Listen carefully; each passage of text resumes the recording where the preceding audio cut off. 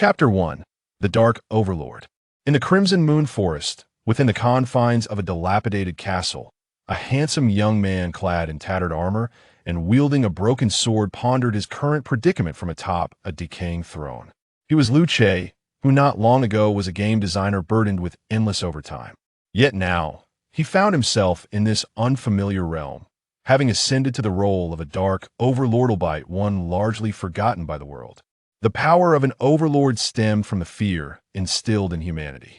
To prevent the resurrection of this figure of dread, 40 years prior, following the mutual demise of the hero and the overlord, the kingdoms united to purge the creatures of the Crimson Moon Forest. Their intent was to erase any trace of the overlord's existence, thereby extinguishing the fear that lingered. History bore witness to the efficacy of their actions as the overlord faded from memory. So too did the fear that sustained him, rendering any chance of revival impossible. Upon confirming his identity as the overlord, Liu Che faced a grave realization. His existence was precariously short-lived. The overlord's essence was intertwined with the consumption of fear, and being forgotten equated to vanishing entirely. Otherwise, he would not have been thrust into this role. So, my current situation is rather dire, isn't it? He mused, surveying the desolation surrounding him. The stark truth that he was utterly alone in this castle invoked a sense of melancholy. It was one thing to die unexpectedly in his previous life. It was entirely another to face oblivion in this one due to the shadows of forgetfulness. Host identity confirmed. Dark Overlord system binding successful. Is it here already? Suddenly invigorated by this unexpected turn of events, Liu Che wasted no time in accessing the system to explore its functionalities. The Dark Overlord system, as the name suggests, was designed to assist the host in becoming a true Dark Overlord. Dark Overlord, Liu Che. Level, 10 designation, Dark Overlord Apprentice. Territory, Overlord's Castle dilapidated, Crimson Moon Forest resource depleted. Subordinates, none. Creations, none.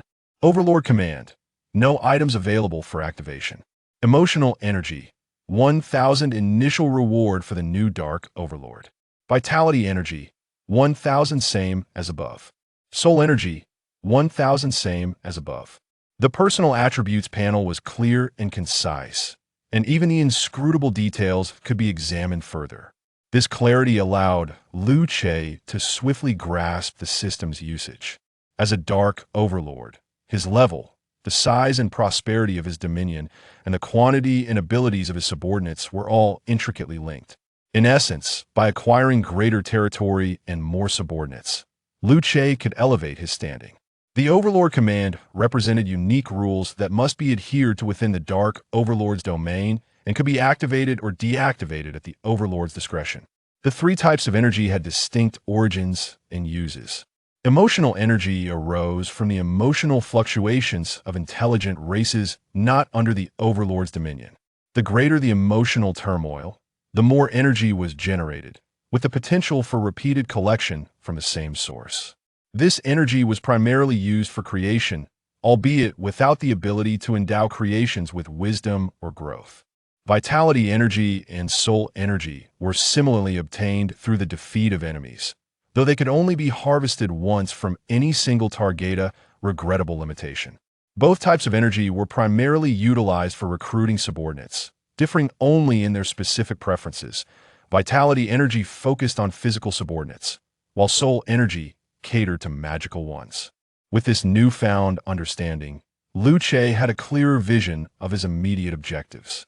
Although the system was now operational, the issue of being forgotten remained unresolved. Fortunately, with the system's assistance, he would no longer need to rely on consuming fear to sustain his existence. He could directly utilize emotional energy instead. Thus, to become a true Dark Overlord, Liu Che needed to devise a strategy to attract more individuals to his territory, compelling them to contribute their emotional energy. Isn't it simply a matter of eliciting emotions? He thought. For someone who was once a seasoned game designer, how difficult could that be?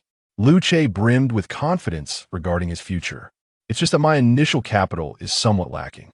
Indeed, The information from his personal attributes panel indicated that attracting more individuals to his territory to provide emotional energy would be quite challenging.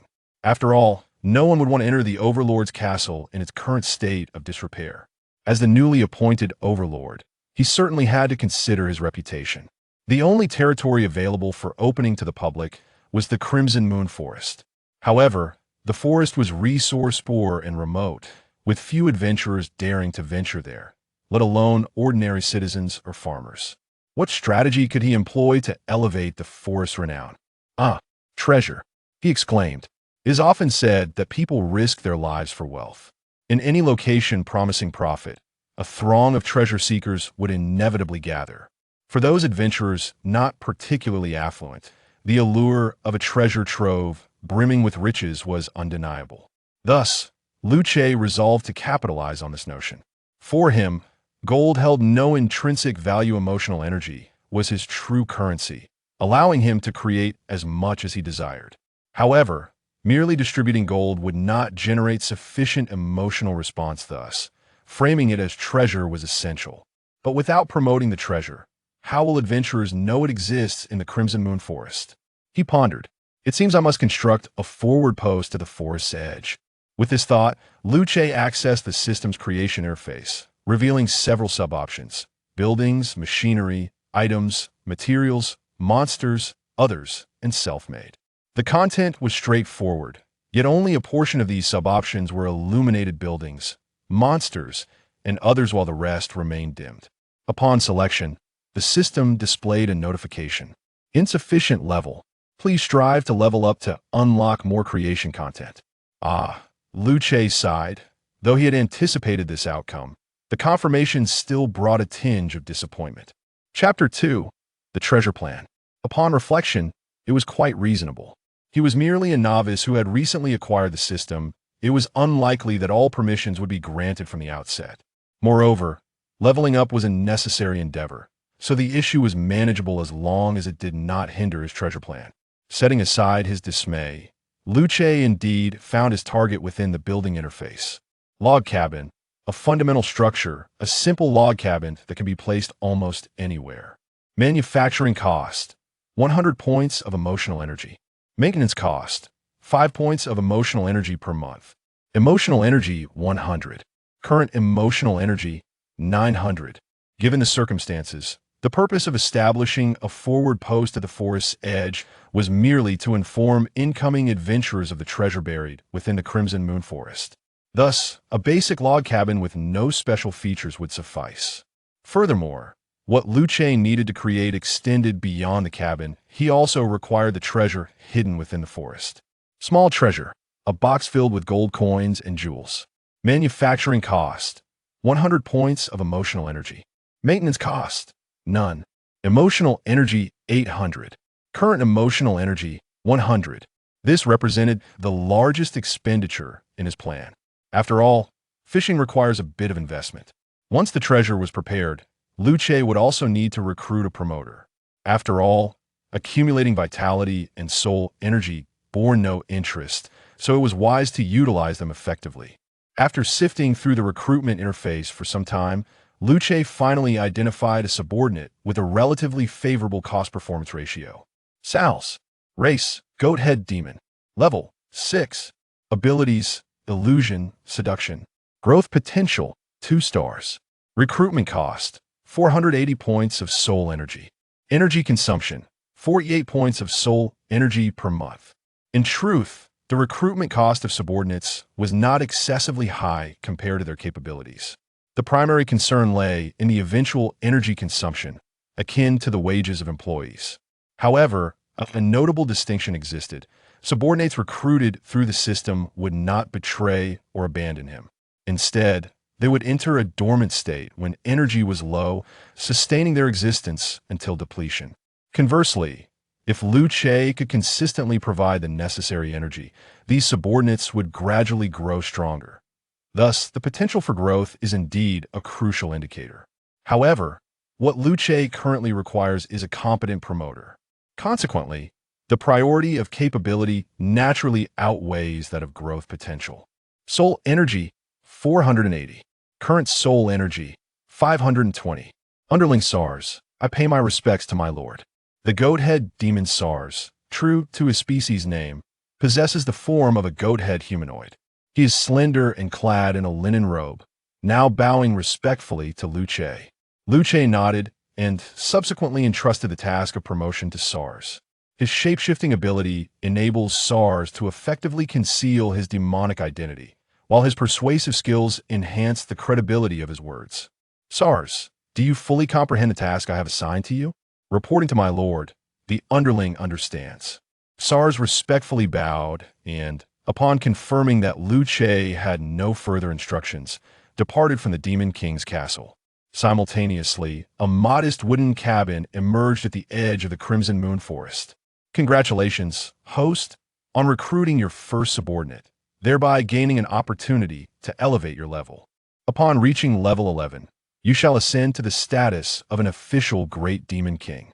This will unlock the basic construction blueprints for initial buildings, as well as all creation sub-options except the homemade sub-option, allowing you to recruit subordinates with a maximum growth potential of 5 stars and activate the hidden mode of the Demon King's decree.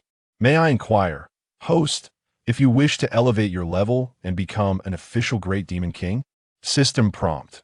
Once the host's level surpasses 10, it shall be regarded as the conclusion of the novice phase, and the consumption of emotional energy will officially commence to sustain the host's existence.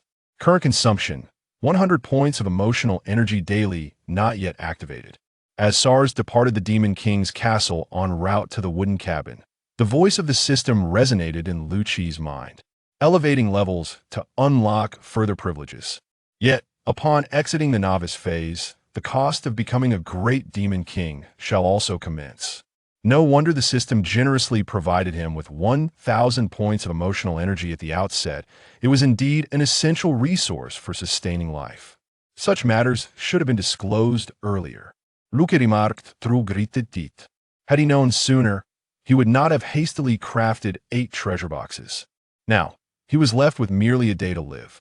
Fortunately, this life-and-death elevation of levels would not occur instantaneously, but rather require Luce's confirmation. Thus, for the time being, he would not face immediate demise. However, the remaining 100 points of emotional energy afforded Luce little sense of security. Adventurer's Cabin. Yage, didn't they say that no members of the Adventurers Guild are present in the Crimson Moon Forest? Outside the Crimson Moon Forest, a youth bearing a tower shield gazed in astonishment at the boy beside him, who wielded a slender sword. Trailing them were a girl equipped with a green bow and quiver, along with another girl donned in a robe, grasping a staff. Clearly, this was a quintessential adventurer's party shield bearer, swordsman, archer, and mage. Yet, their youthful age and reactions unmistakably indicated that they were indeed a group of novice adventurers. Perhaps it was established later having something is better than having nothing, the swordsman Yage casually remarked, flicking his hair. In the discourse of those individuals from the Adventurers Guild, the Crimson Moon Forest was deemed a barren wasteland, devoid of resources and desolate land, where even monsters were scarcely encountered. Any adventurer who had undertaken a few missions would never gamble their fate in the Crimson Moon Forest. Only those treating adventuring as a mere game would venture into such a place. It is worth noting that the Adventurers Guild has not even established an inn outside the Scarlet Moon Forest. However, such words did not dampen the spirits of these newcomers, as aspiring adventurers. They naturally relied on their own first-hand experiences as a basis for judgment. Moreover, a Scarlet Moon Forest devoid of monsters would be considerably safer, making it an ideal location for novices like them. Indeed, let us venture inside and take a look. The boy bearing the tower shield, who happened to be the captain of this fledgling team, Morid, nodded in agreement and boldly approached the quaint wooden cabin ahead. The others, of course, followed closely behind. Chapter 3. The Treasure Map. Greetings, young adventurers. Inside the cabin, Sal's, transformed into a gaunt middle-aged man, had been waiting for quite some time. To be honest, it was no small feat to attract a few adventurers to the borders of the Scarlet Moon Forest. Thus, when customers did arrive, one must seize every opportunity without hesitation. Hello, are you a member of the Adventurers Guild? Morid inquired politely. No, I am not. I am merely a well-meaning villager from nearby, Sal's replied with a smile. firmly denying any affiliation with the guild. Those profit-driven individuals are hardly worthy of comparison with the Demon King's camp. Then what brings you here? The archer girl standing at the back suddenly interjected with a question. Nearby villagers? What village could possibly exist around here? I have found a treasure map. A map leading to treasures hidden within the Scarlet Moon Forest. However, due to the terrifying monsters lurking within, I deemed it too perilous. Which is why I chose to remain here, awaiting capable adventurers to arrive. Sal spoke with calm assurance, his reasoning sound.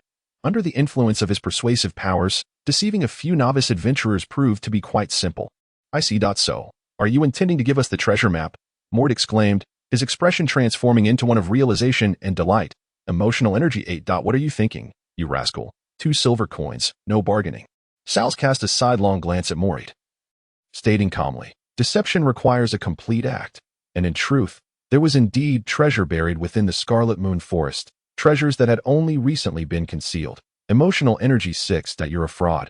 However, just as Mort fell silent, the archer girl suddenly spoke up. This act of swindling is utterly detestable. After all, no one can guarantee that the treasure map is genuine. And Ria, do not speak so harshly. Remember, the decision to buy or not ultimately lies with us. Mort interjected, waving his hand. He then turned to Sal's and said, I apologize, sir. And Ria can be quite blunt. Not at all. Our treasure map is fair to all. Buy if you wish, Sal's replied, waving his hand dismissively, indicating that he was unbothered. However, the price of 2 silver coins remains unchanged. This is a rare opportunity for a treasure map.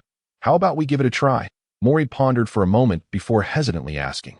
2 silver coins, neither too much nor too little. Yet, it is sufficient for a month's worth of rations for one person. But if we truly find the treasure, it could yield hundreds or thousands of times the return. Since we have resolved to become adventurers, how can we shy away from risk? Captain, you decide. After all, I'm quite charming, so my luck surely won't be too shabby. Jaeger tossed his hair confidently. Since the captain has spoken, I have no objections, and Ria concurred, glancing at the mage girl hiding behind her and asking, Ryra, what do you think? Me? Ryra, eyes fixed on Ria, nervously gripped her staff after a long pause. She weakly replied, Then it's settled. Sir, please give us the treasure map. Mort declared grandly, slapping 2 silver coins onto the table as he addressed Sal's. Adventurers cannot refuse a treasure map. Master, do you require me to add some difficulty for them? At that moment, within the Demon King's castle, a snow-white wolf, towering at 2 meters high, suddenly spoke to Lu Che, Storm Wolf King race, Gale Wolf level, 10 abilities. Wolf King's roar, storm summon growth potential. 4 stars recruitment cost. 1000 health energy consumption. 100 health energy, monthly. This Storm Wolf King was another subordinate that Lu Che had recruited through the system. Although the constraints of emotional energy prevented Lu Che from recklessly leveling up, recruiting subordinates was unrestricted. Thus, he had expended all his health energy without hesitation as for whether he could afford the energy consumption a month later. That was a concern for another day. After all, managing his own emotional energy consumption was already a challenge. Earlier, the Storm Wolf King had actually referred to Mort and his companions as a great demon king. Lu Che possessed the ability to monitor any situation within his territory in real time. This was a basic privilege that required no leveling up. However, constantly observing those adventurers became a tiresome task. Consequently, Lu Che created a small screen for monitoring the actions of intruders. Once the construction of his territory was underway, he intended to establish a giant monitoring room, should any urgent incidents arise that he failed to perceive. His subordinates could alert him in no need. After all, they are our first guests, and we need them to help spread the word. Only by publicizing the treasures buried in the Scarlet Moon Forest will more people come. At that time, it will be your chance to shine, Lu Che remarked softly while observing the expressions on the faces of the 4 novice adventurers on the small screen. He would not misjudge them. These novice adventurers yearned to prove their worth through accomplishments. Thus, once they discovered the treasure, especially in a location like the Scarlet Moon Forest, which was not widely recognized, they would surely boast about it. They sought to flaunt their newfound wealth to those who had looked down upon them. In due course, the Scarlet Moon Forest would undoubtedly become bustling with activity. Understood, Master, the Storm Wolf King nodded, falling silent thereafter. Meanwhile, Mort and his companions wandered through the Scarlet Moon Forest, clutching the treasure map.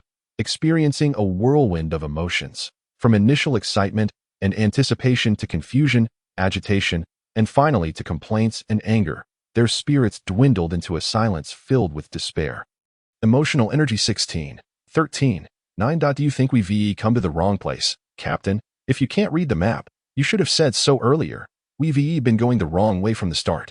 If we perish in the Scarlet Moon Forest due to being lost, we will be the laughingstock for eternity. Clearly, the map in Moreid's hands had become a source of error, especially in a place like the Scarlet Moon Forest where one could not discern east from west.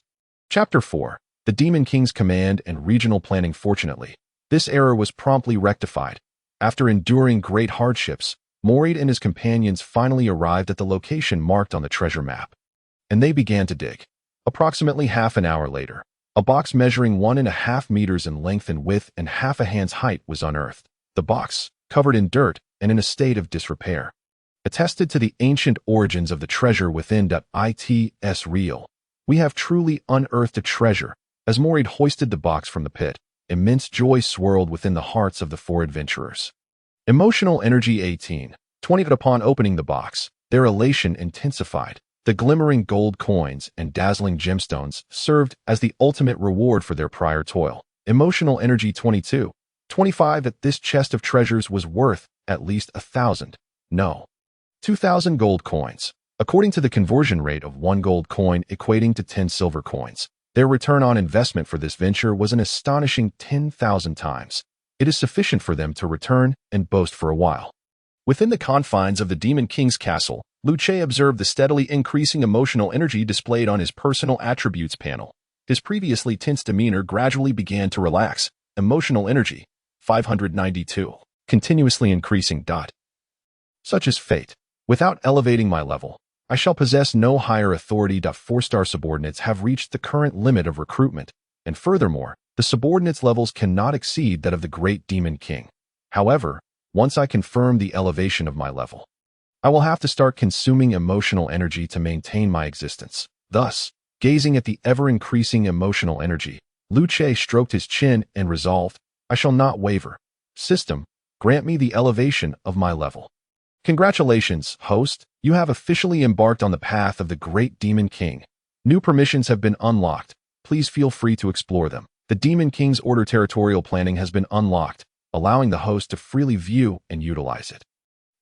There are more surprises awaiting me. Luce's heart leapt with joy as he heard the sudden voice echoing in his mind. The Demon King's Order territorial planning. The Great Demon King possesses absolute control over his territory, enabling him to freely designate its uses and impose different rules upon various regions. However, after perusing the description of the first Demon King's order, Luce quickly tempered his excitement. That it was evident that the Demon King's Order territorial planning was merely a fundamental decree, necessitating the conjunction with other orders for effective utilization. In other words, possessing only the Demon King's Order territorial planning would be nearly equivalent to having none at all. Of course, to claim it was entirely useless would be an exaggeration. Although lacking other orders for synergy, the Demon King's Order territorial planning inherently included a rule: entry prohibited. Thus, to prevent any adventurers from wandering aimlessly through the Crimson Moon Forest and inadvertently trespassing into the Demon King's castle, Luce promptly designated the castle and the adjacent side of the Crimson Moon Forest as a new region. He then activated the rule barring outsiders from entry. Now, all that remained was to wait. Whether it be the arrival of new adventurers or the subsequent actions of these 4 novice adventurers, time was required. During this interval, Luce might send Sals to stir the pot within the nearby city-states. In the Sherlin City, at the Fractured Gold Tavern, an establishment with a long-standing reputation, adventurers, merchants, and citizens alike frequented this locale for libations. Thus, the tavern consistently enjoyed a considerable influx of patrons. However, the prices for drinks were equally steep. A large mug of rye ale cost a silver coin, a sum that constituted nearly half a month's food expenses for an individual, not something everyone was willing to spend. Yet today, the Fractured Gold Tavern welcomed a few distinct guests. Moreid, what brings you to the Fractured Gold Tavern? Aren't you folks averse to its high prices? Exclaimed a group of towering adventurers with hearty laughter. Moreid's team had garnered a modicum of fame within the adventurer community of Sherlin City. largely due to their audacious decision to venture into the Crimson Moon Forest, a desolate expanse devoid of exploration value. Who would have thought that adventurers would actually be willing to go there? Cade, curb your insolent demeanor, or you shall certainly regret it that I in the past. Morid, as a newcomer, would have hesitated to retort against such seasoned adventurers due to his lack of achievements and experience. Any attempt at counterargument would have only invited ridicule. However, this time was different. Emboldened by his newfound wealth, Morid stood his ground. Regret? Morid, have you chopped so many trees that you've become dizzy? Or are you hallucinating from hunger? Do you truly believe that a single visit to the Crimson Moon Forest qualifies you as a genuine adventurer? Cade erupted into uncontrollable laughter, mocking the notion that a few novices could traipse into the Crimson Moon Forest and return with the expectation of making seasoned adventurers rue their decisions. What a ludicrous dream! Nevertheless, Morid paid no heed to Cade's derision. Instead, he beckoned the tavern owner. Rising to his feet, he declared loudly, "Everyone, please be quiet and listen to me." At this proclamation, the previously boisterous tavern gradually fell silent as patrons turned to regard Morid. Curious as to his intentions that if he failed to provide a reasonable explanation, he was certain to face consequences that tonight's tab at the Fractured Gold Tavern is on me. Except for those few. Morid gestured toward the adventurers who had mocked them. What did you just say? Morid, do you realize what you're proposing? This is the Fractured Gold Tavern. You can't possibly think you can make such a boast and simply walk away. Cade's expression shifted dramatically at this revelation. If Morid could genuinely fulfill his claim, it would be a monumental humiliation for them and a resounding slap in the face for their earlier taunts that I am not joking. Morid shot Cade a sidelong glance, producing a pouch of gold coins and tossing it to the owner, stating, "What say you, owner? Is the gold sufficient to cover tonight's drinks?" The tavern owner accepted the pouch, inspected its contents, and weighed it before responding. In that moment, the Fractured Gold Tavern erupted once more with excitement. Lads, raise your mugs and join me in expressing gratitude to this generous young master. Let us toast to this magnanimous gentleman. Brothers, let us celebrate. Just now, I believe I saw someone dare to mock you. With a single word from you, we shall throw them out. Indeed, to dare mock such a benevolent and charitable young master is tantamount to courting death. At that instant, Cade and his companions' expressions genuinely transformed. They were well aware of Morid's team's previous reputation. They had always regarded a visit to the Fractured Gold Tavern as an extravagant indulgence. How could they be so generous today? It was clear they had come into wealth. Otherwise, how could these novice adventurers possess such a fortune in gold coins? Morid, did you truly stumble upon treasure in the Crimson Moon Forest? Cade inquired, lowering his voice in disbelief that I warned you that you would regret it. Cade, do you believe me now? Morid replied with a cold smile, lifting his chin in defiance that I believe. Cade gritted his teeth, taking a long moment before finally uttering a single word. Apologize, and I might consider sharing the information with you. Morid continued, determined to reclaim his dignity and revel in the moment. After all, the other party had merely hurled a few jabs. He couldn't possibly eliminate them all. Very well. Morid, I admit my prior oversight. I apologize. Cade bit down hard but ultimately lowered his head. He could hardly back down now that to do so would be to suffer a severe loss. I shall sell you the information for a single gold coin, Morid asserted. Morid, you. So, what say you? Do you want it or not? I do. Cade inhaled deeply, managing to swallow his indignation before producing a gold coin. Morid paid no mind to Cade's begrudging expression. This was Sherlin City, and should Cade dare to act out, the city guards would ensure he learned the severe consequences of causing a ruckus. The information is that a treasure lies buried within the Crimson Moon Forest. This is the treasure map. A treasure, Cade exclaimed, abruptly standing. Is that truly the reason you insisted on venturing into the Crimson Moon Forest? Damn it, we've been deceived. A treasure map. If you've already unearthed the treasure, what use is this map now? However, that being said, the phrase that treasures lie buried within the Crimson Moon Forest has spread among the patrons of the Shattered Gold Tavern.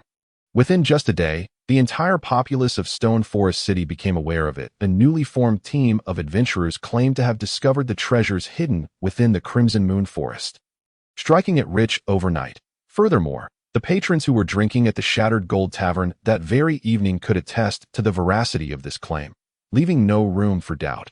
Consequently, the name of the Crimson Moon Forest soared to prominence within Stone Forest City.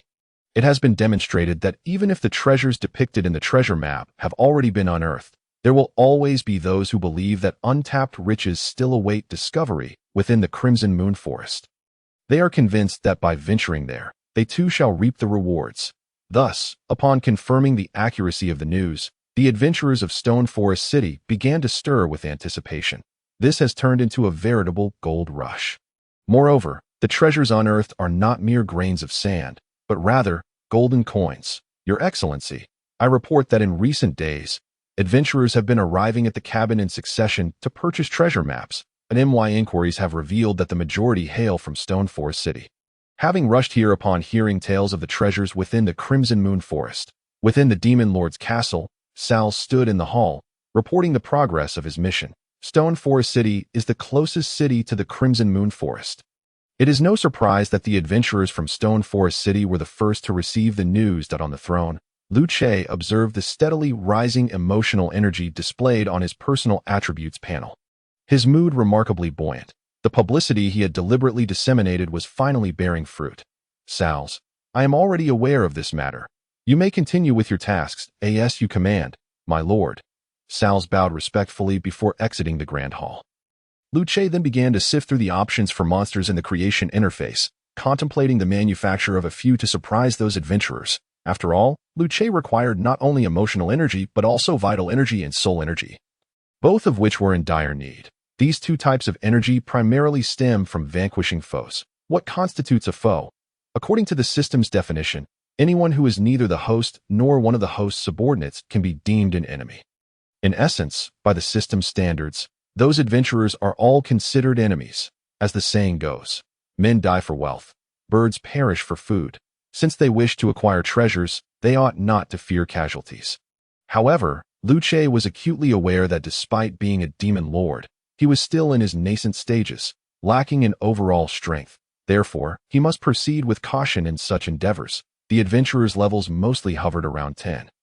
Posing a minor challenge for Lu Che at this juncture, this point, it is essential to clarify that among adventurers, every 10 levels represents a significant threshold. Those below level 10 are classified as novice adventurers, referred to as apprentice-level. In contrast, those above level 10 are recognized as official adventurers, known as professional level, denoting a formal vocation. Once adventurers surpass level 20, they are considered advanced level or senior level. However, such high-level adventurers are unlikely to be found in Stone Forest City, as there are no enticing locales in the vicinity for them to explore. This can be seen as a stroke of good fortune, given that Lu Che's current attributes are not particularly impressive. Demon Lord, Lu Che level 13, rated, officially setting sail as a Demon Lord, territory, Demon Lord's castle, dilapidated, Crimson Moon Forest, resource poor, subordinates, Sal's, Storm Wolf King Creations, cabin, Gale Wolves, Demon Lord's decree, regional planning emotional energy, 4,972, continuously increasing, vital energy, 0 soul energy, 520 at a mere 13th level. This was only achieved after recruiting the Storm Wolf King. While it is entirely adequate to handle adventurers around level 10, a sudden influx of seasoned adventurers would spell trouble. Moreover, as the Demon Lord, Lu Che could not be expected to personally intervene in every matter. Thus, it was imperative that these tasks be delegated to his subordinates, who would lead the monsters in accomplishing them. Chapter 6. Monsters when discussing monsters. It is crucial to note the distinction between them and subordinates. Monsters are directly created through the monster suboption in the creation interface, whereas subordinates are acquired through recruitment. Furthermore, subordinates possess their own cognitive abilities and can enhance their levels and strength through learning and energy absorption. Monsters, on the other hand, lack intelligence. They obey commands or act on instinct. Once created, their level and strength are fixed from the moment of their inception, with no possibility of further enhancement. In comparison, the difference between subordinates and monsters is akin to that between humans and machines.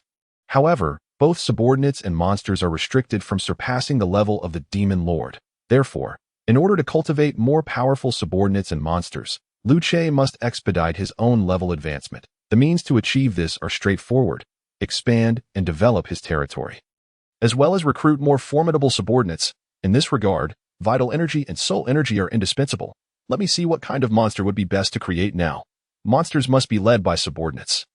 Otherwise, their aimless wandering in the Crimson Moon Forest could lead to complications. In light of this, I shall assign a group of minions to the Storm Wolf King. As Liu Che contemplated this, he accessed the monster sub-option. At present, the only subordinate in his ranks possessing significant combat prowess was the Storm Wolf King. That if the monsters he created were not assigned to him, to whom could they possibly be entrusted?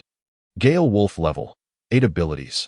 Windblade, bite creation cost 160 emotional energy maintenance cost 8 emotional energy monthly. Before long, Liu Che found the monster he required. Notably, there was no growth potential listed on its information panel. 160 emotional energy per creature is indeed a steep price. Liu Che gazed at the creation cost, unable to suppress his astonishment. Based on his current emotional energy, he could produce over 30 Gale Wolves if he expended it all. However, such a quantity would be insufficient to launch an assault on all the adventurers, and Liu Che needed to reserve some emotional energy for daily expenses. Observing his attributes panel, the emotional energy figure soon surpassed the 5,000 mark, steadily approaching 6,000. With this, Liu Che reached a decision. Storm Wolf King, heed my command. At once, the Storm Wolf King, who had been lying in wait beneath the throne, sprang to his feet. Now, take the Gale Wolf pack and launch an assault on the adventurers seeking treasure within the Crimson Moon Forest. Prioritize attacking those who have spoken disrespectfully within the adventurers' cabin. Additionally, cease the assault when the Gale Wolf pack has suffered over half of their numbers, and await reinforcements until their ranks are replenished. With this directive, Liu Che confirmed the creation of the Gale Wolves in the monster sub-option. Emotional energy minus 4,800 current emotional energy, 712, continuously increasing. In total, 30 Gale Wolves have been assigned to the command of the Storm Wolf King, forming a united pack. Although the number is somewhat limited, there is no alternative. Liu Che must await a time when his emotional energy is more abundant to consider further expansion. Yes, my lord, I shall not fail in my mission. The Storm Wolf King had been anticipating this moment for quite some time. Unlike Sal's, who held a clerical position, as a military commander, he was determined to prove his worth through the blood of his enemies. Within the Crimson Moon Forest, teams of adventurers arriving in search of gold were merely conversing, displaying no signs of urgency. Occasionally furrowing their brows, it was merely due to the unclear markings on their treasure maps. After all, in the eyes of these individuals, even the weakest teams, such as the Mori team within the adventurer circles of Stone Forest City, could uncover treasures in the Crimson Moon Forest. Thus, their arrival suggested that riches were undoubtedly within their grasp. So why should they be anxious?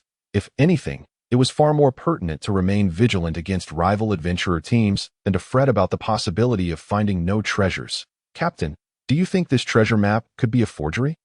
Why have we searched for so long without locating the treasure's whereabouts? Could it have been excavated by someone else? If we are indeed found by others first, would our efforts not be in vain? At this moment, a group of tall and menacing adventurers huddles together, scrutinizing the markings on a treasure map. This is a dilemma faced by every adventurer team that ventures into the Crimson Moon Forest. As news of the treasures hidden within spreads like wildfire, the influx of adventurers has surged. However, the quantity of treasures is finite. Is the treasure map a forgery? Who can say? After all, it was obtained through dubious means. To think that a map of uncertain authenticity could be sold to us for 2 silver coins. How desperate! In the face of such concerns, the bald man, who appears to be the leader, waved his hand and spoke.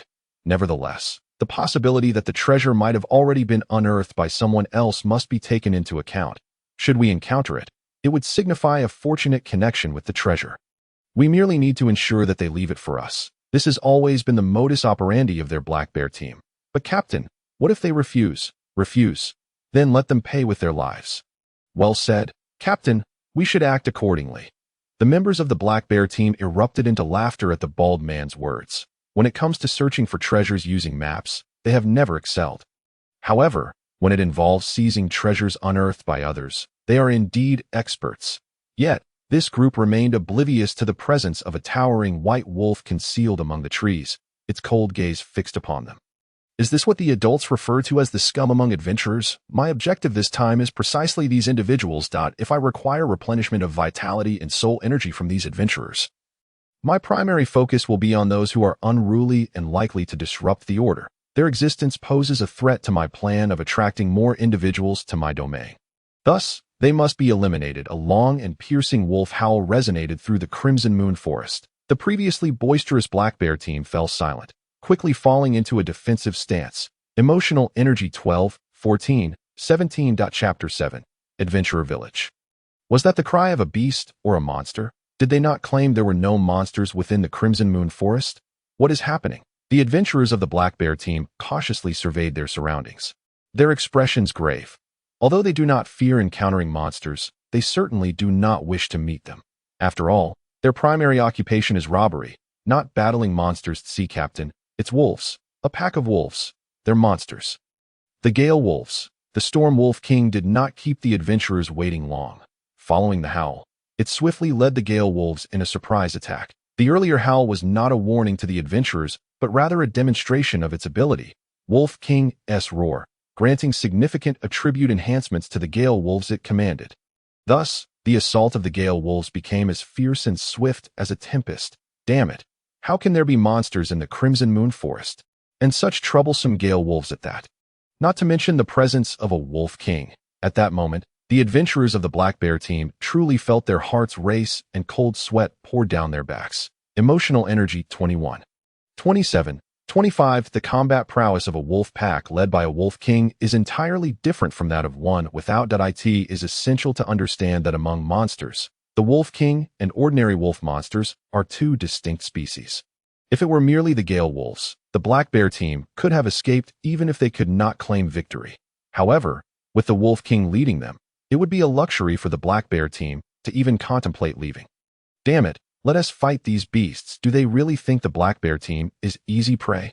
Brothers, charge. Nevertheless, they possessed the courage of true adventurers, willing to fight to the death, since they had been pushed to a corner. They would fight with all their might. Bravery and strength are two different matters. While your desperate struggle is amusing, the orders given to me by my lord are to resolve this swiftly. The Storm Wolf King coldly observed the adventurers charging toward the Gale Wolves, and then took a deep breath.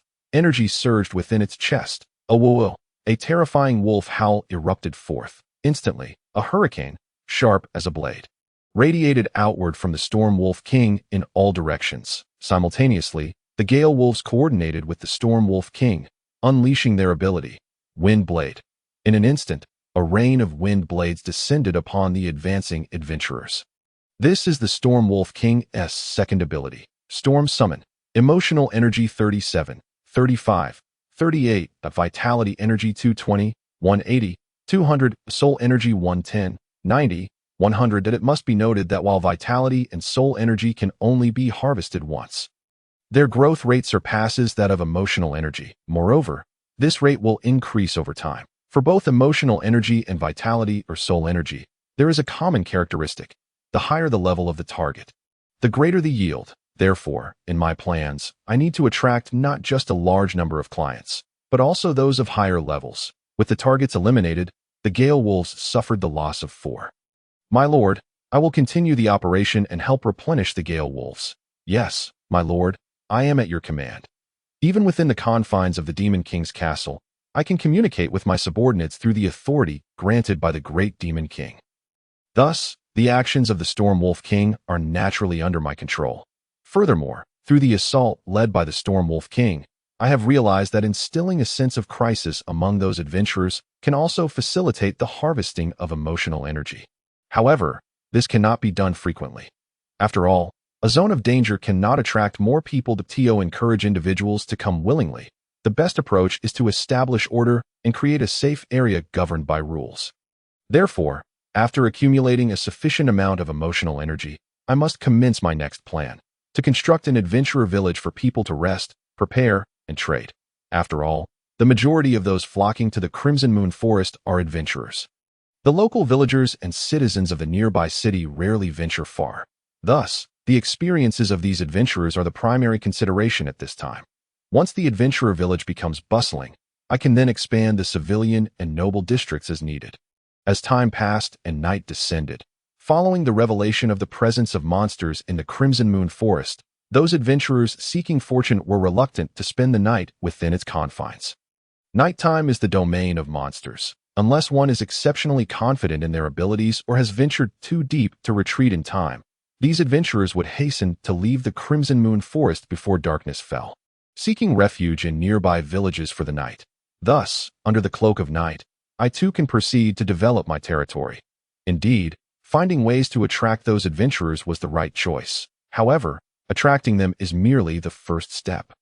The real challenge lies in how to keep them here. Within the dilapidated castle of the Dark Lord, Luce stroked his chin as he unfurled the map of his territory before him.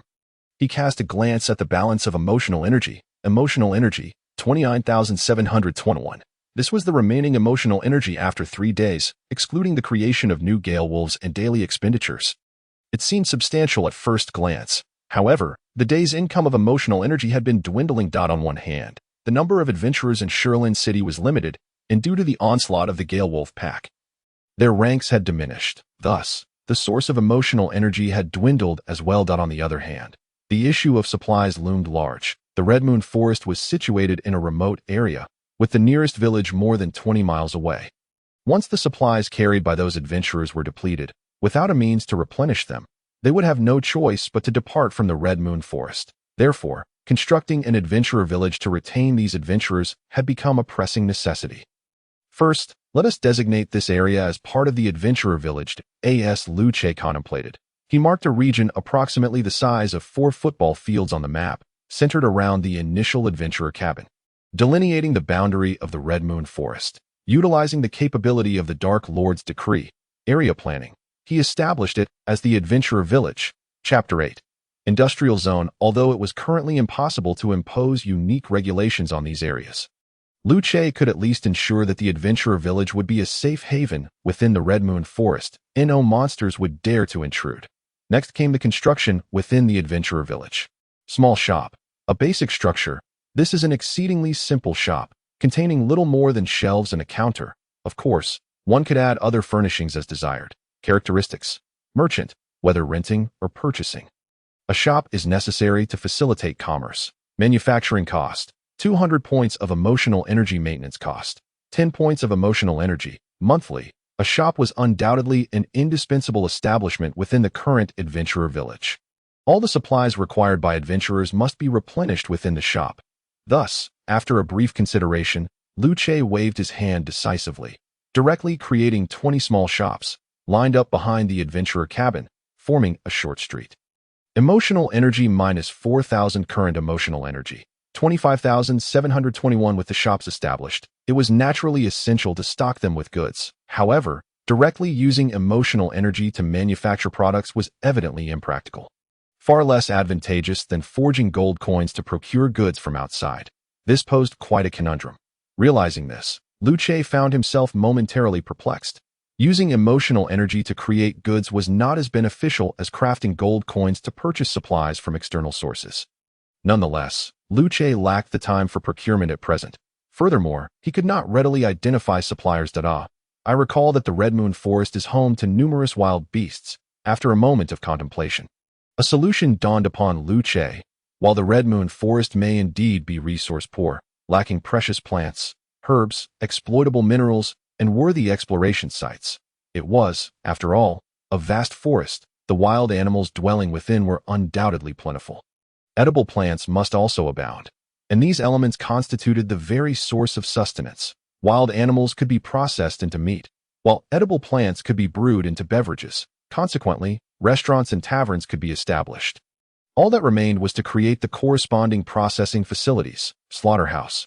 A basic structure, it is a place for slaughtering and processing animals for culinary convenience. Characteristics. Processing facility. This is merely a place for processing. Manufacturing cost. 1,000 points of emotional energy maintenance cost. 50 points of emotional energy, monthly. Brewery. A basic structure. It serves as a place for brewing beverages from applicable materials. Note that the brewery does not guarantee the flavor of the beverages, as that depends on the quality of the raw materials. Characteristics. Production.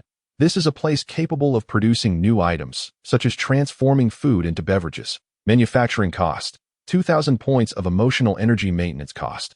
100 points of emotional energy, monthly, soon. Luce found the buildings he needed from the construction options, the slaughterhouse and the brewery. These buildings were part of the initial architectural compendium unlocked after Liu Che officially became the Dark Lord. Emotional energy minus 3,000 current emotional energy, 20,721 naturally. The two factories could not be situated within the adventurer village, as they would clash with its aesthetic. Therefore, Liu Che designated another plot of land nearby to accommodate various factories. Ding! Congratulations, host. You have activated a new Dark Lord decree. Industrial Zone. Dark Lord Decree. Industrial Zone. Efficiency of factories within the area 10. Production output of production-type factories 10.0. So this is how the Dark Lord Decree is activated. Liu Che felt a surge of delight as he heard the voice in his mind. Though he had previously unlocked the authority to activate the Dark Lord Decree, he had been unaware of the specific method. Now, it became clear that activation was achieved through this hidden achievement mechanism. How intriguing! As Liu Che pondered, he activated the Dark Lord Decree. Industrial Zone for the newly designated area, enhancing the operational efficiency of the slaughterhouse and brewery, as well as the output of the brewery. It was at this moment that Liu Che realized the significance of the characteristics possessed by these basic structures. They were meant to be utilized in conjunction with the Dark Lord Decree. Indeed, the permissions were intricately interconnected, with shops established and factories in place. The only thing lacking now was the workforce. After resolving the construction issues, Liu Che finally approached the final task of tonight's construction endeavors, securing personnel. After all, buildings merely provided the workspace. It was the workers who were paramount.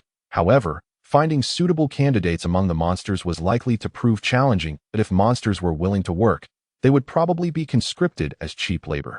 The tasks of hunting wild beasts and foraging for fruits could be delegated to the Gale Wolves. However, this necessitated an increase in their numbers. Liu Che stroked his chin, taking a deep breath. Emotional energy minus 8,000 current emotional energy, 14,721. He decided to allocate 50 Gale Wolves under the management of the Storm Wolf King, the AS, for the distribution of duties. He would leave that to the Storm Wolf King to determine. Liu Che's role was merely to issue the tasks. Next came the positions of shop manager, servers, and factory workers. These roles could not be filled by Gale Wolves.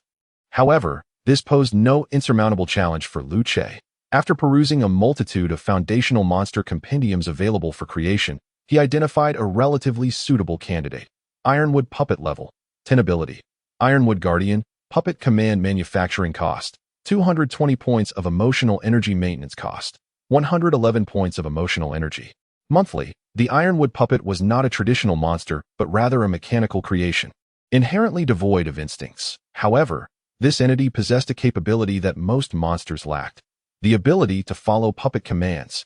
In other words, Liu Che is capable of programming the wooden puppets with simple commands, enabling them to perform basic tasks. For instance, they could serve as shop assistants, restaurant waitstaff, chefs, bartenders, and butchers in a slaughterhouse.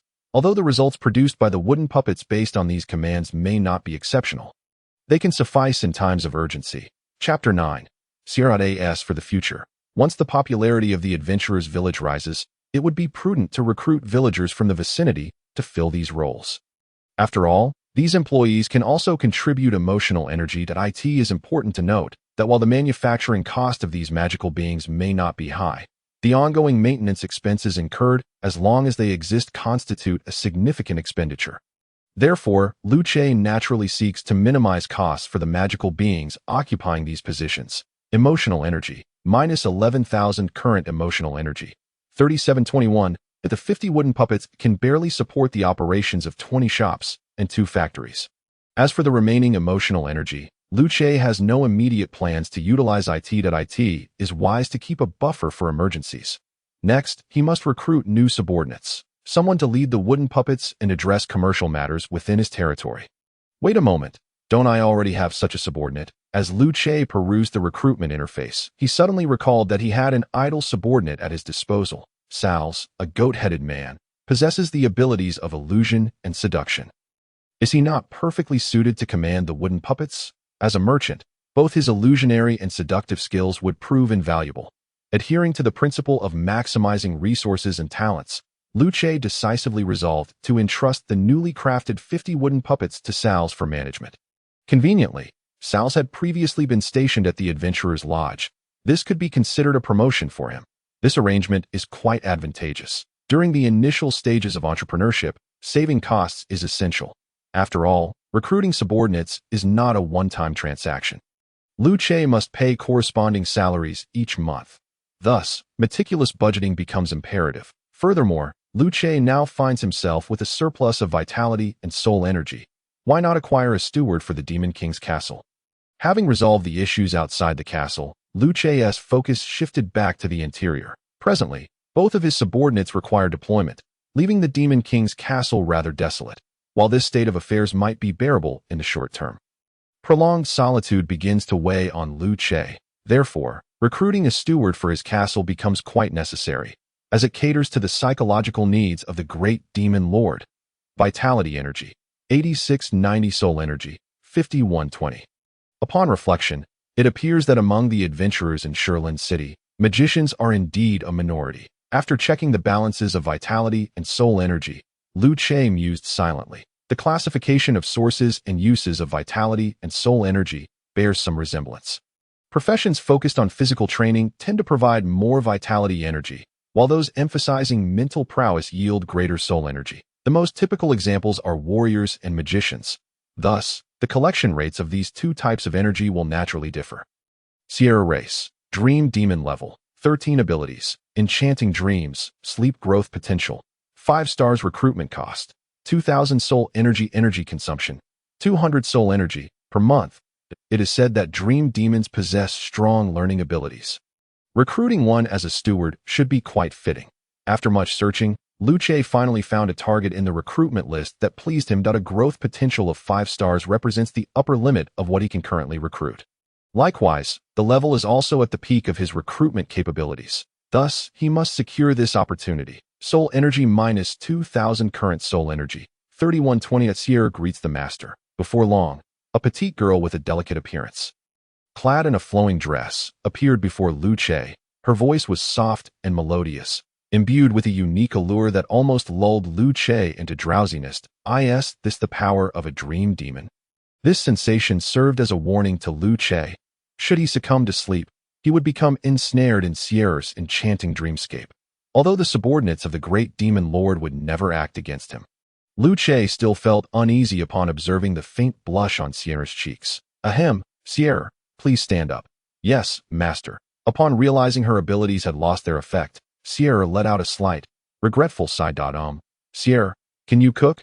Despite noticing the evident disappointment on Sierra's face, Lu Che shifted the conversation seriously. Although, as the great demon lord, he had no need to consume food for sustenance, he still wished to indulge in the earthly pleasures of appetite, a remnant from his previous life as a human. However, circumstances had previously hindered such desires. Now, though, the topic of cooking arose. Perhaps the wooden puppets could manage. Yet, the meals prepared by these puppets, acting solely on commands, would be merely edible, lacking any semblance of culinary excellence. Of course, master.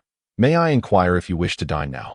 Upon hearing this, Sierra took 2 steps forward, seemingly intending to approach Lu Che. Stop. Sierra, just speak to me from where you are, situated at the edge of the Red Moon Forest.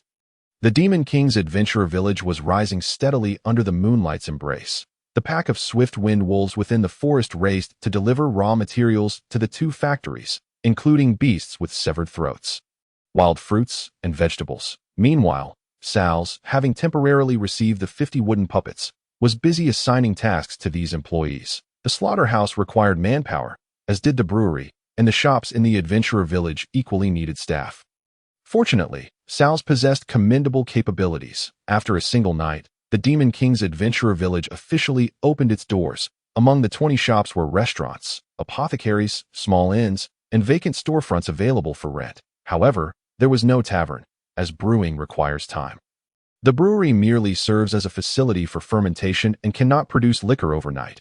Nevertheless, this was of little consequence. For adventurers seeking treasures in the Red Moon Forest, the availability of a place to eat and rest suffices. If they truly wished for indulgence, they would have returned to Sherlin City long ago. Why endure hardships here? What the?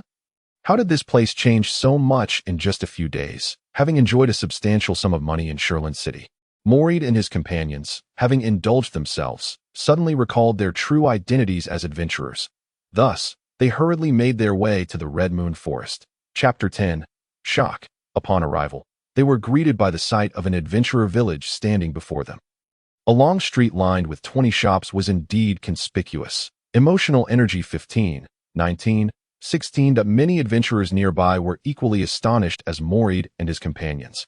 Almost every adventurer arriving here instinctively rubbed their eyes in disbelief. Merely witnessing this scene had already provided Lu Che with a wealth of emotional energy. However, no matter how shocked or incredulous they were, the reality lay stark before them. Consequently, upon regaining their composure, these adventurers began to speculate on the reasons behind the sudden emergence of this adventurer village. Perhaps a powerful magician assisted in its construction? Yeager swallowed hard and voiced this thought, that in fact. This notion resonated with the majority of adventurers. Legend spoke of an immensely powerful earth magician capable of building a city overnight, with a magical prowess that could reach the heavens and the earth. Now, with the astonishing reality of a village rising in a single night before them, it was enough to lend credence to the possibility that such legends might indeed hold a kernel of truth. However, the more they pondered, the greater the reverence these adventurers felt for the existence behind this village of peril. Emotional energy surged at 18, 22, 19. Hmph. Well, never mind. It is of little consequence. Perhaps it was orchestrated by the Adventurers Guild. You know, they possess a substantial number of mages. Merely a few wooden structures, enhanced by a handful of nature mages, could be erected overnight. Far from a daunting task. Moreover, isn't it rather splendid? Morid contemplated this for a moment before waving his hand dismissively. It was best not to overthink such intricate matters. Acceptance of reality sufficed. Even if there were truly mages with boundless magical prowess, what concern would that be to them? Furthermore, while such adventurer villages were rare, they were not entirely unheard of. It was said that in certain frontline battles against monstrous entities, these villages were established to provide a respite for adventurers. They also served as the most formidable line of defense in the face of monster assaults. Wait, monsters? At this thought, Morid suddenly recalled some rumors he had overheard during his days of indulgence in Sherland City. Whispers spoke of numerous monsters lurking within the Crimson Moon Forest, powerful and bloodthirsty. Many adventurers had already fallen victim to these beasts. In that light, perhaps their fortune was not so bleak after all. Emotional energy surged at 12, 17, 15. Morid swallowed hard. Although they did indeed boast of their exploits at the Shattered Gold Tavern that night. As a novice adventurer, he was acutely aware of his limitations. Faced with monsters, their chances of success were minuscule. Otherwise, they would not have ventured into such desolate territory as the Crimson Moon Forest. Captain, what shall we do now? Should we venture into the Crimson Moon Forest? At that moment, Enlia suddenly inquired. Both Yeager, standing in front of her, and Rila, hiding behind her, turned their gazes towards her face, for they too had contemplated the question that had just crossed Morid's mind. Indeed, powerful monsters resided within the Crimson Moon Forest. So, Enlia, are you speaking seriously? Those monsters, which even seasoned adventurers struggle against, would surely spell doom for us newcomers, wouldn't they? Ahem, I think it may be prudent to refrain from entering the Crimson Moon Forest for now. Exploring this newly established adventurer village might be more beneficial. Morid feigned deep thought before speaking softly. Speaking of which, he had just spotted several shops available for rent, with a bit of extra coin in hand. Why not lease a shop in this adventurer village and engage in some small business? After all, earning money is the goal, so why risk life and limb? I find this plan agreeable. After all, battling those monsters would surely detract from my princely elegance. Yeager chimed in, tossing his hair. Rilla timidly raised her small hand and meekly added, yes, very well. Seeing her three friends in agreement, Enlia could only respond with a hint of disappointment. An adventurer unwilling to embrace risk. How exceedingly dull that would be. Emotional energy surged at 22, 25, 23, 18. Since the first adventurer arrived at the Crimson Moon Forest that morning, the fluctuations of emotional energy had been relentless. Shock, astonishment, reverence. These intense emotional waves transformed into emotional energy, eagerly collected by the system. This situation, in turn, elevated Lu Che's spirits from the very start of the day. What a delightful surprise this was. Naturally, a mind as sharp as Lu Che's quickly deduced the reason behind this occurrence. He even planned to leverage the adventurer's speculations for his next scheme. Someone wishes to purchase a shop in the adventurer village. Inform them that it is for rent only, within the Demon King's castle. As Lu Che dined while observing the pulsating emotional energy, he unexpectedly received a message from Sal's that he reported that someone was interested in buying a shop in the adventurer village. This marked the first such inquiry. Thus, Lu Che employed the powers bestowed upon him as the Demon King to glimpse the identity of this prospective buyer. Wasn't this the very promoter who had initially lured away the treasure? How unexpected that the first to seek a shop would be them. Master, why would you rent your shop to those outsiders? Hill, who was serving Lu Che, inquired with a puzzled expression. Because merchants are people too. Lu Che replied. The establishment of the adventurer village was never solely for profit. It was to attract traffic. As long as this place proves lucrative, merchants will flock here like sharks sensing blood. With that, Lu Che set down his utensils and picked up a napkin to wipe his mouth before continuing. The arrival of merchants will catalyze rapid economic growth within the adventurer village. As long as there is profit to be made, people will inevitably come. Our only responsibility is to maintain order and uphold our military superiority. The small shops within the adventurer village, as the most simplistic of commercial units, were not only single-story structures, but also rather modest in size. Approximately 30 square meters, they were even smaller than the parlors of some noble households. The furnishings included merely 3 wooden shelves and a petite front counter. While suitable for a modest shop, achieving anything substantial was out of the question. Yet, astonishingly, this small establishment required an annual rent of 2 gold coins. Moreover, most notably, Morid had actually rented it.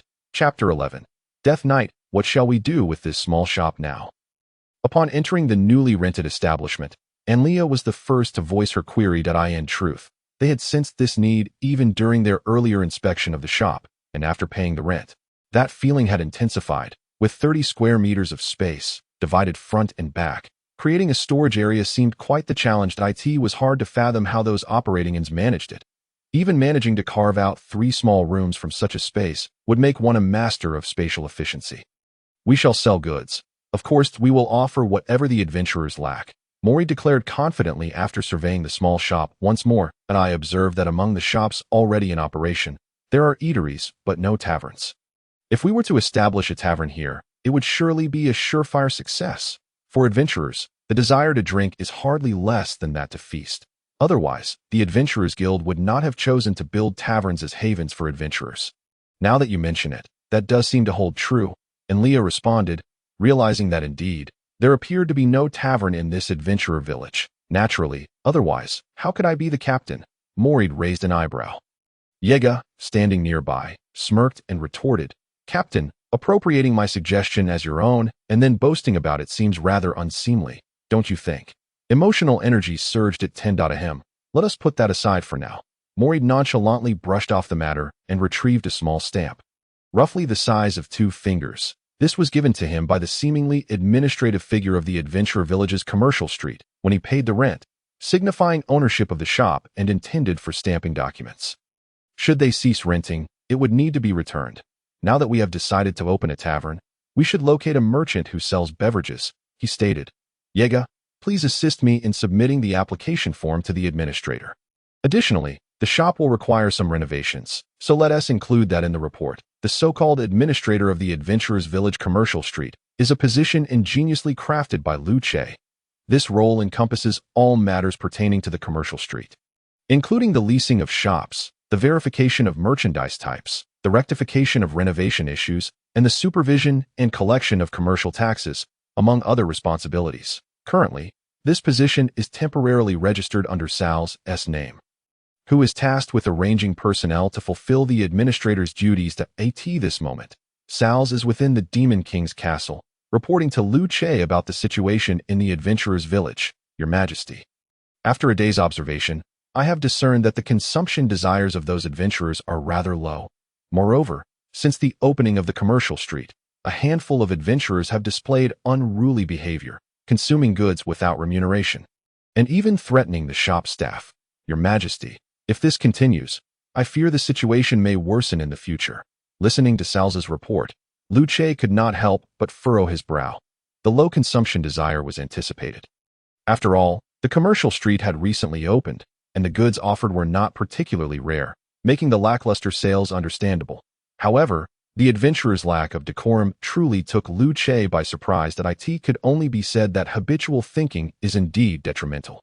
As Lu Che pondered the issues at hand, he involuntarily drew parallels to the broader context of his previous world, failing to recognize that the environment had changed. I understand now, Sals. You may leave. With a wave of his hand, Lu Che began contemplating potential solutions to these problems. There are numerous methods to stimulate consumption. However, the issue of the adventurer's character is not something that can be altered overnight. In this light, it is evident that the adventurer's village requires not only staff, but also a sufficient number of law enforcement personnel. The Storm Wolf King and the Gale Wolf Pack can only remain in the Crimson Moon Forest.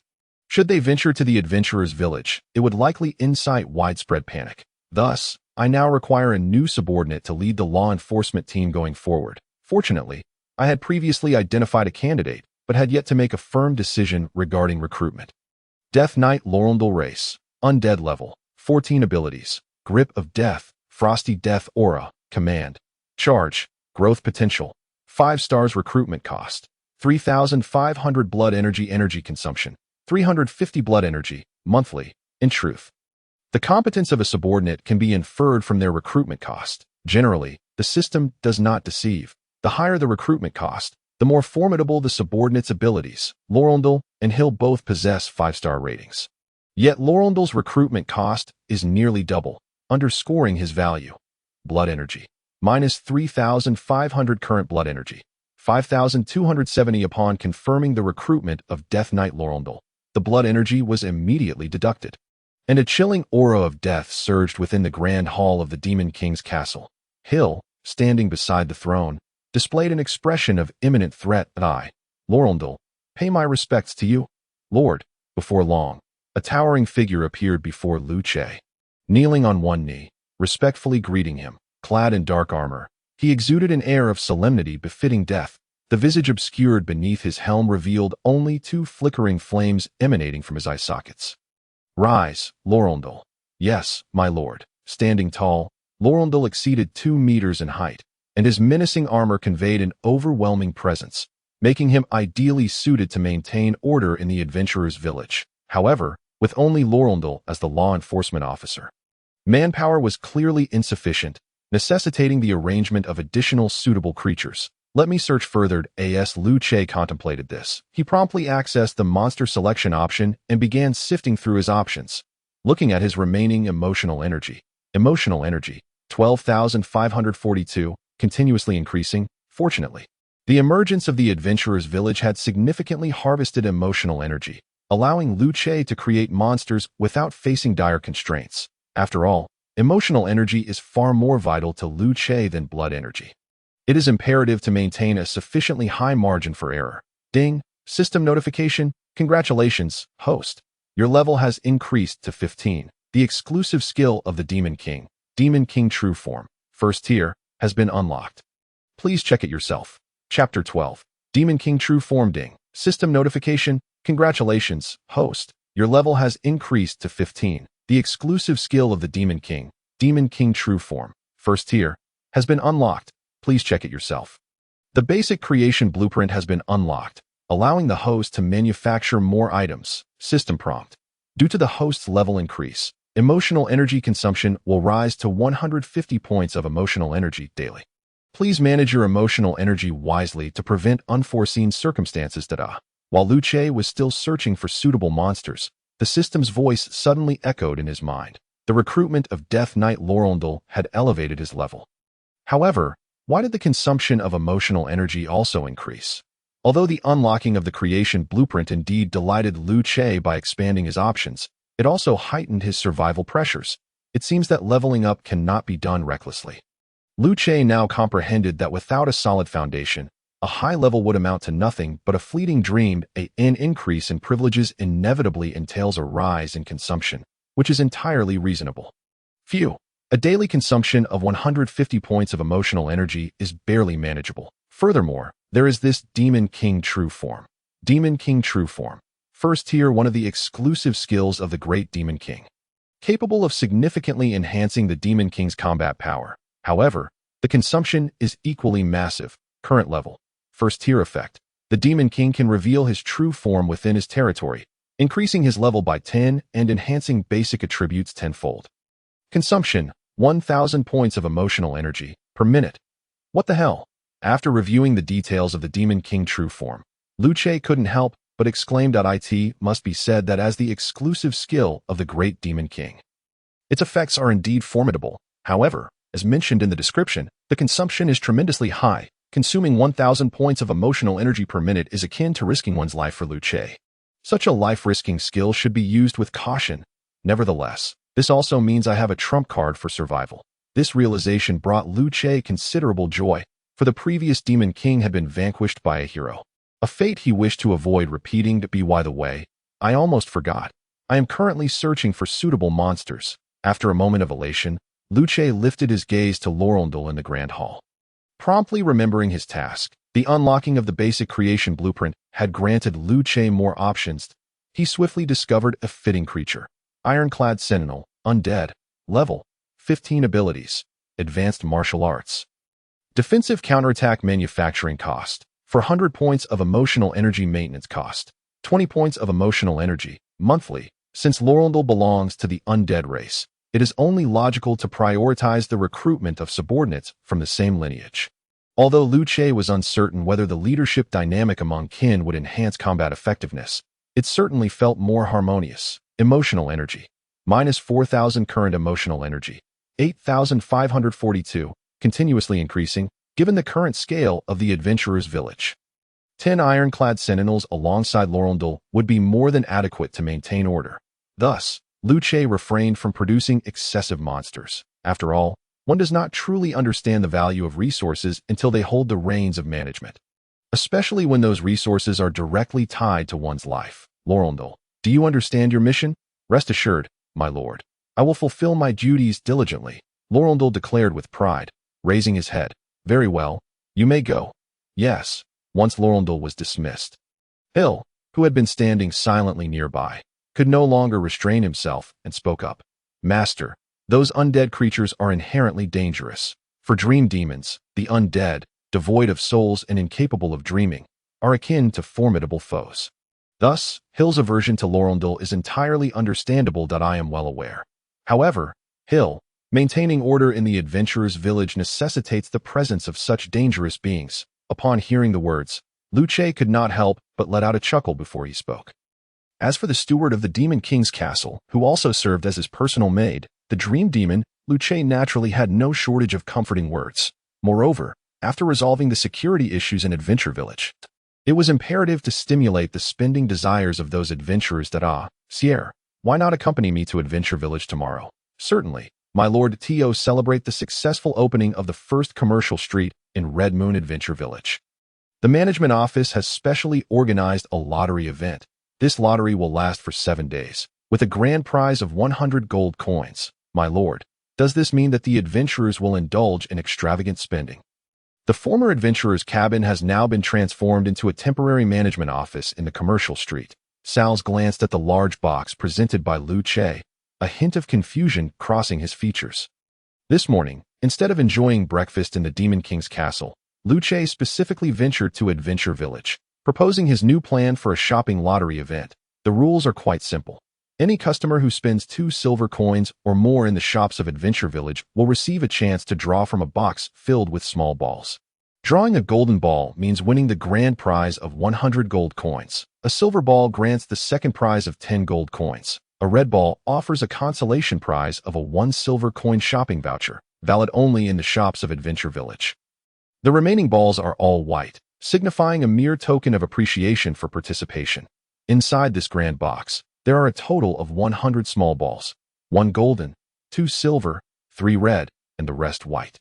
It is purely a game of chance, a 1% chance for the grand prize. Rest assured, those adventurers come to the Red Moon Forest in search of treasure, and to gamble 2 silver coins for the opportunity to win 100 gold coins is, in essence, another form of treasure hunting. Liu Che expressed his confidence. Such a gambling-like activity is the most effective means to stir emotional fluctuations. It not only boosts shop sales, but also gathers a wealth of emotional energy. What Liu Che needs to invest is merely a large box and a collection of differently colored small balls. These little trinkets were crafted using 50 points of emotional energy from his inventory. Chapter 13. Shopping Lottery. I see. My lord's wisdom is unparalleled. I am not worthy. Sal's nodded thoughtfully, filled with admiration. Not at all. Luce waved his hand with a hint of pride, then pointed at the large box, saying, Sals, please place the balls inside. I would like to try my hand at the lottery. It will also allow you to guide the details of this event. Though he said this, the truth was that Luce simply wished to indulge himself. After all, residing in the vast Demon King's castle without any form of entertainment would indeed be rather dull. It was only reasonable that he should experience the activity firsthand. Before long, 100 small balls of various colors were placed into the large box by Sals and set before Luce. Sals, remember, participants can only draw one ball at a time. Furthermore, each time a ball is drawn, you must place a ball of the same color back in to ensure that the probability of winning the grand prize remains at 1%. Ah, a white ball. Luce remarked as he reached into the box and pulled out a small ball. Noticing it was white, he paid it no mind and casually handed it to Sierra. Continuing, additionally, if anyone draws the grand prize, make sure to advertise it widely to prove the authenticity of our event. I am enlightened, my lord. Sals nodded, placing a white ball back into the box. Luce reached in once more, drawing another small ball. Another white one. As he scrutinized the white ball in his hand, his eyes narrowed slightly, and he passed it to Sierra. You may continue placing the balls. Yes, my lord. Then came the stipulation that all prizes would be awarded immediately, with no delays. Why is it yet another white ball? Luce frowned, handing the third white ball to Sierra. Rubbing his temples, he resumed, lastly, the lottery ticket must be the receipt issued by the merchants in Adventure Village. Ensure it is kept safe. For our own people, there is no need to worry about any deceit. However, future merchants may not be as scrupulous. As Luce spoke, he drew another ball from the large box. Fixing his gaze, he was dismayed to find it was yet another white one.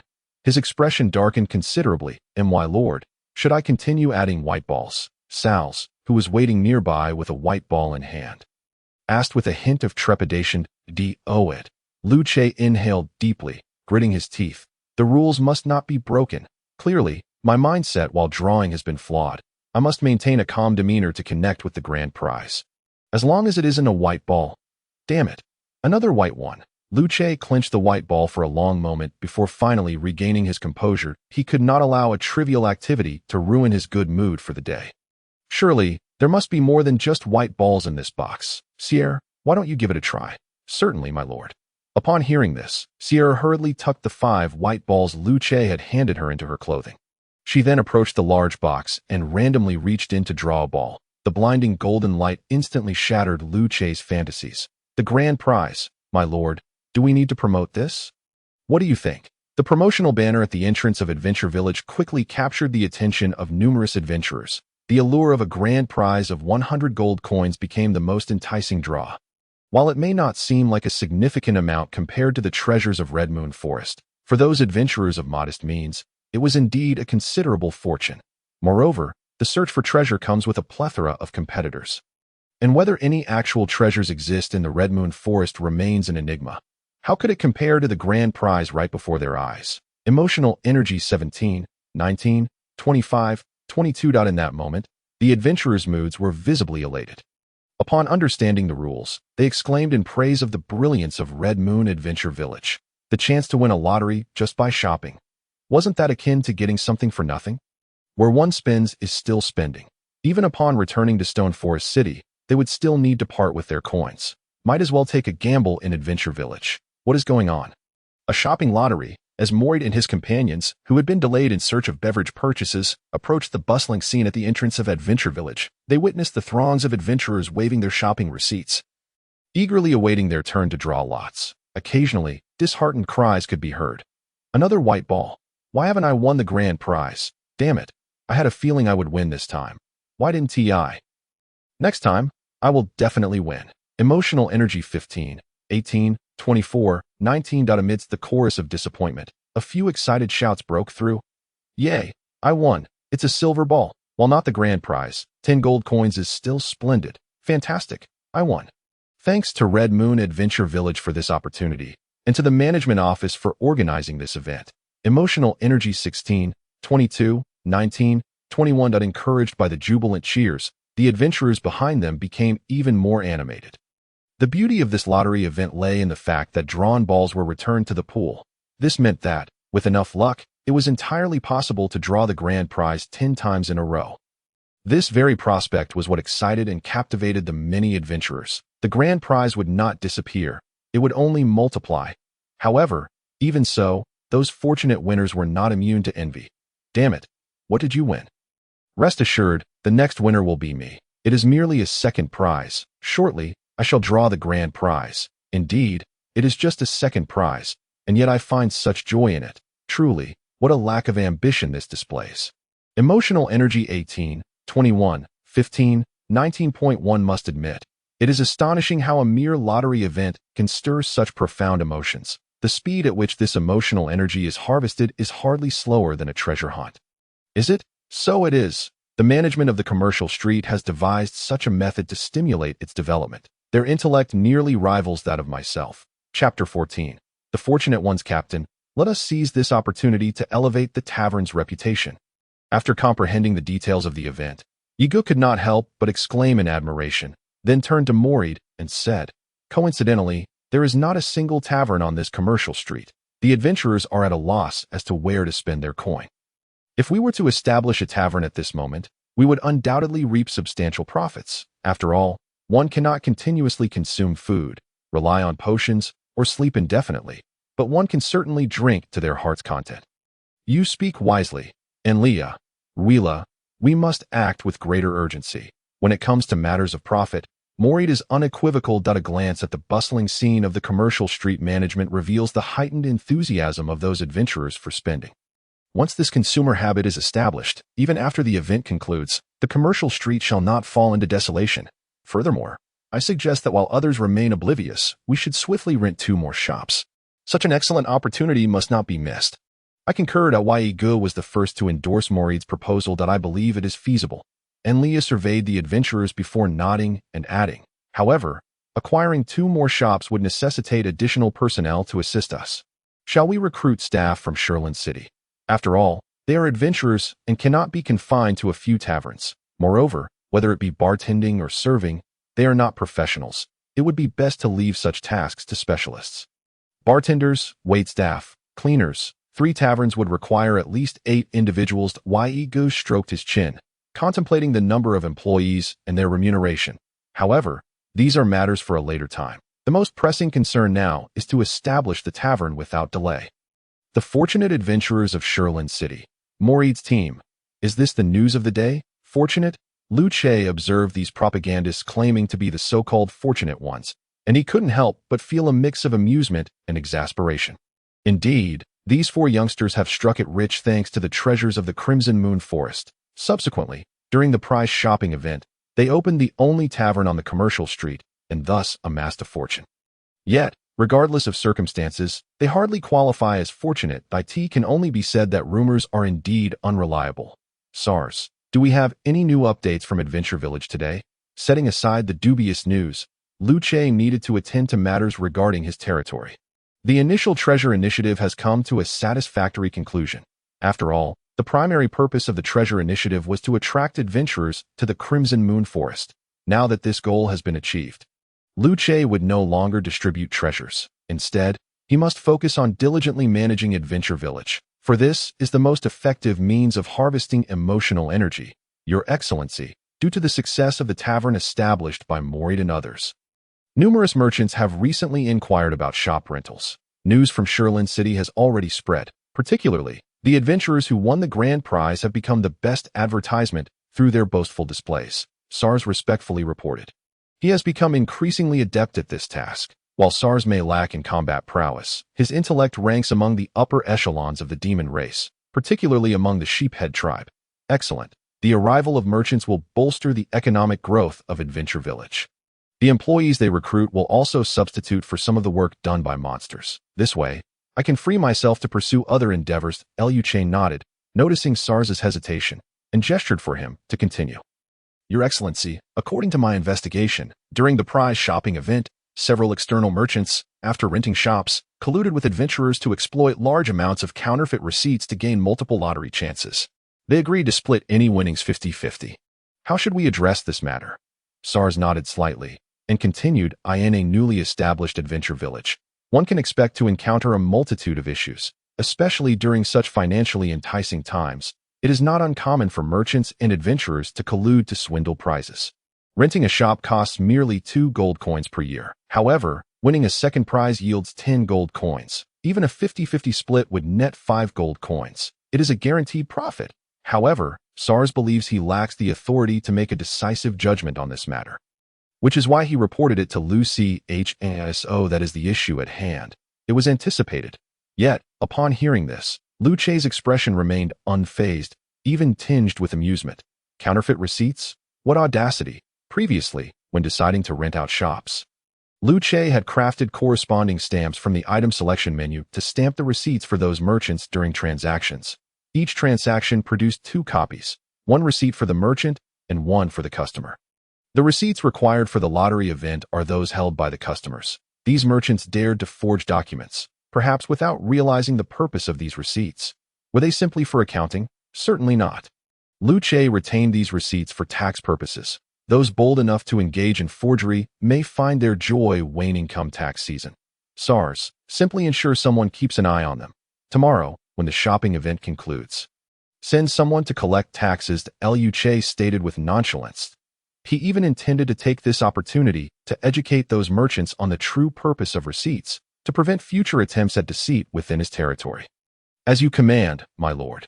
Your foresight is unparalleled. I am humbled in your presence. SARS bowed in acknowledgement, and after reporting all pertinent information, departed from Demon King City. Following SARS's departure, Lu Che opened the map of his territory and began to scrutinize it. Tomorrow, the prize shopping event will conclude that if he does not devise a strategy, the pace of harvesting emotional energy is likely to diminish. Therefore, to secure his income, Lu Che must begin contemplating new methods to stimulate emotions. The lottery event has just concluded, and it certainly cannot be repeated. What approach should he consider? Chapter 15. Competition among peers. Lu Che studied the map of his territory, gazing at the vast expanse of vacant land near the adventure village, when suddenly an idea struck him. Of course, horse racing.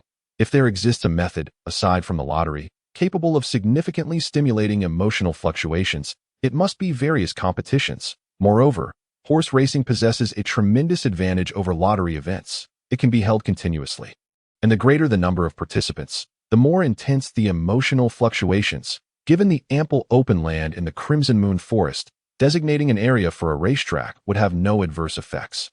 However, after this idea emerged, Lu Che could not locate the design for a racetrack within the building options. It appears that this construction option is unavailable. Is it that the blueprint has not been unlocked? Or is there simply no building designated as a racetrack?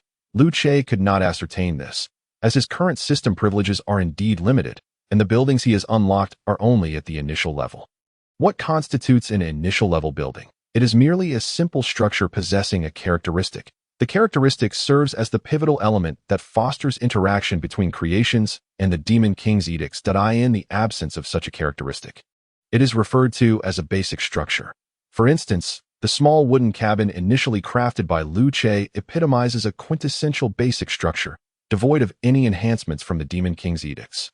As for the racecourse, should it not be found within the architectural compendium, Lu Che could indeed assemble it using the currently available rudimentary buildings. However, the resulting structure would be inherently devoid of any characteristics, which is quite a loss. System, may I inquire whether the racecourse exists within the architectural compendium?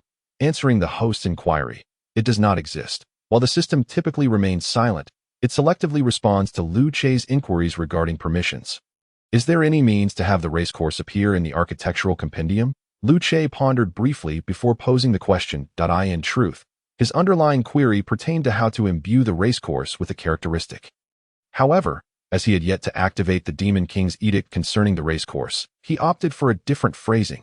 Answering the host's inquiry, there is, when the host's level ascends to 21, they may unlock the ability to create their own constructs, freely combining those already unlocked in the compendium to produce the desired creation. Following a thorough examination and evaluation by the system, it will be granted a new position in the compendium along with corresponding characteristics and functionalities. How intriguing! Upon hearing this response, Luce smacked his palm in realization. In a wonder, the color of the self-manufactured option in the creation interface had remained dim. Such a feature exists. Alas, the permission for self-manufactured creations requires a level of 21 to unlock. Even if I urgently recruit subordinates to elevate my level, the balance of the three types of energy would still fall short. Not to mention, one must also consider the issue of energy consumption. Having been a game designer in his previous life, Luce understood all too well that in a simulation management game, the worst fear is economic collapse, should a solid foundation not be laid. Leading to an economic breakdown, the only recourse would be to restart the game. Thus, with only one life to live, Luce abandoned this audacious notion. However, system, if I were to first construct those buildings and then apply for them to be added to the architectural compendium once self-manufactured creations are unlocked, would that be feasible? Answering the host's inquiry, it is not possible. Self-manufactured buildings must first gain recognition from the compendium before they can be endowed with corresponding characteristics and functionalities. Alas, it seems that exploiting a glitch is not an option. Luce scratched his head, resolute not to abandon his aspiration for the racecourse. Since the architectural compendium currently lacks the racecourse, I shall devise a means to construct a simple one myself. At worst, I can renovate it later. Coincidentally, many shops on the commercial street have been rented out, leaving several ironwood puppets idle. Now is the perfect opportunity to assign them some tasks. Sals, I have a new mission for you. Your command, my lord. Just as Sals received the new task and set off with a group of ironwood puppets to busy themselves, the tavern of Morid on the commercial street welcomed a band of unwelcome guests. Cade, what do you mean by this? You arrive and immediately drive all my patrons away. Are you seeking trouble? Morid stood within the not-so-spacious tavern, glaring at Cade and his companions with an expression of ire. Emotional energy 23. His tavern had been thriving, and he had not anticipated that someone would dare to disrupt it, especially someone with whom he had a prior grudge. Indeed, those patrons had yet to settle their bills. The front desk bartender, Enlia, who was mimicking bartending, chimed in, "There's no rush concerning the tab.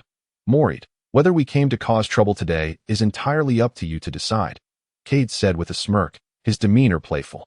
Today, his visit to Morid was not solely his own idea, but rather a collective sentiment among many. After all, these novice adventurers had not only discovered treasure upon their arrival in the Blood Moon Forest, but had also opened such a bustling tavern. It would be strange if no one felt envious. This was not merely a small warning from seasoned adventurers to newcomers, but also a manifestation of rivalry among merchants in a realm devoid of rules. Competition is often brutal and merciless. What do you mean by that? Cade, if you have something to say, then say it plainly. Do not play games with me. Morid spat, clearly having formed a few conjectures regarding Cade's intentions. Very well, Morid, since you insist on being direct, I shall do likewise. One of my comrades from the adventurers' party suffered grievous losses due to your treasure map in the Blood Moon Forest. If you are willing to compensate for their losses, we can let this matter go. How does that sound? Cade rapped his knuckles on the table, enunciating each word carefully. Whether this matter is true or false is of little consequence, as it serves merely as a pretext. Morid understood this well. These scoundrels were simply envious of their fortune and the success of their tavern. However, they were just a group of novice adventurers without any backing, which is why they resorted to extortion. What do you mean by that? Cade, whether it be treasure or tavern, they are earned through one's own efforts. If you cannot play fair, do you consider yourself a man? Morid raised his voice in inquiry. Emotional energy 24. Observing Cade and his companion's aggressive demeanor, it was likely that the other two taverns had been similarly subdued. I hope Yeager and Rella are safe and sound. Chapter 16. Overreaching Morid. One cannot speak in such a manner. After all, you are merely newcomers, and claiming all the benefits will not serve you well. Having reached this point, Cade shed any pretense. The mirth on his face twisted into something sinister. How about this, Morid? I shall give you two choices. Either you pay 2,000 gold coins as compensation to my comrades, or you relinquish your 3 shops, and I shall allow you to leave today. What say you? The newly established Blood Moon Adventurer Village has a total of only 20 shops. With the impact of the shopping reward event, most have been rented out. After all, astute merchants quickly identified the loopholes in the shopping reward scheme. One by one, they rented shops and prepared to exploit the Blood Moon Adventurer Village's resources. Thus, these shops have become precious commodities. Currently, it seems that only Morid's tavern is operating genuinely. Therefore, It is only natural that business is thriving. You scoundrels! Morid gritted his teeth and managed to utter half a sentence before he had to swallow it back. He realized that Cade's visit did not merely represent himself or his adventurer party, but encompassed all those envious of their business and luck. Innocent until proven guilty. Emotional energy 26. Thus, relying solely on their small group, it would be impossible to stand against these ruffians. So, have you made your decision? Morid, which path will you choose? Or do you intend to pursue both options? Cade's fierce demeanor faded once more into a grin. Given the current circumstances, it was evident that they held the upper hand and had no need to maintain their facade of menace. After all, witnessing the prey struggle is also a form of amusement, is it not? However, just as Morid's bitter voice began to emerge, an intensely frigid chill abruptly surged into the small tavern, causing everyone present to feel a shiver run down their spines. Emotional energy 14, 18, 23, 17. What is this? Why has the atmosphere suddenly changed? It is so cold. Why has it turned this frigid all of a sudden? Why do I have such a foreboding feeling? The sudden shift in temperature heightened the vigilance of the adventurers accompanying Cade. It was at this moment that a deep, authoritative voice resonated. Troublemakers, be expelled. Harassment, extortion, and assaults against shopkeepers warrant 50 lashes and public humiliation. As these words resonated, a towering figure clad in armor strode into the tavern. Greetings, esteemed patrons. I am Lorendell, the constable of Chiwa Adventurer Village. All these troublemakers are to be apprehended. Following their 50 lashes and public display, they shall be expelled from Chiwa Adventurer Village. The Death Knight. Lorendell entered the tavern, his gaze piercing through the visored helm, scrutinizing Cade and his companions. He then coldly declared, the ironclad guards awaiting outside charged in without hesitation. Their finely crafted armor and weaponry far surpassed that of these adventurers. Not to mention the advanced combat techniques possessed by the ironclad guards, the adventurers, inferior in rank, stood no chance of resistance. Wait. We are not here to cause trouble. We merely seek to drink. Yes, indeed. We are here for a drink. You must have mistaken us. This is all a misunderstanding. What do you intend to do? Is this how Chiyu Adventurer Village treats its guests? Emotional energy 19, 22, 25, 18. Within 5 minutes, those once brazen adventurers lay sprawled upon the floor. Only Morade and Anlia remained, standing in the tavern, utterly dumbfounded. So, Chiwa Adventurer Village has a constabulary after all. Sir, be cautious. However, before they could fully process their shock, adventurers from 2 other taverns became aware of the situation. As previously mentioned, Cade was not here merely on his own behalf today. Many adventurers likely coveted a share of the spoils. Thus, after Cade and his companions encountered trouble, those individuals naturally rushed out. It is the constabulary of Chiwa Adventurer Village. How many are there? Including the captain, there are a total of 11. A mere 11 individuals dare to act so brazenly. They truly underestimate us. Emotional energy 14, 17, 21, 16. Furthermore, upon witnessing that the constabulary of Chiwa Adventurer Village comprised only 11 members, a bold idea emerged in their minds that in Sherland City, they might not dare to act recklessly, for the combined forces of the constabulary and city guards number over 500. Far beyond their capability to contend with, they could only behave themselves. Yet now, with just 11 individuals, they believe they can control them. Let us eliminate them.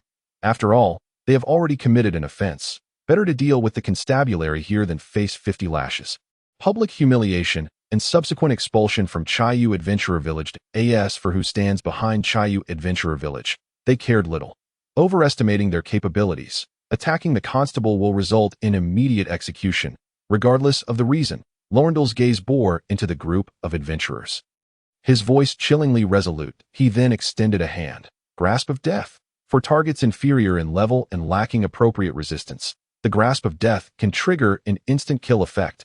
Hearts shattered just moments ago.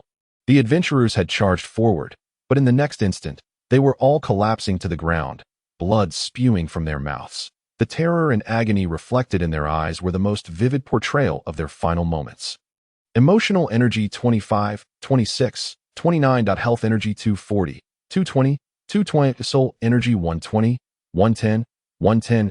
This scene sent shivers down the spines of the remaining adventurers, cold sweat breaking out upon their brows. Instant kill. What manner of monster is the constable of Chiwa Adventurer Village? Even seasoned adventurers would not be dispatched so swiftly. This implies that the constable is likely a hero. If this is indeed the case, what kind of force lies behind this adventurer village? Could it truly be the Adventurers Guild? Or perhaps a royal family? Chapter 17. Order and Regulation. No, this is not the time for such thoughts. The adventurers had not forgotten the constable's earlier declaration. Attacking the constable will result in immediate execution, regardless of the reason. Thus, for these adventurers, the most pressing matter was to escape and survive. Emotional energy 15, 22, 27, 20. At this moment, Cade and his companions, who had been knocked to the ground, felt a profound sense of relief. Thankfully, they had not reacted in time and were taken down. Had they truly contemplated resistance, they would likely have lost their lives.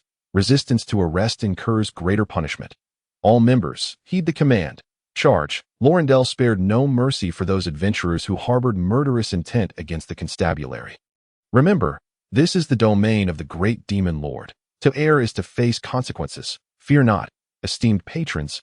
We are the constabulary of Chiwe Adventurer Village, as long as you adhere to the rules. We shall be your most vigilant protectors. However, should you wish to challenge the rules of Chiwe Adventurer Village, their fate serves as the finest example. Although those adventurers did not abide by the rules, they were not without purpose. At the very least, they proved with their lives that the constabulary of Chiwe Adventurer Village is formidable enough to protect law-abiding individuals who come here. As for the villains, who cares? Perhaps only their accomplices would be concerned. This incident has also enlightened the adventurers and merchants arriving in the Red Moon Forest. Chiwe Adventurer Village upholds its own regulations. This fact has become a key attraction for many. After all, for most, a place with order is far preferable to a realm of chaos, unless one is an outlaw. Therefore, the performance of the Chiwe Adventurer Village constabulary has become a topic of great discussion among the populace. However, following this occurrence, reactions varied. Law-abiding adventurers and merchants had no reason to fear trouble from the constabulary. Yet, what of those who flouted the rules? Damn it! How did we not foresee this? How could there possibly be a constabulary here? Logically, there should be no such enforcement in an adventurer's village. How could this be?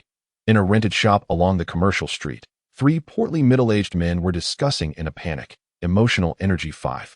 8. 9. An adventurer's village, designed as a refuge for adventurers to recuperate and prepare against monsters, theoretically should not have a constabulary. Most adventurers are headstrong and prone to conflict with law enforcement. Moreover, an adventurer's village is not a residence for ordinary folk.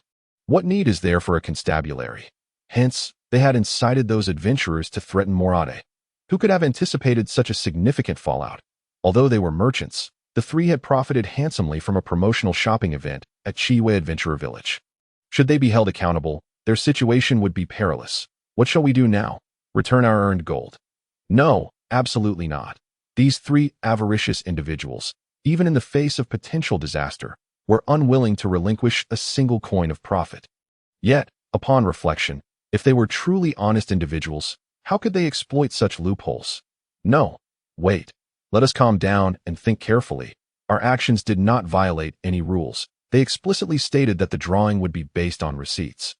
We provided them with receipts, and the drawing took place right before their eyes. They have no reason to cause us trouble. Yes, precisely. Suddenly, amidst the chaos, the most seasoned-looking merchant stood up, exclaiming loudly.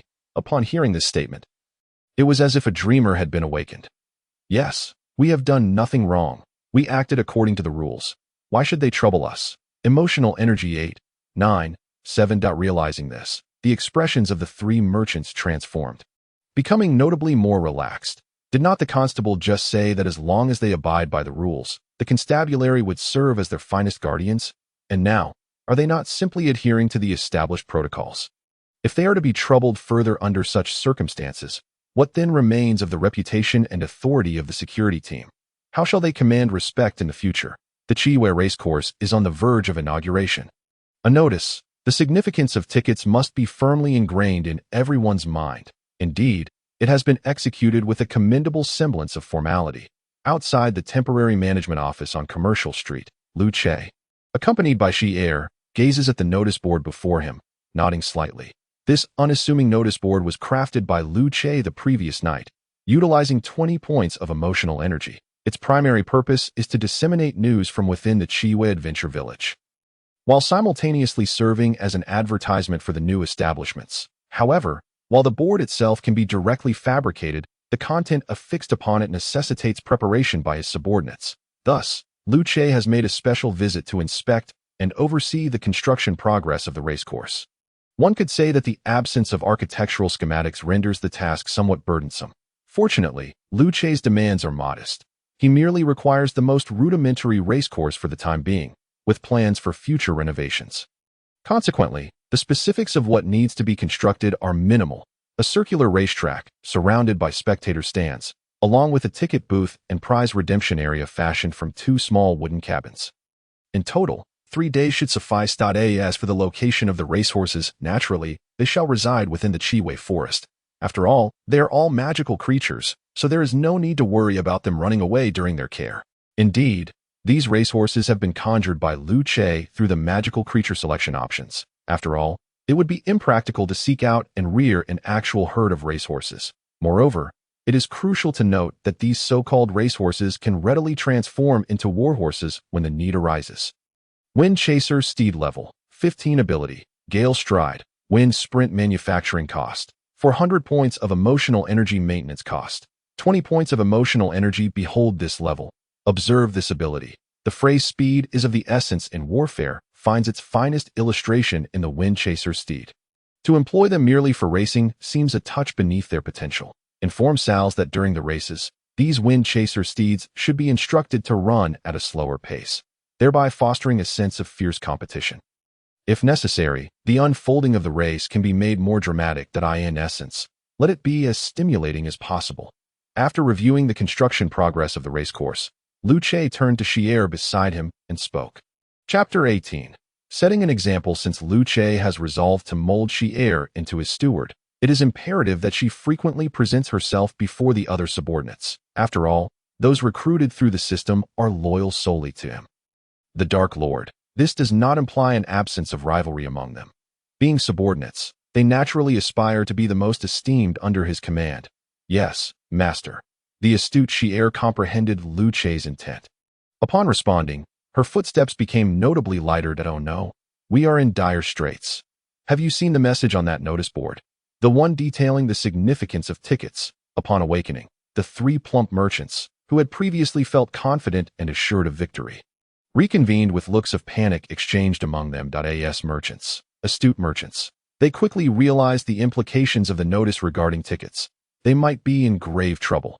Indeed, the Lord of Chiwei Adventure Village would not leave such a significant loophole for them to exploit. One could even argue that this is a trap, waiting for them to fall into it. Curse be it, who is the cunning lord behind Chiwei Adventure Village? Emotional Energy 8, 9, 11. Otherwise, let us make a hasty retreat. After all, we have earned enough here.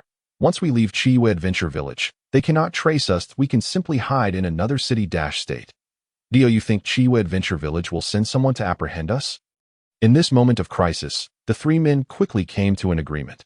After all, the terror and shock instilled by the appearance of the security team the previous day lingered in their memories. They were merely ordinary merchants. In terms of combat prowess, a single seasoned adventurer could easily best 10 of them. Faced with the security team, they would be akin to lambs awaiting slaughter. Thus, it is best to flee. Oh dear, gentlemen, do you not think it too late to contemplate an escape now? At that moment, a mocking voice emerged from outside the shop, nearly sending the 3 plump merchants into a panic. Emotional Energy 9, 8, 10. Who is it? That voice, it seems, belongs to the Commercial Street Administrator. What did you say? It's over. It's all over. As Sals pushed the door open, the 3 merchants, under the watchful gaze of the armored guards, felt their legs weaken and they sank to the ground. Administrator, what are you saying? We would never think to flee. We have committed no wrongdoing, have we? Why on earth would we escape?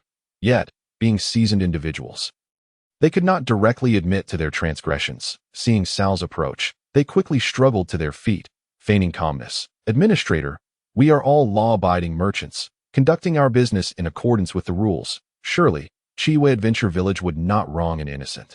Would it? Otherwise, who would dare to come here in the future?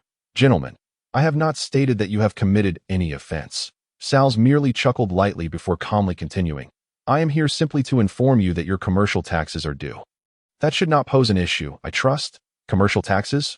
What commercial taxes? We have not sold anything. Where would such taxes come from? No, that is not it. The three merchants instinctively retorted upon hearing the term commercial taxes, only to immediately realize the gravity of their mistake. The Lord possesses the authority to levy taxes on his subjects and merchants conducting business within his domain. Thus, they could not contest the collection of commercial taxes. However, since their arrival in Chiwe Adventure Village, they had been engaged in falsifying accounts and had not conducted any legitimate business. What commercial taxes, then, could they possibly owe? Wait, falsifying accounts.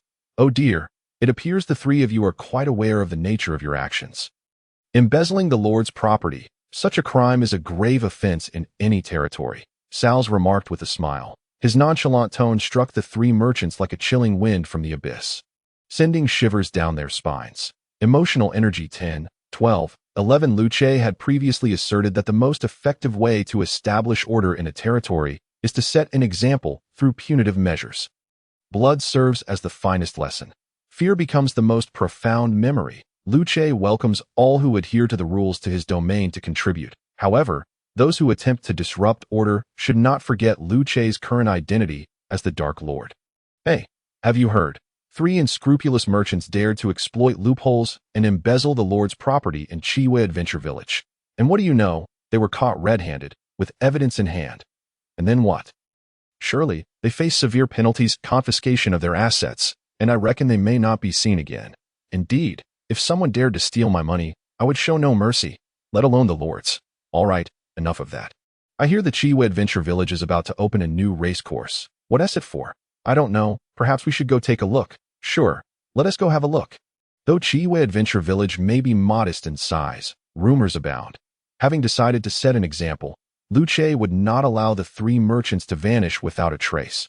While this course of action may not be universally lauded, it is certainly acknowledged by the populace. Adventurers are unlikely to concern themselves with such trivial matters. The law-abiding citizens will only perceive Chiwe Adventure Village as a bastion of order. If time permits, they shall certainly pay a visit.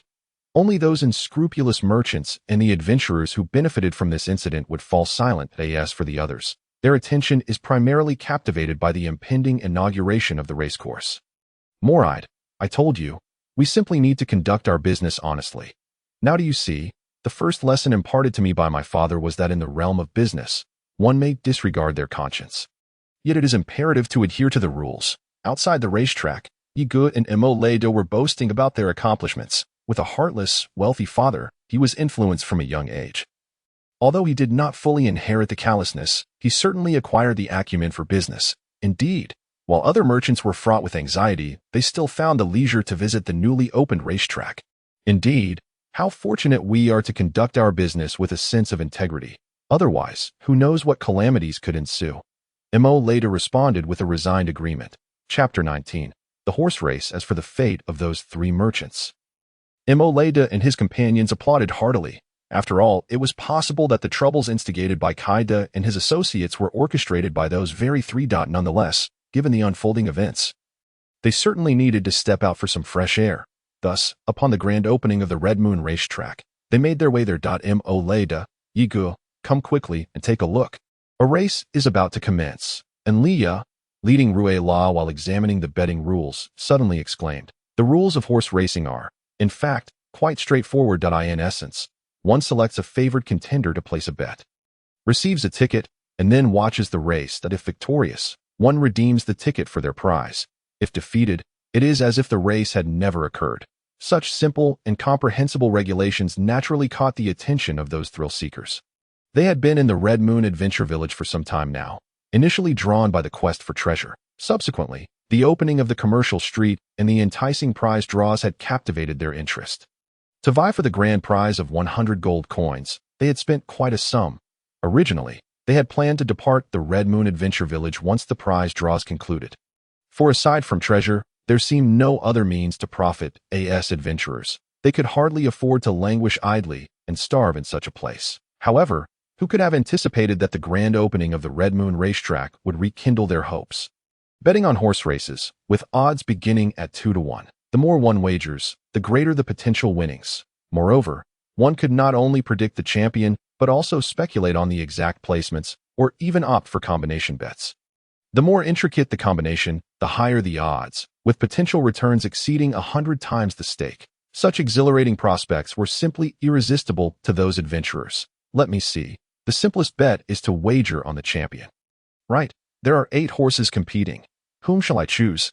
Hmph approached the ticket booth, scrutinizing the poster displayed outside, which detailed the day's races and the participating horses, along with an introduction to the racing rules. Yigu, Rue La, don't just stand there. The Red Moon racetrack is opening today. We must show our support. Let's each place a small bet and test our luck. Hmph mused aloud while contemplating which horse to back. After all, it was merely for fun. They had recently opened a tavern and earned a fair profit, so there was no need to be overly frugal. All right, I shall give it a try as well. With my charm, my luck cannot possibly be poured out. Yigu flicked his hair back and stepped into the ticket booth, selecting a few combinations that caught his fancy. Liu followed closely behind, pulling Rue La along as they entered. Soon, the 4 had secured their tickets and made their way to the viewing area. Looking around, they noted that several hundred spectators had gathered, each one flushed and sweating profusely. Whether from excitement or frustration remained unclear. Not long after they settled in, a whistle pierced the air, signaling the commencement of the race. All eyes turned to the starting line, where 8 majestic horses of varying colors snorted in anticipation. Poised for the gates to open. In that moment, the adventurers in the viewing area erupted in a frenzy. Zhua Wang Fei Dian, you must win for me. I've bet 5 gold coins on you. Qi Tu, I believe you will be the champion. Juing, you are the fastest. You must secure first place, or I shall eat dirt. Delu, charge ahead. Fear not. I shall always support you. This time, you must take first place. Emotional energy surged. 24, 23, 21, 19. In that instant, the cacophony of cheers resembled thunder, nearly causing Hmph and his companions to tumble from their seats. Prepare, with the flag raised outside the starting line. The ironwood puppet, temporarily commandeered by Lu Che, crouched atop its steed, waiting for the flag to drop. Start. Charge forth.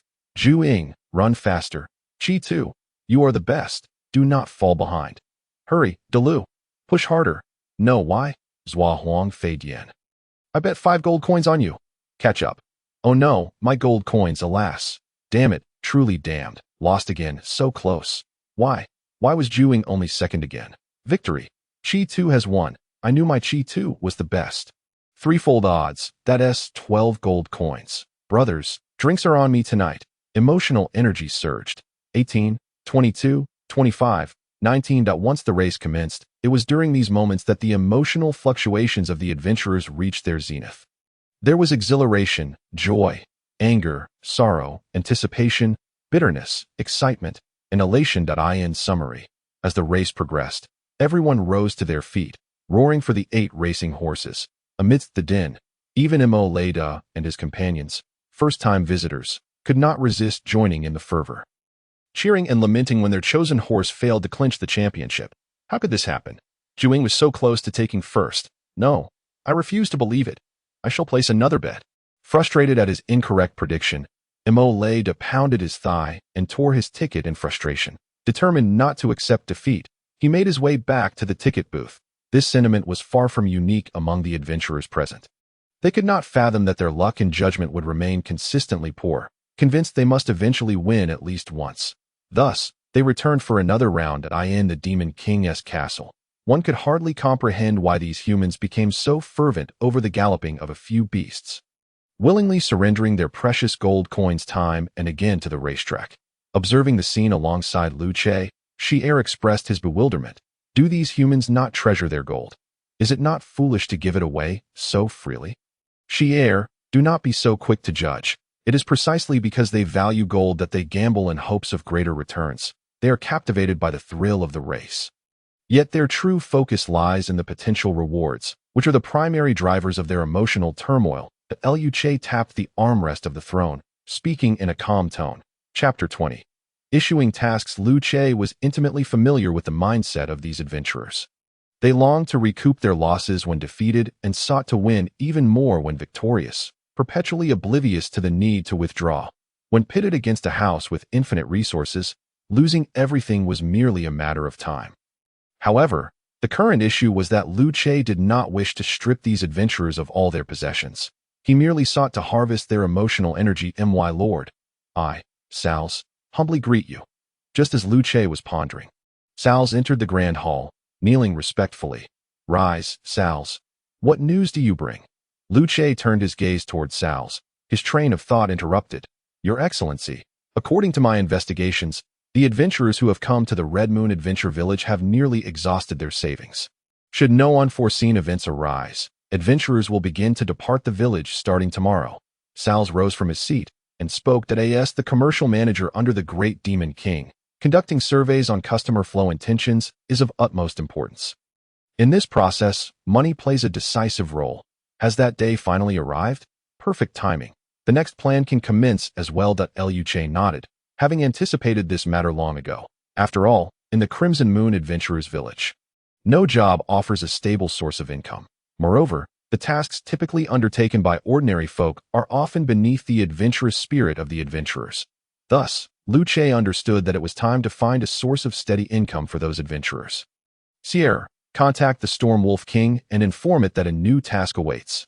Yes, my lord. Meanwhile, Lu Che took this opportunity to open the recruitment interface, casting a glance at his energy balance. Emotional energy, 146. 892 vitality energy. 8,730 soul energy. 5,450. It must be said, under the excitement of the shopping rewards and the thrill of the Crimson Moon racetrack, the emotional energy provided by those adventurers has been considerable, nearly reaching maximum supply daily. However, the drawbacks are quite apparent. The growth rate of both vitality energy and soul energy has significantly declined, with fewer adventurers venturing into the Crimson Moon Forest in search of treasures. The Gale Wolf pack has naturally become idle, resulting in a lower mortality rate. Recently, the most substantial influx of income has stemmed from the efforts of the security team. Therefore, it is indeed time for Lu Che to initiate a new plan. Flame Race, Mimetic Demon Level, 15 abilities, Morphological Simulation, Magic Duplication Growth Potential, 5 stars recruitment cost, for 1,000 soul energy consumption, for 100 soul energy, per month. This was a subordinate Lu Che had previously set his sights on, and it would play a crucial role in the upcoming plan. The Mimetic Demon is a rare race, said to have mutated from shape-shifting slimes after absorbing demonic power, lacking a specific form.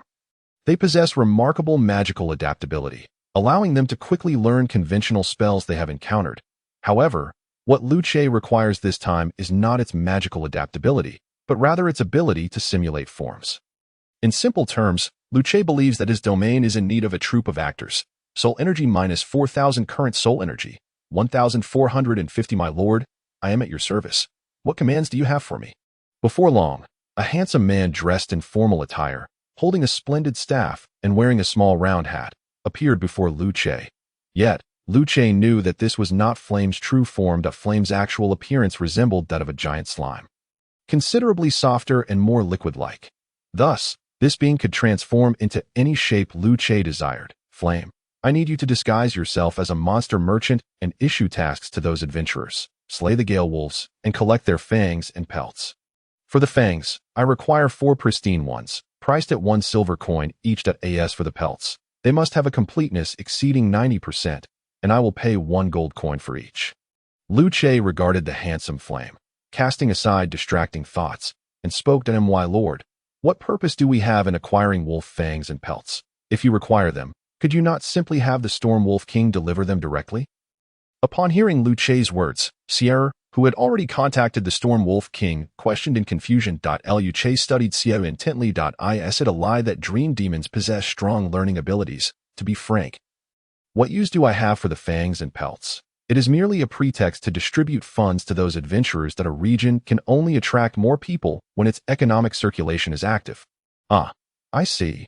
My lord, you are so clever, Sierra exclaimed, immediately praising him after grasping the explanation. Sal's and Flame, standing within the grand hall, instinctively lowered their heads in unison. Clearly, it was a wise decision not to let Sierra manage the finances. After all, her culinary skills are indeed commendable. Very well. Off you go. Do not let the performance falter. Yes, my lord. I take my leave. Sierra, though not particularly sensitive to economics, could still read the atmosphere. After a moment's pause, she ventured to ask, My lord, what would you like to have for dinner tonight? I shall prepare it right away. Anything but you. Outside the Demon King's castle, as Sal's and Flame stepped out, they spotted the Storm Wolf King loitering at the entrance. Curiosity prompted them to inquire, "Why do you not go inside? I have a premonition that the atmosphere within is amiss." The following day, as sunlight streamed down, the bustling commercial street that had thrived throughout the night fell into silence. Along the roadside lay extinguished bonfires, devoured bones, scattered wine cups, and adventurers sprawled in various positions of slumber. Such a scene is a rarity in other locales. After leaving the racetrack, adventurers often celebrate their winnings by gathering friends for a hearty feast in the commercial street. However, due to the tavern's limited capacity, many adventurers opt to order drinks and take them outside at such times. The perceptive tavern owners provide tables and benches for the adventurers' use. Nearby restaurants also sell side dishes, allowing the adventurers to have something to accompany their drinks while they boast and reminisce. Midnight often marks the peak of activity in the commercial street. Adventurers recount their daytime triumphs, tales of encounters in the Crimson Moon Forest, strokes of luck at the racetrack, or past exploits. Chapter 21. Wolf Hunt. As the drinks flowed, boasting escalated, until the revelry culminated in drunken slumber. Yet, these adventurers understood that such days were likely nearing their end, for their funds had run dry. Sigh, what a stroke of misfortune this journey has been that we found no treasure in the Crimson Moon Forest and squandered our savings. I just don't understand why Zhao Ying couldn't secure first place. What are you talking about? Zhao Ying is the strongest. As the effects of the alcohol faded, the adventurers gradually awoke. They patted their coin purses, peered inside at the meager copper coins, pondering whether to try their luck at the racetrack. Just then, one adventurer burst in, shouting, "Everyone! Good news! A monster merchant has arrived outside, claiming to buy pelts and fangs." Upon hearing this, the adventurers, who were contemplating their next move, immediately sprang to their feet and rushed forward. "Is that true?" "Absolutely.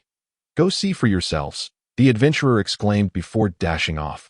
Although they did not know him, the news invigorated the crowd. After all, adventurers are merely professionals.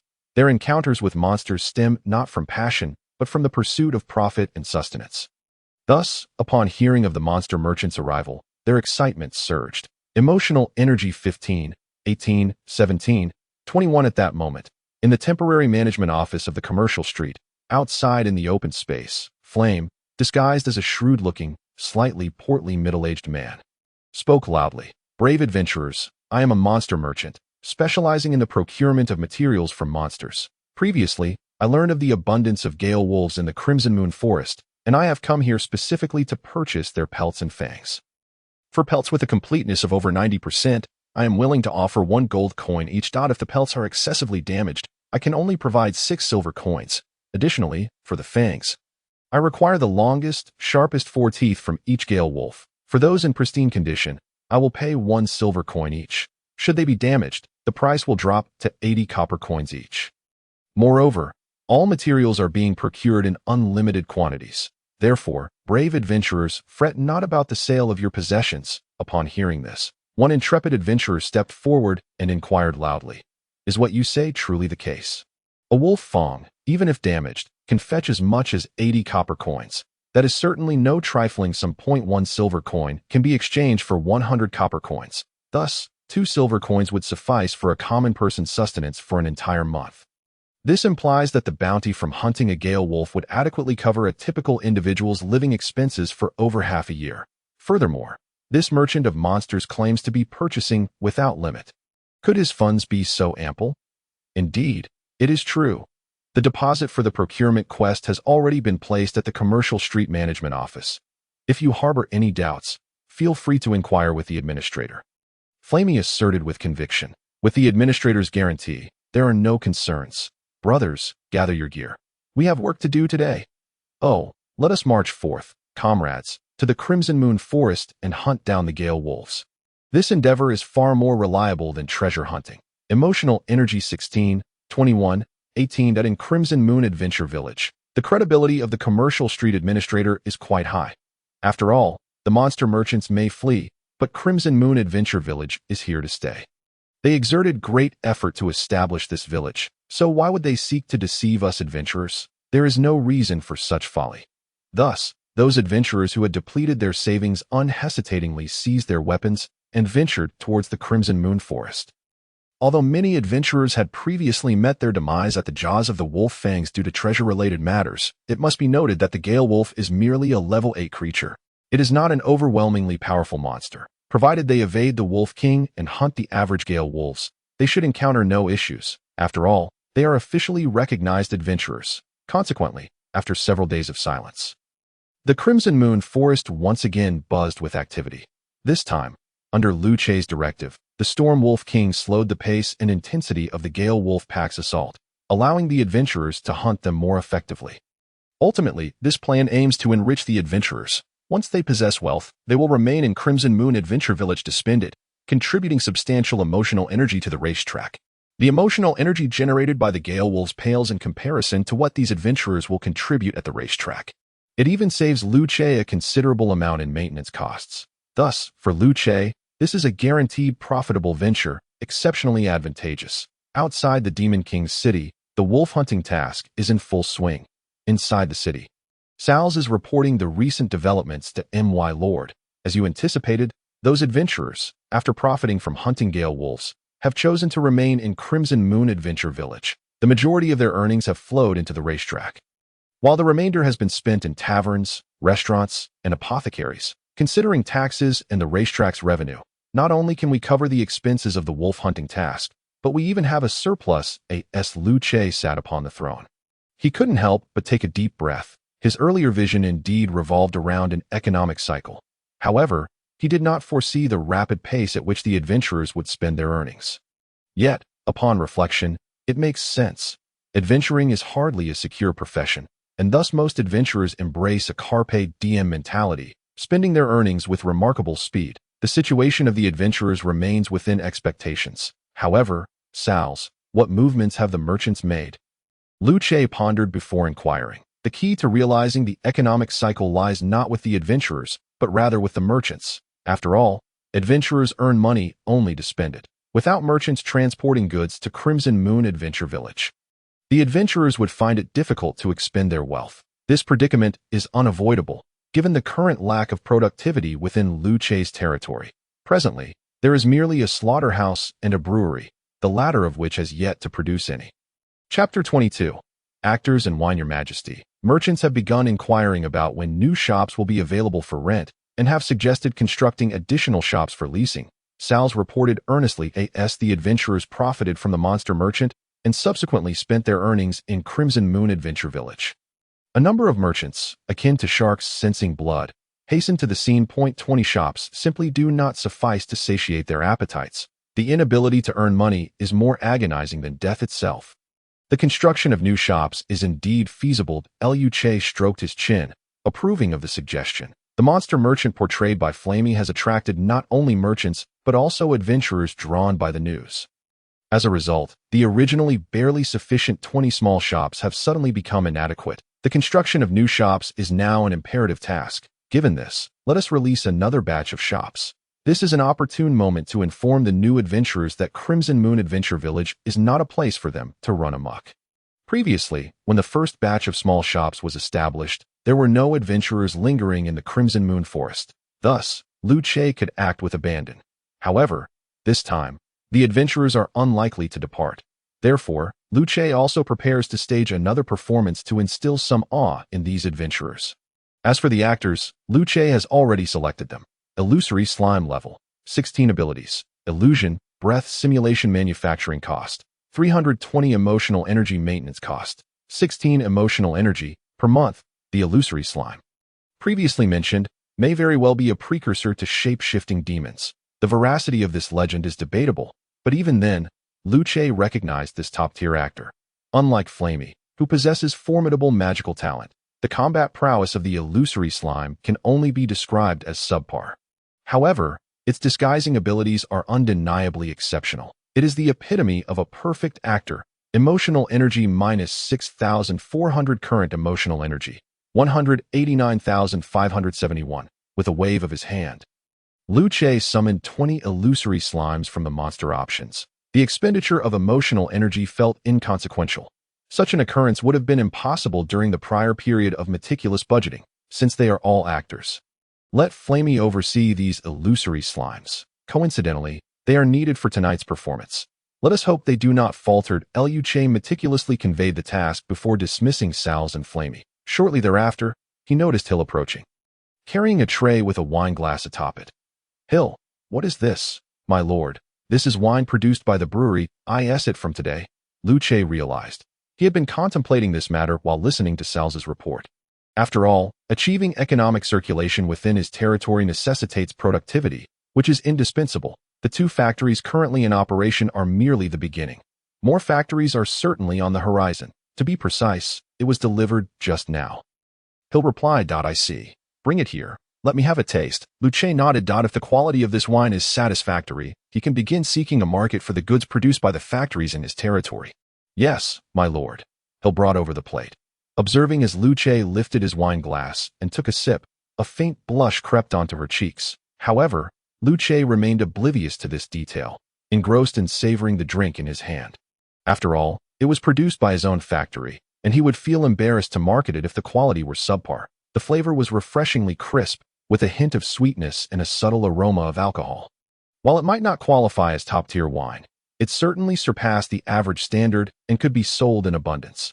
Placed within a tavern, it would likely be favored by adventurers, particularly for its affordability and generous quantity. Indeed, with this level of quality, it was sufficient for external sales. This was good news, as Luce had previously worried whether it would be too much to ask of the ironwood puppets to brew wine. However, it appeared that the results were quite satisfactory. Even if the wine did not reach exceptional standards, it mattered little. For adventurers, as long as the taste was above a passing grade, the critical factors remained ample quantity and low price. My lord, would you like Hill to refill your wine? Noticing Luce's glass had emptied, Hill quickly inquired. Since today is a joyous occasion, let us indulge a little more, Luce replied, returning the empty glass to Hill. Hill, could you also bring over some grilled skewers? Drinking without food is rather dull. This scene evoked memories of yesteryears for him. After a night shift, he would stop by a roadside barbecue stall for skewers, pick up a couple of bottles of beer from a convenience store, and return home to open his computer, selecting a beloved film to enjoy alone while leisurely eating and drinking that if there happened to be a match on. He couldn't help but cheer, often earning reprimands from neighbors. Unfortunately, back then, he dared not drink to excess, as he had to work the following day. Yet now, life had finally taken a different turn. My lord, your wine has arrived. So much? Luce found himself unafraid of inebriation now, yet he couldn't shake the feeling that Hill seemed intent on getting him drunk. Hill, he chuckled softly, as night fell. The bright moon hung high in the sky. Adventurers who had toiled throughout the day in the Crimson Moon Forest gradually returned to Adventure Village, exchanging their hard-won spoils for gold coins at the temporary management office on Commercial Street before heading to the tavern for drinks or placing bets at the racetrack. Those who had sustained injuries would visit the herb shop to procure some medicinal herbs, grinding them to apply to their wounds or boil for tea. For adventurers, injuries were a common occurrence, making the knowledge of treating wounds a necessary skill. This scene had become the norm in Crimson Moon Adventure Village. However, this evening felt different. For reasons unknown, a circle of wooden boards had begun to surround an area across from Commercial Street. From time to time, figures clad in robes, exuding an aura of magical energy, could be seen entering and exiting, their faces obscured. Their activities remained a mystery, but the area enclosed by the boards occasionally emitted sounds that piqued the curiosity of many adventurers. Chapter 23. Territory Expansion. Yet, whenever someone attempted to approach for a closer look, members of the security team would intervene, informing them that this was the Lord's directive and to disregard it morning.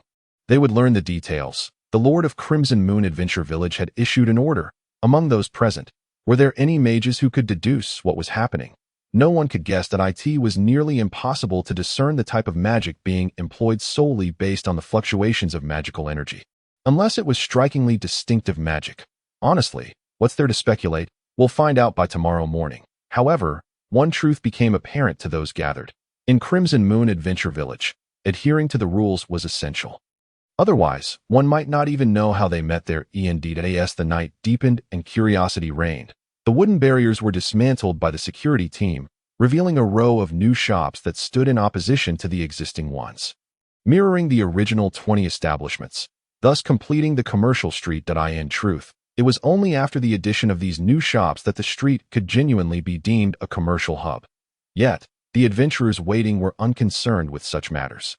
They were astonished that the mages had managed to construct so many shops overnight.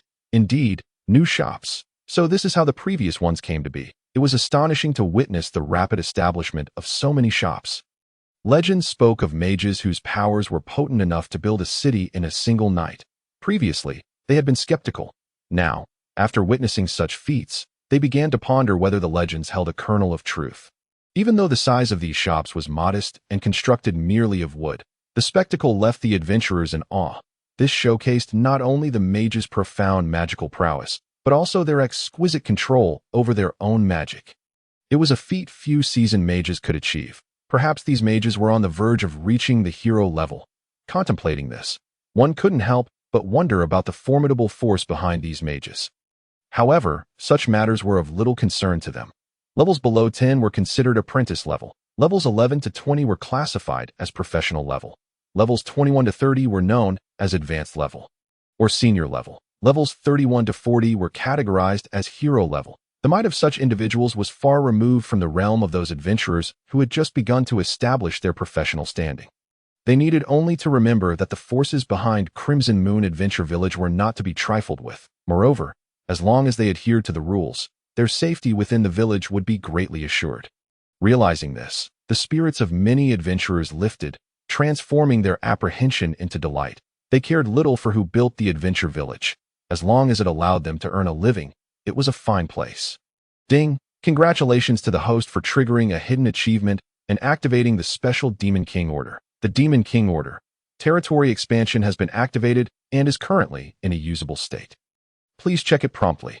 What is this? Lu Che, still drowsy from the wine, was jolted awake by the notification sound in his mind. He sat up abruptly, throwing off the covers and discovering that he was still wearing his pajamas, which brought him some relief. Wait, I distinctly remember wearing a different set of pajamas before sleeping. Never mind, he decided. Brushing aside that thought, he rubbed his temples, recalling the system notification. Drinking can lead to trouble.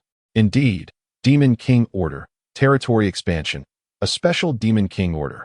When a new territory becomes available for the Great Demon King to occupy, this order can be used to claim it, transforming it into the Great Demon King's territory. Important reminder. This order cannot be forcibly used. Current status. Usable? Oh, why has this Demon King order suddenly activated? Territory expansion. Where can I expand my territory now? While activating a new Demon King order was certainly a cause for celebration. Lu Che pondered for some time, but could not determine what territory he could claim as nude. In his confusion, he opened the map of his territory. Upon glancing at it, he noticed that a previously encircled area had appeared, marked by a red line. That was the territory available for occupation. Wait a moment, why does this place seem so familiar to me? Lu Che fixated on the territory map, meticulously confirming for quite some time before reaching a definitive conclusion. The area encircled by the red line is indeed the Crimson Moon Adventure Village. After all that effort, I have conquered my own territory. System. I believe I require an explanation. Response to host's inquiry. Due to the recognition of the existence of Crimson Moon Adventure Village by a considerable number of adventurers, this area can be delineated as a new territory, with its prosperity calculated independently. Furthermore, the new territory possesses one opportunity for external expansion. May I inquire, host, do you wish to occupy this area and establish a new territory? Prosperity serves as a metric for assessing the construction level of a territory. The specific calculation method remains unclear to Lu Che for the time being. However, it is certain that enhancing the territory's prosperity will aid in elevating one's own level. I see. The recognition by adventurers can indeed generate a new territory. Lu Che pondered over the information revealed in the system's response. He had not anticipated that the play he orchestrated would yield such an unexpected delight. Ultimately, it is the adventurer's belief that a powerful lord exists behind Crimson Moon Adventure Village that enabled the separation of this village from the territory of Crimson Moon Forest, thus forming a new domain. Chapter 24. Advertisement. Then let us confirm the occupation. Congratulations, host, for acquiring a new territory. Crimson Moon Adventure Village. Current prosperity of Crimson Moon Adventure Village. Notable. Congratulations, host. Your level has risen to 19. System prompt. Crimson Moon Adventure Village now possesses an opportunity for expansion. Shall it be utilized? As Liu Che confirmed, the system's voice resonated repeatedly on the territory map. The red line that previously encircled Crimson Moon Adventure Village shifted its position, relocating to a vast expanse of land adjacent to the village. Outside of Crimson Moon Forest, this time, it was a genuine territorial expansion, not merely me conquering myself. System, if I utilize this opportunity for territorial expansion, will Crimson Moon Adventure Village be able to continue expanding in the future? Liu Che gazed at the red circle on the territory map, contemplating for a moment before posing the question. Response to host inquiry. Once the prosperity of Crimson Moon Adventure Village rises, further opportunities for expansion can be obtained. That is acceptable. Confirming the expansion of territory, Liu Che nodded, with no lingering concerns, naturally unwilling to forfeit such a splendid opportunity. Territorial expansion completed. Congratulations, host. Your level has risen to 20. Excellent. This brings me closer to unlocking the next tier of privileges at level 20-1. Liu Che quietly felt the surge of power within him, attributed to his level increase. After all, he is a formidable Dark Lord. With the elevation of his level, it is not solely about unlocking more system privileges. His own strength will also augment. Moreover, this enhancement is comprehensive. However, the trivial matters within the territory are delegated to his subordinates for management. Thus, although Liu Che possesses immense strength, he has yet to find an opportunity to showcase it. But perhaps this is for the best. After all, Liu Che lacks practical combat experience. Should a real fight ensue, he might inadvertently expose his weaknesses, thus remaining in the shadows is prudent. Dark Lord. Liu Che level 20, rated as the Dark Lord setting sail. Territory. Dark Lord City, damaged. Crimson Moon Forest, resource depleted.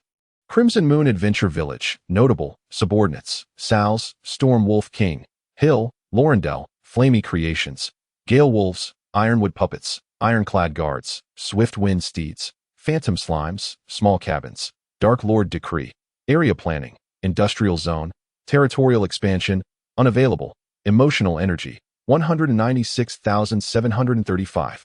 Continuously increasing, Vitality Energy, 9.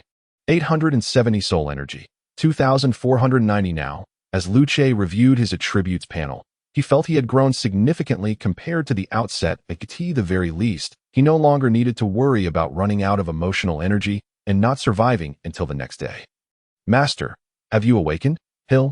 Liu Che looked up to see Hill, clad in a maid outfit, pushing open his door while carrying a basin. Her face radiated with a bright smile, as if she had encountered something delightful. What could be such good news? Liu Che instinctively rubbed his lower back before speaking. Hill, please have someone post 2 advertisements on the notice board shortly, one for shop rentals and the other for the brewery's recruitment. Certainly, Master. As Hill assisted Liu Che in washing his face, she gently inquired, what would you like for breakfast today? First, bring me a bowl of hangover soup, please. Crimson Moon Adventure Village new shops, sincerely seeking tenants. Interested parties please contact the Commercial Street Administrator. Crimson Moon Adventure Village Direct Brewery, sincerely hiring. Generous benefits, including meals and accommodation. Interested parties may inquire at the Commercial Street Management Office for further details. The brewery, Moride and Jaeger, riding in a freight carriage, signaled the driver to stop as they approached the notice board. They then examined the day's new announcements. This has become one of the many pastimes for adventurers in Crimson Moon Adventure Village. After all, hunting gale wolves in Crimson Moon Forest daily is no easy task. They must find ways to relieve their inner pressures. Drinking, horse racing, gossiping. If time permits, they should return to Sherlin City for a stroll down Happy Street to unwind. Consequently, the news of Crimson Moon Adventure Village naturally spread among these adventurers. Rumors suggest that the powerful lord behind Crimson Moon Adventure Village is incredibly formidable. Not only does he command a strong law enforcement team to maintain order, but he also possesses a cadre of powerful mages to ensure the village's safety. Now, with new shops available for rent and factories hiring, the opportunity to strike it rich is right before them.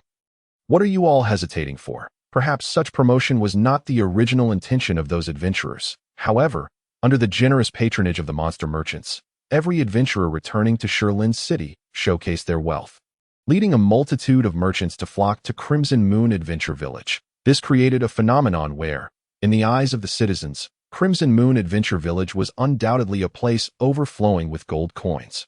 If not now, when will they seize the chance to strike gold? They may lack the skill to hunt monsters in Crimson Moon Forest, but they certainly possess the ability to open shops. At the very least, they could work at the brewery, right? Didn't it promise generous benefits, including meals and accommodation? Thus, following Crimson Moon Forest, the name of Crimson Moon Adventure Village set ablaze in Sherland City. Are you saying that your tavern wishes to source alcohol from the direct brewery of Crimson Moon Adventure Village in the future? For some merchants, this also presented an opportunity to extend an olive branch to Crimson Moon Adventure Village. However, what Sal's did not anticipate was that the first individuals to approach, expressing their desire to purchase alcohol from the brewery, would be two adventurers that, of course, these were two rather uncommitted adventurers, Moride and Jaeger. As the son of a wealthy merchant, Jaeger, despite sneaking away to become an adventurer, still possessed a keen business acumen. Upon seeing the words direct brewery on the notice board, his immediate reaction was that a new supply channel had emerged. In business, one should never place all their eggs in one basket, nor should they rely solely on a single supply channel. Otherwise, they might find themselves at the mercy of others. Indeed, Mr. Administrator, we require a new supply channel to ensure our tavern's alcohol supply remains uninterrupted. Jaeger nodded in agreement with Sal's statement. That is certainly feasible. In that case, allow me to introduce you to the head of the brewery. Sal's had no objections. In fact, Luce had already instructed him prior to this. Although the rental fees for the new shops would not increase, there was an additional condition. Chapter 25. Pressure. This additional condition states that, in cases where the prices and quality of goods are comparable, shops in Crimson Moon Adventure Village must prioritize purchasing items produced by the direct factory. Otherwise, the Commercial Street Management Office reserves the right to reclaim the shop. This condition holds no notions of fairness or unfairness for those merchants. After all, it is all about making profits to facilitate an early realization of economic circulation within his territory. Luce must certainly find ways to ensure the factory's output, and a self-aware merchant like Jaeger is truly a model for others. However, do they still remember? Before arriving at the Crimson Moon Adventure Village, they were not merchants, but adventurers. The racecourse remains a cacophony of voices. The number of adventurers flocking here surpasses even those heading to the tavern. Here, those who win money are filled with exhilaration, while those who lose are steeped in regret. Spectators gaze with anticipation, and those who have witnessed the race are left with a sense of remorse. The victors lament that their wagers were too modest, while the vanquished convince themselves that they must have misjudged, vowing that they will triumph next time. Moreover, many of these adventurers have just returned from the Crimson Moon Forest. Their bodies stained with the remnants of battled, in their heightened emotional state. A mere verbal altercation can swiftly escalate into physical confrontation, ultimately culminating in a chaotic brawl. This is a rather commonplace occurrence. Emotional energy levels surge. 24, 26, 19, 23. What sets this instance apart, however, is that Luce is also present. Master, how dare they disturb your viewing of the race? I shall take care of this immediately. Hill, who stands beside Luce, rises in fury, prepared to drag these ruffians into the realm of dreams, ensuring they remain in eternal slumber. Hill, there is no need to be so agitated. Such matters can be entrusted to the constabulary. Luce replies with serene composure, his demeanor unruffled. After all, given the capabilities of these adventurers, they pose no genuine threat to him. Furthermore, following the establishment of new shops in the Crimson Moon Adventure Village, Luce has augmented the number of ironclad guards to 40, to maintain order amidst the increasing influx of visitors. Nevertheless, the underlying reasons for the current situation warrant Luce's contemplation. As the saying goes, it is better to guide than to obstruct. The principal reason behind the adventurers engaging in a brawl at the racecourse, aside from their typically volatile tempers, is their immense psychological pressure. Hunting magical beasts is hardly a safe vocation. On the contrary, the inherent danger is exceedingly high, and a moment's lapse can lead to dire consequences. Thus, the majority of adventurers returning from the Crimson Moon Forest experience significant psychological strain. Activities like drinking, horse racing, and resting, rather than mere pastimes, serve as vital outlets for alleviating stress. Therefore, to prevent such occurrences, the optimal solution would be to provide these adventurers with a venue to vent their pressures, akin to the Joy Street of Stone Forest City. However, Luce holds a neutral stance on such exploitative enterprises. He neither endorses nor opposes them. but he personally would not engage in such activities. Moreover, he is resolutely against coercive practices and will take measures to halt them. As for those who participate voluntarily, he cannot interfere, lest he disrupt their means of livelihood. Furthermore, these women effectively alleviate the psychological burdens of the adventurers, rendering their contributions somewhat commendable that I in fact, under Salz's investigation. Several newly opened establishments engage in such businesses. Making a profit is a matter of personal strategy. As long as participation is consensual, all is well. As for those deceived and trafficked, Luce has already dispatched personnel to rescue them. Resulting in the swift demise of the proprietor, their ashes scattered. To engage in such activities within the domain of the Demon King is to invite one's own demise. Therefore, Luce must devise alternative methods to allow these adventurers to release their pent-up stress. Otherwise, he might as well construct an arena for them to battle in. The participants could unleash their fury, while spectators could relieve their tensions. What a splendid arrangement! As Luce ponders the feasibility of this plan, he soon shakes his head. Although an arena could provide an outlet for the adventurers, potentially yielding substantial emotional energy revenue, the risk of excessive casualties renders it an unworthy endeavor.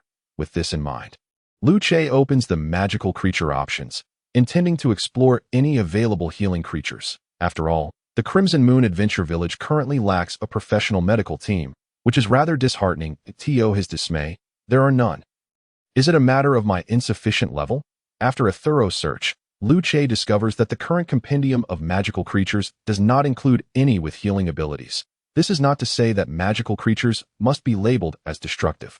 Rather, the options among lower-level creatures are severely limited. As previously mentioned, the level of magical creatures cannot exceed that of the Demon King, and since their levels are fixed, the unlocking of the creature compendium is indeed tied to Luce's own level. Consequently, the current compendium contains only creatures of level 20 or below, explaining the absence of healing creatures. Thus, the idea of an arena must be shelved, for Luce cannot simply stand by and watch his clientele engage in mutual slaughter. Some form of medical assurance is essential. However, he has stumbled upon an intriguing magical creature that might assist in addressing the current dilemma. Constabulary. The Crimson Moon Adventure Village prohibits private duels. Violators shall receive 20 lashes and 3 days of confinement. Act now. During Luce's contemplation, the ironclad guards of the constabulary swiftly arrived, employing forceful measures to quell the chaos at the racecourse. The other adventurers, accustomed to such occurrences, exhibited little reaction as the constabulary apprehended the offenders. Returning to their previous pursuits, rather than concern themselves with the fates of others, they were more preoccupied with whether their betting tickets would yield a winning number. Let us go, Hill. I have a new idea, Luce remarked, observing the constabulary's actions before snapping his fingers. This approach merely addresses the symptoms, not the root cause. The pressure remains unvented, and those adventurers will inevitably clash again. It is time to experiment with my newly conceived method. Flora Fairy level, 20 abilities, hypnotic pollen, toxic thorns manufacturing cost, 600 emotional energy points maintenance fee, 30 emotional energy points, monthly, Chapter 26, Sweet Dreams. The Flora Fairy, a creature of enchanting beauty and alluring appearance, delights in employing hypnotic pollen to lull her enemies into slumber, subsequently dispatching them with her toxic thorns. What captivates Luce about the Flora Fairy is her hypnotic pollen, an exceptionally effective hallucinogen. Targets that inhale this pollen swiftly enter a state of blissful reverie, slipping into a deep slumber. It is during these moments that the Flora Fairies strike, eliminating their foes. However, should the hypnotic pollen be utilized independently, the target will experience a delightful dream during their unconscious state, significantly alleviating their psychological stress. Moreover, the most crucial aspect is that there are no side effects. Under normal circumstances, those ensnared by the pollen are dispatched by the Flora Fairies, leaving no room for side effects. Thus, Luce's vision is to establish a shop dedicated to hypnotic pollen. A restful slumber is undoubtedly preferable to entering an arena. Emotional energy, minus 18,000 current emotional energy, 185. 627, continuously increasing. Furthermore, Luce considers the production capacity of a single Flora Fairy. It is limited. Therefore, he hastily decides to manufacture 30 units. The hypnotic pollen will be more than sufficient. As for the accommodation of these numerous Flora Fairies, They will naturally reside within the Demon King's castle. A vast castle with only Hill as the sole steward would be rather desolate and unremarkable. Adding 30 maidens would certainly enhance the grandeur. Moreover, Lu Che's current subordinates consist solely of Hill's followers, leaving no magical creatures to command. This production of flora fairies also serves as compensation for Hill. Hill, later you shall seek out Sal's and request a shop for the exclusive sale of hypnotic pollen. Additionally, once the hypnotic pollen is transformed into a product, it shall require a new name, Sweet Dreams. As he speaks, Lu Che suddenly recalls an important detail. After transforming the hypnotic pollen into a product, he lacks suitable containers. Surely, one cannot store it in wine jars or wrap it in animal skins. It is essential to note that a single serving of hypnotic pollen amounts to no more than the size of half a fingernail. Exceeding this could lead to unconsciousness. Thus, fortuitously, there exists an appropriate structure available for use, ceramic factory, a primary structure dedicated to the art of firing pottery and porcelain, an intricate craft indeed. Characteristics: processing plant, manufacturing cost, 3,000 points of emotional energy. Maintenance fee, 150 points of emotional energy per month. Emotional energy, -3,000. Current emotional energy, 182,627, continuously increasing. Upon discovering the desired factory within the primary building compendium, Lu Che promptly placed it in the industrial zone without hesitation. There, amidst the absence of wandering adventurers, the workers diligently toiled within the factory, oblivious to the external happenings. Thus, construction could proceed without the need for any additional theatrics. The ceramic factory had long been a dream of Lu Che's, perhaps stemming from his love for his homeland.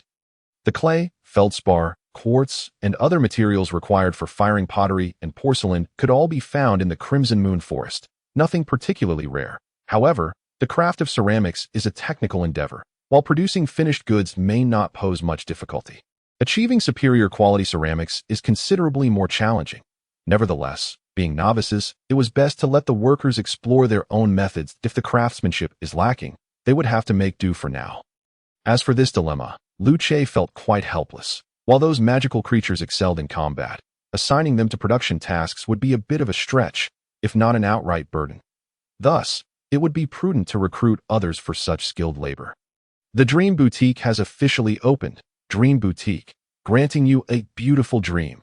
This is the latest advertisement posted on the notice board outside the temporary management office of the commercial street. The poster features two exquisitely adorned and alluringly beautiful ladies, captivating the attention of passing adventurers. This was a poster crafted by Yore, featuring the two flower fairies as models. It must be noted that the charm of the flower fairies is indeed enchanting, and Yore's artistic skills are remarkably evocative. The innate talent of the dream demons can be quite formidable at times. Consequently, the adventurers drawn in by the poster eagerly flocked to the Dream Boutique, hoping to catch a glimpse of the beauties depicted. "Hello, esteemed guest. May I interest you in a beautiful dream?" The flower fairy, serving as a sales attendant, greeted the entering customers with utmost politeness. Her exquisite features and alluring demeanor left the visitors utterly mesmerized. Regrettably, the two armored sentinels stationed at the entrance drained them of all courage, leaving them stammering. "Why yes, please grant me a beautiful dream." "Very well, esteemed guest. A beautiful dream is but 5 silver coins. Please accept this." The flower fairy nodded as she retrieved a small, delicate porcelain vial from the shelf and placed it upon the counter. "Wishing you a night filled with delightful dreams. Why yes, this vial." At this moment, the adventurer finally noticed that the items in the Dream Boutique were all contained within small, exquisitely crafted white vials. Though somewhat rough to the touch, there was no denying that it could be considered a work of art. Spending 5 silver coins for such a treasure seemed quite worthwhile. Emotional energy 20. Having encountered beauty and acquired an artistic piece, this venture was undeniably a success. As the adventurer departed with their beautiful dream, more adventurers arrived at the Dream Boutique, eager to purchase their own dreams. With the aid of the hypnotic pollen, these adventurers were destined for restful nights, leading to a notable decrease in conflicts within the Crimson Moon Adventurer Village. In the commercial street, at the Morid Tavern, Morid and Yi Gu stared at the small porcelain vial placed before them, somewhat entranced. Was this the renowned beautiful dream that had rapidly gained popularity in the Crimson Moon Adventurer Village? It appeared rather unremarkable. Since the inception of the Dream Boutique, the daily routines of adventurers had undergone a transformation.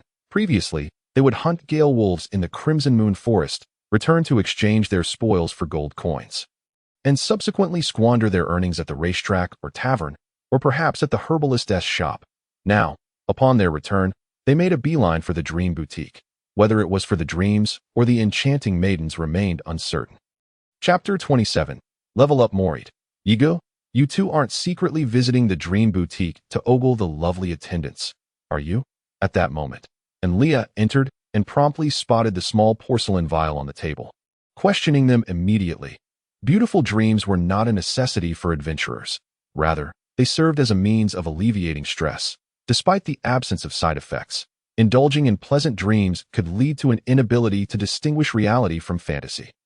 Thus, for some adventurers without significant stress, it was advisable to forego the need for dreams. Of course not, Morit quickly retorted, while it was undeniable that the lovely attendants at the Dream Boutique were a sight to behold.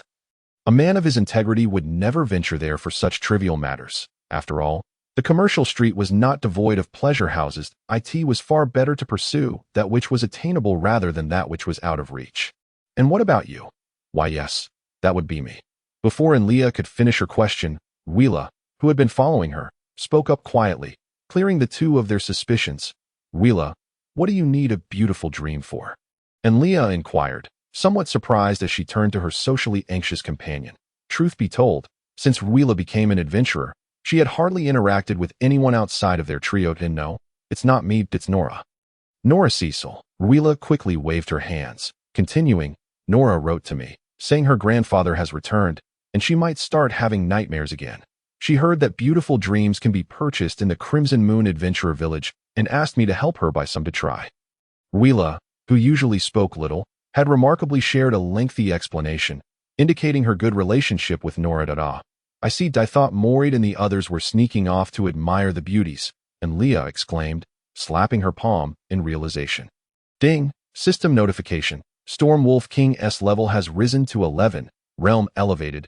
Energy consumption increased to 150 points of vitality energy, monthly. What? Time passed quietly, yet on this particular morning, it brought Luce a delightful surprise. System, what is happening? Startled from his slumber, Luce opened the system panel and, after confirming the notification multiple times, inquired within his mind. Response to the host's inquiry. The subordinates recruited by the host can gradually level up after consuming the corresponding energy. Each time a subordinate breaks through their realm, energy consumption will increase. The host is advised to take heed. Hiss. Upon hearing the system's explanation, Luce couldn't help but draw a sharp breath. This was the first time he had encountered such information. However, reflecting on it, it seemed reasonable that energy consumption would increase following a realm elevation. The system had hinted at this previously. The most apparent indication was that after the host's system privileges were further unlocked, the consumption of emotional energy had also risen. Thus, it seemed that in the future, he would need to be more frugal when recruiting subordinates. Unbelievably, it had already been a month since his arrival in this world. The Storm Wolf King's breakthrough was indeed a positive development. As for the increased vitality energy consumption, it was relatively insignificant in comparison. Gazing at the system panel, Luce found himself momentarily lost in thought. The energy consumed by his recruited subordinates was calculated monthly. Starting from the day they were enlisted, the Storm Wolf King was among the first of his recruits, and now he had received his first month's salary. Even surprising Luce with an unexpected gift that he couldn't help but wonder if the other subordinates could level up after receiving their inaugural wages. Ding! System notification. Sal's level has risen to 9. Congratulations, host. Your level has ascended to 21. Self-manufactured items have been unlocked. The host can now utilize the newly available artifact catalog to create new artifacts. The intermediate artifact catalog has been unlocked, providing the host with more options for creation. The primary resource output buildings have been unlocked. The host may now review these options. Ordinary profession recruitment has been unlocked. The host can now recruit subordinates of common professions. As Luce's mind wandered, a sudden flurry of system notifications jolted him back to reality. The level increases of his subordinates would, in turn, reflect upon him, the great demon lord. Today, he had crossed the threshold of level 20. The 4 newly granted permissions filled him with delight. The self-manufacturing option was one he had long coveted, but had previously been unable to unlock. Now, he was eager to explore its possibilities. The intermediate artifact catalog, however, was what Lu Che anticipated the most, as it would enable him to create more intricate and multifunctional artifacts. For instance, basic buildings were simple structures without unique characteristics, while primary buildings possessed one characteristic. Intermediate buildings, on the other hand, had one characteristic and a specialized function, necessitating skilled operators to manage their professional capabilities. This explained the subsequent permission for ordinary profession recruitment, designed to complement the use of intermediate buildings. As for the primary resource output buildings, could such naturally occurring entities be classified as buildings within the system? Indeed, they were distinctly categorized as resource output buildings. This meant that as long as Lu Che continued to unlock permissions, his territory would eventually lack for nothing in terms of resources. However, the only aspect that pained him was the cost of constructing resource output buildings, which was far from trivial that a small iron mine would require 30,000 points of emotional energy, alongside a monthly maintenance fee of 1,500 points. Without this, it would cease to produce iron ore. Chapter 28. New monsters. This price suddenly made Lu Che realize that his previously accumulated emotional energy might not be as plentiful as he had thought. Constructing a few mines could easily deplete his reserves. It seemed that the path ahead for this great demon lord was laden with challenges. He could not help but sigh, then set aside thoughts of resource output buildings for the time being. Now, it was prudent to examine the intermediate artifact catalog. The monster catalog only offered a modest level increase, unlocking few new monsters. In contrast, the building catalog presented a wealth of intermediate structures, including one Lu Che had longed for, the alchemy workshop. This intermediate building was designated for the creation of alchemical potions, containing a wealth of alchemical resources and tools. A gentle reminder: it is best to leave professional tasks to trained specialists. Features: production, alchemy, a wondrous fusion of materials. Function, alchemy, success rate 20, while ensuring the safety of the alchemist in the event of failure. Professional requirement, alchemist. Manufacturing cost, 10,000 points of emotional energy. Maintenance cost, 500 points of emotional energy, monthly. Alchemy. This was something Lu Che had considered for quite some time. After fruitlessly searching for healing-type monsters, he mused that the effects of alchemical potions should be equally impressive. Moreover, compared to the salary paid to monsters, the consumption of alchemical potions was significantly lower, a considerable advantage. Although the manufacturing cost of 10,000 points of emotional energy was not trivial, one must remember that this was an intermediate building, replete with abundant alchemical resources and tools. 10,000 points of emotional energy was undoubtedly a worthwhile investment. However, it was crucial to note that operating the alchemy workshop required a professional alchemist. Therefore, after constructing the workshop, Lu Che would need to recruit a skilled alchemist. The recruitment cost for a professional alchemist was not insignificant, which made Lu Che's already limited soul energy seem even scarcer. What a dilemma! Without an alchemist, a mere workshop would serve little purpose. Yet, soul energy was precisely what he lacked the most. What could he possibly do? Lu Che pondered, stroking his chin. Despite his recent accumulation, his soul energy balance had barely surpassed 6,000 points, merely sufficient for a single professional alchemist. It was nearly impossible to reserve any for other subordinate salaries. Thus, he needed to devise a comprehensive strategy. While it was true that both vitality and soul energy could be obtained by sacrificing a portion of adventurers, such actions warranted careful consideration of their consequences. The number of adventurers in Stone Forest City was inherently limited. Recklessly eliminating adventurers without new recruits would be akin to killing the goose that lays the golden eggs. Hence, the pressing issue was how to attract more adventurers to Chiwa Adventure Village.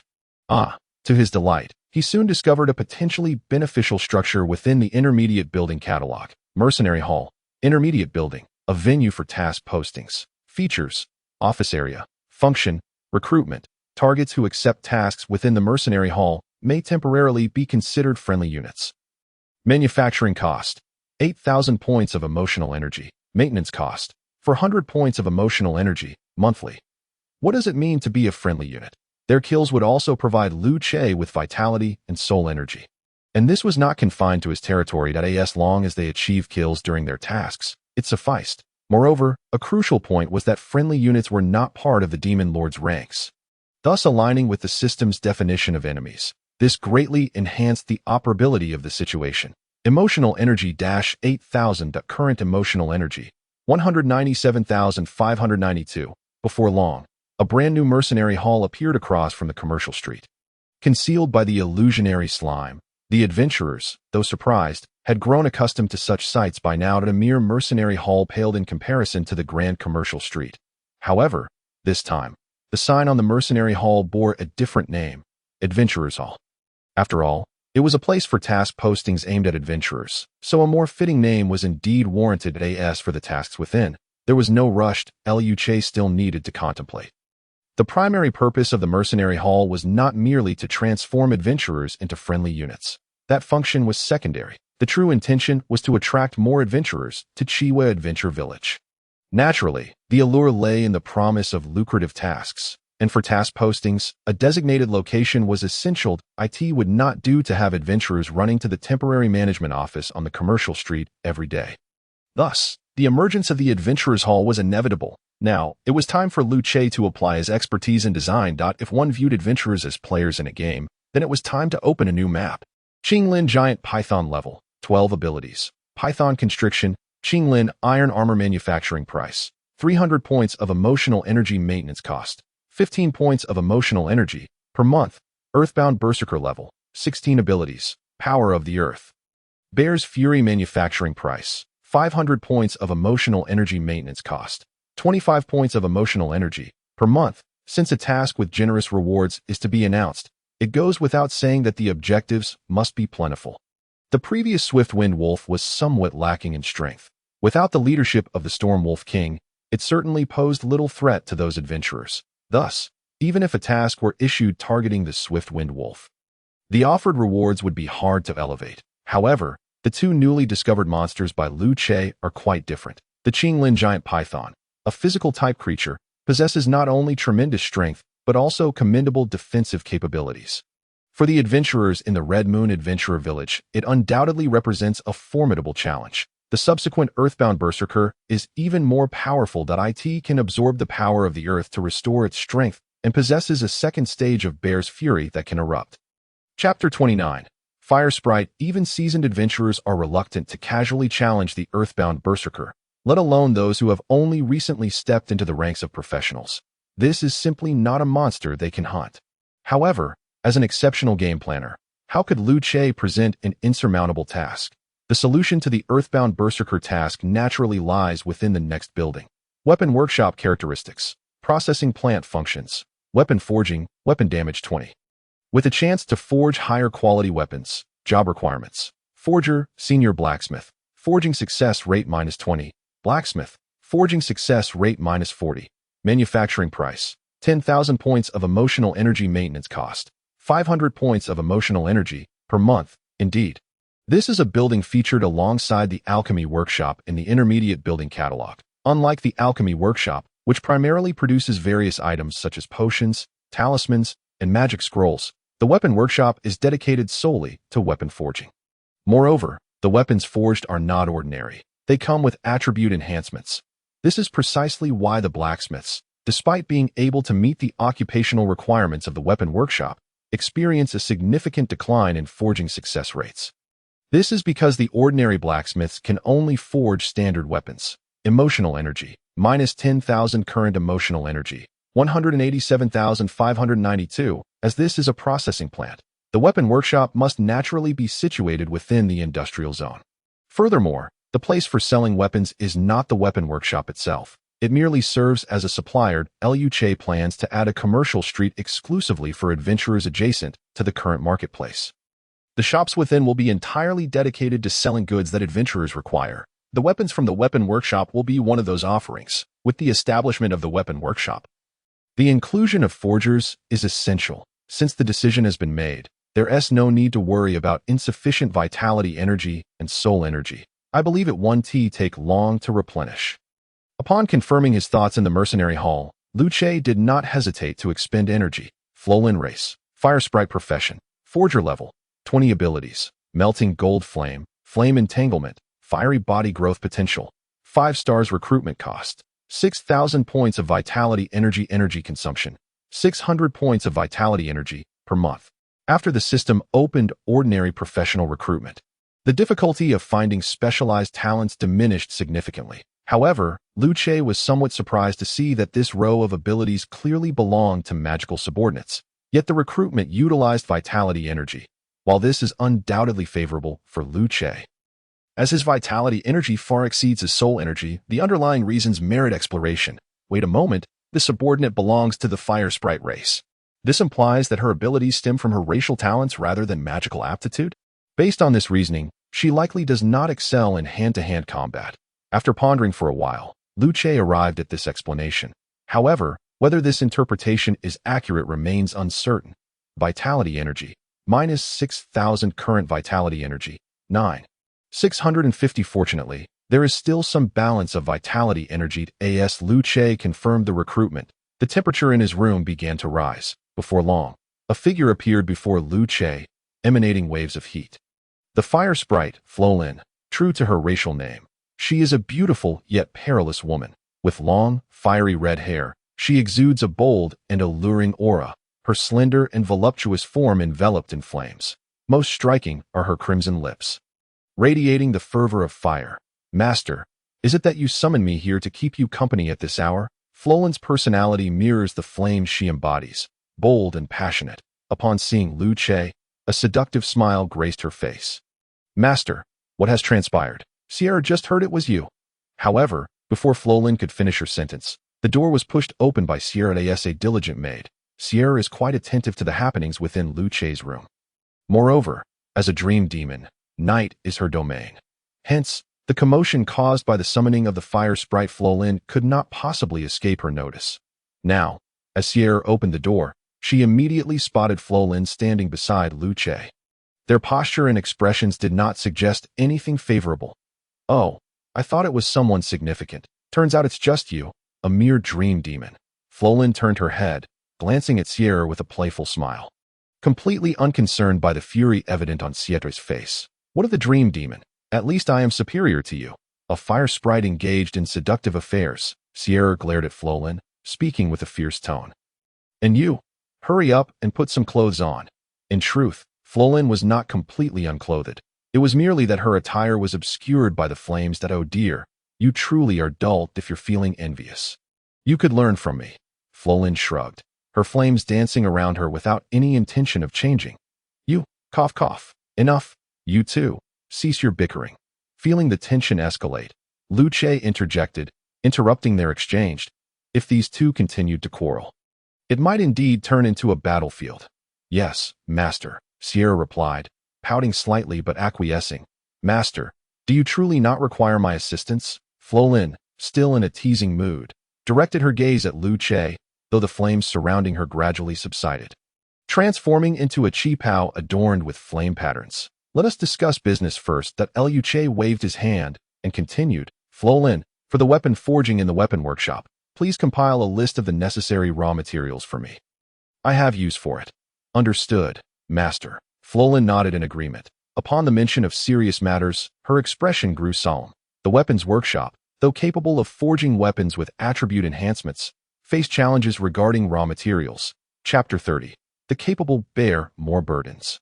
Typically, the raw materials required by the weapons workshop consist primarily of various metals and ores, with a smaller portion derived from materials obtained from magical creatures, while the remainder comprises some rare and uncommon materials. Presently, Luce's expectations for the weapons workshop were modest. He did not require Flolin to forge exceptionally powerful or high-quality weapons at this moment. After all, the more formidable and higher quality the weapon, the greater and rarer the materials needed.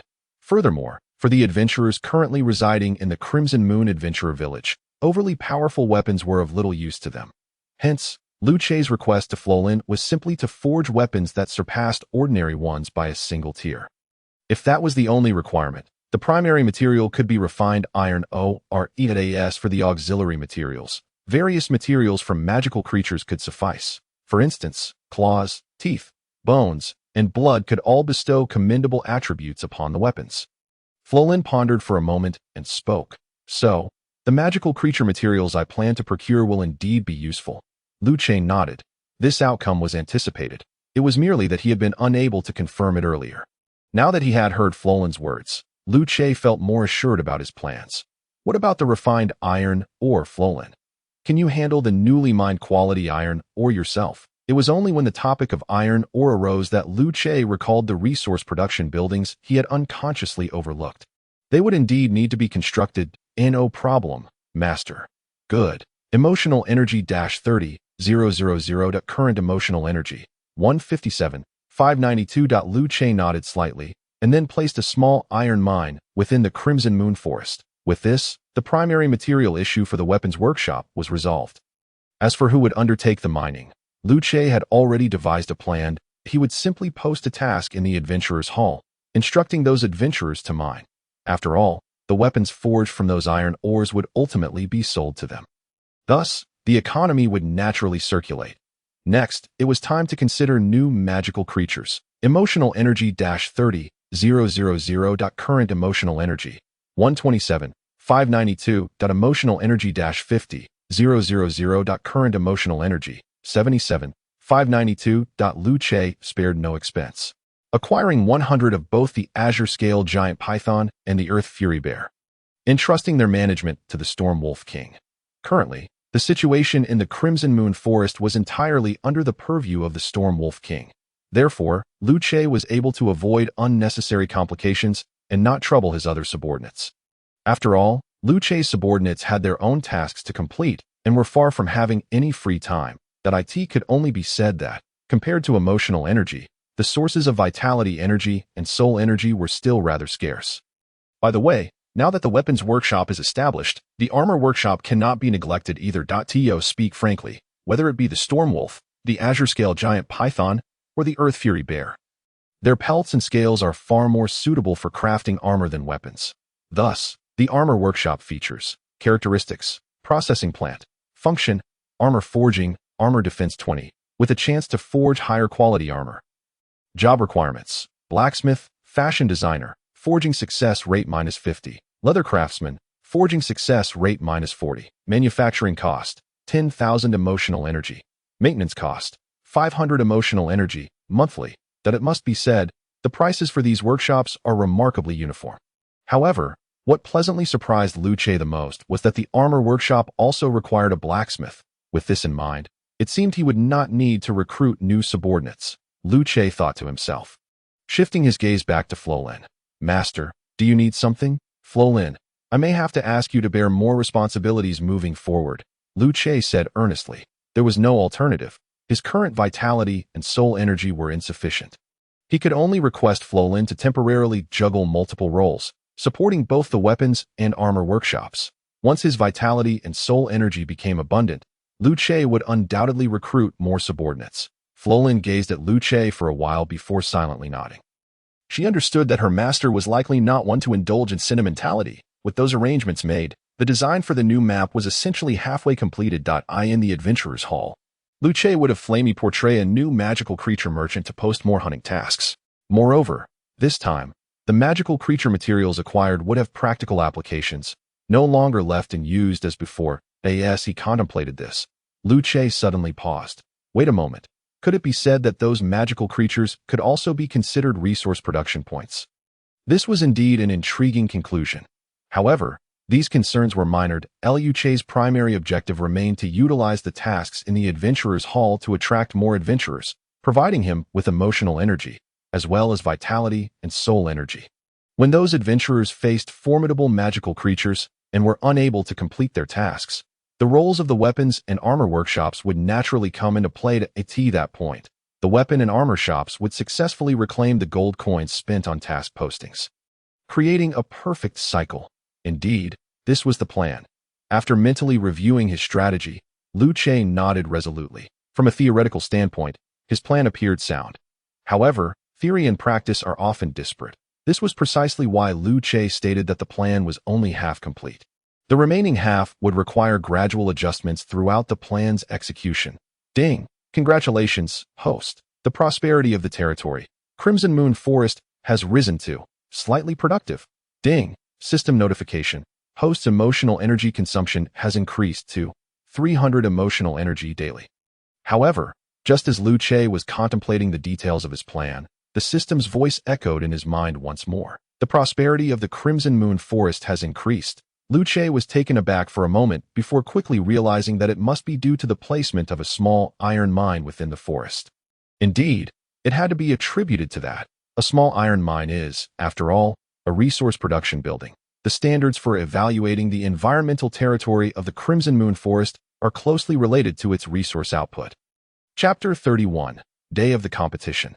Thus, it was understandable that the prosperity level of the Crimson Moon Forest had suddenly risen. However, the real question was, why had the emotional energy consumption increased so drastically? Lu Che furrowed his brow. He had not mentioned this aspect when reviewing his upgrades and acquiring more system permissions. He had assumed that his emotional energy consumption had not changed. Yet, here the system was presenting him with this information. System, I can comprehend the increase in emotional energy consumption. However, why has it risen so significantly all at once? Previously, it was 150 emotional energy per day, and now it had doubled. Response to the host's inquiry. The emotional energy consumption of the Dark Lord is correlated with the Dark Lord's level, the size of the territory under his control, its prosperity, and the number and strength of his subordinates. Therefore, the system's calculations are accurate. Such a development had not crossed Lu Che's mind before. He had never researched this particular issue. He had merely assumed that emotional energy consumption would increase with higher levels. However, who could have anticipated that its calculation method also related to territory size and subordinates? This posed quite a dilemma. Indeed, if one wishes to confidently expand their influence, the foundation must be firmly established. Hopefully, the forthcoming plans will not disappoint him. Lu Che shook his head, placing the armor workshop beside the weapon workshop for the convenience of Florin, who would need to run back and forth.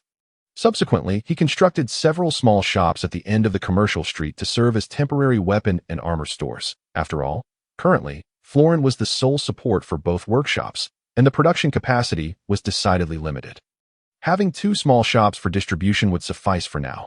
Once new blacksmiths arrived and the output of weapons and armor increased, upgrading to larger stores could wait. As for the alchemy workshop, Lu Che had no immediate plans for its construction. On one hand, there was a scarcity of soul energy, making it difficult to recruit skilled alchemists. On the other hand, establishing an alchemy workshop at this juncture did not align with Lu Che's strategic arrangements.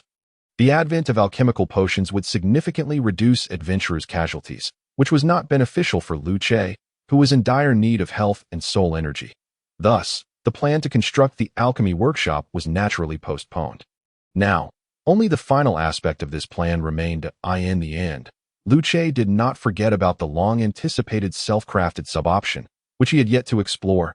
According to the system's explanation, the material library for self-crafted options could encompass all the creation blueprints that had been unlocked. This meant that within the self-crafted sub-option, one could not only synthesize intricate structures, but also create desired magical creatures. This feature instantly thrilled Lu Che, as the ability to create magical beings expanded his range of ideas. However, the primary task at hand was still to renovate the racetrack and to experiment with the self-crafting process. Let me see, simply add materials, and then select the synthesis pathway, right? Small shop, plaza, stable, warehouse, racetrack. Why does this synthesis pathway seem so peculiar?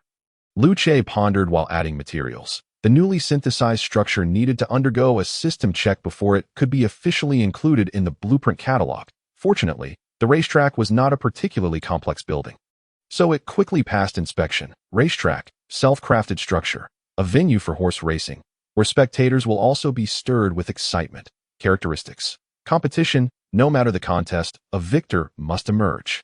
Manufacturing cost, 5,000 points of emotional energy maintenance cost, 250 points of emotional energy, monthly, from the racetrack's basic information. It appeared to fall within the category of primary structures. However, creations derived from the self-crafted sub-option were classified as self-manufactured items. Thus, the racetrack was not assigned a level in the architectural catalog. Nevertheless, this was of little concern, as the level of a creation did not affect its inherent characteristics and functions. Rather, it was precisely the characteristics and functions of the creation that gave rise to its classification. Ding! Congratulations, host. You have successfully activated a new Demon Lord Order. Demon Lord Order. Competition Day. Demon Lord Order. Competition Day. Upon activation, all spectators at competition venues will become more fervent and excited. Emotional energy output 10, monetary consumption 10, side effect, probability of spectator brawls 10.0. It seems I have activated a new Demon Lord order. Competition day. Undoubtedly, this new order was triggered by the addition of the racetrack to the catalog.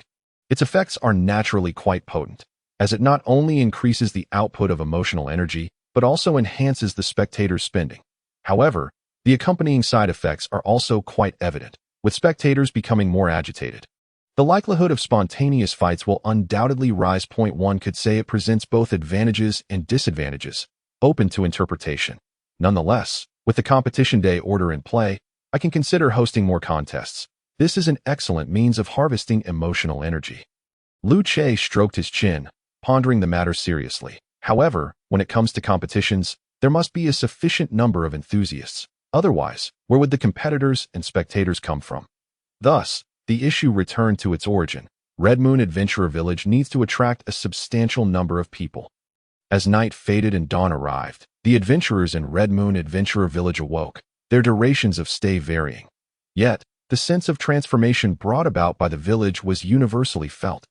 Each time they awoke, these adventurers would wonder what had transpired during their slumber, why the buildings in Red Moon Adventurer Village had multiplied once more.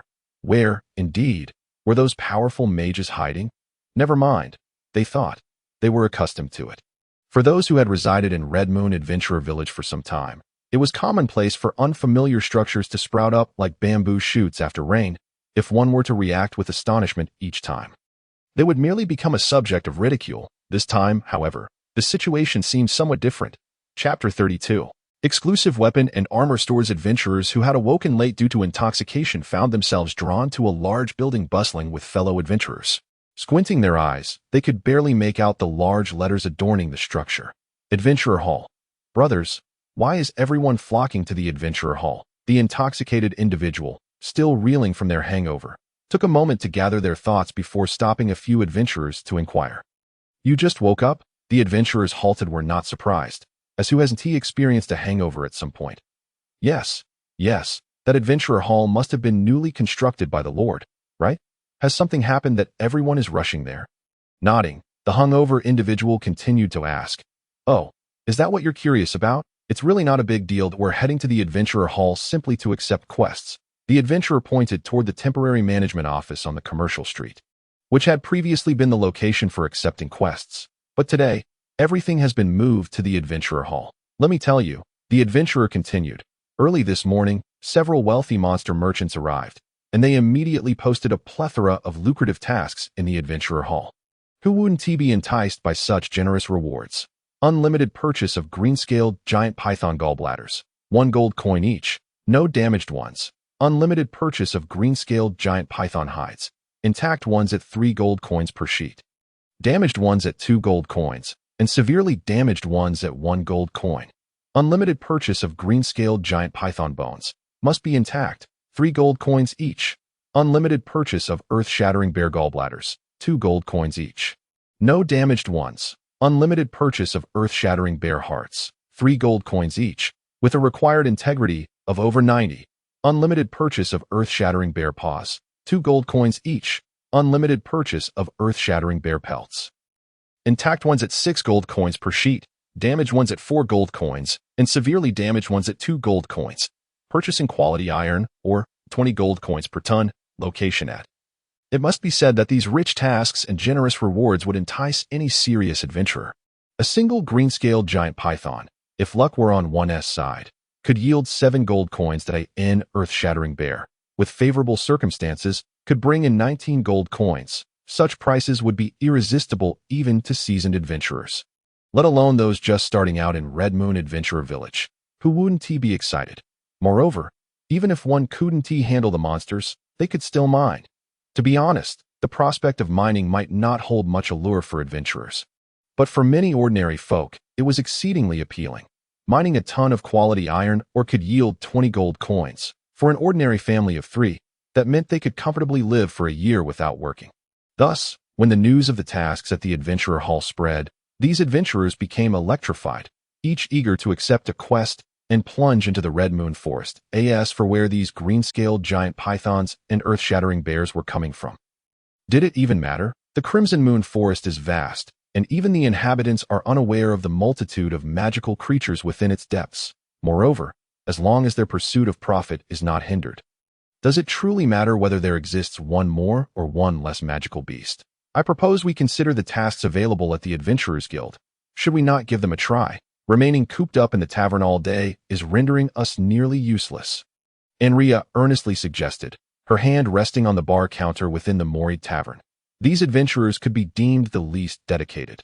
Since arriving in Crimson Moon Village, they have merely clung to their little tavern without venturing into the depths of the forest. While the dangers posed by these magical creatures could be deemed a valid concern, if they allow such fears to stifle their progress, what purpose do they serve as adventurers? Enria, you raise a valid point. However, given our current abilities, hunting those magical beasts may be somewhat beyond our reach. Morid recognized his limitations as novice adventurers. Even hunting the Gale Wolves is already a considerable challenge. The Azure Scale Python and the Earth-Shattering Bear are targets they scarcely dare to contemplate. Besides, with some earnings already in hand, why should they exert themselves so fiercely? Such sentiments cannot be dismissed, Morid. Just then, Jaeger strode into the tavern, tousling his hair as he spoke. If we let trivial obstacles deter our progress, then our future will be bleak indeed. What a captivating statement, Jaeger, Enria exclaimed, her gaze on him, applauding his support. Naturally, one must consider the source of such a statement but a young man as dashing his eye. My words are bound to possess a certain charm, Jaeger replied with an air of self-assurance. Ahem. Jaeger, let us get back to the matter at hand. Have you made any new discoveries? Morid scrutinized Jaeger with an expression of neutrality. He knew his childhood friend all too well. Jaeger was certainly not a foolhardy individual. Indeed, I have uncovered some intriguing information. Despite Morid's insight, Jaeger wore an expression of smug satisfaction.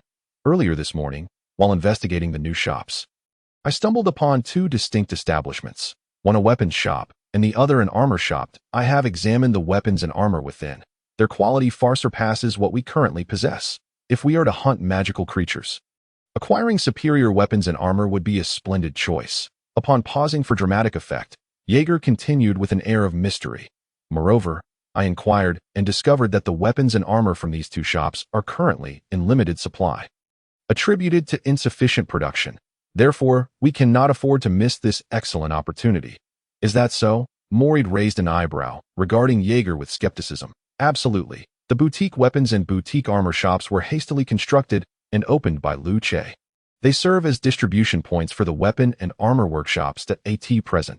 The inventory in these two shops is not only limited in quantity, but also in variety. There was no alternative. The available raw materials were exceedingly scarce. Although Lu Che had informed Florin that she could utilize the materials stored in the industrial district's warehouse, the actual materials Florin could access were few. The wolf fangs and pelts previously acquired constituted a significant portion of the available resources. Consequently, the flagship products in the boutique weapons and boutique armor shops were crafted from these two materials.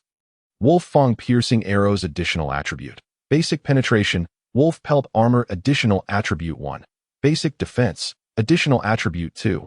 Basic Force Reduction. Jaeger, I must inquire why, having discovered these two shops, you have yet to upgrade your own weaponry. It appears there are no suitable options available for you, Morid remarked, casting a sidelong glance at Jaeger.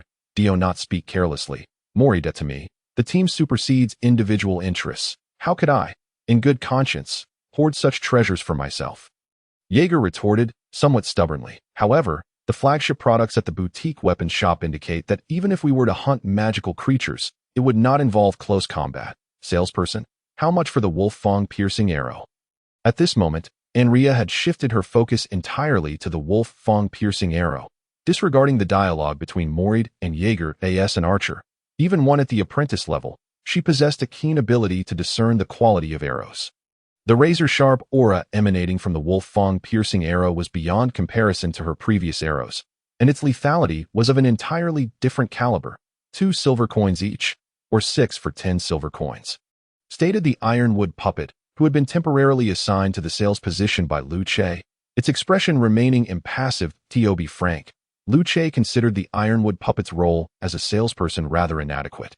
This construct was better suited for behind-the-scenes work, as for front-facing duties. It was evident that the flower spirit was far more adept. What? That's exorbitant. The moment these words left her mouth, both Morid and Jaeger were momentarily silenced in their bickering. 2 silver coins for a single wolf-fang piercing arrow, even with their recent modest profits, was not an insignificant expense. While arrows are not traditionally deemed consumables, as they can be recovered and reused post-battle if necessary. The rate of loss remains a concern. For a small household, such expenses can be quite burdensome. Furthermore, if the weapons are this costly, what of the armor?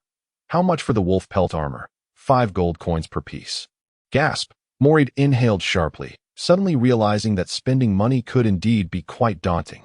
Morid, do not think in such a manner. Rather, consider that by investing in equipment, we can hunt magical creatures and recoup our expenditures. While amid the cost, Jaeger patted Morid on the shoulder, attempting to reassure him to hunt magical creatures. Preparation is essential. Since our arrival in Crimson Moon Village, we have heard daily of adventurers encountering misfortunes in the Crimson Moon Forest. Those magical beasts do not engage in rational discourse. You are correct, Morid acknowledged with a solemn nod. Clearly, one's life is far more precious than mere gold.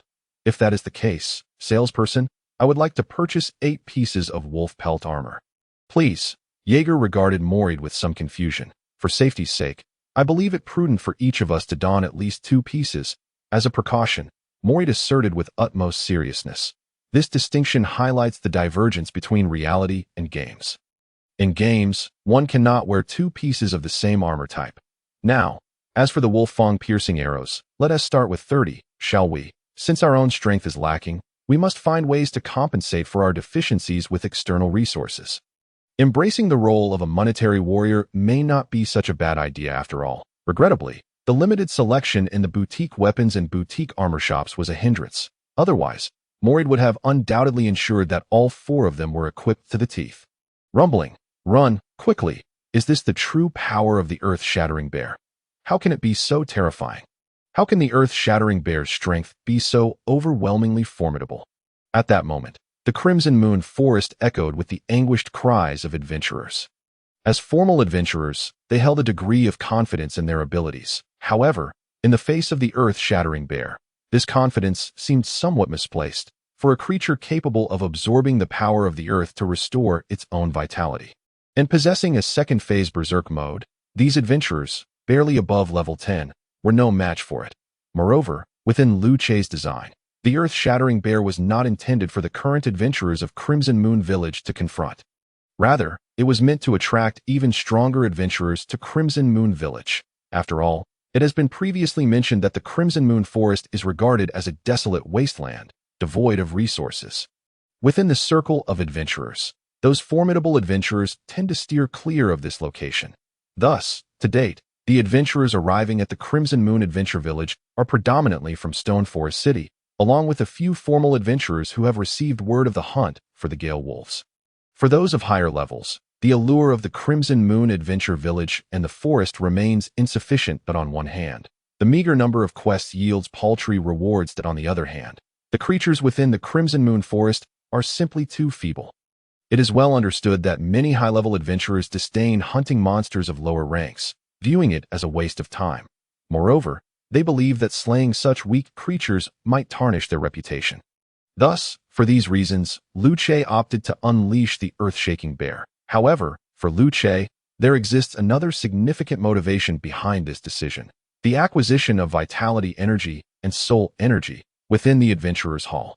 The reward for hunting the earth-shaking bear is sufficiently enticing to captivate all adventurers in the Crimson Moon Adventure Village. Consequently, under these selective circumstances, the majority of these adventurers have chosen to pursue the earth-shaking bear rather than the more manageable azure-scale giant python. In this manner, vitality energy and soul energy would naturally flow in. Help me, save me, run, everyone, run, don't come over here, please. Emotional energy 27, 28, 31. 29 vitality energy 240,260,220 soul energy 120,130,110 Chapter 34. The Novice Inflation Period in the Demon King's Castle. The small screen initially used to monitor the adventurers has now been replaced by two large displays. Dining while watching, Luce feels as though he is engrossed in a thrilling series. Heel stands nearby, occasionally glancing at the screen. Observing the adventurers being pursued by the earth-shaking bear, he cannot help but inquire, "Master, they could easily opt to hunt the considerably weaker azure-scaled giant python to ensure their safety. Why, then, do they choose to confront the formidable earth-shaking bear, resulting in unnecessary casualties?" "Ah, that is indeed an intriguing question," Luce responds, setting down his utensils and wiping his mouth. "Heel, if we were to summarize the actions of these adventurers in a single phrase, it would be, men die for wealth, birds perish for food. If we were to encapsulate their current mindset in a simple term, it would be the novice inflation period, after successfully hunting the Gale wolves. They believe themselves to be competent adventurers, convinced that their strength suffices to take on even mightier monsters. Thus, enticed by gold, they bypass the azure-scaled giant python and choose to challenge the more daunting earth-shaking bear. Without considering the potential calamity their inflated egos may bring, I trust that following this lesson, their perspectives on selecting opponents will evolve. I am merely doing a good deed." Luce shrugs, speaking both to heal and to reassure himself. Judging by the current situation, the plan is progressing smoothly, and the rate of harvesting vitality and soul energy is commendable. Once these adventurers learn their lesson and narrowly escape the Crimson Moon Forest, the news of the earth-shaking bear will inevitably spread at that time. More adventurers will surely flock to the Crimson Moon Adventure Village. Wait, why are those few over there appearing here? As Luce contemplates, several figures suddenly emerge on the large screen, prompting him to widen his eyes in astonishment. That not the Morid team. How did they end up in the territory of the earth-shaking bear? To be fair, these individuals previously dared not hunt even Gale wolves. What has emboldened them this time? Could it truly be that a generous reward breeds courage? Morid, do not lead us next time. Damn it, did we not agree to hunt Gale wolves in the Crimson Moon Forest? Why have we ventured into the domain of the earth-shaking bear? Do you believe we currently possess the capability to hunt the earth-shaking bear? Within the Crimson Moon Forest, Morid and his companions, like the surrounding adventurers, are in a frantic flight. However, unlike the others, who have intentionally come to hunt the earth-shaking bear, they have simply lost their way. Stop talking. I do not wish to be here either. Who knew that straying just one direction would lead us to this dreadful place? We must escape quickly. Hearing the furious shouts of his companions, Morid quickly apologizes. Did he truly wish to come and witness the might of the earth-shaking bear or test its colossal paw? He did not. However, with no map in the Crimson Moon Forest, how could he possibly know where the Gale wolves were located? They merely wandered and ended up here. Fortunately, there are numerous adventurers around, or else they might have already met their demise. Nevertheless, upon closer examination of their surroundings, it becomes evident that even with their numbers, they do not hold an advantage against the earth-shaking bear. After all, there is not just one of them. Thus, the current situation sees all adventurers who intended to hunt the earth-shaking bear fleeing for their lives, with occasional individuals caught by the bear's pursuit, only to be struck down by its powerful paw. The force is so immense that even a stone would be shattered, let alone a human body. With every adventurer sent flying, crashing heavily to the ground, their breath extinguished, the remaining adventurers hasten their escape. Emotional energy 26, 27, 22, 29. By the heavens, Morid, while fleeing, cannot help but glance back at the unfortunate soul who met their end. Their condition suggests that they likely shattered every bone. Surviving? Absolutely impossible. Emotional energy 24. Ryla. Just as Morid is haunted by lingering fears, a shout from behind jolts him. He whirls around to see Ryla, lagging behind the crowd, being pursued by the earth-shaking bear. Damn it, Morid nearly faints at the sight. Ryla, as a mage, naturally possesses inferior physical prowess compared to their warrior counterparts. Thus, it is not unusual for her to fall behind while fleeing. But could Morid abandon his companion for such a reason? Absolutely not. Morid, are you contemplating? Jaeger catches sight of Morid unsheathing the tower shield from his back, and he immediately understands his intentions. He aims to shield Ryla from the earth-shaking bear's assault. However, the bear's attack is dreadfully fearsome, as evidenced by the adventurers who can no longer escape the Crimson Moon Forest. Morid's actions could very well be a death sentence. Jaeger, your speed exceeds mine. Thus, while I divert the earth-shaking bear's attention, ensure Ryla's escape. As Morid speaks, he slows his pace and turns. Morid, have you truly thought this through? Of course. How could I stand by idly while my companion faces danger? Before he finishes speaking, Morid strides toward Ryla. All right, Morid, I admit, this time you are the one displaying true heroism. Jaeger grits his teeth, fully aware that Morid's resolve is unwavering. All he can do now is honor his determination. Ryla, come this way. Morid. The roar of the earth-shaking bear drowns out Ryla's voice. The massive, powerful paw descends without hesitation. The sound of air being sliced through is sharp and piercing, a testament to the terrifying force behind the strike. Raise your shield. Fortify. Boom. Chapter 35. The layering of defense with a resounding thud. The massive paw did not strike Rayla, but rather collided with Morid's tower shield. Yet, this alone was insufficient to halt the onslaught of the earth-shattering bear. The fissures that appeared on the shield bore testament to the immense power of that blow, surpassing all expectations. The violent shockwave propelled the shield, forcing it into Morid with considerable force. Thud. In the next instant, Morid's body was sent hurtling through the air, much like the unfortunate adventurers who had previously been struck by the earth-shattering bear, crashing heavily to the ground. This spectacle did not escape the notice of the fleeing adventurers surrounding them. A sense of chilling dread crept into their hearts, a feeling of vulnerability amidst their desperate flight. Emotional energy 25, 27, 26, 29 Morid. Anlia, the first to perceive Rayla's plight, could not help but exclaim, "Curse that earth-shattering bear. I will fight you to the end." The fury of losing a companion nearly consumed Anlia's reason, prompting her to reach for the quiver at her back. The wolf-fang piercing arrows within could surely inflict pain upon the earth-shattering bear. "You big-headed fool, why aren't you running yet?" However, at that very moment, an unexpected scene unfolded. Morid, who had been deemed dead after crashing to the ground, astonishingly began to rise while wiping the blood from the corner of his mouth. He disregarded the discarded tower shield and instantly joined the throng of fleeing adventurers. His swift movements revealed no sign of discomfort whatsoever. Wah! What? How is this possible, to have taken a direct hit from the earth-shattering bear and remain unscathed? This must be a joke. Am I hallucinating? Emotional energy 27, 28, 31, 25 The adventurers gaped in disbelief, unable to fathom the reality of the situation. To withstand a blow from the earth-shattering bear without a scratch. Who was this formidable individual capable of such valor? Wait a moment. Isn't this Morid, the tavern owner from the Red Moon Adventurer Village? When did he become so powerful to endure the attack of the earth-shattering bear? Surely he must be at least level 15. No, it must be more. Perhaps he is on the cusp of becoming a seasoned veteran. Soon, some recognized Morid's identity. After all, they were all adventurers operating within the Red Moon Adventurer Village. There was no reason for them not to know such a notable figure.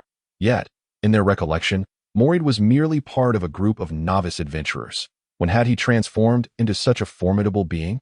Had he perhaps consumed dragon's blood? Emotional energy 22, 24, 26, 28 Morid. What are you? To be frank, even Jaeger and the others were momentarily taken aback by this scene, while they were relieved that Morid was unharmed. They could not help but feel an insatiable curiosity about what had transpired. It's the effectiveness of the wolfskin armor. You all have worn it as well, Morid explained succinctly as he ran. The wolfskin armor, is that effective? Jaeger exclaimed, feeling an unexplainable sense of security emanating from the wolfskin armor he wore. Who knows? I'm just wearing 5 pieces, Morid shrugged. Jaeger fell silent. Anlia was speechless. After a moment of silence, Rayla, led by Jaeger, softly remarked, Morid, I'm just glad you're all right. Florian, can the effects of armor be stacked? Having watched the entire event unfold on screen, Luce began to question his judgment. He sought out the creator of the wolfskin armor to discuss the matter. Master, from a theoretical standpoint, wearing multiple pieces of armor can indeed enhance defensive capabilities. However, from the perspective of mobility, wearing too much armor will certainly impede one's agility. Florian stated pragmatically, reality, after all, is not a game.in a game. There is only one equipment slot per body part. However, in reality, as long as the armor can be worn, the thicker it is, the greater the sense of security it provides. This reasoning held merit. Luce stroked his chin, nodding thoughtfully. This was not a matter of Morid exploiting a loophole or discovering a bug, prompting Luce to scrutinize the situation. Rather, It made him realize that, as a game designer, despite his extensive experience in game development, what he was engaged in was not the creation of a game, but a transformation of reality. Thus, he must exercise greater caution before making decisions. Then, Florian, do you think there is a possibility that the effects of weapons could also be stacked? Master, are you referring to a triple-wielding style? Regardless, once the surviving adventurers successfully escaped the Red Moon Forest and returned to the Red Moon Adventurer Village, Morid and his companions gained notoriety once more. Alongside Morid's rise to fame was the wolfskin armor from the boutique armor shop. This remarkable gear had withstood the onslaught of the earth-shattering bear. What an extraordinary piece of armor! Had they possessed the wolfskin armor earlier, they would not have been relentlessly pursued by the earth-shattering bear. Therefore, equipped with the wolfskin armor, they were determined to seek retribution against the earth-shattering bear. Truly, a classic case of novice bravado. However, regardless of the adventurers' thoughts in the Red Moon Adventurer Village, with the failure of the earth-shattering bear hunting mission, news of the bear spread far and wide. The adventurer community is a realm both vast and small. For those accustomed to traversing the land in search of a livelihood, any opportunity for profit is a welcome one, but the only distinction lies in the magnitude of the earnings. The rewards for hunting the earth-shattering bear promised to be quite substantial. Naturally, this attracted an influx of stronger adventurers to the Red Moon Adventurer Village. These adventurers may have never heard of the village's name before, but they were certainly aware of the barren lands of the Red Moon Forest. Thus, upon discovering that a Red Moon Adventurer Village had been established just outside the forest, they could not help but feel astonished. Who would have thought that an adventurer village could exist beyond the confines of the Red Moon Forest? Chapter 36. The Territory Monitoring Room. This only serves to highlight that those who have just become official adventurers, having slain a few weak magical beasts, have become so arrogant that they no longer recognize their own limitations. Can they truly contend with the earth-shattering bear? This bounty is ours to claim. However, the astonishment of these adventurers did not last long. That it was merely an adventurer village. After all, they had encountered similar places before, although the Red Moon Adventurer Village appeared more prosperous than others. It was still just a village, ultimately inferior to those larger city-states. 17, 18, 17, 19, 17, 18. Merely the earth-shattering bear was not enough to attract seasoned adventurers. These newly arrived adventurers could hardly fathom that from the very moment they set foot in the Crimson Moon Forest and entered the Crimson Moon Adventure Village, they were already under the vigilant surveillance of the Dark Overlord. In contrast to the previous adventurers, these newcomers boasted an average level exceeding 5 levels higher. Indeed, they possessed some merit. However, that was about the extent of it. Unless they were seasoned adventurers, they would find it exceedingly difficult to counter the security squad comprised of ironclad guards, despite the fact that these adventurers seemingly outclassed the ironclad guards in levels. The latter's superior base attributes and quality equipment rendered the former at a disadvantage. Thus, Luce was not particularly concerned about the security issues within the Crimson Moon Adventure Village. For the new rascals, a well-executed show of force would suffice to instill discipline. Hence, Luce now pondered how to best accommodate these new adventurers while harvesting emotional energy, vitality, and spiritual energy from them. Upon further reflection, the reliance on ironclad guards alone for maintaining order seemed somewhat inefficient. While the ironclad guards might not lack in combat prowess, their agility was undeniably limited.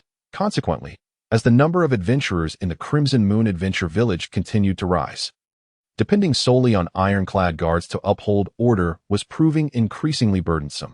The primary issue lay in the fact that these adventurers were rather unruly. That a moment's inattention could easily lead to trouble.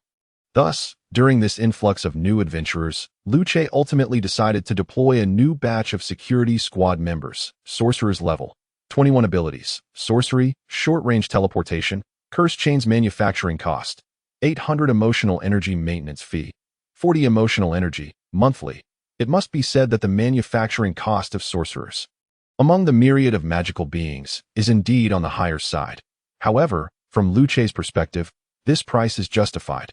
This is because within the sorcerer's abilities lies what Luce values most: short-range teleportation. This ability can significantly mitigate the various issues arising from the ironclad guard's lack of mobility. For instance, should any troublemakers attempt to flee before the security squad arrives, such occurrences were rare when the number of adventurers was low and the area of the Crimson Moon Adventure Village was small. But now, with the expansion of the village and the influx of adventurers, Many situations demand swift resolution.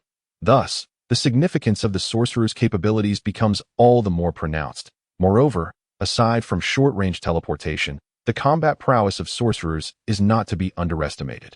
As one of the more typical spellcasting units among the undead, their abilities can be deemed quite comprehensive. Whether in direct combat, lateral support, or behind-the-scenes assistance, they are an excellent choice. Hence, the higher cost does have its rationale.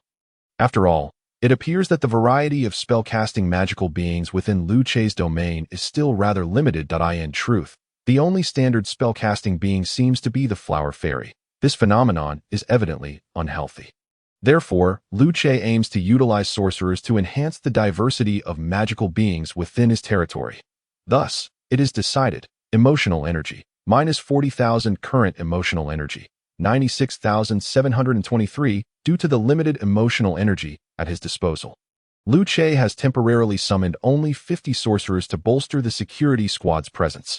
Given the current circumstances, this number should be entirely sufficient. After all, the primary combat strength of the security squad still lies with the ironclad guards, rather than the sorcerers. The main task of the sorcerers remains to teleport the ironclad guards upon detecting any wrongdoing among the adventurers. However, to promptly identify any infractions, another element is required. Liu Che contemplated this and opened the map of his territory.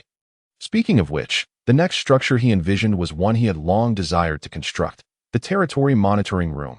Although, as the Dark Overlord, Liu Che can observe any location within his domain at any time. Monitoring what the adventurers are up to is quite a cumbersome task. Moreover, Liu Che does not possess the luxury of time to constantly oversee their actions, as he has his own affairs to attend to. Therefore, such responsibilities must be delegated to his subordinates. This is, in fact, one of the reasons Liu Che has summoned so many sorcerers, to station them in the territory monitoring room as vigilant overseers. They will promptly report any anomalies they observe. If any infractions or disruptions to order arise, the ironclad guards will be teleported to resolve the issues directly. This arrangement is nothing short of perfect. Is it not? Furthermore, for Liu Che, an added bonus is that this territory monitoring room does not appear in the system's architectural compendium. Instead, it is derived directly from Liu Che's foundational authority as the Dark Overlord. Consequently, it is a structure that does not consume emotional energy. This aspect feels akin to reaping a reward from the system, bringing Liu Che great satisfaction. Very well, let us place the territory monitoring room here. Liu Che scrutinized the map of the Dark Overlord's castle for some time before making a decision, selecting a vast underground chamber. The next moment, with Liu Che's intent, numerous screens materialized within the chamber. These screens displayed real-time footage from various locations within the territory, complete with angle adjustments, as well as recording, replay, fast-forwarding, and slow-motion functionalities. It could be said that it was indeed a professional territory monitoring room. Chapter 37. Extortion. The monitoring scope of the territory monitoring room encompasses the Crimson Moon Forest and the Crimson Moon Adventure Village, but does not extend to the Dark Overlord's castle. This is because the castle is off-limits to adventurers, rendering surveillance unnecessary. The 50 sorcerers were swiftly assigned to the territory monitoring room, tasked with continuously monitoring the safety of the domain. With this arrangement, the security issues within the Crimson Moon Adventure Village need no longer be a concern. Now, let us see what those newly arrived adventurers are up to. Though the Crimson Moon Adventure Village holds no renown among the adventurer community, for those accustomed to a life of travel, an adventure village serves merely as a place to rest and prepare. Fame is of little consequence. What truly matters is what the village has to offer. For instance, the Adventurer's Hall and the Tavern. These two establishments are typically frequented by every adventurer upon arriving at a new adventure village. Firstly, they visit the Adventurer's Hall to accept quests and earn some coin. Secondly, they frequent the tavern to gather information or enjoy a drink and relax. After all, these new adventurers have traveled great distances. It would be unwise to immediately venture into the Crimson Moon Forest to confront monsters upon arrival. Thus, generally, they will rest for a day or two, adjusting their states before embarking on their hunting endeavors. This, indeed, is the very essence of an adventure village. Consequently, with a considerable influx of far-traveling adventurers into the Crimson Moon Adventure Village, every shop now features numerous fresh faces. Among these, the most visited establishments by the newcomers are undoubtedly the tavern and the racecourse. What is the deal with the taverns in this adventure village? Why are they all so small? It is as if this remote village is characterized by its modesty. Compared to the grand cities, it lacks any semblance of comparison that I must ask. How do you, who can hardly contend with such feeble monsters, find the audacity to sit here nonchalantly, sipping your drinks? Are you not aware of the need to show some respect for your predecessors and relinquish your seats? The tavern has long been a favored haunt for those who thrive on trouble. The newly arrived adventurers, emboldened by their superior levels, formidable strength, and sizable numbers, naturally regard the adventurers of Chiwa Adventure Village with disdain. Moreover, in terms of seniority as adventurers, they might even consider themselves their seniors. Thus, after dismissing the tavern's space issues along with the inhabitants of Chiwa Adventure Village, many of these newcomers began to flaunt their seniority. Upon entering the tavern, they brazenly started to evict others, completely disregarding the furious expressions of the patrons who were simply enjoying their drinks. After all, what consequences could the anger of these weaker individuals possibly have for them? Was that expression one of anger or fury? I dare you to try and take action. If you triumph, we shall apologize and crawl out of here. If you lose, we ask for nothing more than a bow of submission from each of you before you slink away. Some even went so far as to mock those with scowls upon their faces. With an overwhelming advantage of 5 levels, they doubted these individuals would dare to retaliate. Emotional energy 23, 24, 28, 27. Captain, what should we do? Are we truly to leave in such humiliation? The seasoned adventurers of Chiwa Adventure Village certainly did not wish to see these newcomers act so arrogantly. However, they were at a loss. They could not simply walk away. Cade watched the new adventurers and downed the last of his drink to as one of the first punished for causing trouble in Chiwa Adventure Village. He was well aware of the strength of the security team. To this day, he was grateful he had opted not to confront the security team, thus preserving his life. Therefore, upon his return to Chiwa Adventure Village, he had always been a law-abiding citizen. Earning money was not something to be scoffed at. Having already lost face once, he certainly could not afford to lose money as well. Thus, upon seeing these newcomers, Cade was reminded of his former self. So reckless, so arrogant, so oblivious. Anger and fury were hardly apt descriptors. It was merely a few pests buzzing in his ear, a tad bothersome at most. Finishing his drink, Cade turned in his chair and cast a sideways glance at the adventurers at the tavern's entrance, his face betraying nothing but disdain as he spoke derisively. This scene momentarily stunned the newcomers. Emotional energy 36, 37, 39, 34. This was not right. How could this be happening? One would expect these weaker adventurers to immediately rise and vacate their seats, leaving with forced smiles. Why had it turned out this way? Did they not fear him? The adventurers sitting beside Cade looked at him with admiration.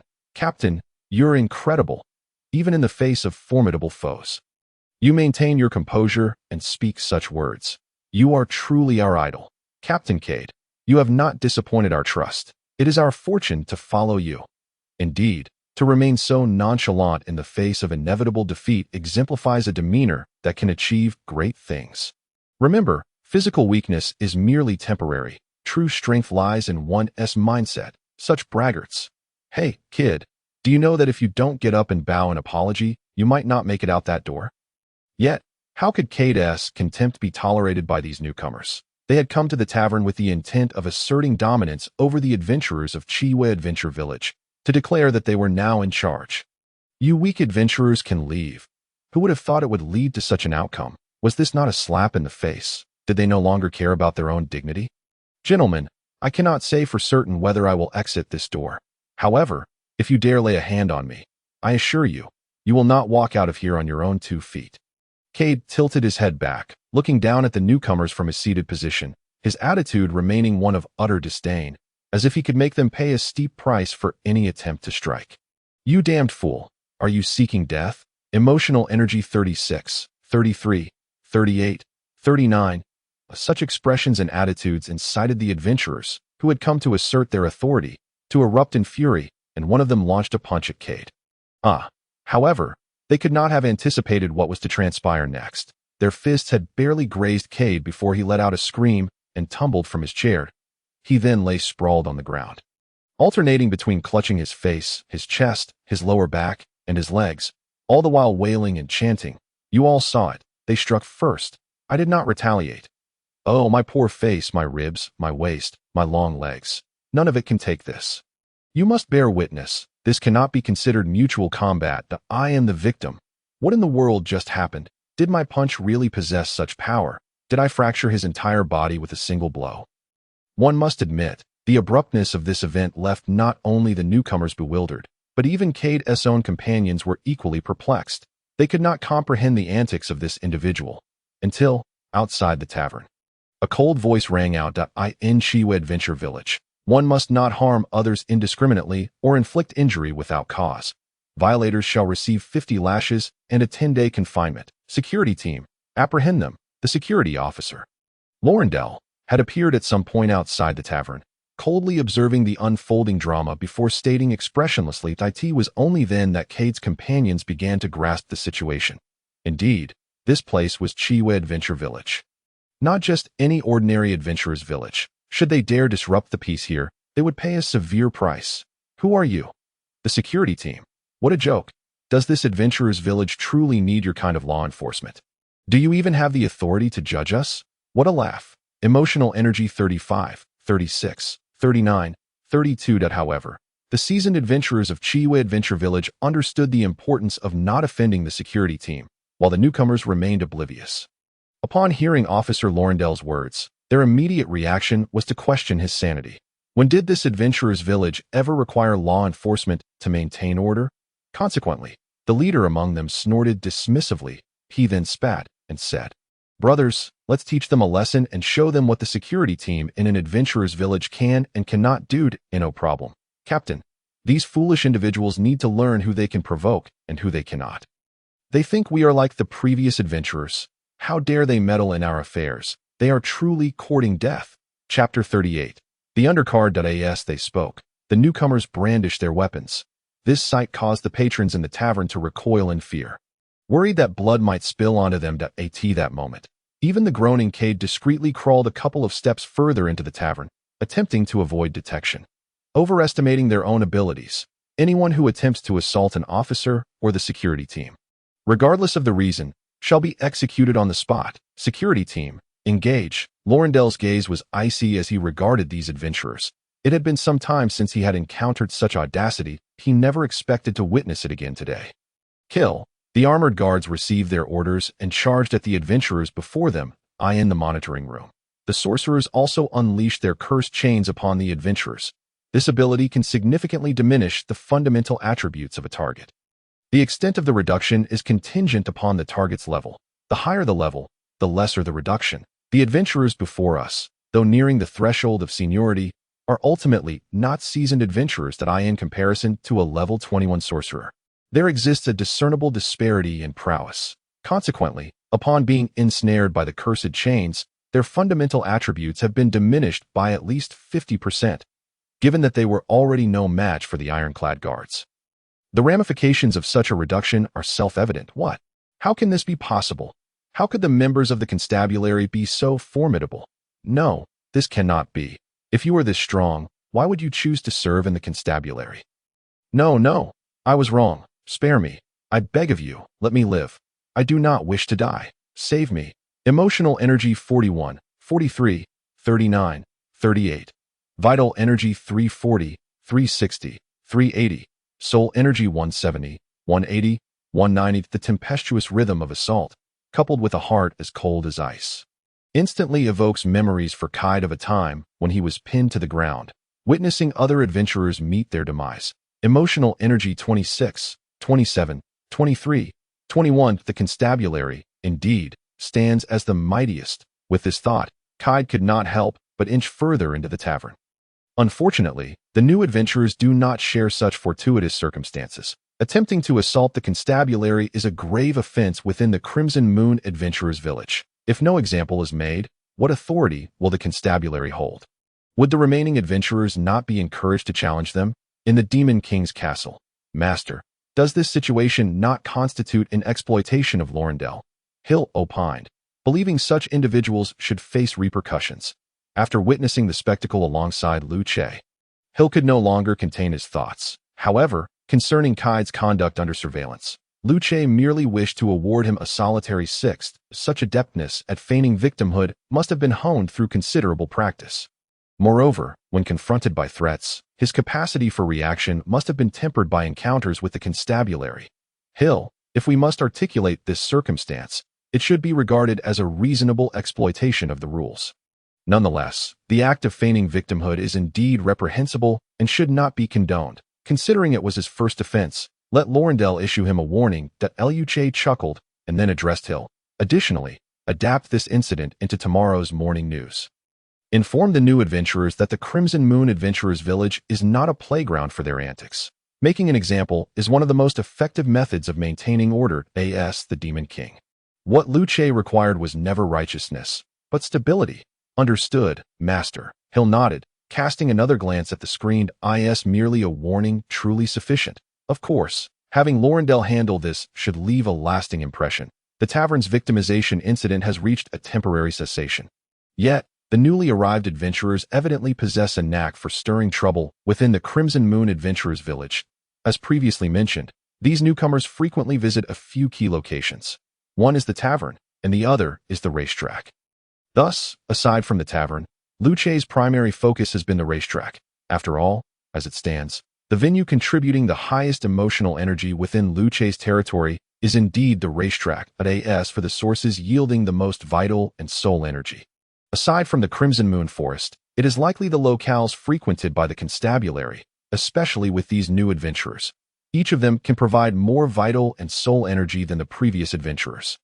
How he eagerly anticipates their mischief, like the current scene at the racetrack. The leader of the Lionheart adventurer team, Sanger, fixates on the betting slip in his hand, rendered speechless. Since arriving at the Crimson Moon Adventurers Village and having consumed 2 drinks, he has remained ensconced in the racetrack, placing bets on every race with different horses. Consequently, an amusing outcome has emerged. Despite numerous races, he is yet to win even once. What a curious predicament. Why does it happen that whichever horse I bet on invariably loses? Is my luck truly unsuited for such endeavors? Sanger finds himself mired in profound self-doubt. After a lengthy pause, he finally lifts his head, tears the betting slip in his hand with fervor, and bellows, "No, this is utterly impossible. This cannot be my fault. It must be the racetrack's issue. Surely, the people here are conspiring against me. Those horses must be in on it. Damn this racetrack. Come out and provide me with a reasonable explanation." Emotional energy 42. This scene has become a commonplace occurrence within the racetrack. Surrounding adventurers exhibit little reaction, perhaps expressing mild sympathy with a lament. Another one has lost his mind. However, as the captain of the Lionheart adventurer team, Sanger is unlikely to let this matter rest so easily. Thus, upon unleashing a furious outburst and receiving no explanation from the racetrack staff, Sanger's fury ignites. "Damn this racetrack. I knew it. You are behind this. Otherwise, I would not have lost every single race." Infuriated, Sanger seizes his weapon, declaring, "If you dare to cheat me, then I shall dismantle your racetrack." Emotional energy 43. This moment, the surrounding adventurers finally react. After all, witnessing someone lose their mind at the racetrack is common, but threatening to demolish the venue is a first. Seasoned adventurers within the Crimson Moon Adventurers Village. They are acutely aware of the importance of not underestimating the constabulary. Thus, upon sensing Sanger's intentions, several victorious adventurers promptly rise and counsel, "Brother, calm down. Take a breath.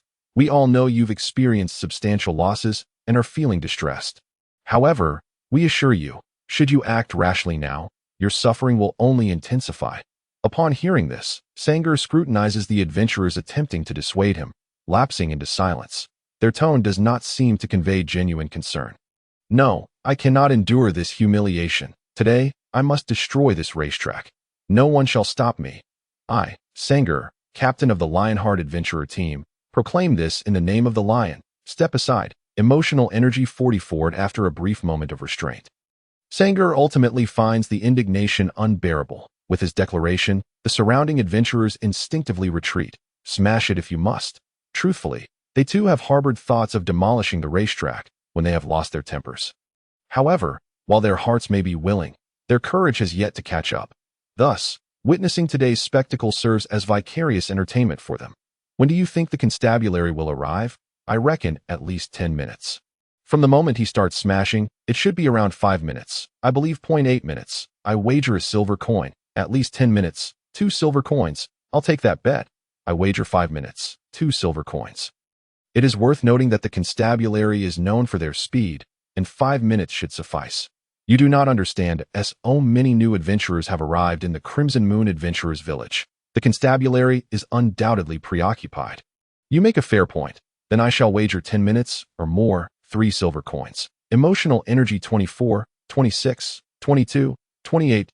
Those visiting the racetrack are primarily thrill seekers who relish in the chaos. Even at this moment, they are able to place bets on the unfolding drama, deriving amusement from the prelude to the next race. Boom! Unjustly destroying property within the Crimson Moon Adventurers Village incurs a penalty of 10-fold compensation for damages, 20 lashes, and 5 days of confinement. However, what these onlooking adventurers did not anticipate was that just as Sanger's colossal axe came crashing down, the formidable and revered Constable Lorindel appeared amidst the racetrack, locking his gaze on Sanger with an icy demeanor. How do we account for this less than a minute? Did someone place a bet on this? It seems not so. Is the house allowed to take all? That cannot be.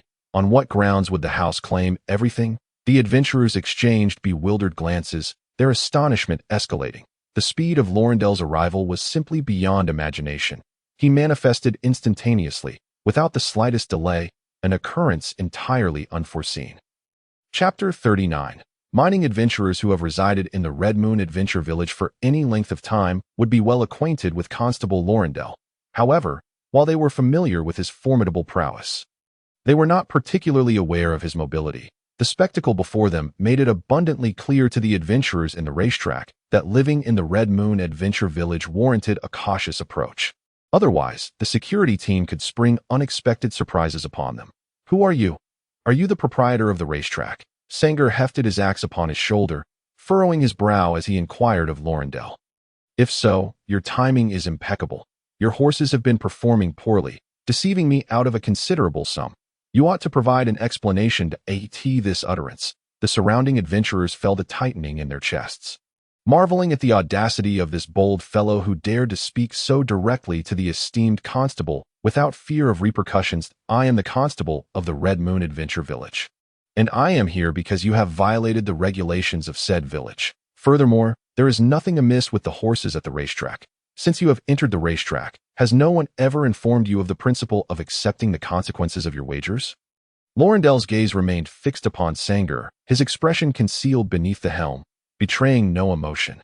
What regulations? One must not willfully damage the structures of the Red Moon Adventure Village. There's such a regulation? Sanger paused, taken aback by the assertion, then turned to the onlooking adventurers, raising his voice. Hey, you all must have been active here for a while, right? Is there such a rule? Sanger did not express doubt regarding the constable's claims. While the presence of a security team was generally unnecessary in the adventure village, exceptional circumstances had arisen before. The existence of the security team, after all, could serve to maintain order. Moreover, when an adventure village is under the dominion of a certain lord, deploying a security team to ensure the locale safety seems quite reasonable. Is there? The questioned adventurers exchanged glances, uncertain. They were not members of the Red Moon Adventure Village's security team, so they had little knowledge of the rules. However, to assert that there were none was equally unclear. Thus, after a moment of silent exchange, they turned back to Sanger, then glanced at Lorindel, whose cold gaze emanated from beneath his helm. Yes, there is indeed such a regulation. Lorindel's long-standing authority within the Red Moon Adventure Village was palpable, as a mere glance evoked memories of the amiable nature of the security team among the adventurers. Well then, it seems there's no other option for you. Newcomer, you'll have to bear the consequences. Indeed, there is. Sanger inhaled deeply after hearing the adventurers' responses, directing his gaze toward Lorindel. In that moment, the adventurers around him tensed, unsure of what this individual was contemplating. Even Lu Che, residing in the Demon King's castle, was monitoring the situation, curious about the actions of this self-proclaimed lion. Sanger was undoubtedly one of the strongest among the current batch of adventurers in the Red Moon Adventure Village. If he could be subdued, it would yield a significant deterrent effect.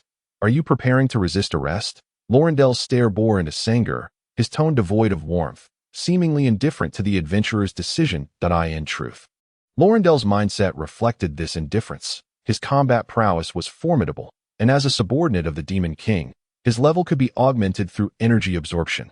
Thus, Lorendel's level was not fixed, and he would not be outmatched against increasingly powerful adventurers. Moreover, the most crucial factor was that this locale was the domain of the Demon King. Those outsiders could not genuinely believe that by defeating the security team, they would be free to act with impunity. No, I accept my punishment. When in a place, one must adhere to its rules. However, to Lorendel's and the surrounding adventurers' astonishment, Sanger promptly relinquished his weapon. Interesting. This fellow is rather intriguing. Lu Che chuckled heartily at this scene. He harbored no concerns regarding Sanger's potential resistance, not to mention the myriad of monsters lurking within his territory. Even if they were somewhat lackluster, Lu Che had the true form of the Demon King as a last resort. Nevertheless, Sanger's choice to surrender was indeed unexpected. Lu Che found it difficult to evaluate this decision, yet it did not hinder his amusement. Speak then, how shall I be punished? I shall accept it all. Yet, I still contend that this racetrack has cheated me. If given the chance, I shall dismantle this racetrack, Sanger declared boldly, revealing no intention of concealing his thoughts. Well, we shall wait until you have that opportunity. Lorendel replied, scrutinizing Sanger closely before continuing. For willfully damaging the spectator stands of the racetrack, though the damage is minor and you have shown willingness to cooperate, albeit with a somewhat poor attitude of remorse, I will impose a fine of 800 gold coins, considering it your first offense that I have no money. I lost it all, Sanger shrugged, adopting a nonchalant demeanor. That I lost everything to this deceitful racetrack. You should seek recompense from them. If all else fails, you may beat me to vent your frustrations. By the way, I believe I heard something about being whipped earlier. Why not give me a few extra lashes to offset my fine? For Sanger, it was a mere formality, as he had already lost all his money to the racetrack and possessed not a single copper coin. Thus, the notion of compensation was merely a ruse. Unless this constable had a means to sell him for a good price, Sanger would never be able to muster 800 gold coins. No, lashes cannot substitute for fines, should you lack funds. We have our methods. Lorendel's demeanor was remarkably composed, as if he had grown accustomed to such occurrences. After all, having served as a constable for an extended period, he had encountered all manner of situations and criminals. While maintaining order in the Red Moon Adventure Village, he had often dealt with fines. However, for those adventurers, the difficulty of saving money far surpassed that of hunting monsters. Most of these individuals possessed a carpe diem mentality. If they earned some money today, it was deemed a failure if they still had it tomorrow. Thus, when faced with such adventurers, a few lashes or a few days of confinement were readily accepted. Yet, when it came to fines, even if one were to threaten them with death, they would still be unable to produce the required funds. Upon realizing this, Lu Che informed Lorendel that it was inconsequential if the adventurers could not pay their fines or reparations. They could simply be conscripted to work in the mines. After all, the small iron mine was in need of laborers. The work efficiency of one adventurer could easily equate to that of 5 ordinary individuals. They owed a debt, so let them mine an equivalent amount of iron ore. Consequently, Lu Che had noticed a significant increase in the iron ore yield from his territory in recent days, with those adventurers who had committed offenses contributing significantly to this production. They were essentially free labor. Mining? How would that be calculated? After listening to Lorendel, Sanger exclaimed in disbelief. 0.1 ton of iron ore was worth 10 gold coins. You would need to mine 80 tons to settle your debt. In my experience, it would take at least half a year to accomplish that. Lorendel cast a sidelong glance at Sanger and replied languidly. In the Adventurer's Hall, the purchase price for quality iron ore is 20 gold coins per ton. However, that is the price for regular miners. Can the likes of Sanger and his cohorts even compare? Absolutely not. Lu Che has only deducted half of their wages, which is quite benevolent. If he were to be harsher, 1 gold coin per ton, plus room and board, would suffice. Hiss. Upon hearing this, Sanger inhaled sharply and gritted his teeth. Emotional energy 42. Fine, let us mine. He declared. One must acknowledge their mistakes. This scene instantly commanded the respect of the surrounding adventurers. This fellow was exhibiting the spirit of an old-school adventurer. As long as you can accept it. Lorendel nodded, appreciating this type of offender. They could reason, were willing to cooperate, and were neither quarrelsome nor demanding. Truly a relief. However, just as Sanger nodded in agreement with Lorendel's suggestion, a large group of adventurers suddenly rushed in from outside the racetrack. Upon spotting Sanger, their pace quickened, and they shouted, "Big brother, are you all right? You haven't crossed paths with the constabulary, have you? We were genuinely worried about you, so we rushed over to check. Everything's fine, right? If you did encounter the constabulary, remember to run. They definitely won't catch us." "Exactly, we can just flee." The surrounding onlookers. Sanger before Lorindel. Emotional energy 21, 22, 25, 24. Big brother, what's going on? And who is this? Your new friend. Before long, the members of the Lionheart adventuring team arrived before Sanger, scrutinizing him from head to toe. Chapter 40. The Steel Mill. They had a very clear understanding of this big brother, quick-tempered and prone to trouble, yet fond of reasoning with others. Typically, those who were acquainted with Sanger had ways to prevent him from going off the rails.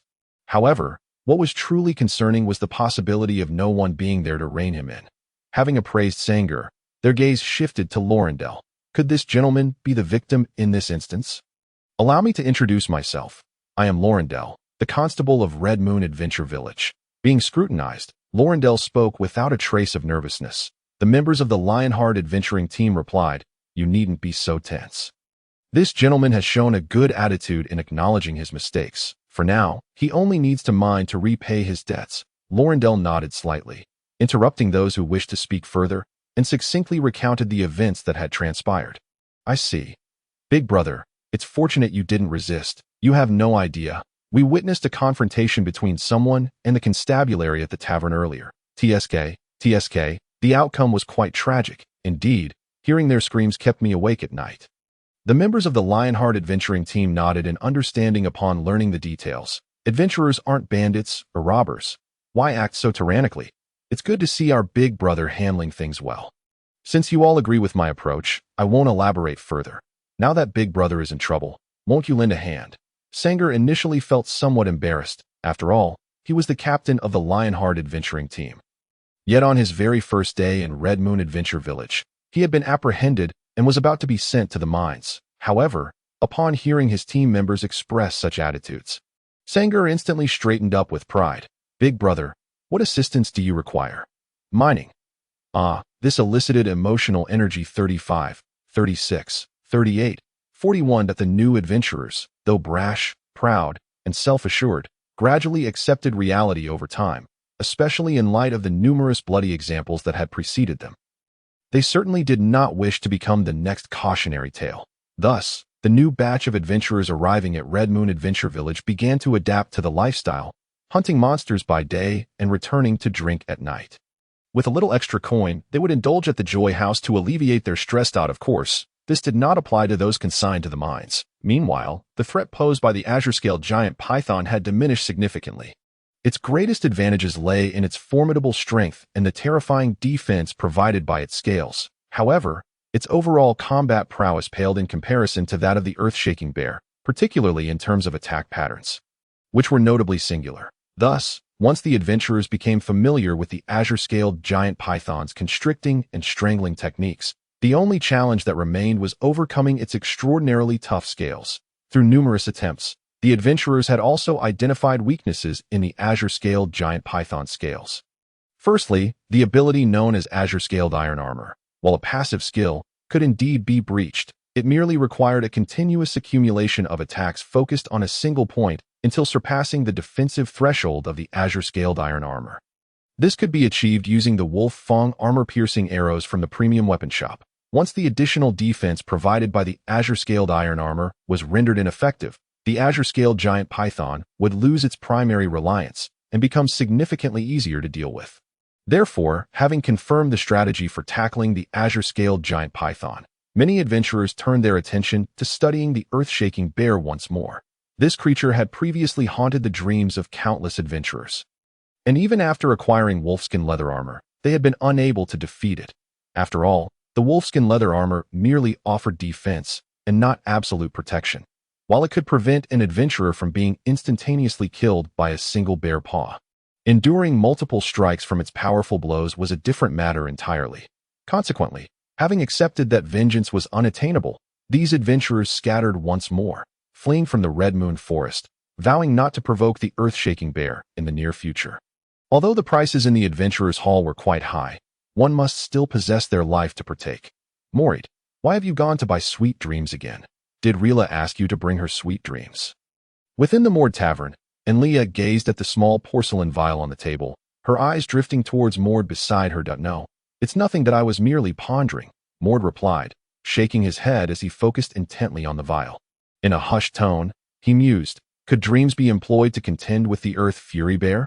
In the Demon King's castle, even Luce would be astonished by the imaginative ingenuity of these adventurers. After all, it is said that while game designers create the game, it is the players who truly understand how to play.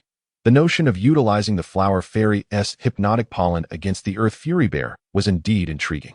Luce was uncertain whether this constituted a glitch in the game, but he was well aware that these adventurers, who had been tirelessly researching methods to tackle the Earth Fury Bear, would undoubtedly give it a try. Thus, he thought it prudent to inquire with the Flower Fairy about the matter, to prepare a contingency plan. Will my hypnotic pollen be effective against the Earth Fury Bear? He asked that it can be, indeed. However, once the Earth Fury Bear enters its berserker state, the sleep effect will cease to function. Moreover, it may significantly amplify the bear's ferocity, the Flower Fairy responded after considering Luce's question. The method was feasible, but only to a degree. Employing hypnotic pollen against the Earth Fury Bear would be akin to bypassing the first phase of the encounter, but it remained uncertain whether the adventurers would find themselves pleasantly surprised by facing the bear in its second phase. Well then, they shall have to fend for themselves, Luce sighed. Since this approach did not seem to exploit any glitches, he decided to leave it be. While the first phase of the Earth Fury Bear was formidable, the second phase posed a true peril. Furthermore, according to the expedition process designed by Luce, the adventurers were not meant to confront the Earth Fury Bear in such a manner. Initially, they must vanquish the azure-scale giant python. Only then would new merchandise appear in the specialty weapon and armor shops. Unfortunately, those adventurers insisted on skipping these essential steps. Their success would depend on their own abilities. Regardless, I should contemplate a way to alleviate Florin's workload. Luce remarked as he waved his hand to close the large screen and open the creation interface. Perhaps it was due to delegating the management of the weapon and armor workshops to Florin that she frequently came to his room to lament her burdens. Hill had mentioned this to him several times, yet he had no authority over Florin. Thus, for the sake of his little maid, Luce felt compelled to take action. What should I do? He pondered, stroking his chin in his view. The fact that Florin had time to visit his room at night indicated that her workload was insufficient. That it was quite benevolent of him to contemplate ways to lighten her responsibilities. I have it. This is it. Steel mill. Intermediate building. A facility used to refine ore into steel, prepare research funding if special steel is required. Features: processing plant, transforming ore into metal, quite remarkable. Isn't it? Function: steel production. The steel produced in the mill has a magical energy capacity 20. Profession requirement: none. Those skilled workers will require additional training by the host. Furthermore, the mill includes an extra steel-making knowledge manual to assist in cultivating technical talents for the host. Manufacturing cost: 30,000 points of emotional energy. Maintenance cost: 1,500 points of emotional energy, monthly. Indeed, the steel mill. Although Florin had claimed she could handle iron ore herself, having a steel mill to assist in processing should save some time. Moreover, the significant influx of misbehaving adventurers at the small iron mine had led to a surge in iron ore production. Therefore, one weapon workshop and one armor workshop could scarcely cope with the overwhelming quantity of iron ore. Given this, Luce decided to establish an additional steel mill. This would ensure optimal resource utilization. Notably, the mill's specialized function would enhance the magical energy capacity of the steel, a crucial capability. After all, this world was not the mundane one Luce had previously inhabited, devoid of extraordinary powers. In this realm, if a weapon could not bear magical energy or other supernatural forces, it would merely be classified as an ordinary weapon. This was precisely why Luce deemed the establishment of a steel mill essential. Even if his domain did not require such a vast quantity of magically imbued steel, exporting it to other city-states would be immensely profitable, though Luce cared little for gold as a mundane currency. The trade of magical steel would elevate the renown of the Crimson Moon Adventurers Village, attracting more individuals to visit, whether for fortune-seeking or tourism. What Luce truly needed was an increase in population. Emotional energy minus 30,000 current emotional energy, 179,652, continuously increasing. Chapter 41. A small experiment in the Crimson Moon Forest. Adventurers traversed in groups, seeking out magical beasts. Mord and his companions blended in with the crowd, remaining vigilant for any signs of danger. They were not there to hunt magical creatures, but rather to test whether dreams could be effective against these beasts, should dreams prove useful for hunting. Their task would become significantly easier. However, should they directly employ dreams on the Earth Fury Bear without confirmation of their efficacy, their situation could turn perilous. Therefore, Mord resolved to conduct a preliminary experiment on the Azure-scale giant python to ascertain the efficacy of dreams. I must say, Mord, your intellect is truly remarkable. Who would have thought to use dreams against magical creatures? Why didn't we think of that? Exclaimed the adventurers walking ahead. If this method proves successful, you shall be hailed as the greatest hero. Let those Earth Fury Bears know that we adventurers shall not be trifled with. Indeed, the adventurers boisterously proclaimed as they journeyed through the forest. They were well acquainted with Mord, a renowned figure in the Crimson Moon Adventurers' Village. Thus, when he suggested the trial of using dreams against magical beasts, they took it with utmost seriousness. After all, it was Mord who had previously advocated for the wolfskin armor based on his first-hand experience. Without that armor, the casualty rate among adventurers facing the Earth Fury Bear would have undoubtedly escalated by at least 2 levels. Consequently, with Mord's innovative idea, the adventurers felt a renewed sense of excitement. Once they confirmed that dreams could indeed be employed against magical beasts, they would finally have their chance for retribution against the Earth Fury Bear. Emotional energy 22, 23, 26, 19, let us not jest. The Earth Fury Bear is our common adversary. There are no heroes or villains among us. If my method can assist everyone, that would be my greatest honor, Mord humbly replied in response to the praise from the adventurers. We cannot rashly accept accolades, especially if the method proves ineffective. That I would not wish to be blamed. There it is, the Azure-scale giant python, roughly 10 in number, one of the adventurers declared as they pressed ahead. These adventurers frequented the Crimson Moon Forest, familiarizing themselves with the locations of magical creatures. Thus, it did not take long for the leading adventurer to spot their target for the day, the Azure-scale giant python. The Qinglin giant python, a formidable creature, appears as an enormous serpent adorned with scales of a striking emerald hue, measuring over 10 meters in length and boasting a girth thicker than the thigh of an average adult.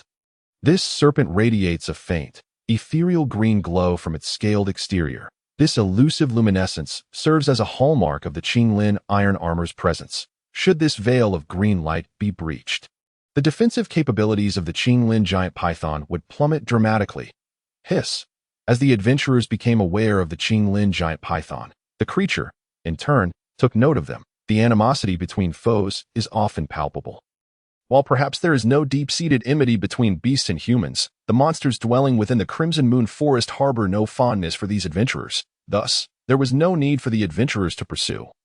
The Qinglin giant pythons launched their assault unprovoked. The primary method of attack employed by the Qinglin giant python is to constrict and strangle. Lacking magical prowess, they rely solely on their brute strength. However, given the might of the Qinglin giant python, once these adventurers are ensnared, their bones would likely shatter within mere breaths. Even the wolf hide armor would offer little protection, as its design does not prioritize impact resistance. Unlike steel armor, wolf hide is notably supple, rendering it nearly defenseless against the constricting grip of the Qinglin giant python. This stark reality highlights the disparity between the confines of fantasy and the harshness of reality.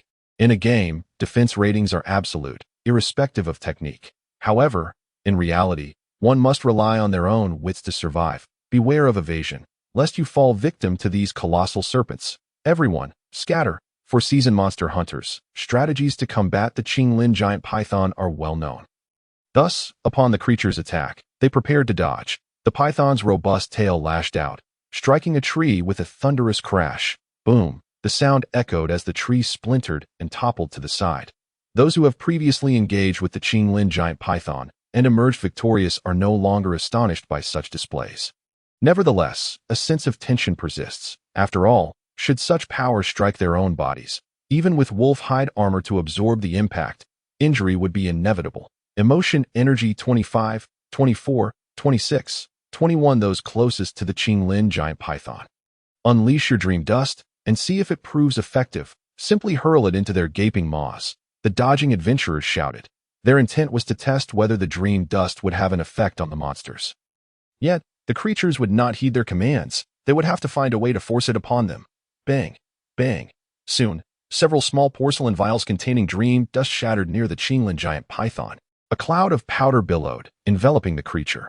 Naturally, the Qinglin giant python inhaled the dust. The hypnotic pollen of the flower fairy is not to be underestimated. It proves effective against monsters as well. After all, the flower fairy's prey extends beyond mere humans, encompassing various creatures on her hunting list.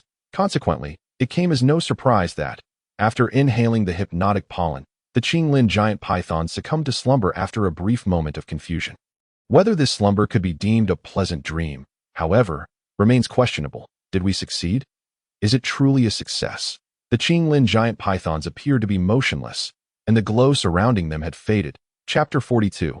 Joy turns to sorrow if this is the case. Does dream dust not only induce slumber, but also breach their defenses? This is splendid news. Emotion energy 21, 23, 25, 27. The success of the experiment plunged the adventurers into a state of elation, for it signified they could seek vengeance against the earth-shaking bears. As for the Qinglin giant python, employing dream dust against them seems feasible. From a cost perspective, a single vial of dream dust costs merely 5 silver coins, whereas a full-grown Qinglin giant python could fetch no less than 7 gold coins. Even if it takes 3 to 5 vials of dream dust to subdue one, the profit margin is substantial and the endeavor remarkably safe. The only concern lies with the production capacity of the dream dust shop, which reportedly has a daily limit, with many purchasing it for resale.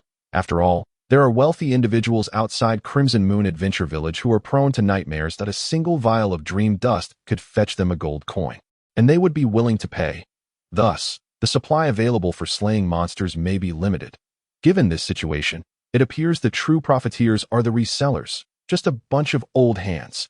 However, the adventurers at present were not preoccupied with such thoughts. They were solely focused on seeking out the earth-shaking bears. Brothers, gather a few individuals to deal with these Qinglin giant pythons and bring them back for gold coins. The rest, follow me. Now is our time to strike back against the earth-shaking bears.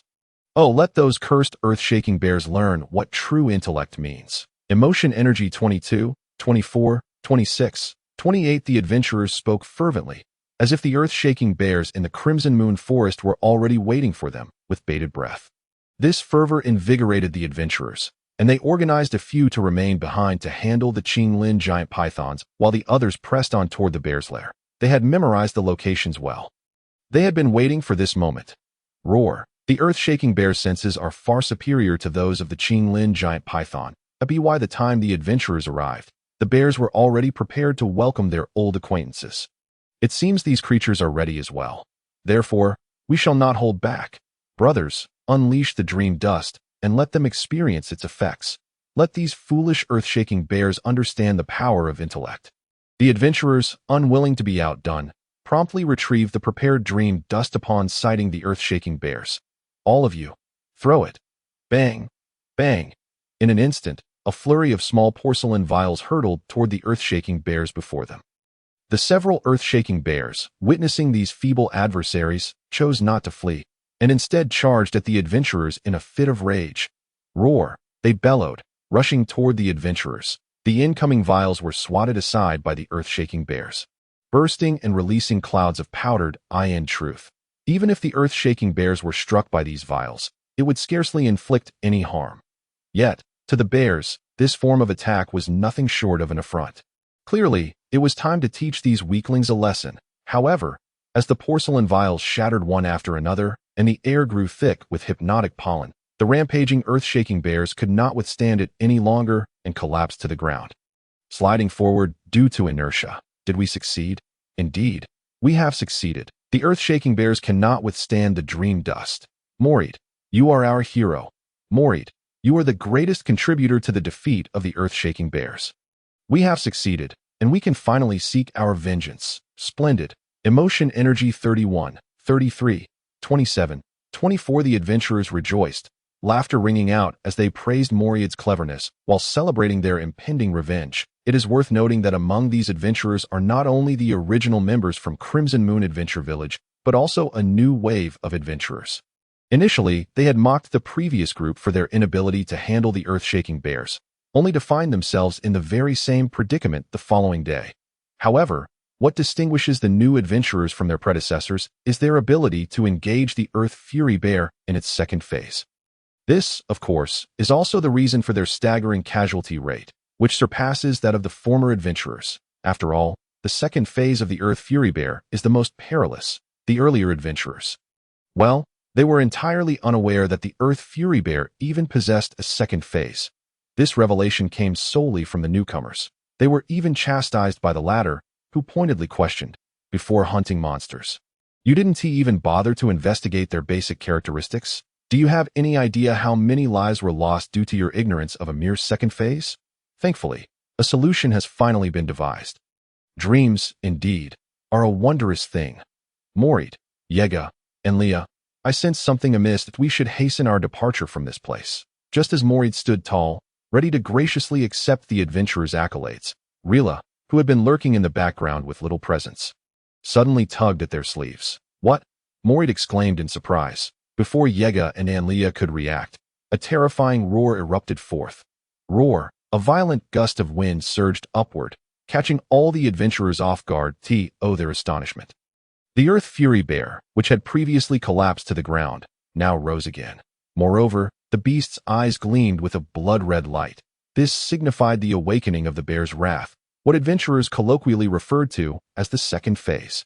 Damn, emotional energy 32, 34, 28, 37. At that moment, every adventurer present felt their hairs stand on end, cold sweat trickling down their backs. A wave of icy dread coursed through them, chilling them to the core. How could this be? How could these Earth Fury Bears directly enter their second phase? Chapter 43. Help. Does the dream have no effect on them? One cannot say it has no effect at all, but what does it mean for them to directly enter their second phase? Who could say? This method is futile. Everyone, run. The second phase Earth Fury Bears are far beyond our capability to handle. Run. Run for your lives. At first, they had barely escaped from a dozen bears in their normal state. Now confronted with a dozen in their second phase, returning to the Red Moon Adventurer Village was a monumental challenge. Counterattacking was simply out of the question. Thus, in that fleeting moment, the adventurers reached a unanimous conclusion. Retreat was the order of the day. At such a moment, no one could maintain their composure. The second phase Earth Fury Bear was truly an entity that would not entertain reason to confront these beasts. It would likely require the presence of seasoned adventurers. In the dining hall of the Demon King's castle, Luce, while partaking in his meal, habitually watched a drama, only to witness this scene unfold. That a throng of adventurers, armed with hypnotic pollen, sought to confront the Earth Fury Bears. Yet, just as they brimmed with confidence, believing victory was assured, the situation took a dramatic turn, resulting in this chaos. One could only say it was anticipated.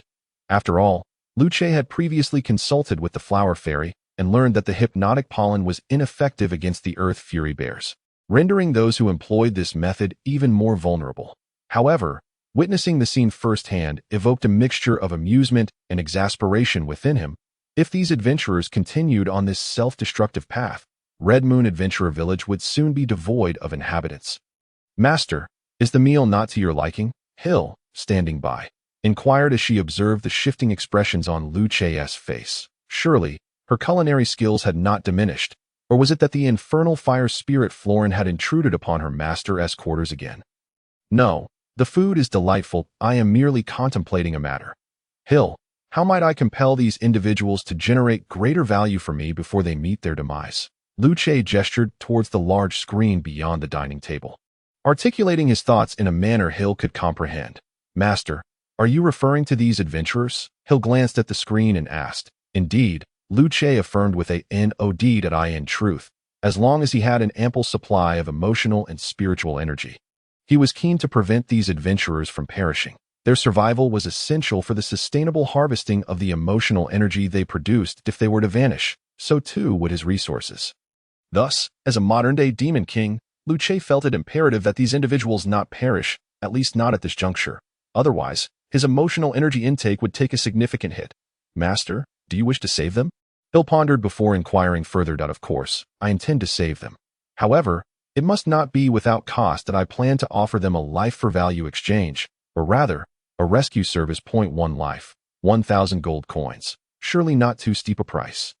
Lu Che continued to nod, emphasizing his sincerity. There were myriad ways to ensure these adventurers would labor diligently for him, and all of this was aimed at the expansion of the Demon King's domain. Furthermore, he urged Florin to expedite the release of new equipment. There was no need for these adventurers to continue their reckless endeavors. As Lu Che spoke, he suddenly sighed. Truth be told, he harbored no desire to instruct these adventurers on how to hunt monsters. However, witnessing their reckless actions felt akin to watching his energy dissipate, which was genuinely disheartening. Very well, Master. Hill, upon hearing Lu Che's intention to increase Florin's workload, responded with palpable delight. Meanwhile, in the Red Moon Forest, the adventurers' flight was far from over. The combat prowess of the second phase Earth Fury Bears was incomparable to that of their normal state counterparts. The wolfskin armor could withstand the attacks of the bears in their standard form, but it was utterly ineffective against the second phase beasts. This fact had already been painfully demonstrated by the fallen comrades trailing behind. Surely, this was no fabrication. In a way, are we truly destined to perish in this Red Moon Forest today? Before arriving, I had thought this place would be a lucrative opportunity. Little did I know it would become my final resting place. Who was it that claimed the Red Moon Forest was devoid of formidable monsters? They ought to come see for themselves. Alas, it is regrettable that there remain many things in my life yet to be accomplished. The desperate adventurers, while fleeing, could not help but reflect upon their lives. Not to say they had no regrets, for their hearts were laden with unfulfilled aspirations. Yet, it was unfortunate that escape seemed impossible.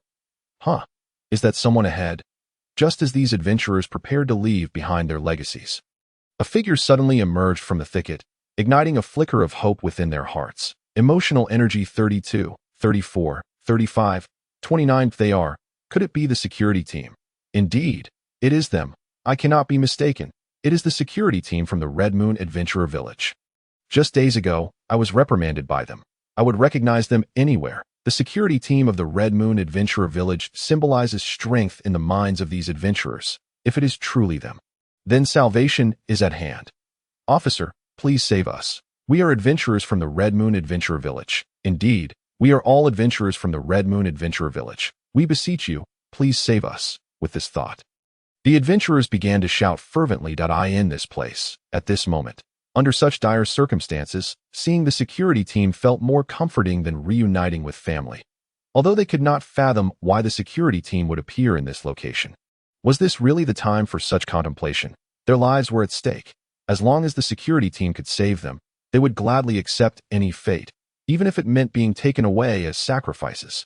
Emotional energy 26, 29, 31, 34. Hmph. What a group of inept individuals. The security team. Prepare. Mount up. Charge. Vanquish the foes. Roland glanced disdainfully at the adventurers, let out a cold snort, and then raised his hand, signaling for action. Chapter 44. The Rise and Fall. Suddenly appearing in the Crimson Moon Forest were, of course, the members of the security team. Furthermore, Lu Che had specifically dispatched them to bolster the security team's reputation among the adventurers in the Crimson Moon Adventure Village. He aimed to establish a higher esteem and authority in their minds, ensuring that all knew the village was indeed founded to resist the monstrous creatures. Only then could they attract more individuals. After all, adventurers venture forth to hunt monsters not for the sake of courting death, but to earn a living. Thus, a safe and secure adventure village would undoubtedly hold greater allure. We're saved. We are finally saved. The security team is mobilizing. They haven't abandoned us. They're charging towards us. Splendid. I knew the security team would not forsake us. The Crimson Moon Adventure Village would not abandon us. Emotional energy 23, 25, 31, 32 at the fleeing adventurers. Witnessing the security team mounting their steeds and rushing forth to confront the enemy, were nearly overcome with tears of joy. This time, they had finally escaped with their lives. Next time, they would ensure they were fully prepared before venturing out again. However, Roland paid no heed to these adventurers. Instead, he led the armored guards, riding their swift steeds, towards the approaching Earthstorm bears. Charge, he commanded, and the entire security team surged forth like a tempest, crashing into the enemy lines and unleashing a devastating slaughter. Of course, there was an element of theatrics involved. They could not engage in a straightforward confrontation. In truth, the Earthstorm Bears and the security team could be considered colleagues. Thus, their current actions were primarily for the benefit of the adventurers, demonstrating that the power of the security team was indeed insurmountable, and the Earthstorm Bears were not invincible. It was merely that the adventurers' strength was insufficient. This way, the adventurers would not lose heart and descend into despair, which would be disastrous. We survived. Truly wonderful. I never expected we would escape like this. Hey, look, the battle between the security team and the Earthstorm Bears is absolutely astonishing. The might of the security team is indeed formidable. Even the second stage Earthstorm Bears cannot shake their formation. This implies that the Earthstorm Bears are not invincible. It is simply that we are not strong enough yet.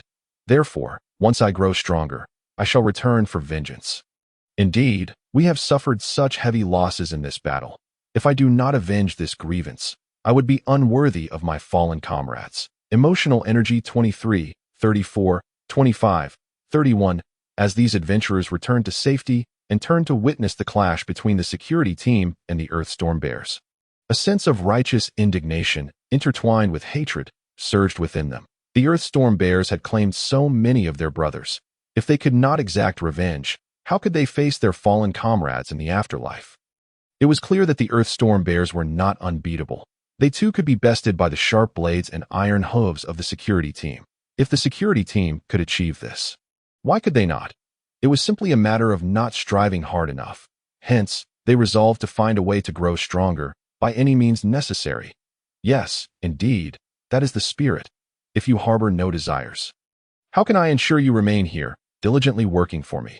Liu Che mused internally while having Sierra adjust his attire. There are numerous methods to retain adventurers in the Crimson Moon Adventure Village. Yet they all boil down to one essence: instilling a sense of need for the village. Whether for profit or strength, as long as something binds them, they shall not depart. They may even rally their friends, inviting more adventurers. Thus, aspiring to be a formidable overlord requires skill and strategy. The grand battle unfolding in the Crimson Moon Forest did not last long. The Earthstorm Bears, having left behind a few bear carcasses, fled in terror, unwilling to continue the fight. Naturally, Roland had no intention of allowing the security team to pursue them. For now, he had far more pressing matters to attend to. Dear security officer, we are truly grateful for your assistance. Without your timely intervention, I fear we would not have escaped the clutches of the Crimson Moon Forest. The adventurers approached the returning members of the security team, expressing their heartfelt gratitude. They were sincerely thankful, for they were indeed their saviors, and no need for thanks, for you still owe a fee for the rescue services rendered. However, Roland waved his hand dismissively, his tone icy. The security team is merely following orders. And most crucially, it is this fee for the rescue service. Rescue service? That is only fair, the adventurers replied, taken aback, but nodding in agreement that it is the duty of the security team to patrol the Crimson Moon Adventure Village, not to hunt monsters. Thus, it is only reasonable that they are compensated for their efforts. But, security officer, may I inquire as to the amount of this rescue service fee? 1,000 gold coins per person. Roland stated flatly, as if this sum were mere pocket change. Yet, for the adventurers before him, the significance of this statement was a different matter entirely. What? How much? 1,000 gold coins. Surely, I must have misheard. Or perhaps my ears are deceiving me.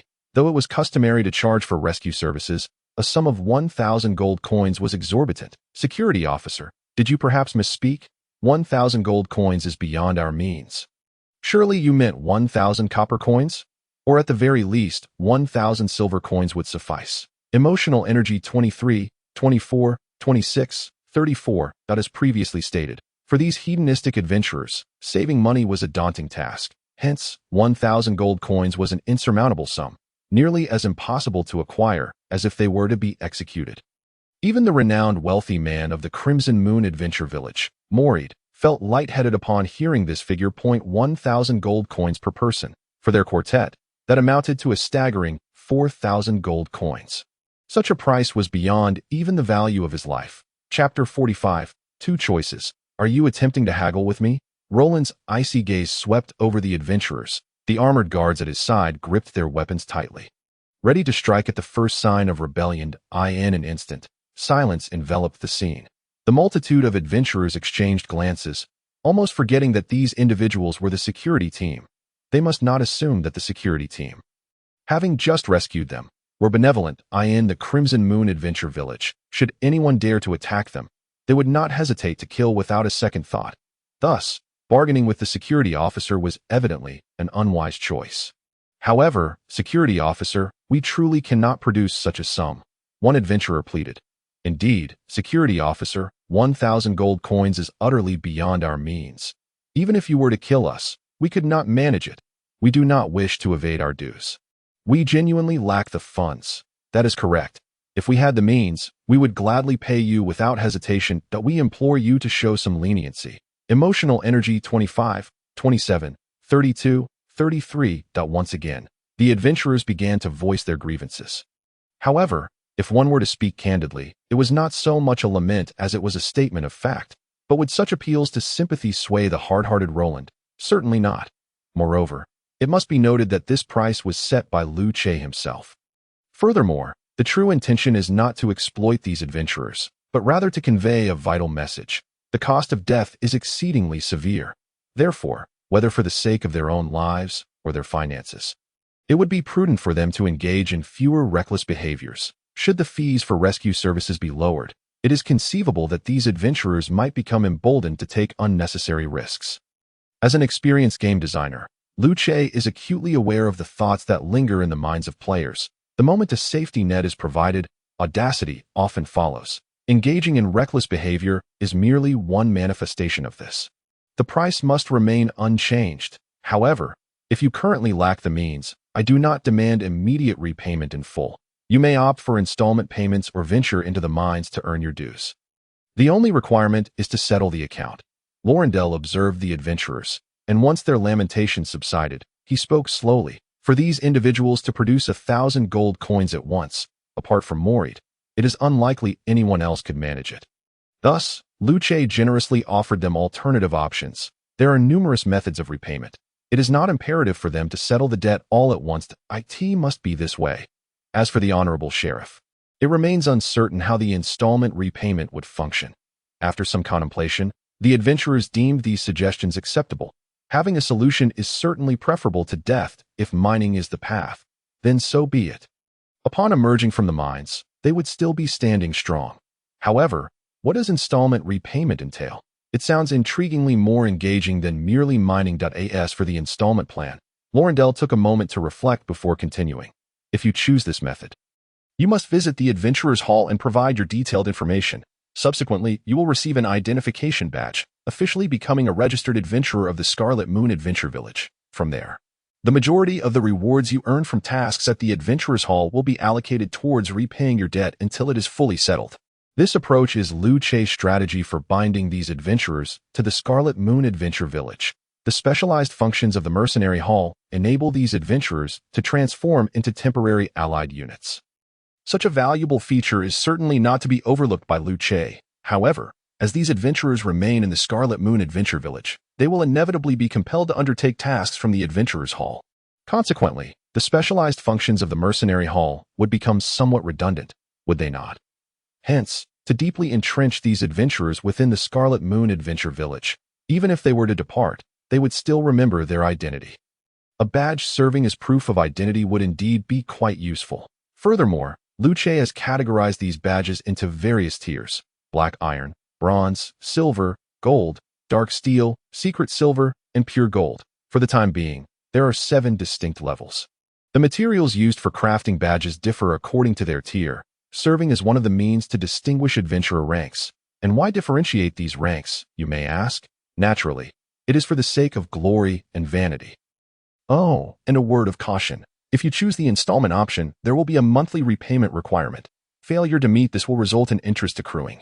Upon completing his explanation of the installment repayment method, Lorendel noticed some adventurers visibly moved and thus issued a reminder, cautioning them that opting for this route is not without its challenges. Do not presume that by choosing this option, you can afford to be lax and procrastinate.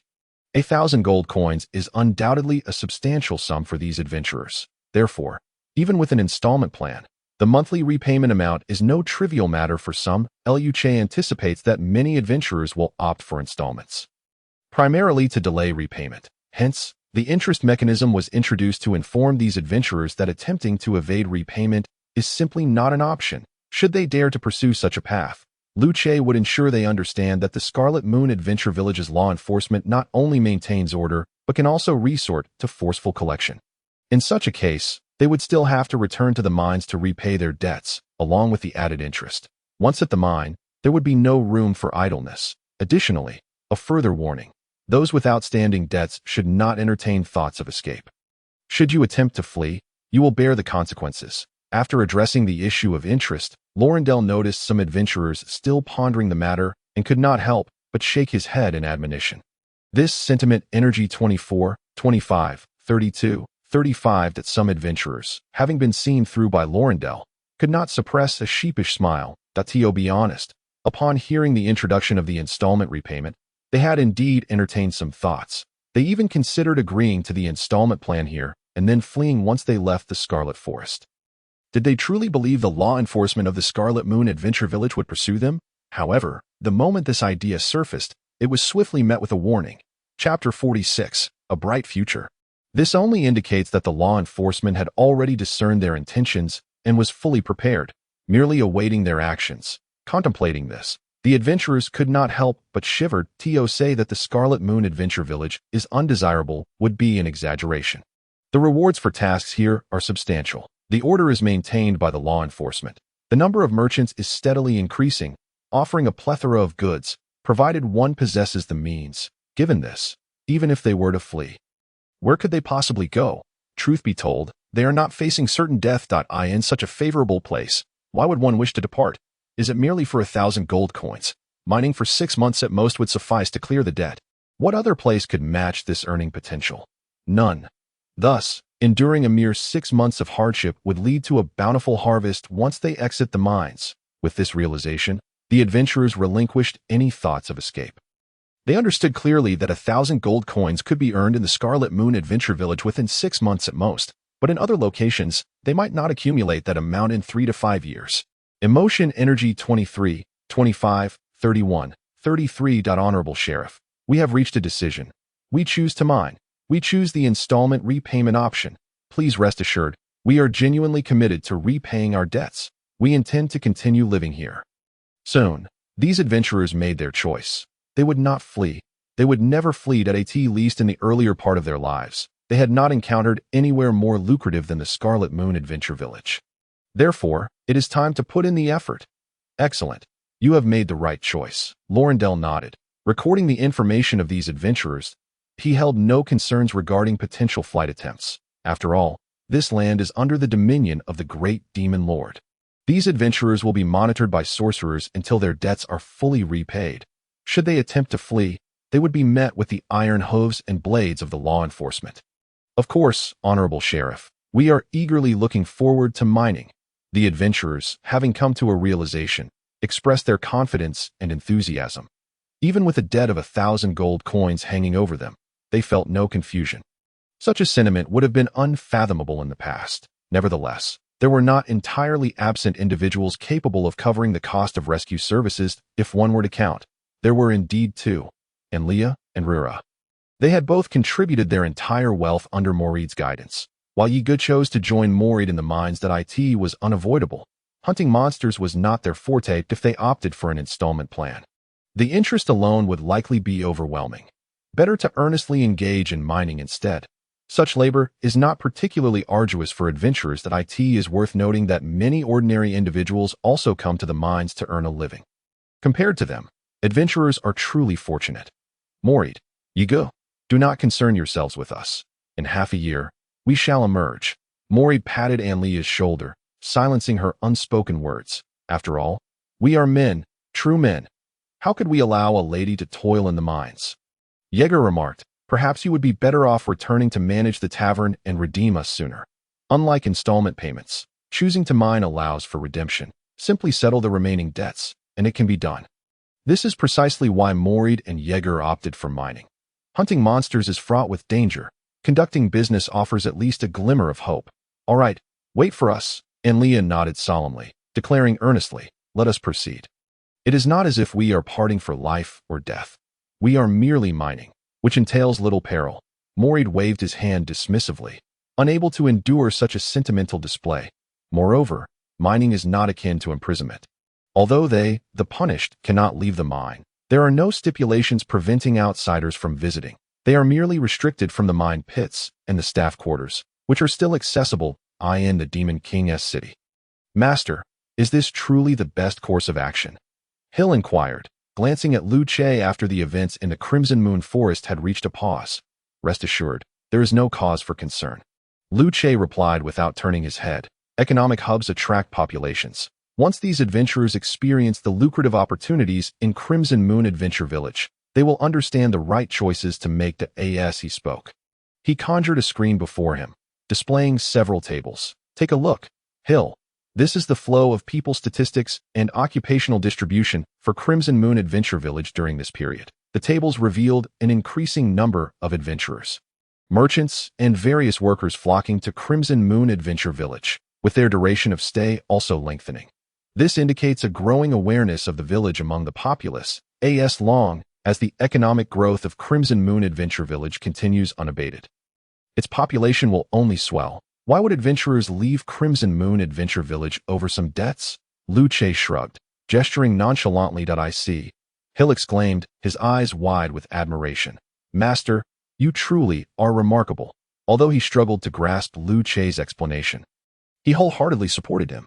Yet, the expression of baffled appreciation on Hill's face left Lu Che feeling as if he were playing a lute to a cow. Oh well, Hill need not understand all this.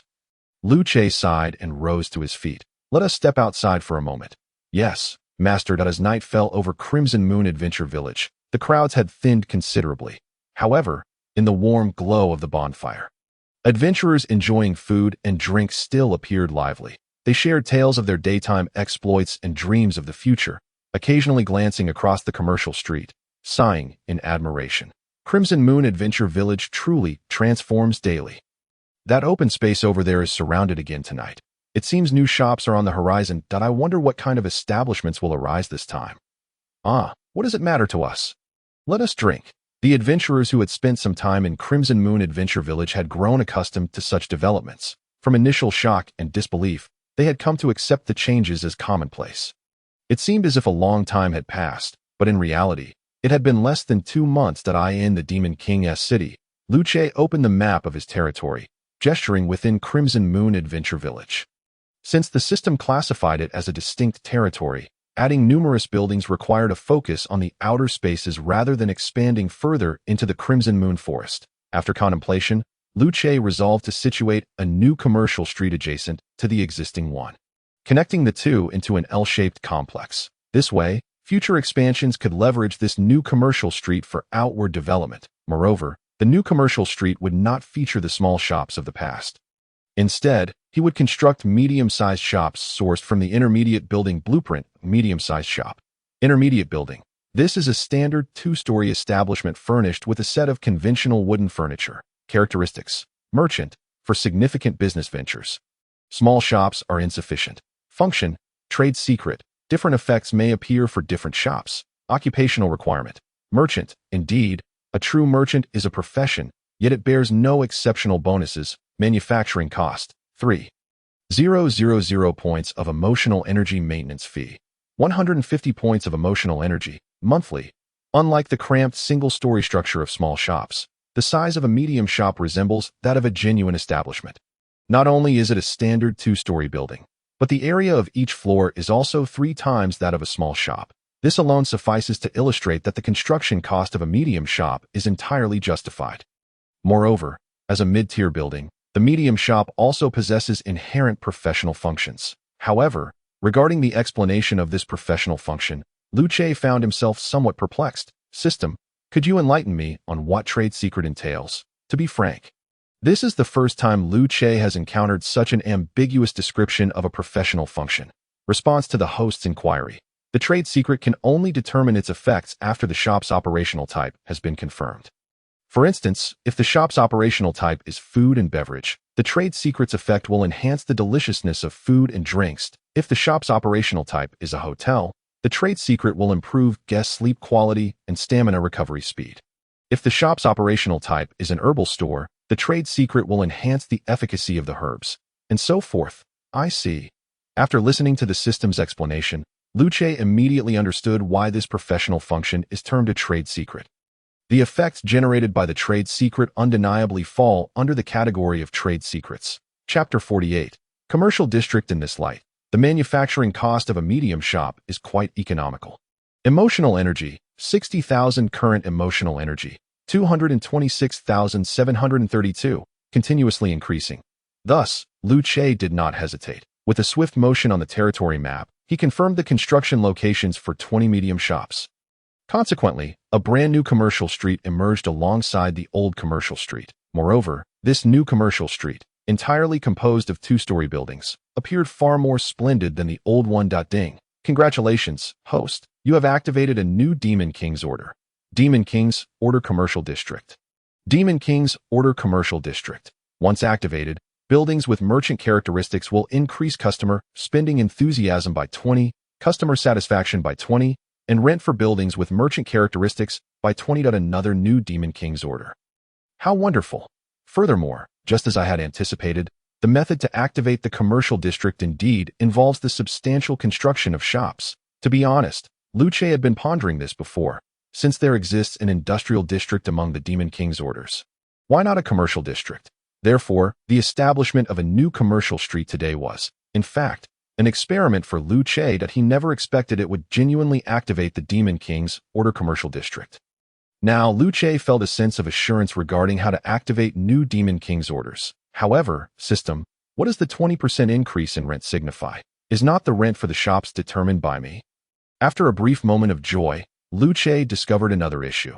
The description of the Demon King's Order Commercial District seemed somewhat problematic. While it is relatively easy to understand how customers' spending enthusiasm and satisfaction could be enhanced, the notion that the rent for the shops would increase raises questions.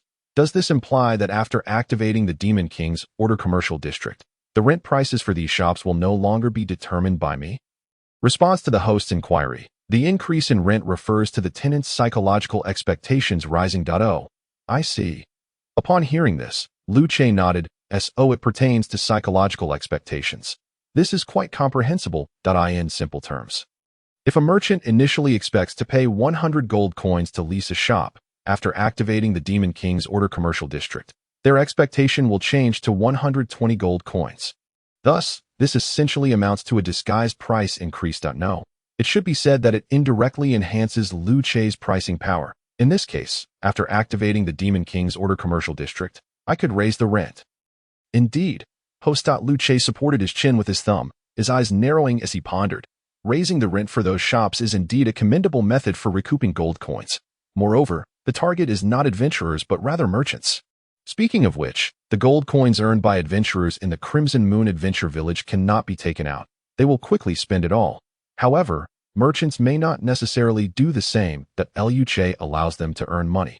Yet he absolutely will not permit them to refrain from spending, because only when the economy flows can it stimulate the advancement of productivity and attract more individuals to the Crimson Moon Adventure Village. If those merchants merely hoard wealth without spending, they become Luce's adversaries. Luce has never been lenient with enemies, and raising the rent is merely a trivial matter. Given this, the rent for medium shops will temporarily be set at 50 gold coins per year. Additionally, the business tax should also be adjusted. The consumption tax must also be addressed with those individuals. As Luce contemplated, he navigated through the building sub-options. The new commercial street has been completed, sufficient for the merchants in the Crimson Moon Adventure Village to absorb for a while. Now, it is time to return to his fundamental base, the adventurers. To be candid, for Luce, his primary base has always been those adventurers. The merchants and ordinary workers who come afterward are merely incidental matters in Luce's eyes. After all, these individuals possess too low a level, and the emotional energy they provide is based on quantity rather than quality. Moreover, as long as Luce needs to maintain order, the sources of vitality and soul energy cannot rely on these ordinary people. Therefore, for Luce, adventurers who are high-level and can provide substantial emotional energy, while also being capable of harvesting vitality and soul energy, are of utmost importance. Thus, In order to enhance the experience for these adventurers in the Crimson Moon Adventure Village, Lu Che has decided to take advantage of this expansion to provide them with something beneficial. Alchemical Workshop, Mid-Tier Building. A place for concocting alchemical potions, stocked with a wealth of alchemical resources and apparatus. Characteristics. Production function. Alchemy. Alchemy success rate 20, and guarantees the safety of the alchemist in case of failure. Occupational requirement. Alchemist manufacturing cost. 10,000 points of emotional energy maintenance fee. 500 points of emotional energy, monthly. The first thing Lu Che intends to do for these adventurers is to build the alchemical workshop he has long desired.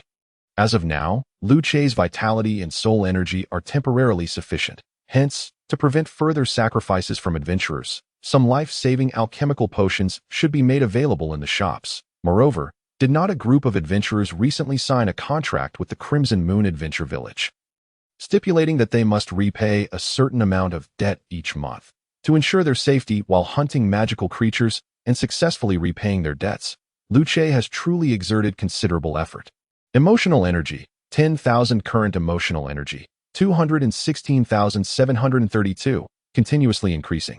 Needless to say, the alchemical workshop will be placed adjacent to the weapon and armor workshops. Unfortunately, the occupational requirement for the alchemical workshop is not a blacksmith. Otherwise, Lu Che could have saved a bit. Enduring a bit of hardship for Fuloyan could have saved a considerable amount of expenditure. Regrettably, Lu Che shook his head in disappointment and proceeded to open the recruitment interface. Searching for the necessary profession. Alchemist. Let us see if we can find someone particularly passionate about their work. Antina race. Half-demon, human, and demon. Profession. Alchemist level. 22 abilities. Alchemy. Dark magic growth potential. 5 stars recruitment cost. 7,000 points of soul energy consumption. 700 points of soul energy, monthly. Under the constraints of professional search, Lu Che swiftly located the subordinate he required. Chapter 49. Antina and the Herbal Garden. Moreover, upon examining her race, it is an unexpectedly unique one. A half-demon.so it turns out that humans can indeed fall in love with demons. Lu Che gazed at the basic information of his subordinate, stroking his chin in curious contemplation. Although he was uncertain whether the subordinates within the system were randomly generated or truly existed, he understood that the essence of one's race could never be deceiving. Soul energy, 7,000. Current soul energy, 8680. The rate of accumulation for both vitality and soul energy was invariably slower than that of emotional energy. This disparity was the reason Lu Che often found himself troubled by vitality and soul energy. While rarely fretting over emotional energy, had he been able to recruit subordinates using emotional energy, the scale of his territory would have undoubtedly doubled by now.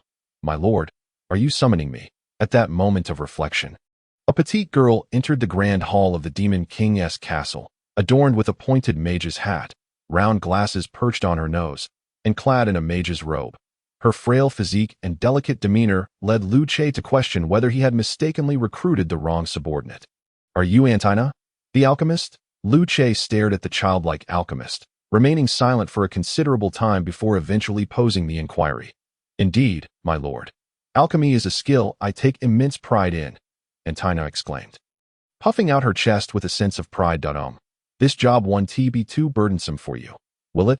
Lu Che pondered for a moment before continuing to question her. After all, Antina's appearance made him feel as though he were employing a child laborer, a stark contrast to his recruitment of Florin, who, as a fire spirit, had been summoned using vitality energy and possessed considerable physical strength. Rest assured, my lord. Alchemy is as simple for me as eating, Antina asserted earnestly, patting her chest with unwavering confidence. Very well. In that case, I entrust the alchemy workshop to your complete authority. Feel free to procure any materials you require from the warehouse, Lu Che replied, nodding slightly at Antina's confidence. Choosing to place his trust in her for the time being, he then outlined his expectations to her, akin to how he had done with Florent. Lu Che's current expectations for the alchemy workshop were not exceedingly high, nor did they need to be. After all, the adventurers meandering through the Crimson Moon Adventure Village were not even of the senior rank.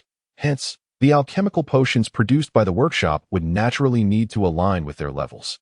Otherwise, how could they anticipate any future industrial upgrades? However, Antina presented a very pragmatic concern regarding Lu Che's requirements. The materials were insufficient. Unlike the forging of weapons and armor, alchemy predominantly required materials sourced from various plants, with a small portion derived from monsters and an even lesser fraction from rare minerals. This implied that the resources currently available within Lu Che's territory fell short of meeting the initial demands of the alchemy workshop. Consequently, even the production of basic alchemical potions posed a significant challenge. Materials are lacking, Lu Che sighed, unable to suppress a gesture of frustration as he rubbed his temples. This truly was a pressing issue. After all, regardless of what was being produced, raw materials were fundamentally essential. If this foundational requirement could not be met, then any further endeavors would be mere talk da. Could this be considered a resource output? Just as Lu Che lamented the scarcity and barrenness of the Crimson Moon Forest yields, a particular icon in the beginner resource output building blueprint caught his attention. Ordinary Herb Garden, a beginner resource output building, capable of randomly growing various common herbs in a small garden. The seeds of various herbs exist within the herb garden, but growth is always random. Characteristics: resource output, manufacturing cost, 50,000 points of emotional energy. Maintenance cost, 2,500 points of emotional energy monthly. This is it, the ordinary herb garden. Upon reviewing the description, Lu Che's eyes sparkled with excitement. This structure appeared to be designed to complement the alchemy workshop perfectly. After all, the variety and quantity of herbs that could be produced in the Crimson Moon Forest were indeed too limited. Otherwise, there would have been no reluctance for others to venture into it before now. Now, this issue had been elegantly resolved. Emotional energy, -100,000. Current emotional energy, 116,732, continuously increasing. Concerned that a single ordinary herb garden might not yield sufficient resources for Antina, Lu Che opted to construct two. A total of 100,000 points of emotional energy was thus expended, causing even Lu Che to feel a twinge of regret. It must be said, the costs associated with resource output buildings were indeed exorbitant. Moreover, this was merely the beginner tier. It was almost unfathomable what the cost would be for intermediate or advanced resource output structures. Nevertheless, although the prices for these buildings were steep, they were, without a doubt, structures that produced tangible resources. Thus, one could only conclude that the high costs were justified. It was not the fault of the resource output buildings, but rather Lu Che's own oversight. All right, with the ordinary herb gardens in place, materials for the alchemy workshop should no longer be an issue. Antina, I hope you won't disappoint me. Lu Che inhaled deeply, casting aside his feelings of regret, and encouraged her. Rest assured, my lord. Alchemy is my forte, Antina declared, standing tall with unwavering conviction. She then departed from the Demon King's castle, heading towards the industrial district's alchemy workshop. With this, the alchemical potions would soon be at hand, and combined with the materials sourced from the azure scale giant python, the adventurers would likely no longer dare to venture into the Crimson Moon Forest. Watching Antina's retreating figure, Lu Che rested his chin on his hand, deep in thought. After a considerable time, he turned to glance at Sierra, noticing that she seemed unusually quiet this time. Compared to the fervent reaction she had displayed during Florin's introduction, her demeanor now appeared far too tranquil. Could it be that Sierra actually had a fondness for children? Chapter 50. Azure Scale Steel Armor Master. Do you have any commands for me? Sierra, having noticed Lu Che's gaze, immediately bowed and inquired. No, it's nothing. That I merely wish to ask your opinion of Antina. Lu Che replied, shaking his head before casually posing the question. Antina, you say? A rather adorable girl. However, I doubt she is the type that you would favor, Master, Sierra remarked, casting her eyes down to her toes. Inadvertently recalling Florin. That troublesome fire spirit probably couldn't even see her own toes. Antina, on the other hand, seemed far more manageable as a competitor. Lu Che. As dawn broke on the horizon, the once tranquil Crimson Moon Adventure Village erupted once more into a lively commotion. The villagers marveled at the newly established commercial street that had mysteriously appeared overnight, their hearts brimming with astonishment. They often speculated whether the Lord of Crimson Moon Adventure Village had somehow mastered a new form of magic, architectural magic. Otherwise, it would be quite challenging to elucidate the rapidly evolving changes. Emotional energy 12, 23, 34, 21. However, after reflecting on these transformations, Individuals outside the temporary management office of the commercial street noticed new advertisements on the notice board, announcements for shop rentals in the new commercial district. This matter did not pique the interest of adventurers or ordinary workers. Yet, for the merchants, it was a source of uncontainable excitement. They had long awaited this day. The previous small shops had proven inadequate to meet their demands. The newly available second-floor stores exuded a certain grandeur. Thus, early in the morning, merchants flocked to the temporary management office of the commercial street, eager to secure 2 additional shops to expand their businesses. In contrast, the adventurers proceeded as usual towards the adventurers' hall after surveying the new commercial street, hoping to discover new quests. Those in need of upgraded armor or replenished weapons wandered into the specialty weapon and armor shops, searching for fresh stock. Particularly, adventurers bound by contracts to the Red Moon Adventurer Village were in urgent need of quality equipment, enabling them to hunt monsters more swiftly and safely, thus repaying their debts sooner. Clerk, do you have new stock today? Although the wolf tooth-piercing arrows are effective, their consumption is excessively high. Can you recommend any alternative weapons? I need better armor. If I could acquire superior protection, I would be ready to hunt the Earthshaker bear. Brother, haven't you given up yet? Do you truly wish to confront the Earthshaker bear head-on? Of course, hunting the Azure Python daily. When will I ever clear my debts? With such a lack of ambition, you might as well go mining.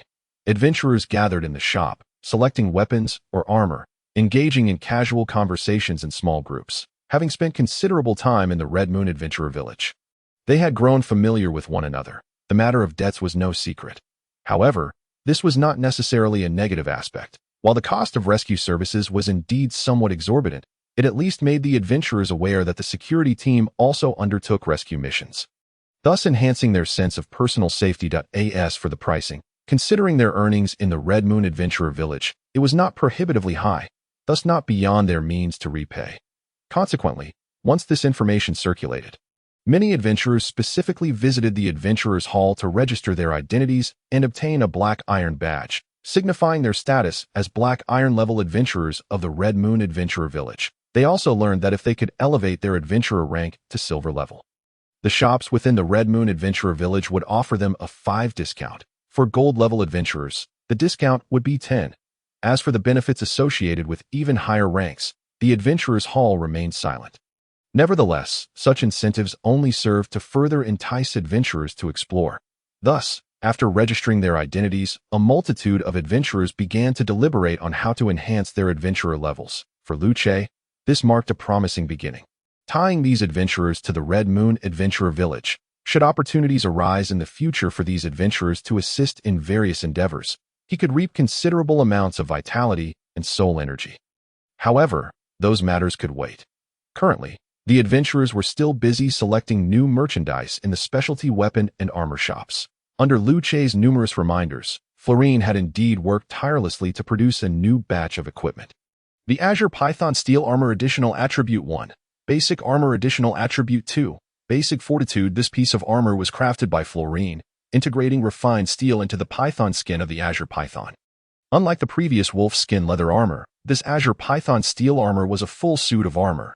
Given the difficulty of wearing it and its formidable sturdiness, it could only be donned as a single piece. However, beneath the Azure Python steel armor, one could layer several pieces of wolfskin leather armor to enhance defensive capabilities. This way, even when faced with the second stage Earthshaker bear, adventurers would stand a fighting chance.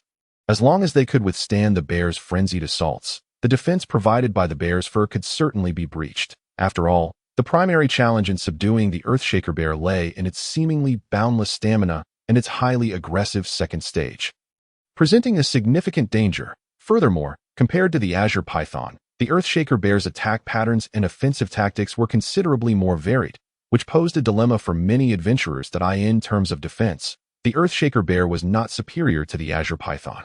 Adventurers had managed to penetrate even the Azure Python's iron scales, so they would not be intimidated by the bear's fur.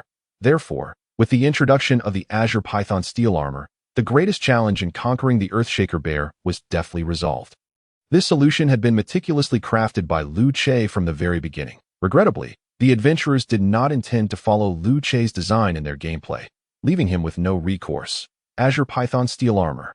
Is this the newly released armor? In terms of defense, it must surpass the wolfskin leather armor by at least 2 tiers. It is a pity that while multiple pieces of wolfskin leather armor can be worn, this Azure Python steel armor allows for only 1 piece. Nevertheless, it matters not. With the Azure Python steel armor, we can seek vengeance against the Earthshaker bear. Those wretched creatures not only slaughtered so many of our brethren, but also left us with considerable debts.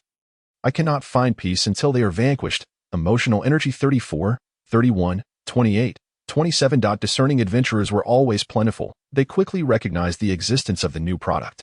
Trusting in the specialty armor shop, they conducted a few tests and confirmed that the Azure Python steel armor could undoubtedly withstand the Earthshaker bear's attacks.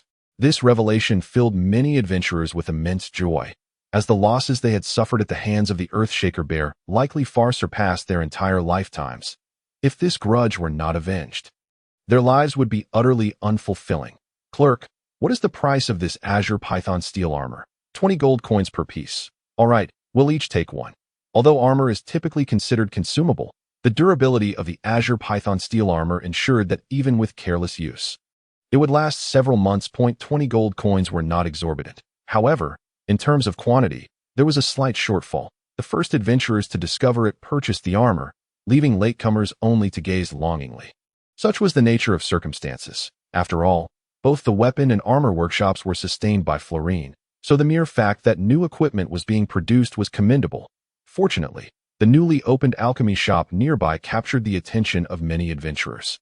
Alchemy potions. For numerous adventurers, these were items they had often heard of but rarely used. 1 reason was the scarcity of the alchemist profession. Practicing alchemy required considerable financial investment, making it challenging for anyone but the wealthy to sustain long-term practice. Consequently, many alchemy apprentices remained stuck at the apprentice level. Without funds, they could not continue their alchemical studies. Thus, the number of alchemists was naturally diminished. This scarcity also led to higher prices for alchemical potions, making them quite valuable. Therefore, for many adventurers, while alchemical potions were indeed remarkable, their rarity and high cost meant that opportunities for use were few and far between. However, now, a new alchemy shop had opened in the Red Moon Adventurer Village. Thus, these adventurers felt compelled to show their support. Is anyone here? What do you have for sale in your shop? Please introduce your products. Hello, miss. Upon entering the alchemy shop, the adventurers were instantly struck by the fact that the shop staff were as beautiful as those in the neighboring dream shop. Excitement rendered them momentarily speechless. The flower fairy, as the front desk attendant, was exceptionally professional. Being a charm-type creature, she was quite adept at making a good impression.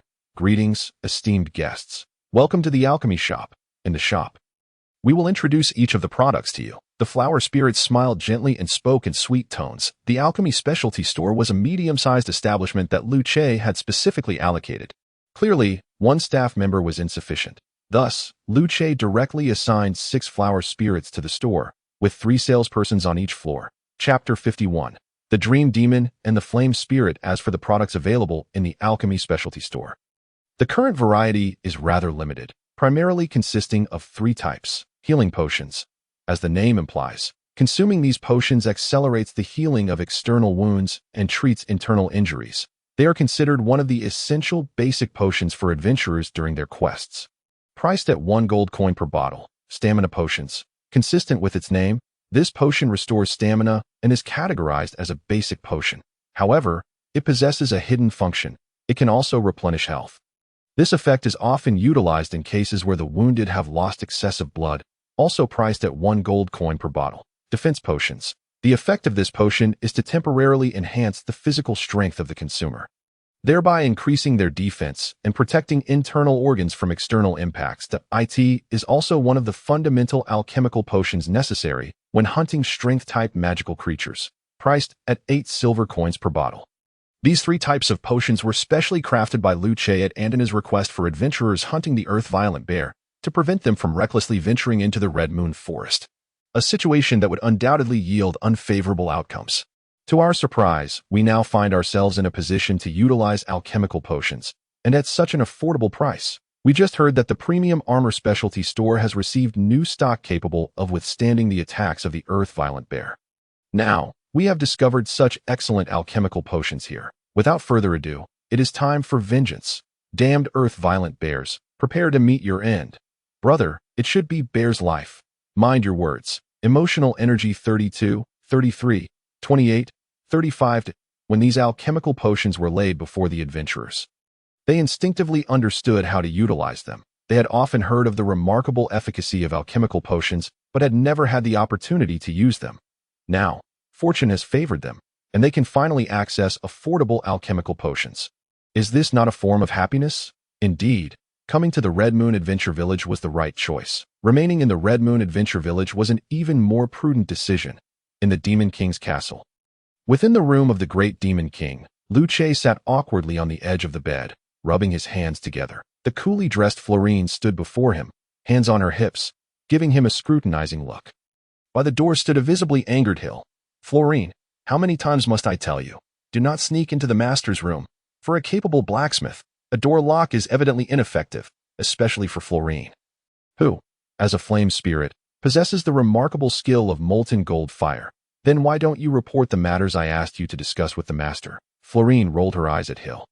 As the caretaker of the Great Demon King, Hill was responsible for conveying various matters. After all, each subordinate recruited by Lu Che had their own specific tasks to fulfill.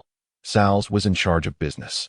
The Storm Wolf King was responsible for hunting magical creatures in the Red Moon Forest. Lorendel maintained order in the Red Moon Adventure Village. Flamey handled external promotions and various occasions requiring performers. Florine managed the weapon and armor workshops. Antina oversaw the alchemy workshop. Each had their own duties and little free time, making Hill's role as the caretaker essential for communication. However, despite having repeatedly told her to consult the master for additional assistance, Hill had the audacity to say that Florine should find time to seek the master's approval, suggesting that her workload was too light. Consequently, Florine had no choice but to come here herself. I'm doing this for your benefit. The master has stated that those who are capable should take on more work. I believe in your abilities, which is why I've arranged this to challenge you. Upon hearing Florine's words, Hill raised her head proudly, responding naturally. Hmph, why don't you challenge yourself then? Come to the weapon workshop and see how I treat you. Florine bared her teeth at Hill, then turned to Lu Che with a look of feigned innocence, saying, Master, don't you feel the least bit sorry for me? Master, don't listen to her nonsense. Hill has been known to have 4 whole hours of rest. Hill immediately retorted, That's enough? I understand the situation. Florine's workload is indeed heavier than expected. With the recent rush to produce new equipment, she likely needs extra help. How about this, Florine? I will allocate an additional batch of ironwood puppets to assist you. What do you think? Lu Che waved his hand. Having grasped the gist of the situation in truth, assigning Florine alone to manage both the weapon and armor workshops was quite a hefty task. However, her exceptional work ethic had caused Lu Che to overlook this fact, leading to the delay. Yet, with Florine now entering his room, one could only imagine what her next move would be. Thus, Lu Che felt it was indeed necessary to allocate additional personnel to assist Florine. The idle ironwood puppets would be perfectly suited for this purpose. With the ability to follow puppet commands, they could handle all sorts of menial tasks. This meant that as long as Florine remained in the weapon and armor workshops to ensure their proper functioning, the newly assigned ironwood puppets could assist in alleviating all the trivial duties. Florine would only need to focus on the critical aspects, significantly reducing her workload. That would be excellent. Master, if I could have 50 ironwood puppets to help, the production of weapons and armor could increase at least 3-fold. Florine exclaimed eagerly. After a pause, she gazed at Lu Che with sultry eyes, softly adding, Master, how shall I repay such a tremendous favor? There's no need, just focus on your duties. However, before Lu Che could finish speaking, Hill could no longer contain herself and rushed to intervene. With quick strides, she approached Florine, firmly grasping her wrist. You, I am the master's caretaker. Now, hurry back to the weapon workshop. Hill, you really are dull. Florine looked at Hill and pouted, turning to Lu Che to say, Then I shall take my leave. Master, feel free to summon me whenever you need.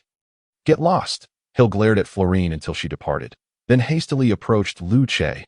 Master, enough? Please go make some soup for me. I'm feeling a bit hungry. Lu Che waved his hand, not particularly adept at handling such matters. However, as Hill was his caretaker, it was better for her not to mix her emotions into certain affairs. Additionally, Hill, in the future, have Florine report any matters directly to me. It's not ideal for her to come here all the time. Understood, Master, Hill nodded. She realized that if she did not help Florine report matters, she might inadvertently provide her with opportunities. Such mistakes must not be repeated. All right then, you may go. Yes. The productivity of the weapon and armor workshops experienced a remarkable enhancement after the ironwood puppets were deployed there. The adventurers in the Crimson Moon Adventure Village have gradually upgraded their gear, discarding their outdated weapons and armor. After all, with superior equipment at their disposal, who would still resort to using inferior items? Meanwhile, the shops on the new commercial street swiftly attracted merchants after the announcement was made. All of them rented out in no time, but a rental fee of 50 gold coins per year may not seem low. Yet when compared to the income derived from operating a shop in Crimson Moon Adventure Village, it is evidently quite reasonable. Thus, there was no hesitation. Acquiring them was the obvious choice. Just look at the flourishing scene within Crimson Moon Adventure Village. What reason could there be to miss out on such an opportunity? Indeed, it is splendid. New shops are opening one after another, and the influx of visitors to Crimson Moon Adventure Village has increased significantly. On the streets of the new commercial area, Luce strolled leisurely alongside Yore, pausing now and then. Commerce stands as one of the most effective means of propelling economic movement, particularly in areas where wealth converges. These are the directions merchants pursue. Under Luce's management, the prosperous image of Crimson Moon Adventure Village has drawn a multitude of merchants. Consequently, a diverse array of shops has sprung up, flourishing even more than those in the neighboring Stone Forest City. After all, Stone Forest City is a relatively impoverished area, causing many merchants to avoid it. This has led to a rather lackluster commercial atmosphere in Stone Forest City that, in contrast, Crimson Moon Adventure Village thrives with an abundance of merchants seeking fortune, bringing with them a vast array of goods and various commodities. Indeed, Stone Forest City benefits from this as well, as merchants aiming to reach Crimson Moon Adventure Village find it convenient to use Stone Forest City as a suitable transit hub for storing their merchandise. This, in turn, has subtly stimulated the economic development of Stone Forest City. Although the effect may be modest, the momentum is indeed present as a result. The reputation of Crimson Moon Adventure Village has grown increasingly resounding within Stone Forest City, igniting a profound curiosity among many of its residents. This interest extends beyond those merely seeking employment. Even ordinary citizens, when time permits, are inclined to visit Crimson Moon Adventure Village. This situation, of course, bodes well for Luce. Chapter 52. The melody, however, as Crimson Moon Adventure Village continues to develop. If commerce remains the sole focus, the fluctuations in people's emotions may gradually diminish. With this in mind, I should indeed contemplate alternative strategies. It is necessary to employ certain methods to rekindle the fervor within the populace. Observing the bustling commercial street, Luce couldn't help but ponder this notion. People tend to become desensitized to the familiar. Hence, there is a need for continuous innovation to maintain a sense of freshness and ensure the normal ebb and flow of emotions, such as the burden of being a formidable overlord. As Luce mused, the crowd around him began to dwindle.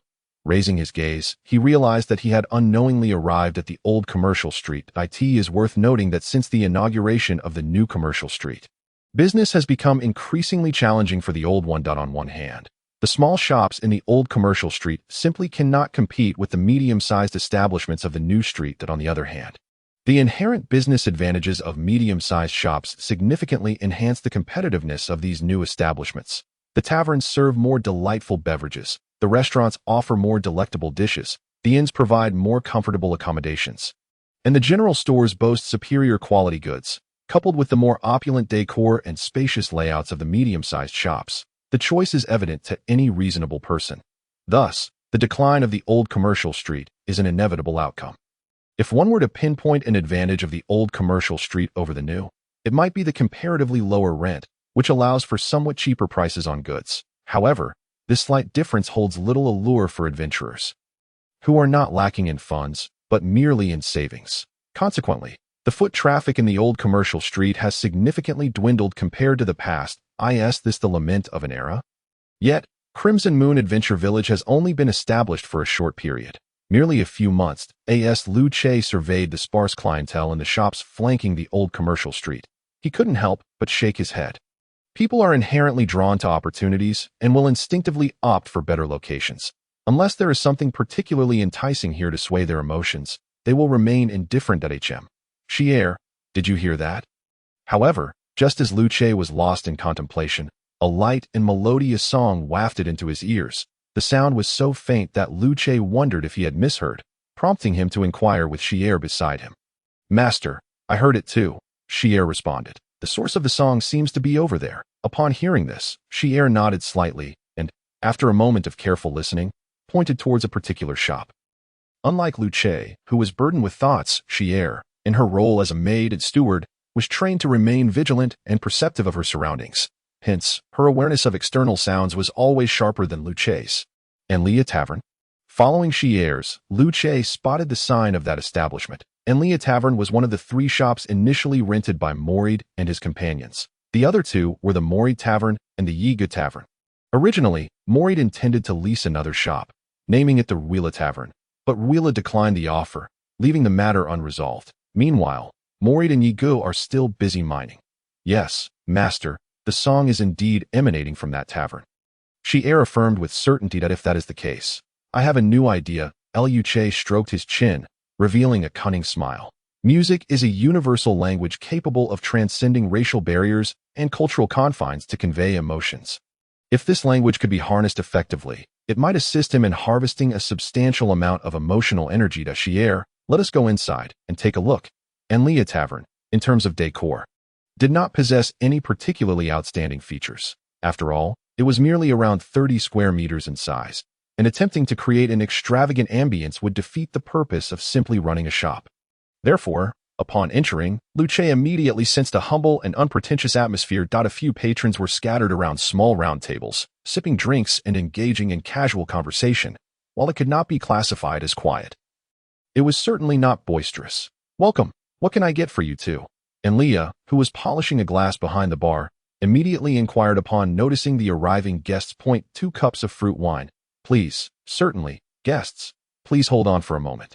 Lu Che nodded and, along with Xier, took a seat on a high stool at the bar. He began to survey the small tavern, observing its furnishings and patrons in an attempt to identify the source of the song he had just heard.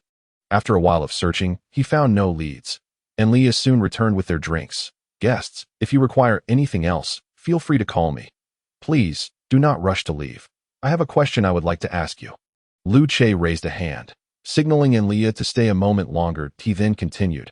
Earlier, I heard a melody outside the tavern, seemingly emanating from here. I wonder if you have any information regarding this. The song? Enlia paused briefly at the question but quickly revealed a look of realization, exclaiming, Oh, I know who you're referring to. Ruila, a guest has come specifically for your singing. Ruila? Following Enlia's gaze, Lu Che spotted a girl hiding in the shadow beside the bar. No wonder he and T found her earlier. She had been concealing herself, but why would she want to hide? Ah, the girl concealed in the shadows, upon noticing someone gazing intently at her, felt her expression contort slightly.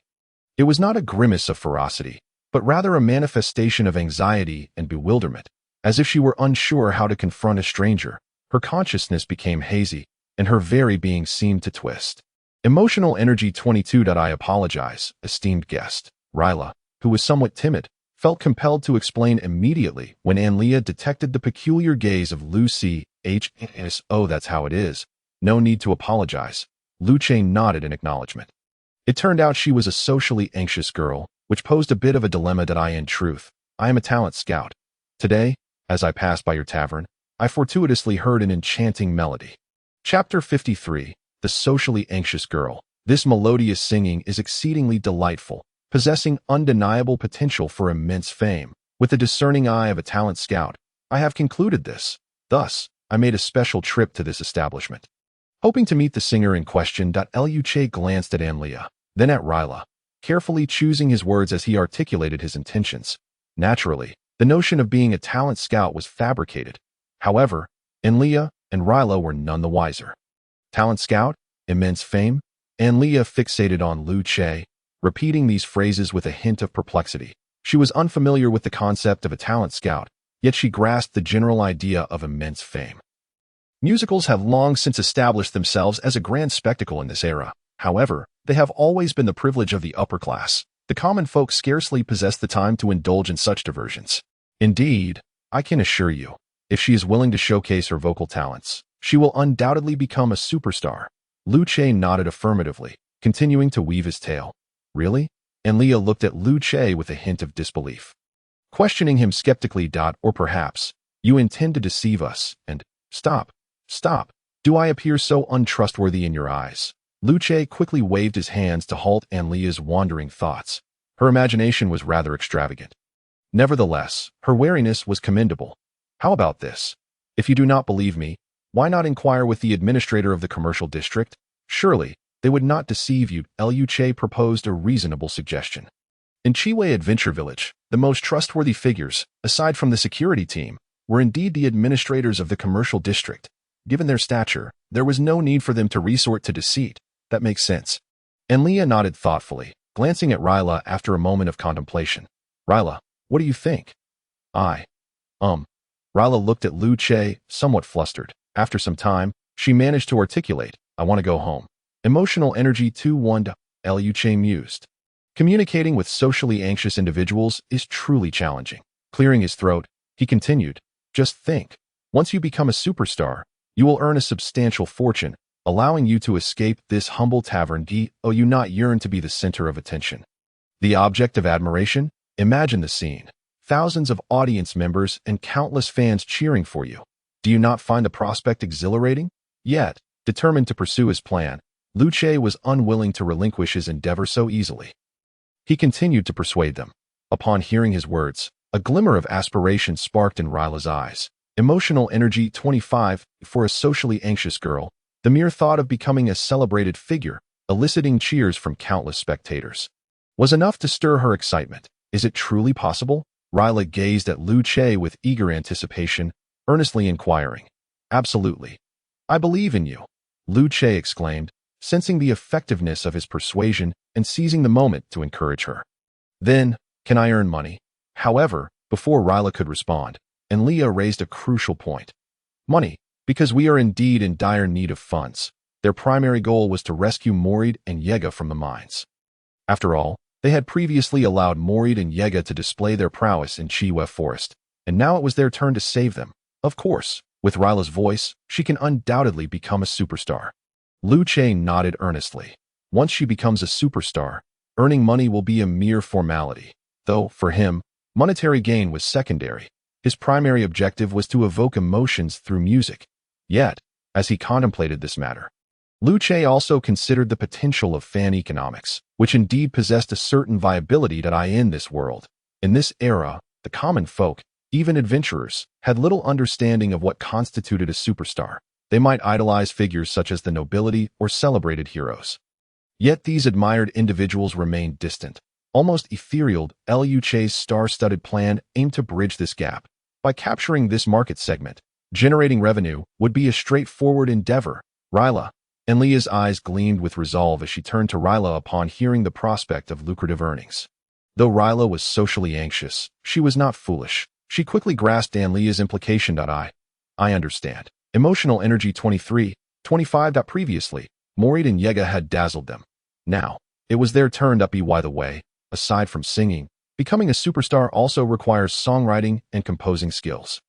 Do you possess such talents? As the two were filled with excitement, Lu Che suddenly raised this question, breaking the moment. A captivating voice is merely a fundamental requirement. To become a superstar, one must have a repertoire of exceptional works. Music, as a universal language transcending cultural confines, must possess quality to resonate broadly. While good music can be embraced by many, shoddy creations will only invite disdain. This inquiry rendered Leah and Ryla momentarily speechless. I apologize. I cannot write lyrics or compose music. It is not my forte. I am truly sorry. Once brimming with confidence and dreams, Ryla retreated once more into the shadows, filled with remorse. Indeed, when the dreams of a socially anxious girl are shattered by reality, she often reverts to her starting point.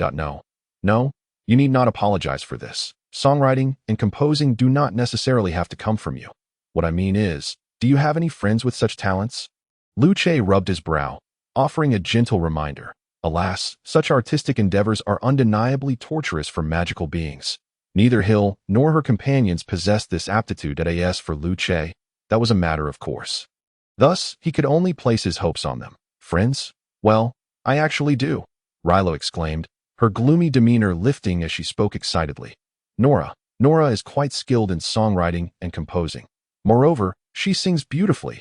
Yet, as she continued, Ryla's enthusiasm began to wane.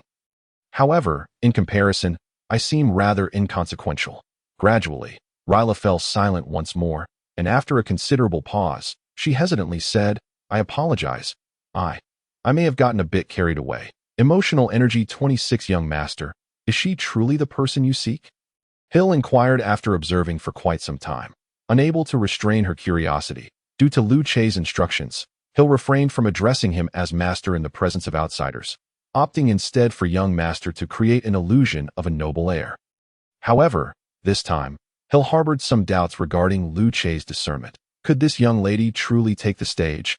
I'm merely testing the waters, Lu Che thought, yearning to voice this sentiment. Yet he maintained his composure for the sake of his own reputation. Stating firmly, Hill, trust my judgment, it will not be amiss. She absolutely possesses the potential to become a great star. Is that really true? Rayla's eyes glimmered with a flicker of hope upon hearing Lu Che's unwavering support. Indeed, I have never doubted my own insight. Since you have a friend skilled in songwriting and composition, please convey my message to her. Should she be willing to assist you, ensure that she receives her fair share of the remuneration. Lu Che affirmed with resolute conviction that he could not afford to back down at this juncture. If his judgment faltered, he could always start anew. Very well. Rayla inhaled deeply and nodded earnestly. I will write to Nora. Excellent. Once you are all gathered, seek out the administrator of the commercial district. Simply inform him that you are looking for the Starlight Studio, and he will provide you with the address. I shall await your arrival. Lu Che remarked with a gentle smile, finishing his drink before departing with Hill. Firstly, he needed to return and prepare. Secondly, he wished to afford them time to consider, allowing them to feel he was a trustworthy ally. After all, the administrator of the commercial district would serve as their guarantor. Lastly, he needed to wait until they were all assembled. Lu Che realized he had no effective means to assist with the specialized tasks of songwriting and composition. His role was solely in management. Young master, do you truly believe they will succeed? Hill queried with lingering doubt on the road back to the Demon King's castle. Human potential is invariably limitless. We need only to place our faith in them. Lu Che replied with a nod and a serene smile. Having made our choice, there is no need for hesitation. Let us forge ahead. Time will yield the answers we seek. By the way, Hill, once you return, please inform Flamey to establish a Starlight Studio in the new commercial district, specifically to handle this aspect of business. That I will allocate the new shop to him tonight. Yes, they continued on their way. Lu Che recalled this matter. The name Starlight Studio had merely been a casual suggestion, yet it was of little consequence. What truly mattered was that this studio would play a pivotal role in his forthcoming star initiative. Lu Che also intended to leverage this star program to attract more individuals to the Crimson Moon Adventure Village. Yes, young master, Hill acknowledged, noting the task. Next came the necessary preparations, since it was a musical drama. How could there be song without dance? As Lu Che contemplated this, he accessed the options for summoning creatures. The singer had already been chosen, so it was time to select some dancers as well. Enchantress level, 22 abilities, enchanting melody, lively dance manufacturing cost, 700 emotional energy maintenance cost, 35 emotional energy, monthly. The Enchantress was the creature Lu Che selected for this occasion, a lower-tier creature compared to the Sea Siren. Her abilities, while not as formidable, were certainly commendable. Her alluring figure and melodious voice served as her greatest assets. The enchanting melody could mesmerize those who heard her song, rendering them incapable of resistance. The lively dance could ensnare the weak-willed in an illusion, making it nearly impossible for them to escape, even unto death. Thus, in Lu Che's view, the Enchantress could not only serve as a dancer, but also provide harmonies for the singer when necessary. A dual benefit. Indeed. Then it is decided. Emotional energy minus 70,000 current emotional energy. 97,625, continuously increasing. If one is to undertake a task, it must be done to perfection. The star initiative was to be the forthcoming focus. And thus Lu Che did not hesitate to summon 100 enchantresses, sufficient to form 4 dance troupes. However, it must be noted that creatures, regardless of type, represented a degree of combat power. Therefore, whether or not there was work to assign them, Lu Che could not consider it a loss. It was merely a matter of whether resources were wasted. Next on the agenda was the renovation plan for Crimson Moon Adventure Village. As the scale of the village expanded, many renovation proposals warranted consideration, especially in light of the STAR Initiative's requirements. The first addition would be the Soundstone. Soundstone, item, used to transmit sound over short distances. Manufacturing cost, 50 emotional energy maintenance cost. None. This was a small gadget Lu Che discovered within the item options. Its function was akin to a walkie-talkie, yet with a few modifications, it could be utilized as a broadcasting device within Crimson Moon Adventure Village. Consequently, important announcements could be broadcasted via the Soundstone. Next, he considered the Amplification Stone. Amplification Stone, item, used to amplify sound. Manufacturing cost, 50 emotional energy maintenance cost. None in Lu Che's eyes. This was merely a uniquely designed speaker. Its purpose was straightforward, to be employed during Rayla's concerts. Chapter 55. Broadcasting Station. After all, the concert hall would undoubtedly be sizable. It would be utterly impractical to rely solely on Rayla's vocal strength. Not only would the sound quality suffer, but the audience's experience would also be diminished, hindering the progress of the STAR Initiative. Furthermore, the amplification stone could be used in conjunction with the sound stone. Thus, a simple sound system could be assembled, proving to be quite effective. However, solely relying on the sound stone and amplification stone seemed somewhat inadequate. Lu Che perused the item options, selecting another new gadget. Recording stone, item, used to preserve sound. Manufacturing cost, 50 emotional energy maintenance cost. None. The sound stone, amplification stone, and recording stone could be considered a complete set of tools. While their individual effects might not be as powerful as one might imagine, when combined, the results would exceed mere addition. Not to mention, with Lu Che's imaginative prowess, he could devise custom applications for these items. Small cabin soundstone magic regulator wand broadcasting station. This was the structure Lu Che meticulously assembled after careful consideration. After all, if a broadcasting system were to be installed in Crimson Moon Adventure Village, a broadcasting station to relay messages was indispensable. This homemade building quickly garnered the system's approval. Broadcasting station, magical version homemade structure. A building that transmits sound through magical means. Characteristics. Office area function. Broadcasting frequency. The broadcasting station can adjust the magical output to set different broadcasting frequencies. Occupational requirement. None, as long as one can produce sound. Manufacturing cost, 2,000 emotional energy maintenance cost, 100 emotional energy, monthly, excellent. It closely resembled the broadcasting station I envisioned. It should suffice. Lu Che examined the station's details, particularly noting the designation of magical version, which elicited a slight raise of his brow. It appeared that his technological pursuits had indeed taken an unexpected turn. However, this posed no significant issue to as long as it met his needs. What difference did it make whether the structure was magical or technological? Furthermore, in light of Lu Che's current sentiments, it must be acknowledged that magic is indeed more convenient than technology.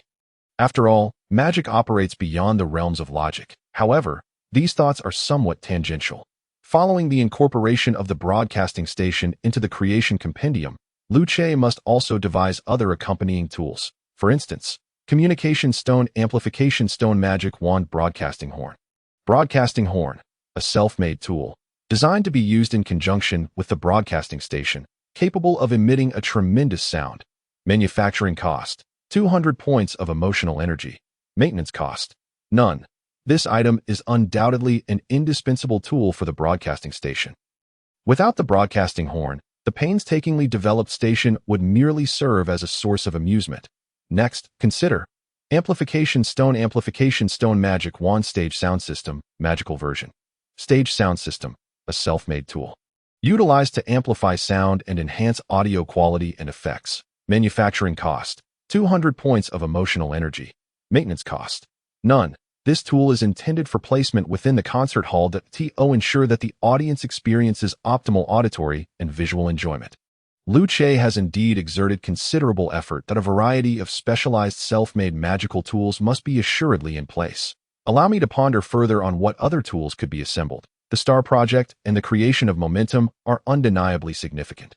After a moment of contemplation, Lu Che conceived yet another brilliant idea. Communication stone, amplification stone, magic wand, radio, magical version. Radio, a self-made tool, employed to receive the magical signals emitted by the broadcasting station. Manufacturing cost, 200 points of emotional energy. Maintenance cost, none. Since the broadcasting horn is fixed, it would be impractical for the visitors to the Red Moon Adventure Village to linger beneath it all day. Therefore, a portable radio becomes exceedingly important. In due course, Luce will also be able to promote new songs to Willa and the others through the broadcasting station. Truly, a multifaceted benefit. Well, for now, I shall leave it at this. It is sufficient. The remainder must await Willa and her companion's arrival at the Starlight Studio before proceeding. After completing a series of preparations, Luce felt a slight sense of relief. Tomorrow, the broadcasting station and the broadcasting horn shall be tested for their efficacy.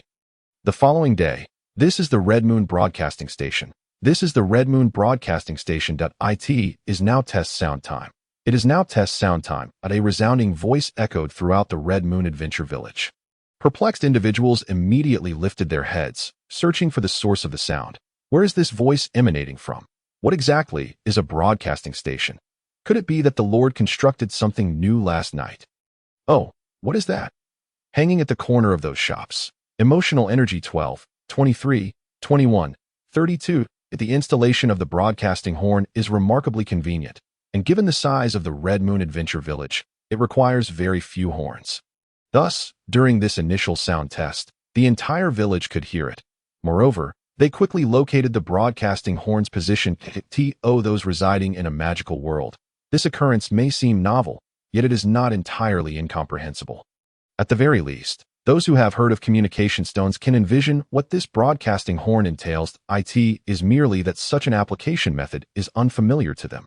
After all, communication stones are not inexpensive. As a quintessential magical tool, communication stones have always been the domain of esteemed sorcerers or affluent nobles, remaining out of reach for the common folk. Therefore, encountering a tool crafted from communication stones is naturally a refreshing experience for the villagers. Surely, the price of such an item must be exorbitant. Indeed, it must be quite costly. Given this, it seems that the Red Moon Adventure Village is genuinely affluent. Is that not evident? By the way, am I the only one who finds this broadcasting voice exceptionally pleasant? I believe the speaker must be an extraordinary beauty. Precisely. I share the same sentiment. Emotional energy 23, 21, 14, 33. As the novelty wore off, the villagers began to discuss the voice from the broadcast. Since Luce does not possess a professional announcer, he temporarily assigned the role of the broadcasting station's host to the alluring siren. Given that cultivating professionalism would take time, he resorted to unconventional methods. The siren's enchanting voice is indeed a splendid choice. With but a modicum of power, she can capture the attention of all without leading them astray. This capability likely surpasses that of a professional announcer by a significant margin. This truly the Red Moon Adventure Village. It appears far more vibrant than the Stone Forest City, despite being merely an adventure village. Outside the Red Moon Adventure Village, a magnificently adorned carriage approached slowly. The short-haired young lady lifted the side curtain of the carriage. Gazing towards the nearby Red Moon Adventure Village, her heart filled with contemplation. Although Stone Forest City is a city-state, it is not wealthy. Yet, even in its lack of wealth, it is still a city-state. If it were to be overshadowed by an adventure village, how utterly embarrassing that would be. I wonder how my father would react upon witnessing this scene. The short-haired maiden continued her musings. She is Nora Cecil, who hurried to the Red Moon Adventure Village after receiving a letter from Willa. Her father is the Lord of Stone Forest City, the Cecil Viscount. However, Nora's visit to the Red Moon Adventure Village is not solely to assist Willa. Her curiosity also plays a significant role. Not long ago, she heard that there were sweet dreams for sale in the village. She even asked Willa to procure a few for her. The effects were, of course, remarkable. Thus, Nora's curiosity about the Red Moon Adventure Village had been piqued. Yet, until now, she had not found the time or opportunity to visit, which was a source of regret. Now, however, her curiosity has finally been satisfied. The carriage swayed as it arrived at the village entrance. Clad in neat attire, Nora promptly disembarked from the carriage and waved to the driver. "You may wait here. I shall explore on my own." "But miss..." The driver hesitated, glancing at Nora, reluctant to remain behind. After all, Nora is a noble, and should she venture out alone, what if she encounters danger? If something were to happen to Miss Nora, Lord Cecil would not forgive them. There is no need for concern. You are all well aware of the safety conditions in the Red Moon Adventure Village. The local security team is quite formidable, Nora retorted, fixing her gaze upon the guards who attempted to follow her. She added, furthermore, are you not aware of my capabilities? If I were to truly face danger, what use would you be if I could not handle it myself? Chapter 56. Starlight Studio. Very well, Miss, but do ensure your safety. The driver and the appointed guards replied somewhat helplessly. Although Miss Nora spoke the truth, her directness felt somewhat lacking in decorum. Enough, enough. I understand that I shall take my leave now. Nora waved her hand as she stepped into the Red Moon Adventure Village. After passing the temporary management office on the bustling commercial street, she arrived at the junction of the new and old commercial streets. The vibrant scene of people coming and going filled her with a sense of wonder. Emotional energy 32. Although there were indeed several commercial streets in Stone Forest City, Nora had never witnessed such a throng of visitors. Moreover, the variety of goods displayed in the shops along the streets included many items she had never encountered before. That it was truly astonishing that the assortment of products in Red Moon Adventure Village surpassed that of Stone Forest City. As the daughter of Viscount Cecil, Nora's experiences were far broader than this. She had visited city-states that were several times more prosperous than Red Moon Adventure Village. However, at the end of the day, the place where she had grown up was still Stone Forest City. What a miraculous adventure village this was. It was said that Red Moon Adventure Village had only been established for less than half a year. Yet it had already reached such a scale that it was hard to imagine what kind of forces were propelling this development. What could their intentions be? Was it related to Stone Forest City? No, that seemed unlikely. As Nora strolled, she pondered in her heart that as a noblewoman, or rather, as the daughter of a noble, her thoughts could not be as naive as those of an ordinary person. While there were instances of lords coexisting peacefully, they were few and far between. After all, who wouldn't desire to expand their territory? Nora was well aware of this. The area of Red Moon Forest had remained unclaimed for decades. Now, the sudden emergence of Red Moon Adventure Village inevitably raised suspicions among the nearby Stone Forest City. Emotional energy 34. Never mind. This matter should not be my concern. Let my father worry about it. If, and I stress if, Stone Forest City could truly coexist peacefully with Red Moon Adventure Village. It might not be a bad thing after all. Nora sighed as she walked slowly through the commercial street. Raising her head, she noticed the security team patrolling the streets. What is this? Why do I sense a familiar aura emanating from those individuals? In that moment, Nora distinctly felt a sensation she recognized emanating from the members of the security team. Yet, it was not a scent she had encountered before, but rather a quality reminiscent of a certain kind. For instance, the undead? Yes, that was indeed the aura of the undead. Nora thought in astonishment. The security team of Red Moon Adventure Village was comprised entirely of undead beings. Could it be that the Lord of Red Moon Adventure Village is also a necromancer? How bothersome. Miss, are you looking for someone? Just then, Lorendel, who was on routine patrol, spotted Nora, hesitated for a moment, and then hastily approached her. For in this short-haired girl, Lorendel too sensed an aura that felt familiar. Necromancers are a class of mages who have contracted with the undead to gain power. Thus, the aura of a necromancer would naturally elicit a basic affinity from the undead, thereby enhancing the success rate of their contracts.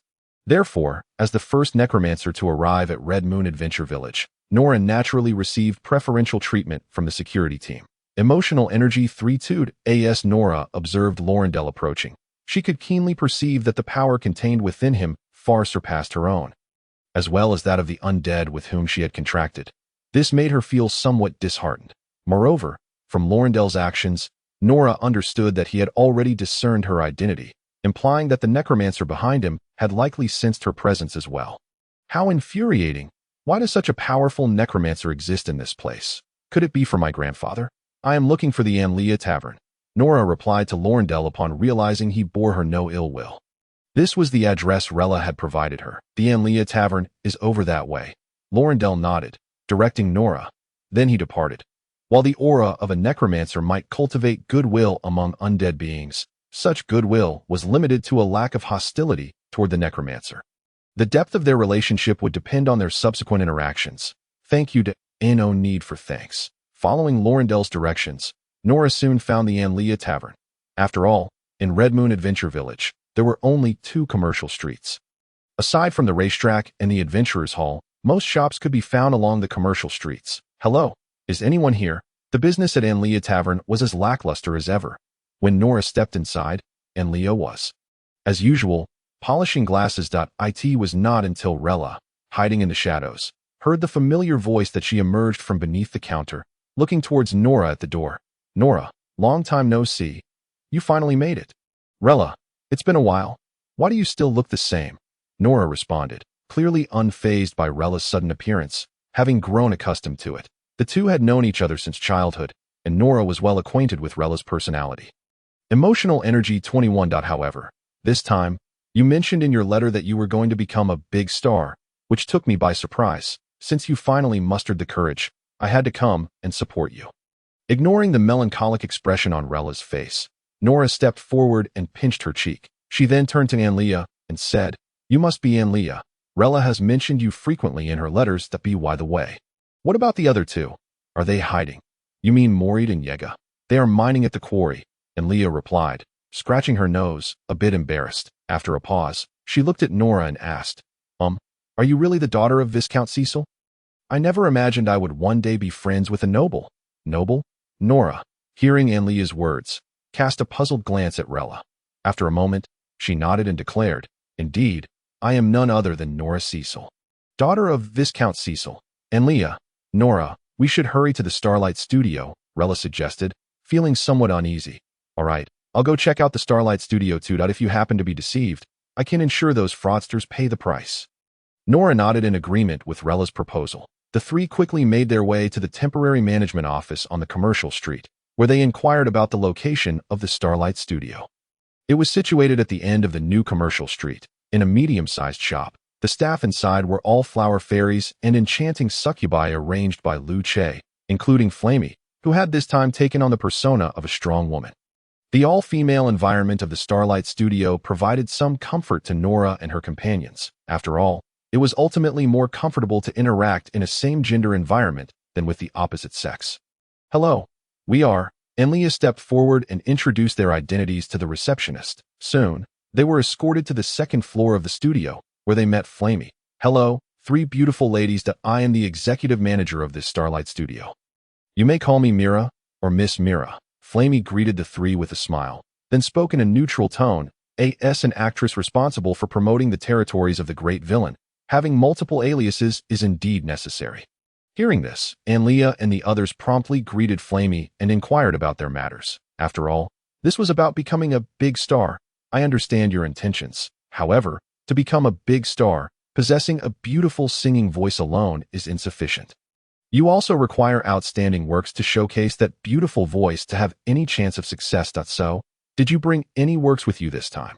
Flamey had received notification from Lu Che and was naturally aware of her current assignment. However, the customary procedures that preceded this were equally essential. After all, Hmph and her companions were oblivious to the fact that they had been chosen by the Dark Lord. They were among the first batch of experimental subjects selected for this star-making initiative. I have brought some. Nora nodded and promptly produced a parchment, handing it over. Previously, in a letter from Rira, this matter was mentioned. To become a great star, one must possess exceptional works to support that ambition. Since Rira was not adept at lyricism or composition, she sought Nora's assistance, hoping to benefit from her talent. Thus, out of loyalty to her friend, Nora could hardly refuse. Moreover, she had created numerous works prior. But her noble status had compelled her to forego such public endeavors. Furthermore, even if Nora wished to pursue it, her father, Viscount Cecil, would never allow it. Let me see, Flamey replied with a slight nod. Extending her hand to accept the parchment from Nora. In that moment, the atmosphere grew tense for Hmph and her companions, their hearts racing as if they were awaiting a verdict. Emotional energy 23. 21. 31. The trio felt as if they were prisoners on the brink of judgment, their anxiety palpable. Chapter 57. The band begins. Even the slightest change in Flamey's expression would send Nora and the others into a state of dread. It was only after Flamey had perused the contents of the parchment and turned her gaze toward them that they collectively took a deep breath. How? How is it? Emotional energy 21. 24. 32. While it could not be deemed a timeless masterpiece, as a debut piece for a novice band, its significance was more than adequate. Flamey calmly set the parchment down, speaking with deliberate composure. Although he was not particularly skilled in creation, he possessed a certain degree of appreciation for it. Nora's creative talent was undeniable, yet her prior endeavors had been theoretical, leading to a slight deficiency in practical application. However, this was hardly a flaw. With practice, she could easily compensate. That's wonderful, Nora. We've passed, of course, with me around. How could we not succeed? What should we do next? Emotional energy 23, 25, 34. Upon hearing this, Rhaenyra and the others instantly brightened. The validation of their work brought immense joy to Nora as well. Let us head for the sound check. Flamey was not one to dawdle. With usable material at hand, it was time to transform it into melody. The recording studio was adjacent to the Starlight Studio, hastily summoned by Luce overnight. It spanned 2 floors. The first floor housed an array of instruments, while the second was designated for recording. However, the studio's purpose extended beyond mere recording. It also facilitated tuning and sound synthesis. The instrumental sounds within the composition were naturally crafted within this studio. Considerable effort had been invested by Luce to establish this facility, which contained a wide variety of wind instruments, percussion, and orchestral instruments. Essentially, any commonly known instrument could be found here. Thus, when Nora and the others entered the studio, their initial reaction was one of astonishment, swiftly followed by a sense of professionalism. Although they had not formally studied these instruments, they had encountered many of them before. Yet, even so, the sheer variety of instruments on display was a breathtaking sight. After all, even in the midst of minstrel troupes or dance ensembles, one would rarely encounter such an extensive collection. This is the recording studio, where you will practice and record your songs, Flamey announced as she opened the studio door. Do I count too? What about me? Leah and Nora queried, their brows furrowed in confusion. Isn't the only one who will sing? Are you not planning to take the stage? Flamey replied with a meaningful glance at the two. Nodding without uttering any words of persuasion, it was instead Rhaenyra, upon hearing their retorts, who anxiously tugged at their sleeves. And Leah, Nora, want you accompany me? I can't perform alone. The mere thought of facing the stage alone caused Rhaenyra's mind to spiral into a state of panic. Emotional energy 23. All right, I can't let you do this alone, Nora sighed, observing Rhaenyra's flustered demeanor. She had always been like this since childhood. If Nora did not accompany her, she would likely faint on stage. Speaking of which, Nora had once contemplated whether to learn singing and showcase her talents on stage. Unfortunately, as the daughter of Viscount Cecil, her status forbade her from engaging in such public displays. Hence, Nora had never attempted it. But now, for Rhaenyra, she would allow herself this one act of defiance against her father's wishes. And what about me? My voice pales in comparison to Rhaenyra's. And Leah hesitated before speaking up. She too wished to join Rhaenyra on stage, but unlike Rhaenyra, Leah lacked natural talent and feared her voice would hinder Rhaenyra's performance.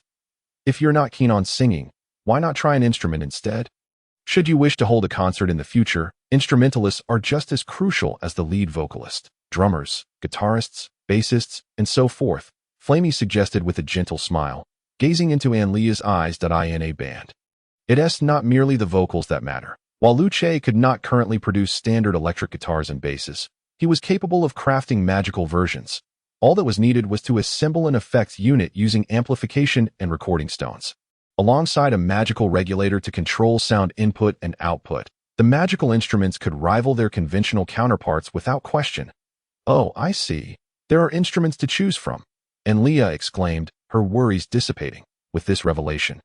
She no longer felt aimless. Thus, the 3 young women swiftly decided their roles within the band. Rhaenyra would be the lead vocalist and also serve as a backup guitarist. Nora would take on the role of guitarist and, when necessary, could step in as the lead vocalist. And Leah would be the drummer. As for the bassist, that was of little concern. After all, an unamplified bass produced no sound, so it might as well not exist. Excellent. With this, the framework of a band has come together. However, before we proceed to the sound check, have you given any thought to the name of your band? Flamey inquired, her gaze fixed on the 3 young women as they concluded their discussions. A name? Indeed, it is our band and thus deserves a name. But what should we call it? This was a pivotal question. A name is not just a symbol. It embodies a sense of belonging. How about we call ourselves the Beginning Band? It signifies our fresh start. Nora suggested after a moment of contemplation. That name sounds lovely. I'm in favor. Both Rura and Anlia chimed in agreement. All right then. Since you all approve, our band shall be known as the Beginning Band. Emotional Energy 34, 25, 26. Ms. Mira, can we commence the soundcheck now? Of course. The inception of the band marks merely the beginning of a journey. Although the talents of the three young ladies are commendable, they have not yet undergone systematic learning and training prior to this moment. Consequently, the first order of business following their decision to audition is to engage in study and practice, be it in vocal techniques, breath control, or the mastery of instruments. All of these endeavors require time. This period serves as a phase of adjustment for the trio, as being part of a band necessitates a harmonious collaboration among its members. Unlike a solitary endeavor, it is evident that one cannot become a competent band member through individual efforts alone. This aspect is precisely what they need to cultivate. Time flies that it has been a week since the installation of the loudspeakers in Chiwa Adventure Village. The villagers have grown accustomed to the intermittent broadcasts emanating from these speakers. The announcements include the day's news, quests available in the Adventurers Hall, and advertisements from various shops. Occasionally, they even feature missing person notices or lost and found announcements. Amidst their bustling lives, these broadcasts serve as a rare source of entertainment. However, today, the content of the broadcast takes on a different tone.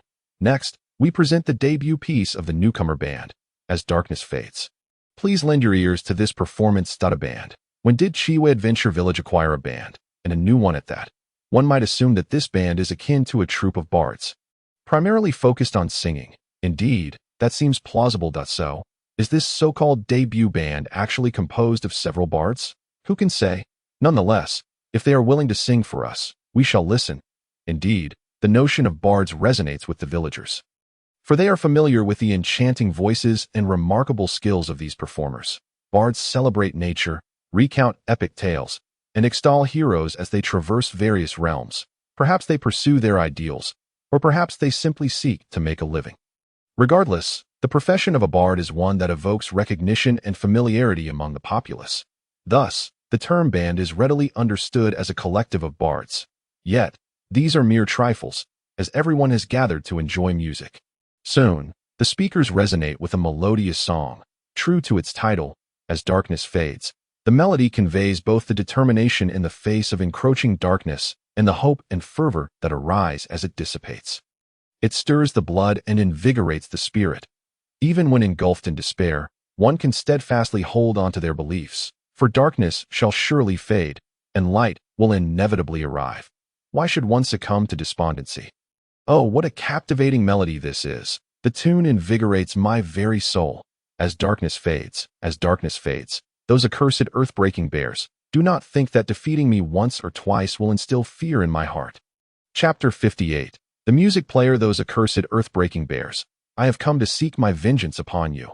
My heavens, I must discover where I can hear this enchanting song again. It is simply divine. Compared to those so-called bards, this is vastly superior. In this moment, not only are the ordinary villagers stirred with excitement, but even the adventurers feel a surge of fervor coursing through their veins. They long to venture into the Chiwa forest and confront the earth-breaking bears. Armed with new equipment and potent alchemical potions, they no longer fear those wretched creatures. Should they be able to listen to this song during battle, their courage would undoubtedly be magnified. For ordinary villagers to compare the debut band to bards is a grossly unfair juxtaposition. While bards possess lovely voices and exceptional skills, they cannot hope to rival the professionalism found in a recording studio. The magical instruments employed here, even in comparison to true musical magic, hold their own. Thus, the adventurer's sentiments are indeed valid. After all, musical magic can provide them with buffs, enhancing their combat prowess. In the Demon King's castle, Sierra stands beside Lu Che, reporting the news just received. Master, your plan has met with resounding success. The people of Chiwa Adventure Village are inquiring about how they can hear this song again. This was anticipated. Lu Che nods, observing the rapidly increasing emotional energy on his personal attribute panel, a wave of satisfaction washing over him. Indeed, exceptional music possesses extraordinary allure. Nora's creative talent is remarkably high. Though Lu Che is uncertain under what circumstances Nora crafted these pieces, he can discern that within them lies a fervent desire for rebellion and freedom. Is this the new beginning for the debut band? Is Nora speaking to herself? Supporting his chin with one hand, Luce ponders briefly before turning to Sierra. Sierra, now that we have achieved our promotional goals, the next step is, of course, to commence the sale of the album, the debut album of the band. Naturally, it will not consist solely of As Darkness Fades. That would be quite a disservice that in fact, the debut album features 3 songs, each corresponding to one of the young ladies. As Darkness Fades by Nora, Far From the Crowd by Ruira, and Shimmering by Enlia. Well, to be fair, even though the socially anxious girl has formed a band, she remains that same socially anxious girl. However, these concerns do not occupy Luce's mind.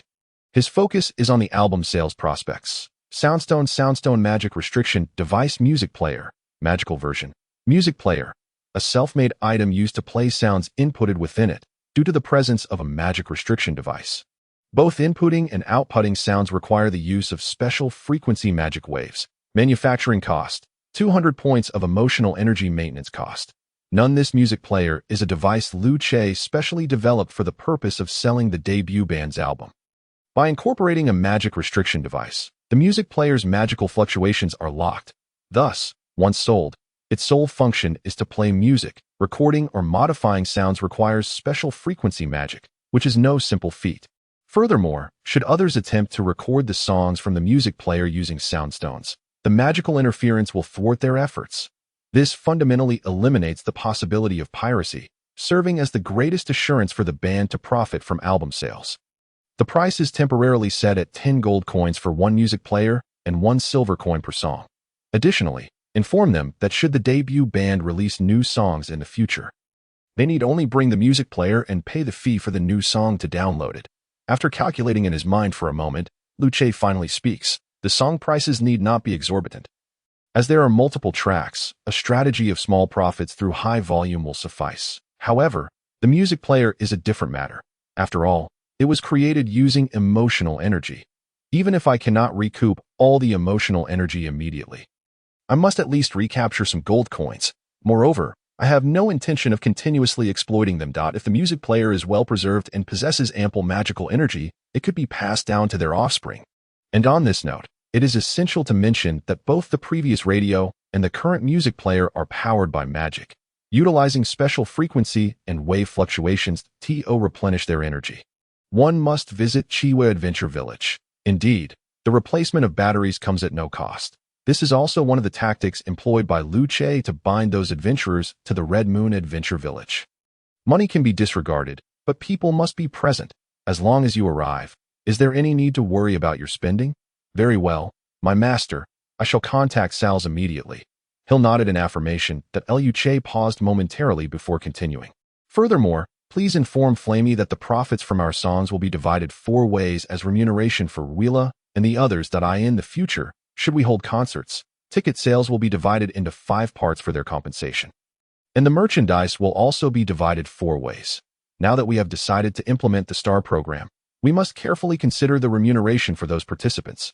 The fundamental purpose of Luce's initiation of the STAR program has never been the pursuit of gold coins, but rather the accumulation of emotional energy and foot traffic. Thus, it suffices for us to break even. There is no need to excessively exploit them. Yes, my master. Upon its release, the music player achieved remarkable sales figures. After all, this portable device that plays music is a novelty for anyone arriving at the Red Moon Adventure Village. Particularly for adventurers, spending 10 gold coins to experience it is worthwhile. For ordinary folk, while 10 gold coins might seem reasonable, it is ultimately rather steep. Occasionally, those who can afford it return home to a flurry of envious glances that in that moment, even from the perspective of vanity. They feel it is worth it. Emotional energy 21, 22, 13, 15. As for the merchants, there is no need for elaboration. The business conducted within the Red Moon Adventure Village has proven lucrative for them, and they are not stingy in their spending.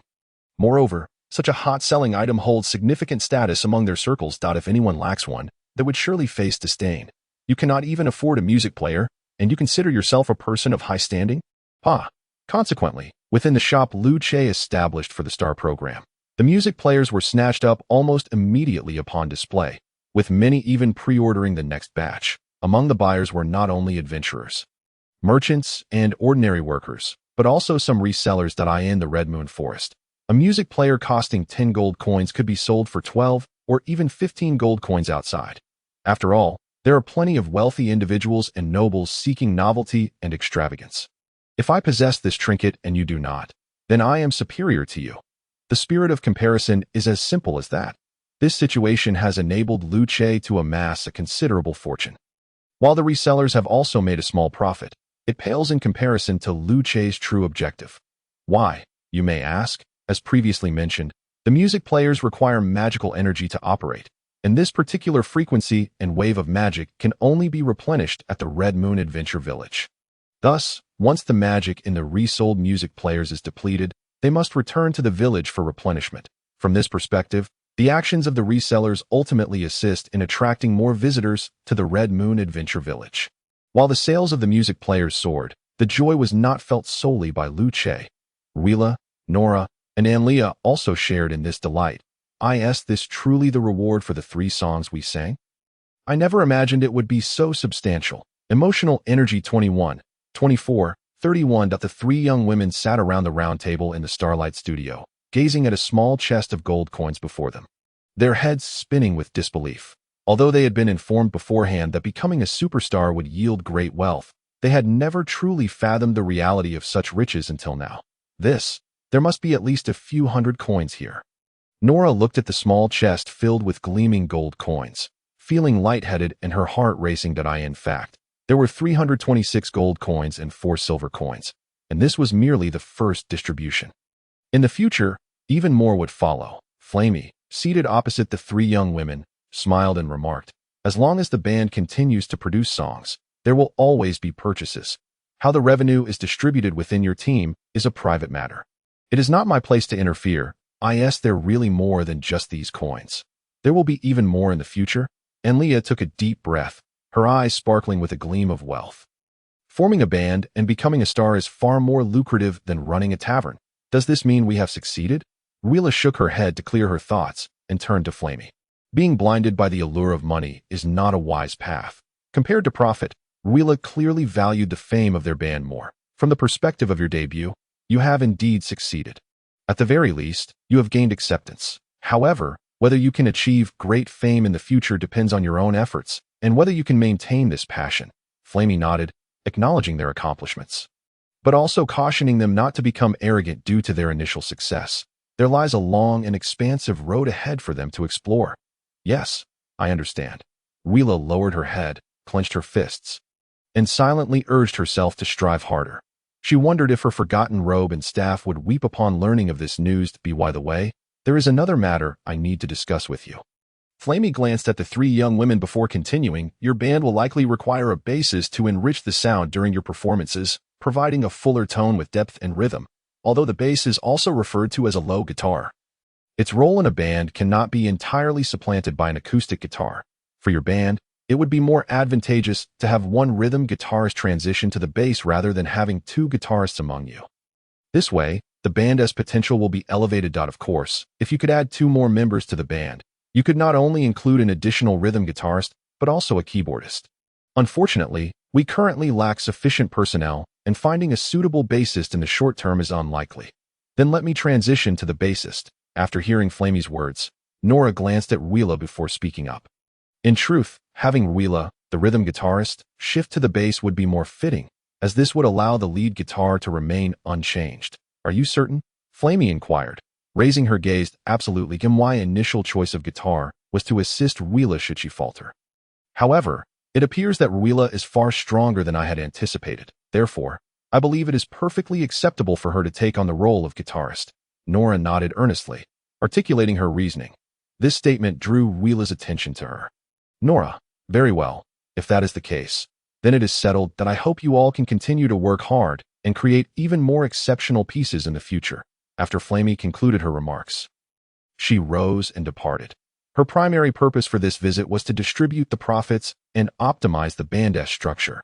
With her mission accomplished, there was no reason for her to linger, especially considering the multitude of tasks awaiting her. Meanwhile, the 3 young women remaining in the Starlight Studios conference room redirected their gaze toward the small chest of gold coins. Chapter 60. The Troublemaker in the Red Moon Forest. At the iron mine, a gathering of many wayward adventurers and ordinary individuals seeking to supplement their household income could be found. Thus, within the iron mine, numerous potential customers existed, but on this basis, Luce had installed a loudspeaker in the vicinity. He planned to play advertisements and music during the breaks of these laborers, perhaps boosting sales in the process. Even if it didn't succeed, it would surely offer them a moment of relaxation. Under such circumstances, the onset of the band's music naturally captured the attention of the miners. What is the sound? Is it a song? Whose voice is this? It is so melodious. To think that the Lord of the Red Moon Adventure Village has such a kind heart, knowing our toil in the mines and treating us with such beautiful music. Indeed, indeed. Emotional energy 21, 23, 14, 15 within the iron mine. Both adventurers and ordinary folk coexisted. Yet at this moment, their actions aligned. They collectively paused to savor the enchanting melodies. In their hearts, they marveled at the benevolence of the Lord of the Red Moon Adventure Village. These individuals were either unable to repay their debts or had committed transgressions that led them to this place of confinement. Alternatively, some had specifically come to mine for profit. Despite not working for the Lord, they were fortunate enough to enjoy such exhilarating music, and indeed, they felt a sense of gratitude. Of course, the songs emanating from the loudspeaker were not entirely unrecognizable. After all, new arrivals came to the iron mine daily, and the outside world was not entirely closed off from this place. Consequently, it didn't take long for someone to discern the source. This voice, could it not be that of the band The Beginning singing The Darkness Fades? Yes, yes, and the previous song was also theirs, titled Far from the Crowd. Who would have thought that a song unheard in the Red Moon Adventure Village could be enjoyed here? It seems that mining in this place is truly worthwhile. Had I known we could listen to music here, I would have come much sooner. Emotional energy 12, 23, 14, 17 for ordinary people. The price of a music player was hardly affordable. Thus, while the device was quite popular among adventurers, it remained a luxury in the eyes of the common folk. Nevertheless, they were now able to hear the songs of the beginning in the iron mine, which left them feeling quite satisfied. Unable to purchase a music player for personal use, they could at least enjoy the communal one in the mine. The beginning? Wait, is that not the voice of Ryla? How long have we been in this iron mine? Jaeger, can you fathom what has transpired?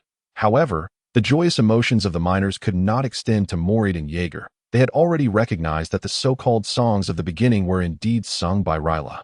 This meant that shortly after their arrival in the iron mine, Ryla had been taken away. That shouldn't be the case. Emotional energy 24, 25 Morid. I believe we ought to remain composed. Ryla is not that type of person. And this band The Beginning may not be what we envision, Jaeger remarked as he rubbed his temples and looked towards Morid. Yet, confusion clouded his eyes as well. It was indeed hard to imagine Ryla, with her character, forming a band. Such a notion appeared implausible. Therefore, the only possibility that remained was that Ryla had been abducted. Otherwise, with Ryla's nature and Anria's intellect, such an event would be unthinkable. Hey, you two brothers. Do you happen to know anyone from the beginning? Suddenly, a deep, resonant voice pierced the air, startling both Morid and Jaeger into turning around. They were confronted by a well-known figure within the iron mine, Sanger. This individual was quite famous in the iron mine, known for his straightforward demeanor and fiery temper. Given that the adventurers brought to the mine were not in the best of spirits, conflicts with Sanger were not uncommon. However, despite this, Sanger, self-proclaimed as the Lion, had never suffered a defeat. Within this iron mine, at least half of the adventurers had felt the brunt of his fists. Thus, Sanger's notoriety was well earned.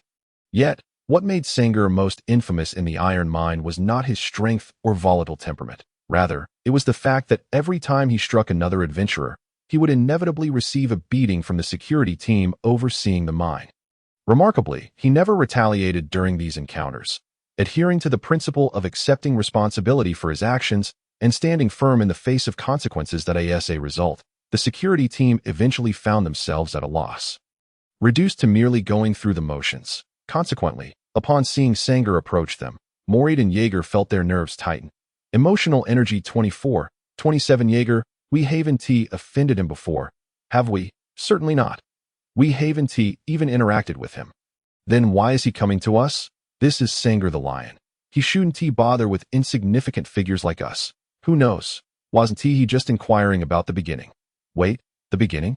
Morid and Jaeger exchanged glances as they observed the seemingly friendly Sanger inching closer, their voices dwindling to whispers. When Sanger finally stood before them, they fell silent, masking their apprehension with forced smiles. After all, in this iron mine, Sanger's presence was as formidable as a shadow cast by a great tree. "Excuse me, do you have something to discuss with us?" Emotional energy 21. 23 Morid silently bolstered his courage and forced himself to speak. "Do not be so tense. Brothers, I'm neither a good person nor a bad one. I simply wish to ask if you know anyone from the beginning." Sanger chuckled heartily at the stiff expressions on their faces, playfully patting their shoulders with a force that made Morid and Jaeger wince. No, Brother Sanger, we merely wish to know if your inquiry pertains to seeking trouble with the beginning." Morid, gritting his teeth to endure the pain, inquired in his heart. He hoped that if Sanger intended to confront the beginning, they would claim ignorance. Above all, they could not betray Ryla. Why would I do that? Brothers, I just thought the song played earlier was delightful, so I inquired further. They told me it was by the beginning. Hence, I wanted to express that I am a fan of theirs. Sanger nodded earnestly, emphasizing his genuine appreciation for the music of the beginning. He merely sought to learn more after overhearing that someone knew members of the band. I see. Morid and Jaeger exhaled in relief upon hearing this. Emotional energy 24. 26 It turned out he wasn't looking to cause trouble for the beginning. Moreover, judging by Sanger's expression and his reputation in the mine, he seemed sincere enough. However, they still could not definitively say whether they knew anyone from the beginning. They only recognized the singer's voice as familiar. However, despite the circumstances, Morade was unable to ascertain whether Rayla was among the members of the starting band. If they had misheard and deceived Sanger, wouldn't that lead to a severe beating? Is that so? Sanger stroked his chin, closing his eyes in contemplation for quite some time. After a while, he opened his eyes and looked at the two, saying, "What are your names, brothers?" Morade, YG. Morade, YG. Splendid. My name is Sanger, the captain of the Lion Adventurer Squad, also known as the Lion. I have heard of you. It is an honor to meet you. Morade and YG quickly replied with forced smiles. After all, in this iron mine, who had not heard of the illustrious name of Lion Sanger? Only those who had never faced his wrath would not know. Since that's the case, I suppose we are acquainted now. Brothers, earlier you mentioned that the melody of the starting band seemed familiar, yet you could not be certain. Would you care to join me in discovering who exactly comprises the starting band? Sanger said with an eager expression, his gaze fixed intently upon them. The Lion's decisiveness was no jest. Brother Sanger, that may not be wise. This is tantamount to a prison break. Morade gazed at Sanger with a hint of bewilderment. Although the discipline within the iron mine was not particularly stringent, as long as there was no conflict and one remained within the confines of the mine, it could even be described as quite liberal. However, the prerequisite was still to remain within the mine. If these captured adventurers exhibited any signs of attempting to flee, they would face severe beatings and confinement, and their debt would only increase. In the worst-case scenario, they might never leave the iron mine again. They would either perish within its depths or toil for a lifetime, a truly lamentable fate. Thus, captured adventurers had never contemplated escape. After all, their existence here merely consisted of mining. Chapter 61. Shadow Demon. Those who dared to attempt escape often met a grim fate, either dying within the iron mine or condemned to a lifetime of labor. A truly tragic end. Hence, captured adventurers had never entertained thoughts of fleeing. After all, staying here meant merely engaging in mining. At most, they would be released after a year or so. Moreover, they were provided with food and shelter, and they were not subjected to maltreatment. Why would they seek unnecessary hardship? What harm could there be? We won't flee. We'll just take a look outside and return. Nothing will come of it. Brother Sanger spoke with a carefree demeanor, entirely dismissing the gravity of a prison break. After all, he had interacted with the security team on numerous occasions. A few beatings here and there, one eventually becomes accustomed to it. Morade and YG exchanged glances, rendered speechless. Sanger was robust and could endure punishment. They, however, were of frail constitution. If they were to receive a thorough beating, they could scarcely endure it. Nevertheless, Sanger paid no heed to their thoughts. Seeing their silence, he seized both men and dashed towards the exit of the iron mine. Morade and YG were left in a state of shock. Wait a moment. Please, spare us. I implore you. In the Demon King's castle. Within the Grand Hall, my lord, Lorendale reports, Sanger attempted to leave the confines of the iron mine and was apprehended by the security team once more. Moreover, this time, he brought along 2 newcomers. Hill glanced at the documents in his hand and spoke to Lu Che. It's him again. Lu Che had become exceedingly familiar with the name Sanger over these past days. He was the most notorious troublemaker in the iron mine. He rarely committed grave mistakes.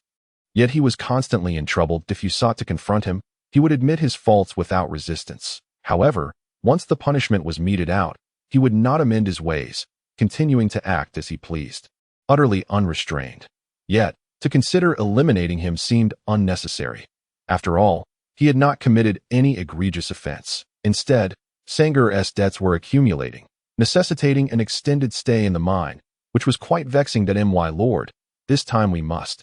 Hill observed Lu Che's conflicted expression and immediately interjected. Such a troublemaker who repeatedly causes you distress and remains unrepentant should be dealt with swiftly. Let it be, let it be. For now, keep him around, Lu Che replied dismissively. Such honest adventurers are rare these days. Upon hearing this, Hill nodded, ceasing further discussion on the matter and transitioning to the next topic. Sal's and Flamey report that, due to the growing fame of the starting band, numerous bards and merchants have flocked to the Crimson Moon Adventure Village in search of profitable opportunities.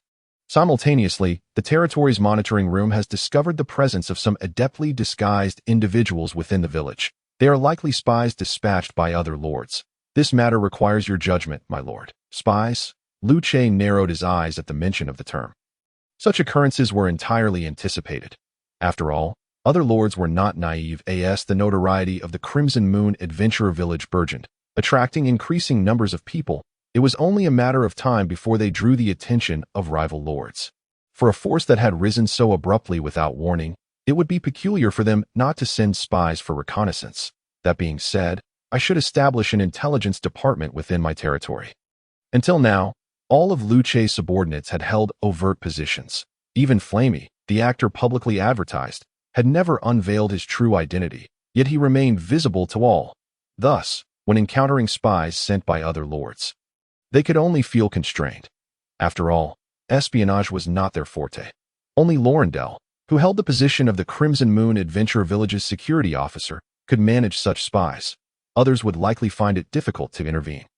Of course, Lu Che's intention to create his own intelligence department was not solely to contend with these spies, for within the basement of the Demon King's castle lay a monitoring room. The sorcerers within were far from inept. Those spies seeking to glean information within the Crimson Moon Adventurer Village remained blissfully unaware that upon entering the domain of the Great Demon King, they were already under comprehensive surveillance. The information they could access was strictly what Lu Che permitted for what he wished to keep hidden, no matter how long those spies lingered in the village. They could never uncover it. Thus, Lu Che's aspiration to establish his intelligence department primarily served a reciprocal purpose. While those lords sought to pry into his affairs, Lu Che naturally wished to learn of theirs as well. It would also lay a foundational groundwork for his future territorial expansion. Let me see what creatures might be suitable for gathering intelligence and infiltrating. Lu Che pondered this. He opened the monster compendium and began to search through it. Soon, a piece of information regarding a creature emerged before him. Shadow Demon level. 24 abilities. Breath of Darkness. Shadow Cage. Shadow Spike manufacturing cost. 1,000 points of emotional energy maintenance fee. 50 points of emotional energy, monthly. The Shadow Demon is a type of dark creature adept at concealing itself within shadows and masking its aura. It is exceptionally suited for espionage and intelligence gathering. Furthermore, the combat prowess of the Shadow Demon is formidable. Among its abilities, the Breath of Darkness allows for complete invisibility, enabling it to fully merge into the darkness. Additionally, it can accelerate the recovery of its stamina and heal any inflicted wounds while shrouded in shadows. The Shadow Cage is a quintessential control skill, utilizing darkness to create a cage that ensnares enemies. By constricting the cage, it can entirely immobilize the enemy's movements. Importantly, the Shadow Cage is not merely a control ability. It can be unleashed collaboratively. The more shadows incorporated, the greater the strength of the cage, allowing it to bind even stronger foes. For the Shadow Spike, it is a standard offensive skill that an attack that emerges unexpectedly from the darkness is nearly impossible to defend against. moreover, akin to the shadow cage. The shadow spike can also be unleashed in conjunction with others. The more shadows that converge, the greater the destructive power of the shadow spike. This is one of the primary reasons Liu Che chose the shadow demon, as its combat effectiveness scales upward with increasing numbers. Although 1,000 points of emotional energy per unit is somewhat steep, Liu Che deems it worthwhile. Emotional energy. Minus 100,000 current emotional energy. 156,759, continuously increasing. This surge in emotional energy is primarily due to the recent formation of a band, allowing Liu Che to profit significantly in that regard. Thus, he can unhesitatingly produce such a multitude of shadow demons. Exactly 100. However, beyond this number, Liu Che would find himself at a loss as the structures within his territory multiply and the number of demons under his command expands. The reserve of emotional energy he must retain grows considerably. After all, whether it be buildings or demons, as long as they remain intact and unvanquished, there will be a continual demand for emotional energy. The maintenance costs are absolutely non-negotiable. Therefore, as his territory enlarges and his power strengthens, Liu Che's need for emotional energy escalates correspondingly. This compels him to constantly devise new methods for harvesting emotional energy more swiftly and efficiently. For now, that is sufficient. However, with the advent of the shadow demons, it is only fitting to appoint a commander for them, Liu Che mused internally. While the demons exhibit remarkable mobility, their capacity for strategic thought is rather concerning. Hence, it is imperative to have a corresponding subordinate to lead them. Yet, the subordinates currently at Liu Che's disposal are far too occupied.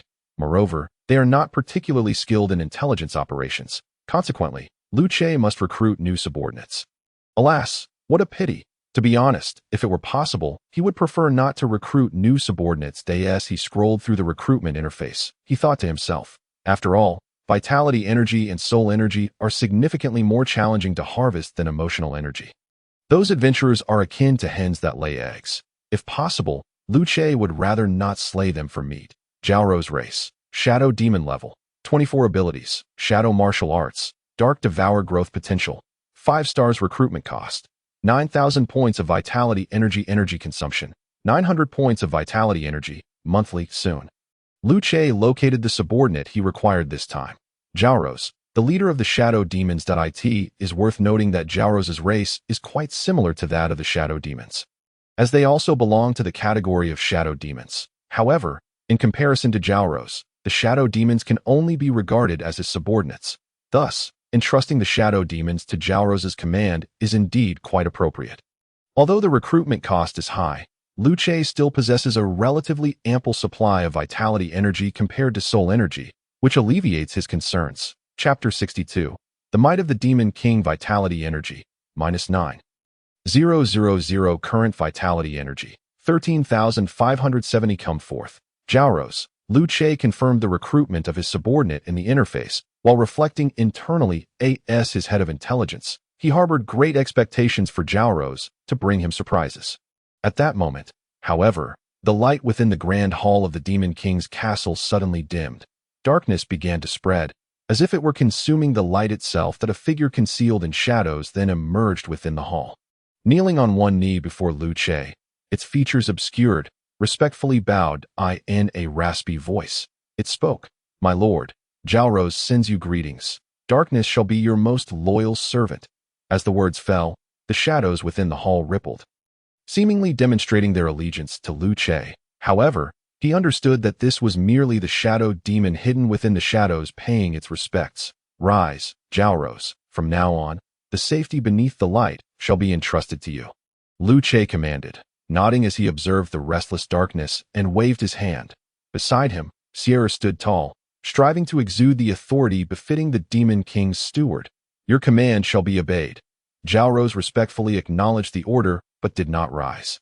Instead, he transformed from a humanoid form into a pool of liquid darkness, melding into the shadows. In the next moment, the shadows within the grand hall began to recede, and light once again poured in. Jiaorou's had departed the Demon King's castle, accompanied by the shadow demons. Ding! System notification. Congratulations, host. Your level has risen to 25. The exclusive skill of the Demon King, Might of the Demon King, has been unlocked. Please review it at your convenience. While Lu Che was aware that recruiting subordinates could indeed elevate his level, he was entirely in the dark regarding which level unlocked which privileges. Consequently, the sudden system notification left him momentarily stunned. However, he quickly became elated. Another exclusive skill of the Demon King. Although he had yet to utilize the previously acquired skill, True Form of the Demon King, this did not diminish Lu Che's joy. After all, the more means he had to ensure his survival, the better. Might of the Demon King. One of the exclusive skills of the Demon King. As a Demon King, how can one lack their own imposing presence? Effect. The Demon King can unleash their pressure to intimidate enemies, reducing their combat effectiveness. Consumption. 1,000 points of emotional energy per minute. Another 1,000 points of emotional energy per minute. The consumption of this ability rivals that of the True Form of the Demon King. After reading the description of the might of the Demon King, Lu Che's eyes widened in disbelief. The function of the might of the Demon King does not directly enhance combat effectiveness. Rather, it resembles a display of power by association.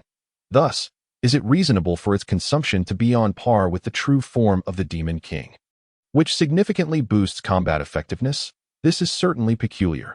Wait. No, considering the system's nature, it has never been known to set arbitrary prices. This implies that if the consumption of the might of the Demon King is indeed on the same tier as the True Form, then the effects it can produce will undoubtedly not be inferior. With this line of thought, if the might of the Demon King does not directly augment combat effectiveness, yet its consumption parallels that of the True Form, then without a doubt, the pressure it exerts must exceed that of the True Form. In that case, it could intimidate even more enemies. Should I give it a try? However, Lu Che reconsidered and felt that relying solely on his own conjecture would not allow for an accurate prediction of such matters. It would be far clearer and more intuitive to simply give it a try. Although a minute would require 1,000 points of emotional energy, for the financially robust Lu Che, this expenditure was hardly exorbitant. He might feel a tinge of regret, as it was indeed a waste, yet he believed that failing to comprehend the effects of the Demon King's might would lead to greater complications. So, why not give it a shot? A minute, after all, only cost 1,000 points of emotional energy, an acceptable toll. With this thought in mind, Lu Che resolved not to hesitate any longer, taking a deep breath. Demon King's might, activate. Boom! In an instant, an overwhelming pressure erupted from within Lu Che's being. It surged forth like a tempest, sweeping in all directions with an awe-inspiring force. Even the already dilapidated Demon King's castle appeared to deteriorate further under the impact of this might. Capable of causing tangible destruction, is this truly the Demon King's might? Lu Che's eyes widened as he felt this formidable power, as if the very realm itself lay within his grasp. What an astounding force! How terrifyingly potent! This power was indeed intoxicating. Thud. Yet, just as Lu Che was lost in contemplation, a dull thud nearby jolted him from his reverie. Turning to look, he discovered that his companion, Yore, had succumbed to unconsciousness under the onslaught of the Demon King's might. Upon witnessing this scene, Lu Che felt a pang of embarrassment. Simultaneously, he realized that his control over such power was evidently lacking. The overwhelmingly powerful Demon King's might had inadvertently affected his allies. What an unfortunate circumstance. After all, reality is not a game. There is no concept of allies being immune to friendly fire. If he could not exercise precise control over his true power, it would result in indiscriminate attacks. It seemed clear that he needed to dedicate more time to mastering this aspect. Otherwise, when the time came for him to take action, he might end up inflicting more harm on his own than on his enemies. Lu Che gazed at Yore, who was holding her forehead, sighing as he pondered this dilemma. Though combat was not Lu Che's forte, having arrived in such a world, if he completely neglected to hone his combat skills, the future could indeed prove troublesome. However, for now, he should prioritize returning Yore to her room. My sincere apologies, Yore. I truly did not wish to harm you inadvertently. In the depths of the Crimson Moon Forest, adventurers engaged in hunting monsters suddenly sensed a terrifying pressure sweeping over them. Instantly, they broke out in a cold sweat, gazing fearfully into the forest's depths. What is happening? Such a fearsome power. What kind of monster could emit such an aura? Merely feeling this presence has already sent shivers down my spine. Chapter 63.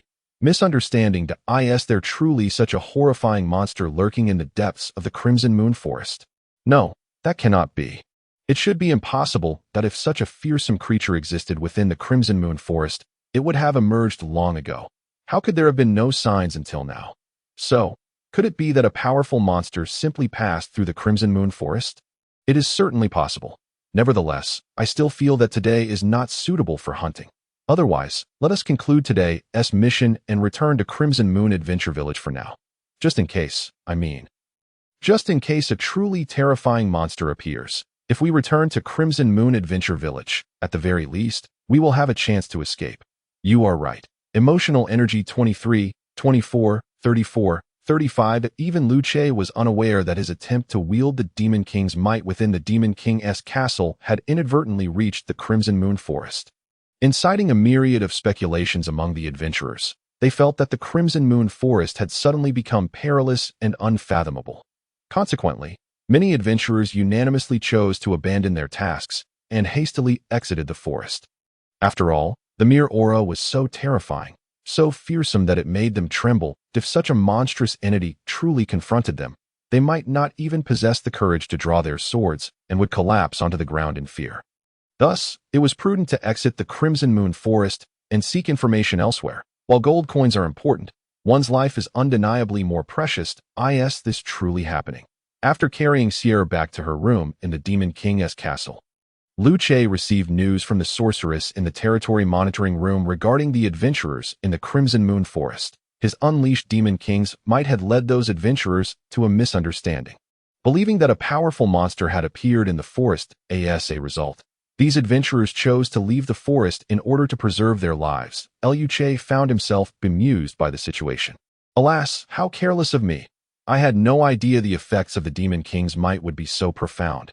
Shaking his head, he felt a sense of helplessness. Although he had speculated that the energy consumption of the Demon King's might would be comparable to that of the true form of the Demon King, leading to an equally potent effect, he had still underestimated its impact, resulting in this misunderstanding that if not addressed properly, the adventurers might be too fearful to enter the Crimson Moon Forest for some time.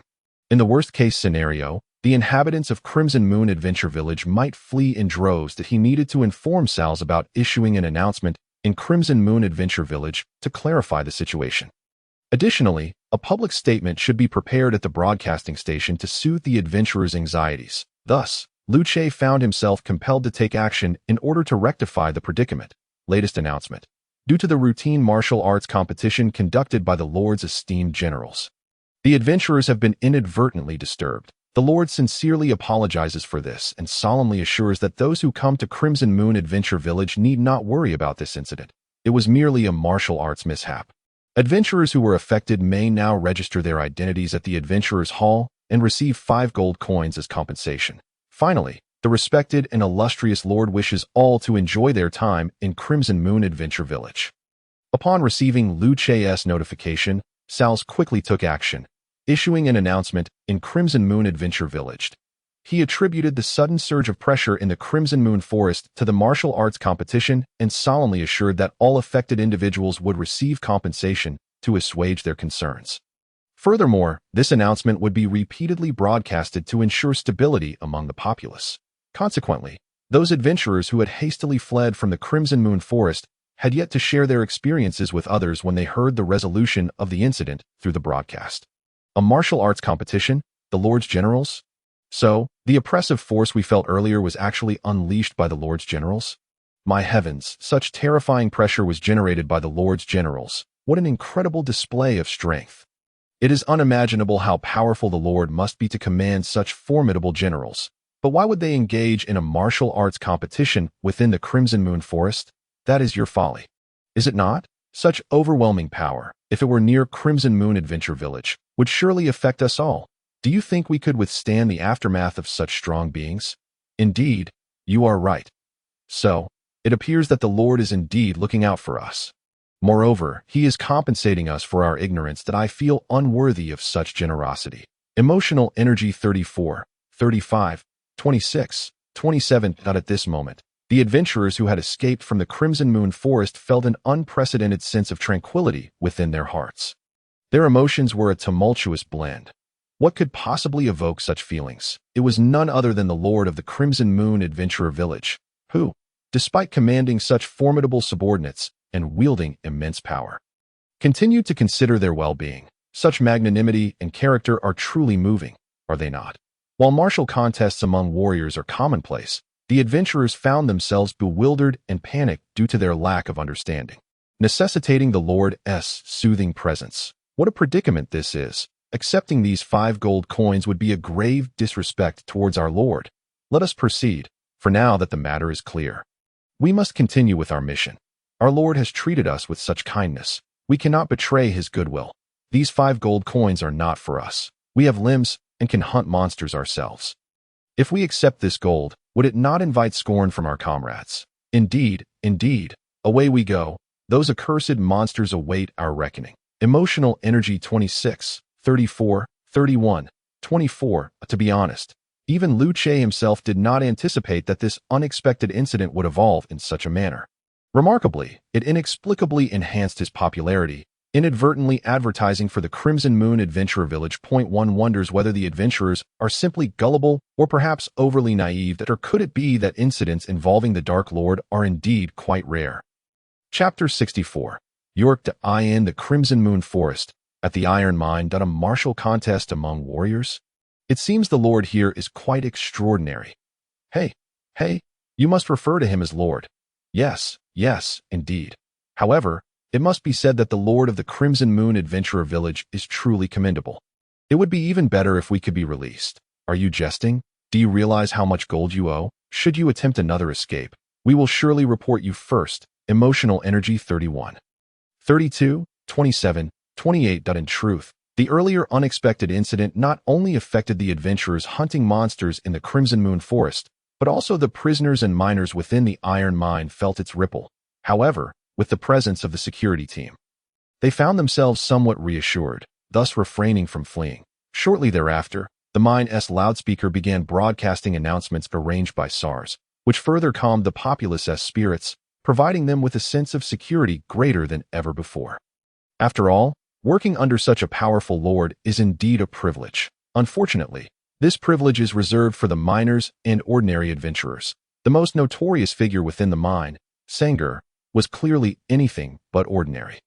Currently, Sanger was accompanied by 2 companions, Morid and Yega, having formed an unexpected camaraderie after being apprehended together during a previous escape attempt. Fortunately, Sanger's reputation was sufficiently formidable, even among the security team, sparing the trio from excessive hardship, aside from the customary beating and a doubling of their debts. However, this incident had bred deep resentment in Morid and Yega towards Sanger.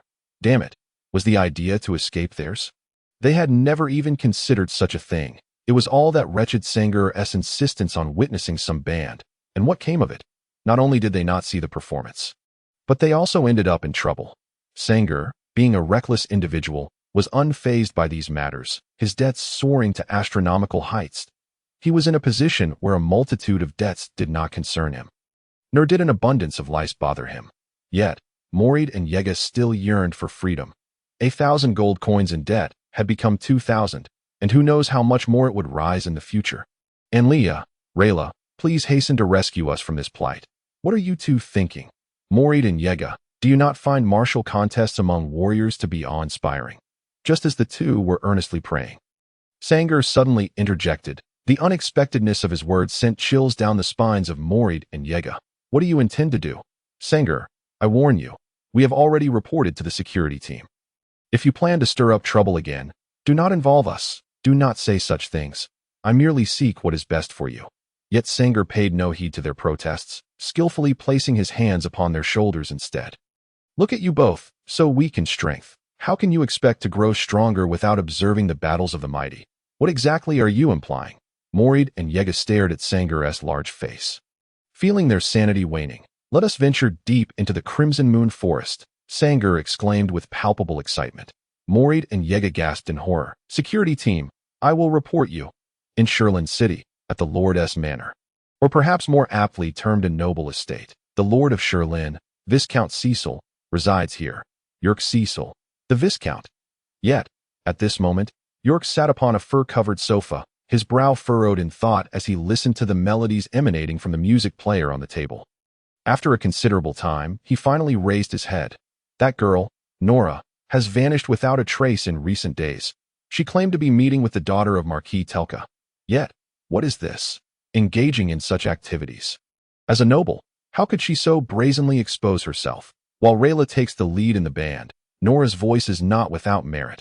Moreover, given that The Darkness Fades features Nora's character song, her voice naturally blends into the duet.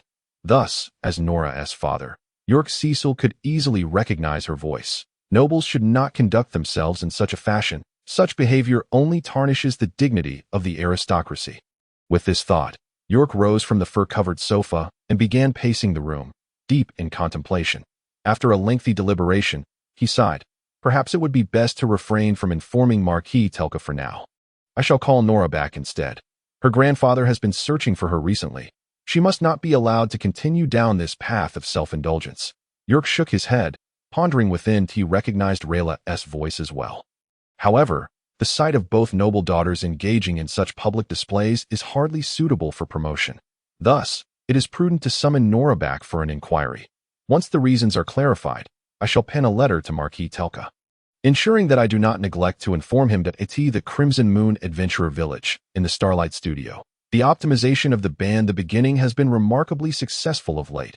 Nora has transitioned to the role of bassist, while Rayla has taken on lead guitar, and Anlia remains steadfast as the drummer. Consequently, even as a trio, The Beginning has begun to take shape. Following this, it is time for new songs, thanks to Nora's prior leisure time.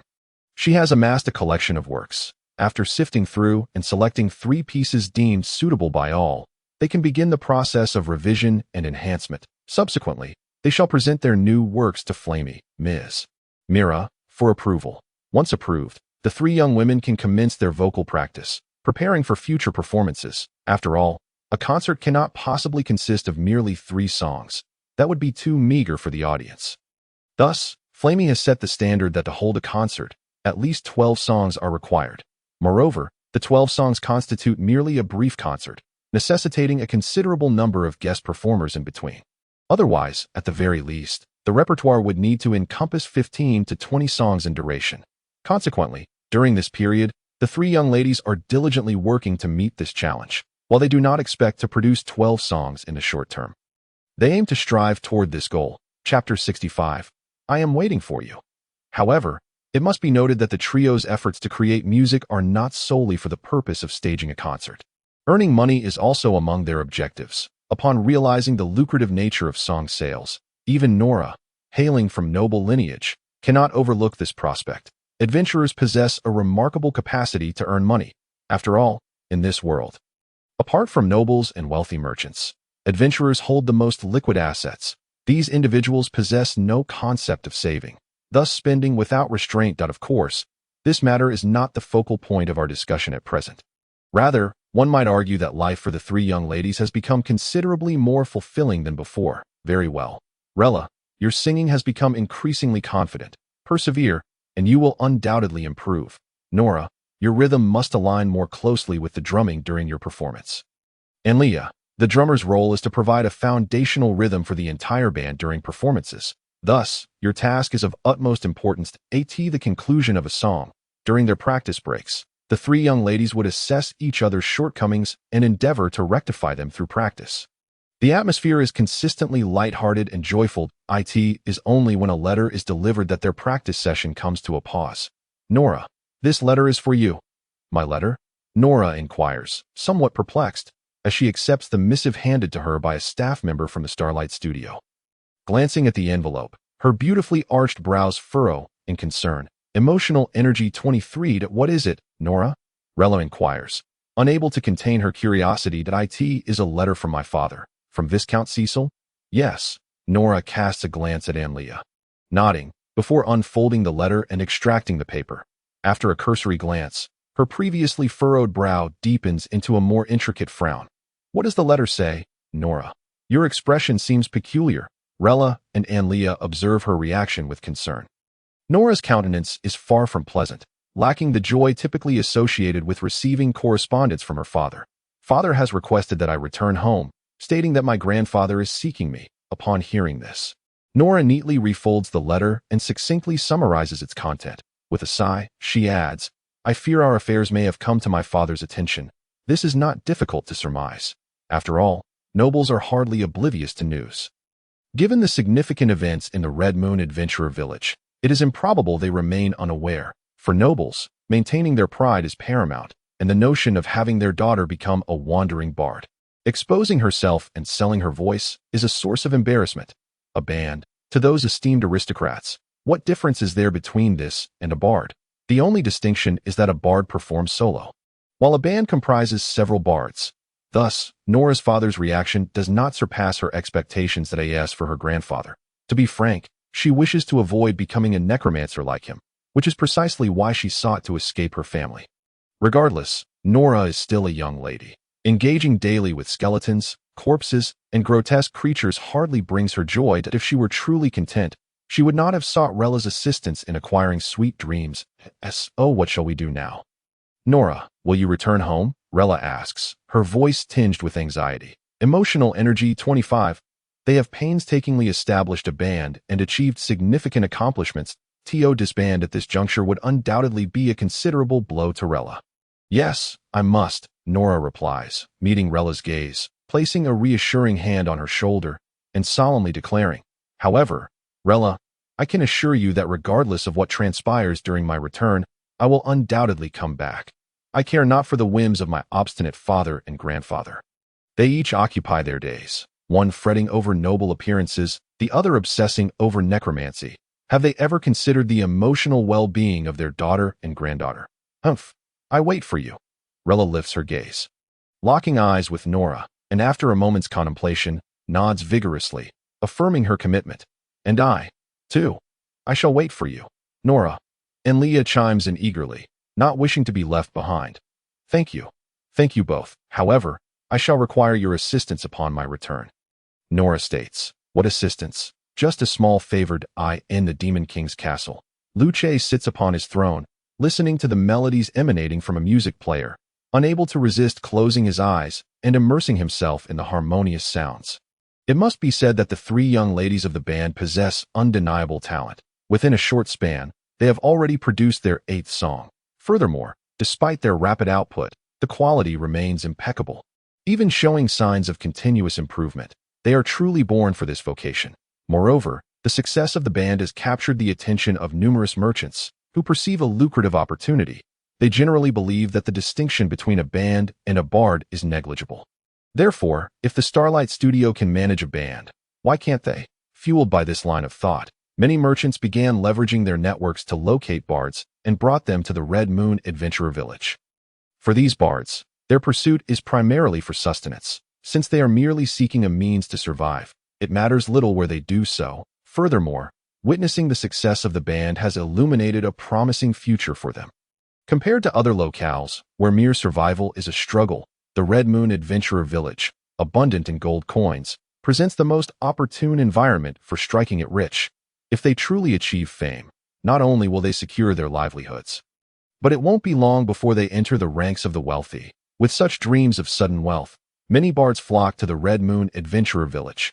Naturally, this scenario aligns with Luce's interests. To this end, he even instructed the Starlight Studio to broadcast an advertisement. After all, both the recording studio and music distribution channels are under Luce's control. Unless he chooses to speak, the aspirations of those bards and merchants would be but castles in the air. Mere flights of fancy. Chapter 66. Music exclusive company. However, Luce is evidently not inclined to engage in monopolistic practices as a newly emerging Dark Lord. What he requires is diversity, for only in such an environment can the fluctuations of human emotions reach their zenith. Facilitating his own harvest, monopolization serves only the purpose of profit. In pursuit of profit, those bards have journeyed great distances to the Red Moon Adventurer Village. If he does not extend a warm welcome to them, it would reflect poorly on him as a Dark Lord, lacking in hospitality. Leaning back on his throne, Luce muses while listening to the music. With the advertisement from Starlight Studio, these bards have evidently found their direction. To earn money through song, the most fundamental step is to disseminate their music. The music player Luce has developed boasts superior anti-piracy features. Thus, as long as their work is embraced by the public, even a handful of popular songs could yield substantial profits for the bards. However, as the number of bards increases, the music distribution channels must inevitably become independent.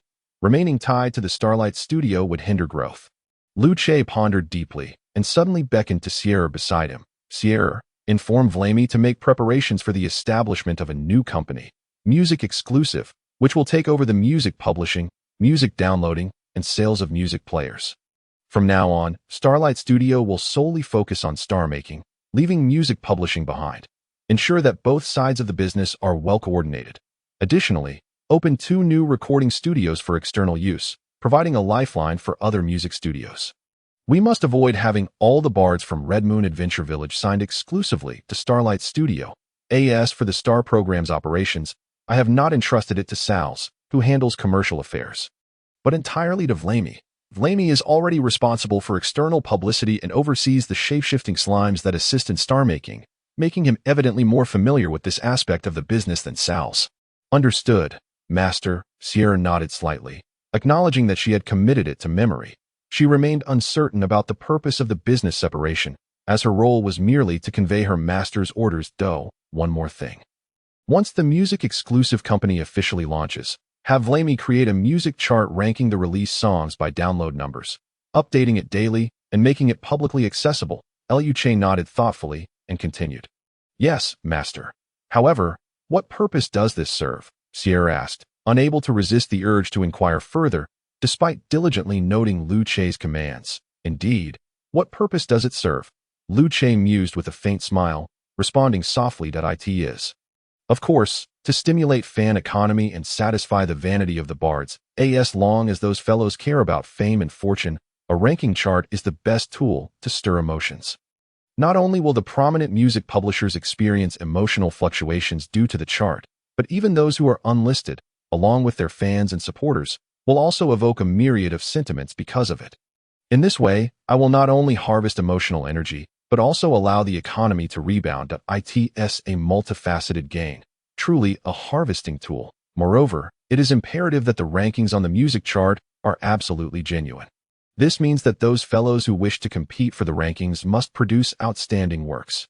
Only then can we witness a genuine flourishing of talent, rather than a mere masquerade of falsehood. In Sherlin City, at the Lord S. Manor, while Lu Che was orchestrating the establishment of the Music Exclusive company, Nora had already returned home via the carriage from Red Moon Adventure Village. The guards and coachmen had spent quite some time in Red Moon Adventure Village and had witnessed its splendor, which transformed remarkably day by day. In contrast, Sherlin City, which hardly changed over the years, appeared rather antiquated.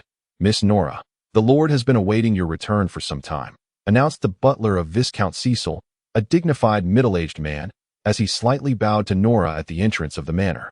I know. Please, go ahead, Nora replied, waving her hand to signal the butler to enter first. Miss Nora, allow me to take your luggage, the butler said with a smile, extending his hand to receive the box from Nora. However, she deftly turned away, avoiding him. No need.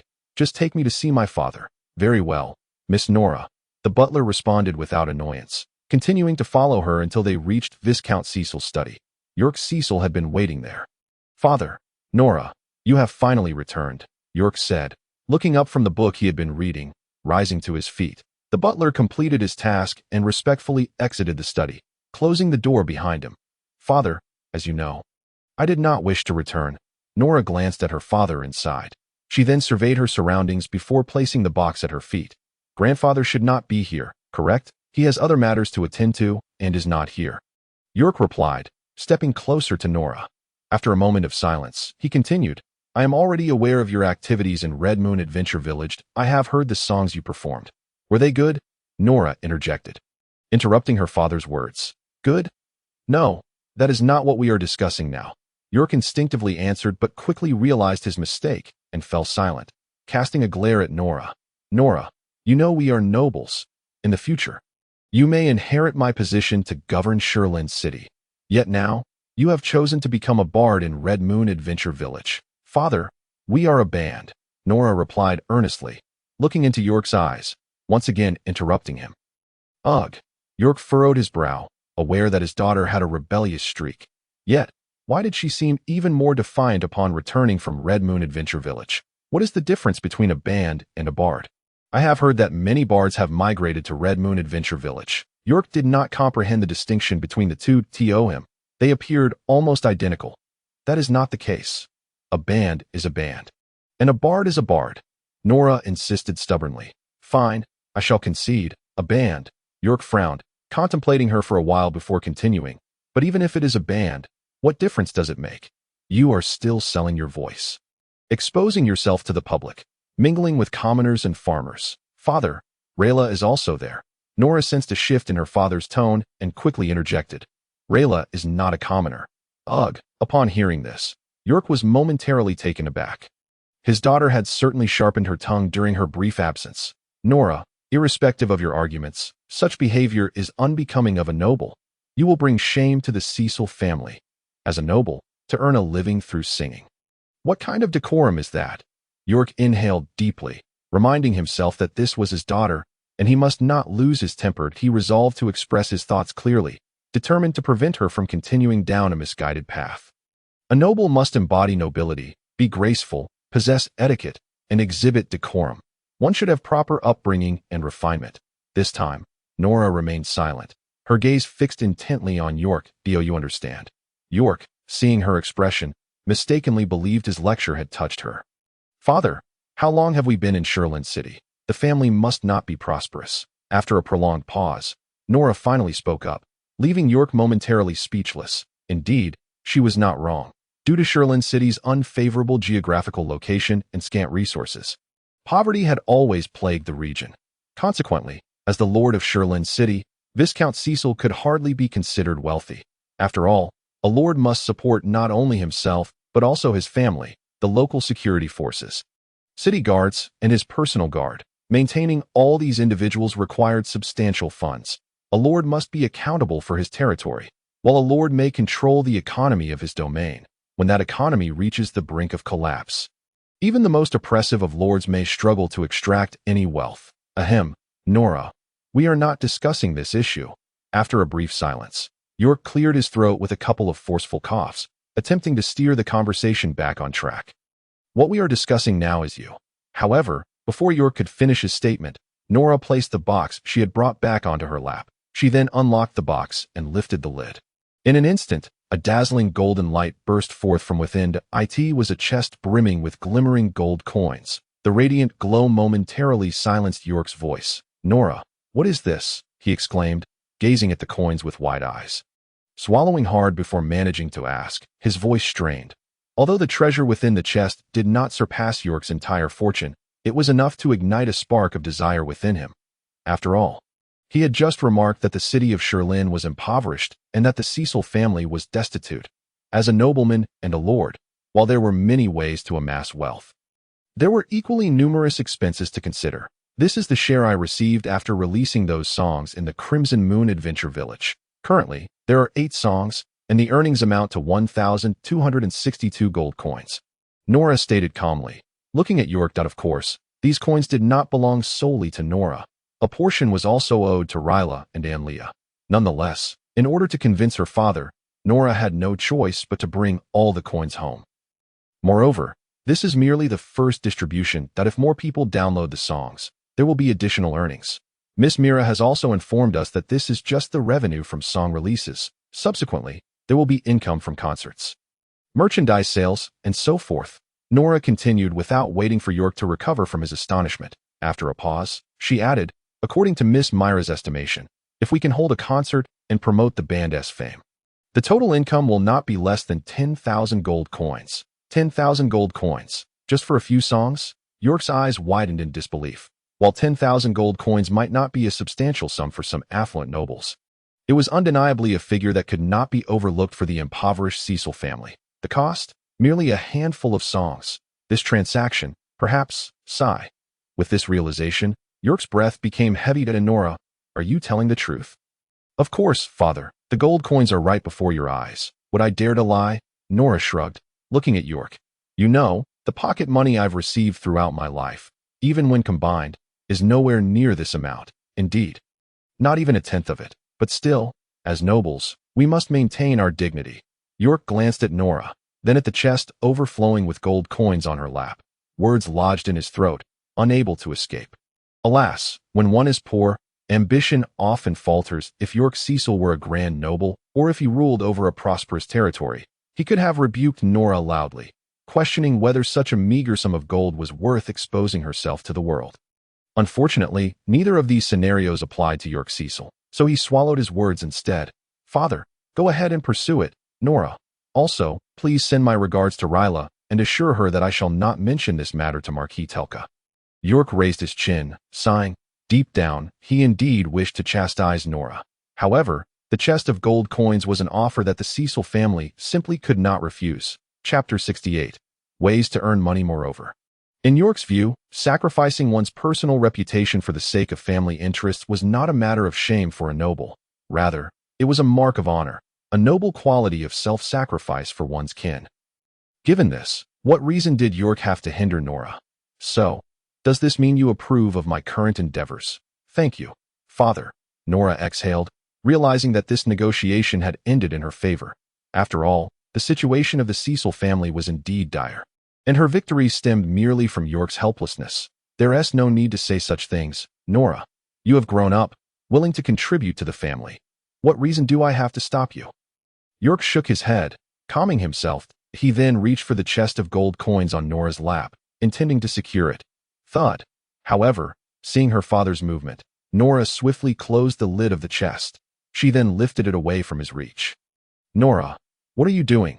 York asked, puzzled. "You've taken out the coins. Are you not planning to contribute them to the family? Why are you putting them away?" "Father, I must clarify this matter with you first.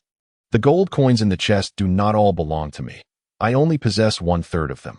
The remainder was lent to me by Ryla and Anlia, and I must return it," Nora stated firmly, guarding the chest filled with coins behind her. York fell silent. After a prolonged pause, he finally spoke in a somber tone. "Nora, are you implying that you deceived me?" "No. These coins are indeed genuine. As long as I continue to write and release songs, the coins here are merely a trifle," Nora insisted earnestly. After a moment, she added, "Or do you plan to renege on your earlier agreement?" "Father, my daughter has grown up. Now she even resorts to deceit." York mused. "Is there a possibility of replacing the members of your band with our own people? If that were to happen, wouldn't all the coins earned belong to us?" After a long silence, York suddenly voiced this thought. Previously, he had often heard others speak of the Crimson Moon Adventure Village, where gold was said to be plentiful and opportunities abundant. Anyone who ventured there could strike it rich. However, as a nobleman with dignity and pride, York found it hard to believe that a newly established adventure village could be more prosperous than his own city-state. Except that would mean admitting that he, an old noble, was inferior to some upstart. Such a notion was utterly unacceptable. Thus, York had not paid much attention to the economic conditions of Crimson Moon Adventure Village until now, when his daughter appeared before him with a chest of gold coins, informing him that these coins were merely the first distribution from a few songs released by her band. There would be even more earnings to come. Suddenly, York could no longer disregard the Crimson Moon Adventure Village. "So, Crimson Moon Adventure Village is indeed so affluent. Father, please refrain from interfering with the band matters. Also, your singing voice isn't very pleasant," Nora remarked disdainfully, looking at York without mercy. "Ahem. Nora, how can you speak to me like that? I never said I intended to join your band," York retorted, glaring at her. "Even if my voice is indeed not melodious, couldn't you express it more tactfully?" He decided to let the matter rest. 1/3 is 1/3. If you have retrieved the coins, then surely it would be acceptable to keep your share at home. Negotiations require capital. Even if you are my daughter, you shall not expect to walk away with something for nothing. "Of course, Father, I'm so grateful that you understand my predicament." Regarding this proposal, Nora would naturally not refuse, to be honest, although her father currently approves of her career. If she were to leave without a single coin, it is likely that this stubborn old man would soon change his tune. Thus, there is no choice but to reserve a little as a token of appeasement. By the way, Nora, do you think I could gather some bards and, like you, form a band? After all, you know our family circumstances are rather poor. Now that such a splendid opportunity presents itself, you might say." As Nora prepared to reopen the chest, York stepped forward, counting the coins while voicing his thoughts. Since it is indeed possible to earn substantial wealth in the Red Moon Adventure Village, even for the sake of the Cecil family, York would not be hesitant. Reputation is something that can only be prioritized once one has amassed wealth. "Father, in fact, when I returned, there were already quite a few bards in the Red Moon Adventure Village. Moreover, Many merchants were also planning to establish new bands. Therefore, entering this industry at this juncture would likely result in little more than a meager return, if not none at all. Upon hearing her father's plans, Nora couldn't help but display a hint of embarrassment on her face, although she had not specifically paid attention to these matters. As the first band in the Red Moon Adventure Village, under the auspices of the leading entertainment entity, Starlight Studio, she was naturally aware of such rumors. Thus, attempting to set up a band in the Red Moon Adventure Village at this point would be futile. Considering the market saturation. That's so? What a pity indeed, York remarked, his expression betraying a sense of regret. However, father, if it is for the family, I have another idea. What idea? Nora's words left York with a feeling of a sudden twist of fortune. To be frank, York merely wished to make money. The means to achieve that were not limited. If forming a band proved unprofitable, then he would seek opportunities in other industries. They say that the Red Moon Adventure Village is teeming with gold and business prospects. So surely they wouldn't mind a piece of the pie from York Cecil, the Viscount. Hunting monsters. Nora articulated each word with precision. Father, you must have heard that the rewards for tasks at the Adventurers Hall are quite generous. No, but isn't that the sort of thing adventurers should be doing? York had indeed heard of this. However, that was fundamentally the purview of adventurers. As a noble, he couldn't simply usurp their tasks. Don't say that. Father, I know you still have a few hundred city guards at your disposal, right? Divide them into groups, disguise them as adventurers, and take turns heading to the Red Moon Adventure Village to hunt monsters. Earning money is hardly disgraceful. Nora shrugged her shoulders and continued, explaining that the location of Stone Forest City was exceedingly remote, coupled with a lack of resource output. This had resulted in an absence of enemies in the vicinity, as everyone looked down upon such a destitute area. Consequently, the city guards had become rather idle, often finding themselves without any tasks to occupy their time. Keeping them stationed in Stone Forest City was merely a waste of resources. It was better to send them out to undertake some work. Let me think about it for a moment, York said, furrowing his brow and gnashing his teeth as he contemplated Nora's suggestion. In truth, she had a point. If the city guards were going to be idle, it would be better to assign them some tasks. By the way, father, if I recall correctly, the city guards in Stone Forest City haven't updated their equipment in quite some time. Have they? And your personal guard's gear is also a decade old, right? Don't you wish to refresh it? In the Red Moon Adventure Village, there are specialty shops selling exquisite weapons and armor with the latest and best equipment available. Are you really not considering this? Seeing her father's conflicted expression, Nora immediately continued her persuasion. If she could convince her father to take the plunge, it would make her future endeavors much easier. All right, Nora, you are right. The equipment for the personal guard and city guards indeed requires an update. This is also a matter of security for Stone Forest City. With that in mind, I should indeed send someone to take a look at the Red Moon Adventure Village. Simply disguising the city guards as adventurers is evidently not ideal. It would be better to involve my personal guard as well. Besides, they can ensure your safety. Nora, remember, whatever happens, your father will always stand behind you in support. After listening to Nora's enticements, York ultimately made up his mind. Coins are truly a marvelous thing. It is no wonder York's aspirations were limited. After all, his territory was indeed a wretched place, devoid of resources, leaving him with little choice but to seek alternative means. Thank you, father. Nora smiled and nodded in gratitude. Regardless of the circumstances, being able to reconcile with her father was a wonderful outcome in the Demon King's castle. Within the Grand Hall, Luce savored a delicious lunch while observing the swirling darkness that enveloped the chamber. Before long, an indistinct figure, Jalos, emerged from the shadows, respectfully bowing his head as he stood still. Jalos, what is it? Luce set down his chopsticks and wiped his mouth with a napkin, inquiring. Replying to my lord, I have discovered that recently, numerous city guards from Stone Forest City have disguised themselves as adventurers and infiltrated the Red Moon Adventure Village. Additionally, it seems the Lord's personal guard is also among them. Jalos paused here, evidently waiting for Luce to ponder this information and issue new orders. The city guards from Stone Forest City? Are you certain? Luce raised an eyebrow that he hadn't anticipated that. Without provoking Stone Forest City, they would send their guards over first. Were they planning to declare war on the Red Moon Adventure Village?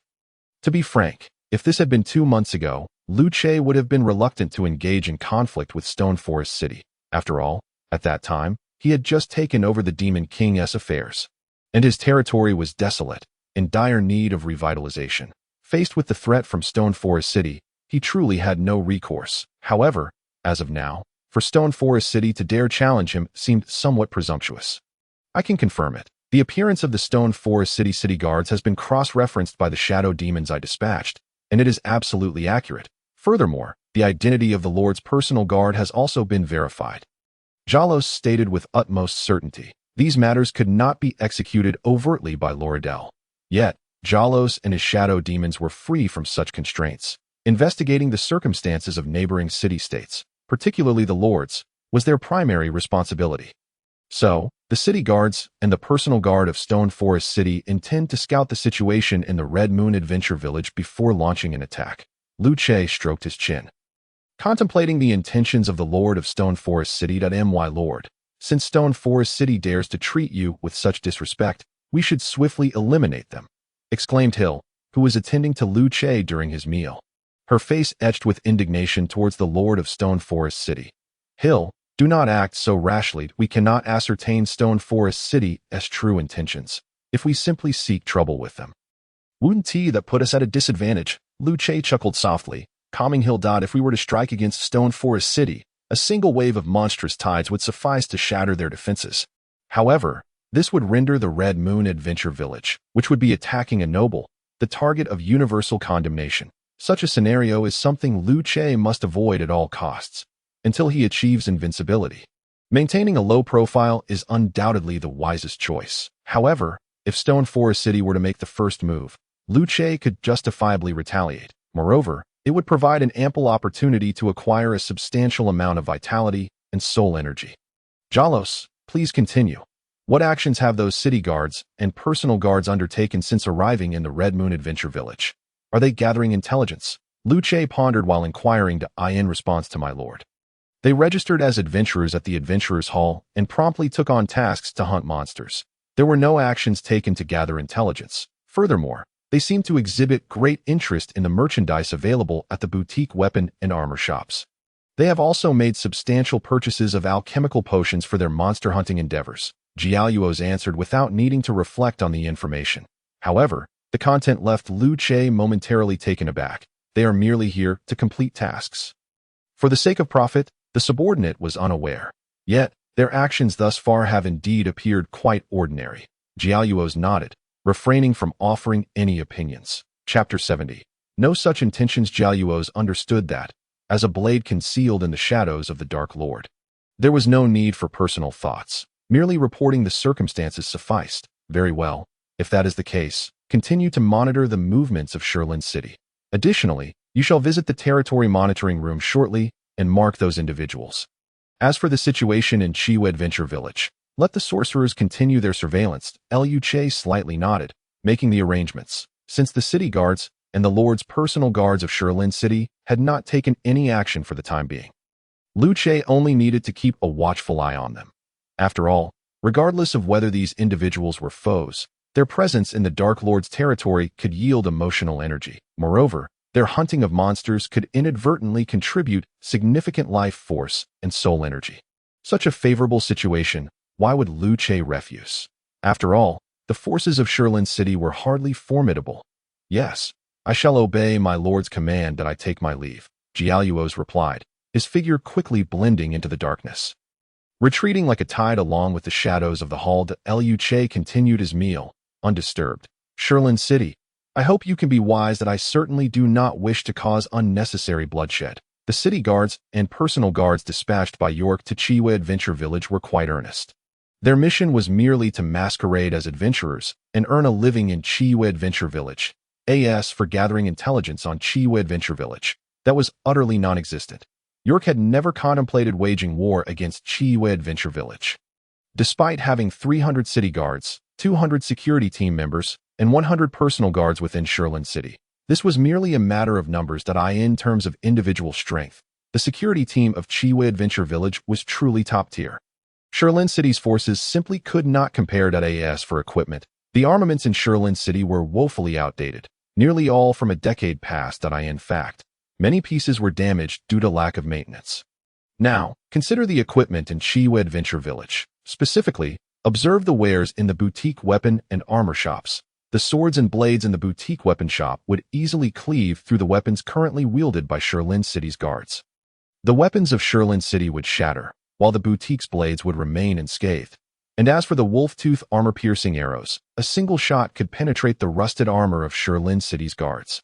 Now, let us examine the armor within the boutique armor shop. The weapons of Sherlin City's guards could scarcely inflict damage upon these armors. If a battle were to ensue, the disparity in individual strength, equipment, and morale would be sufficient to obliterate Sherlin City in an instant. Thus, what purpose would there be in engaging in conflict? After confirming the prosperity of Chiwa Adventure Village, York's greatest desire was to upgrade the equipment of the city guards and personal guards. If he could earn a bit more, he might even restore the roads of Sherlin City or expand the old city district. Yet, it seems I am perhaps thinking too far ahead. However, to be fair, York had indeed never harbored thoughts of aggression towards Chiwa Adventure Village. Firstly, the strength and superior equipment of Chiwa Adventure Village's security team loomed like an insurmountable mountain. Secondly, numerous adventurers made their livelihoods in Chiwa Adventure Village.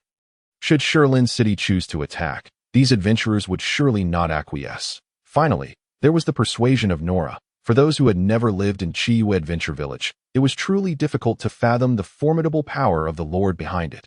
Since resistance was futile, why not come and seek fortune instead? A little profit is still profit. In the meantime, the newly established music-exclusive company officially opened its doors that IT absorbed the music publishing, music downloading, and music player sales operations within Chiwa Adventure Village, forming a new business chain. Furthermore, any new music-related ventures in the future would also be placed under the auspices of the music-exclusive company. This channel for music publishing was something Liu Che had to keep firmly in his grasp. Once the music-exclusive company commenced operations, the broadcasting station promptly aired several announcements. Chiwa Adventure Village warmly welcomes anyone to establish new music studios. The new recording studio is now open for business, and all certified music studios may rent it. The music charts of the music-exclusive company have been confirmed and are now officially accessible for public viewing. Chiwa Adventure Village sincerely wishes to provide a wonderful musical environment for all residents, and hopes everyone will consciously maintain it. Upon the release of these announcements, the bards arriving in Chiwa Adventure Village were instantly filled with excitement. We can now establish our own music studios? This is absolutely marvelous. So, we no longer have to sign contracts exclusively with Starlight Studio, correct? By the way, where do we go to get our music studio certification? I believe it's south at the Commercial Street Management Office. And the new recording studio. We can finally rent the new recording studio. Previously, the only recording studio was under Starlight Studio's name, and we had to depend on their goodwill. Now, we can finally rent other recording studios. Let us go. Let us first inquire at the Commercial Street Management Office, and then check out the new recording studio. Alright, let us go. Emotional Energy 12. 23, 21, 15. Prior to the airing of these announcements, the music channels in Chiwa Adventure Village were entirely under the control of Starlight Studio. Those bards who arrived in Chiwa Adventure Village with dreams, along with merchants who brought bards for profit, were all struck by the harsh realities of the situation. To earn money, they had to compromise with Starlight Studio. But now, times have changed. It is no longer the era of Starlight Studio. This crucial music publishing channel has been successfully divided. Yet, who could achieve such a feat? Chapter 71. Entertainment. Wait a moment. Could this be the doing of the Lord of Chiwa Adventure Village? It is very possible. Did you not hear what was said in the broadcast? Chiwa Adventure Village sincerely offers its residents a beautiful musical environment, hoping everyone will maintain it. Thus, the one who imposed sanctions on Starlight Studio must surely be the esteemed Lord. Indeed, in this place, who other than the great Lord could accomplish such a task? Splendid, truly splendid. The Lord is wise and mighty, and we can only admire in awe. Emotional Energy 13, 14, 16, 11, in stark contrast to those wandering minstrels who solely focus on music. The merchants who flock to the Red Moon Adventure Village in search of fortune are invariably more concerned with commercial matters. Prior to this, the music distribution channels of the Red Moon Adventure Village were monopolized by the Starlight Studio. Consequently, the merchants' pathways to wealth were effectively obstructed. After all, how can one compete when the referee and the contestants are the same? However, Now the music distribution channels have been severed and restructured by the esteemed lord of the Red Moon Adventure Village into a new company. Under these circumstances, the Starlight Studio can no longer maintain its condition and qualifications of being the sole proprietor. Now everyone has the chance to vie for the position of the music circle's leader. This truly represents a flourishing scene of diverse talents and competing voices. The Lord, who played a pivotal role in creating this scenario, has naturally ascended in stature in the eyes of the many merchants. For the vast majority of merchants, as long as one can pave the way to wealth, they become more cherished than family. Thus, upon the announcement broadcasted, a jubilant atmosphere enveloped the Red Moon Adventure Village. Minstrels eagerly shared the news, while merchants celebrated with great joy. The temporary management office of the commercial street quickly became crowded with those wishing to register for music studios. Among them were minstrels looking to go solo and merchants who had prepared in advance.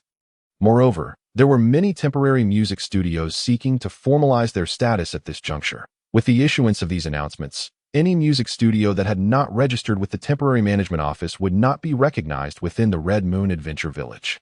They would also lack the qualifications to collaborate with the music-exclusive company.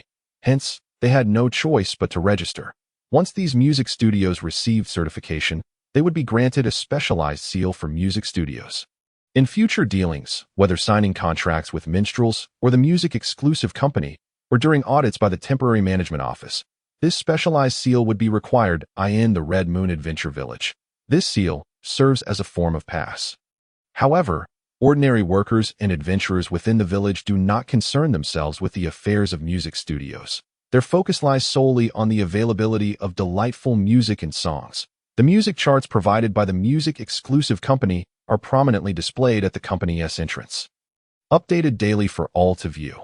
This ranking is based on download counts, which, in the Red Moon Adventure Village, cannot be falsified. Since music players lack a delete function, each player can only download a given song once, thereby counting once towards its download total. To artificially inflate download numbers would require not only the cost of purchasing the songs, but also the expense of acquiring the music player itself.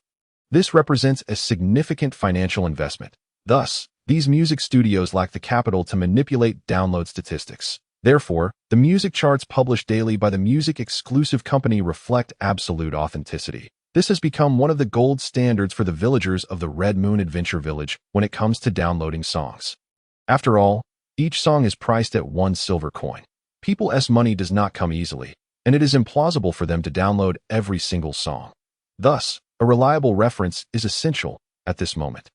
The music charts provided by the music-exclusive company, established by the esteemed Lord, have become the best standard, free from any suspicion of foul play. For the music-exclusive company has no direct music studios under its jurisdiction. Even if they wish to engage in underhanded dealings, who would they assist? Let me check today's music charts to see if there have been any changes in rankings. Only the top 20 songs can make the charts each day. Making this a truly credible measure, the starting band is indeed formidable, with 5 of their songs occupying positions in the top 10. Hmph. They merely bask in the glory of their early establishment. If the starting band were not the first band in the Red Moon Adventure Village, I would hardly believe they could hold such a status. This is largely credited to the Starlight Studio's efforts. Despite the esteemed Lord's decisive action to sever the music distribution channels of the Starlight Studio, the first established music studio inherently possesses more resources than those that followed. But let us not dismiss the later establishments. They too have their merits. Furthermore, I've heard whispers that several music studios are planning to form new bands. Are they attempting to usurp the starting band's limelight? Who can say? Yet, I feel this endeavor will be quite challenging. The band phenomenon originated with the starting band. Even if imitators arise, they can never overshadow the legacy of the original. Alas, what a pity. Emotional Energy 13, 14, 12, 24. The matters concerning the music-exclusive company and music studios have always been a topic of casual conversation for the populace. After all, once basic needs are met, people begin to seek entertainment. Physiological and psychological needs are never isolated. Given the economic conditions of the Red Moon Adventure Village, those who come here, as long as they are willing to work diligently, will find that meeting their basic needs is never a problem. Hence, the pursuit of spiritual fulfillment becomes paramount. Music, naturally, takes center stage in the Demon King's castle. It is truly astonishing how a music-exclusive company can evoke such a plethora of emotional fluctuations. After a period of observation, Liu Che has confirmed that his planned course of action is indeed sound. The division of Starlight Studio's operations not only clarifies the various businesses but, more importantly, offers a glimmer of hope to the merchants and minstrels. Chapter 72. Expansion again. Only with hope can merchants and minstrels strive fervently. This, in turn, leads to a richer musical experience for all. However, with the burgeoning interest in the Star Project, more individuals are flocking to the Red Moon Adventure Village. Notably, the news that the city guards and the Lord's personal guard from Shirlin City are heading to the Red Moon Adventure Village to seek wealth has spurred numerous citizens of Shirlin City to follow suit. Whether to consume, seek employment, or chase business opportunities, the increasingly prosperous economic climate has attracted even more merchants and a diverse array of goods that in light of this growing momentum, Liu Che believes it is time to once again expand the Red Moon Adventure Village. After all, this wave of the Star Project has transformed many shops from regular stores into music studios. Consequently, the number of shops dedicated solely to selling goods has diminished, coupled with the fact that Liu Che himself manages a considerable number of shops. This expansion will likely be a significant undertaking. Even with the concealment offered by the illusion slime, Liu Che feels it prudent to dedicate several days to gradually open new areas. Thus, it is decided. The expansion shall commence with the commercial street. Liu Che pondered as he opened the territory map before him, selecting the area of the Red Moon Adventure Village. He then focused on the commercial street area. These two commercial streets, old and new, represent the core zones of the Red Moon Adventure Village. This expansion plan will similarly revolve around these two commercial streets that AS previously mentioned. These streets form an L-shaped layout centered around the temporary management office of the commercial street. However, while the old commercial street is flanked by shops on both sides, the new commercial street currently has shops on only one side, leaving the other side vacant. Thus, the immediate priority is to add shops opposite the new commercial street. Emotional energy -60,000. Current emotional energy 236,778, continuously increasing. 20 medium-sized shops were designated by Liu Che on the territory map, placed opposite the new commercial street. This way, the new commercial street can be deemed a bona fide commercial hub. Nevertheless, given the scale of this grand expansion, merely adding a row of shops will not suffice. Furthermore, the addition of just 20 new shops is hardly adequate. Liu Che surveyed the layout of the Red Moon Adventure Village, contemplating as his fingers continued to glide across the territory map. Emotional energy -120,000. Current emotional energy 116,778, continuously increasing. 40 medium-sized shops were soon placed opposite the old commercial street. This arrangement transformed the aerial view of the three commercial streets from an L shape to a T shape. Moreover, all three commercial streets were genuine commercial thoroughfares, lined with shops on both sides.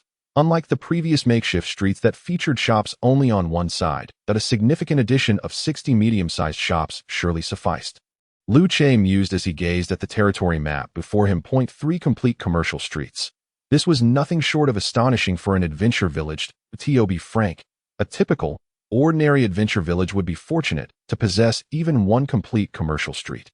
Yet here, in Red Moon Adventure Village, there were 3 substantial commercial streets, a feat unattainable for a mere small adventure village. It resembled a small city-state. However, a distinction remained between Red Moon Adventure Village and a small city-state.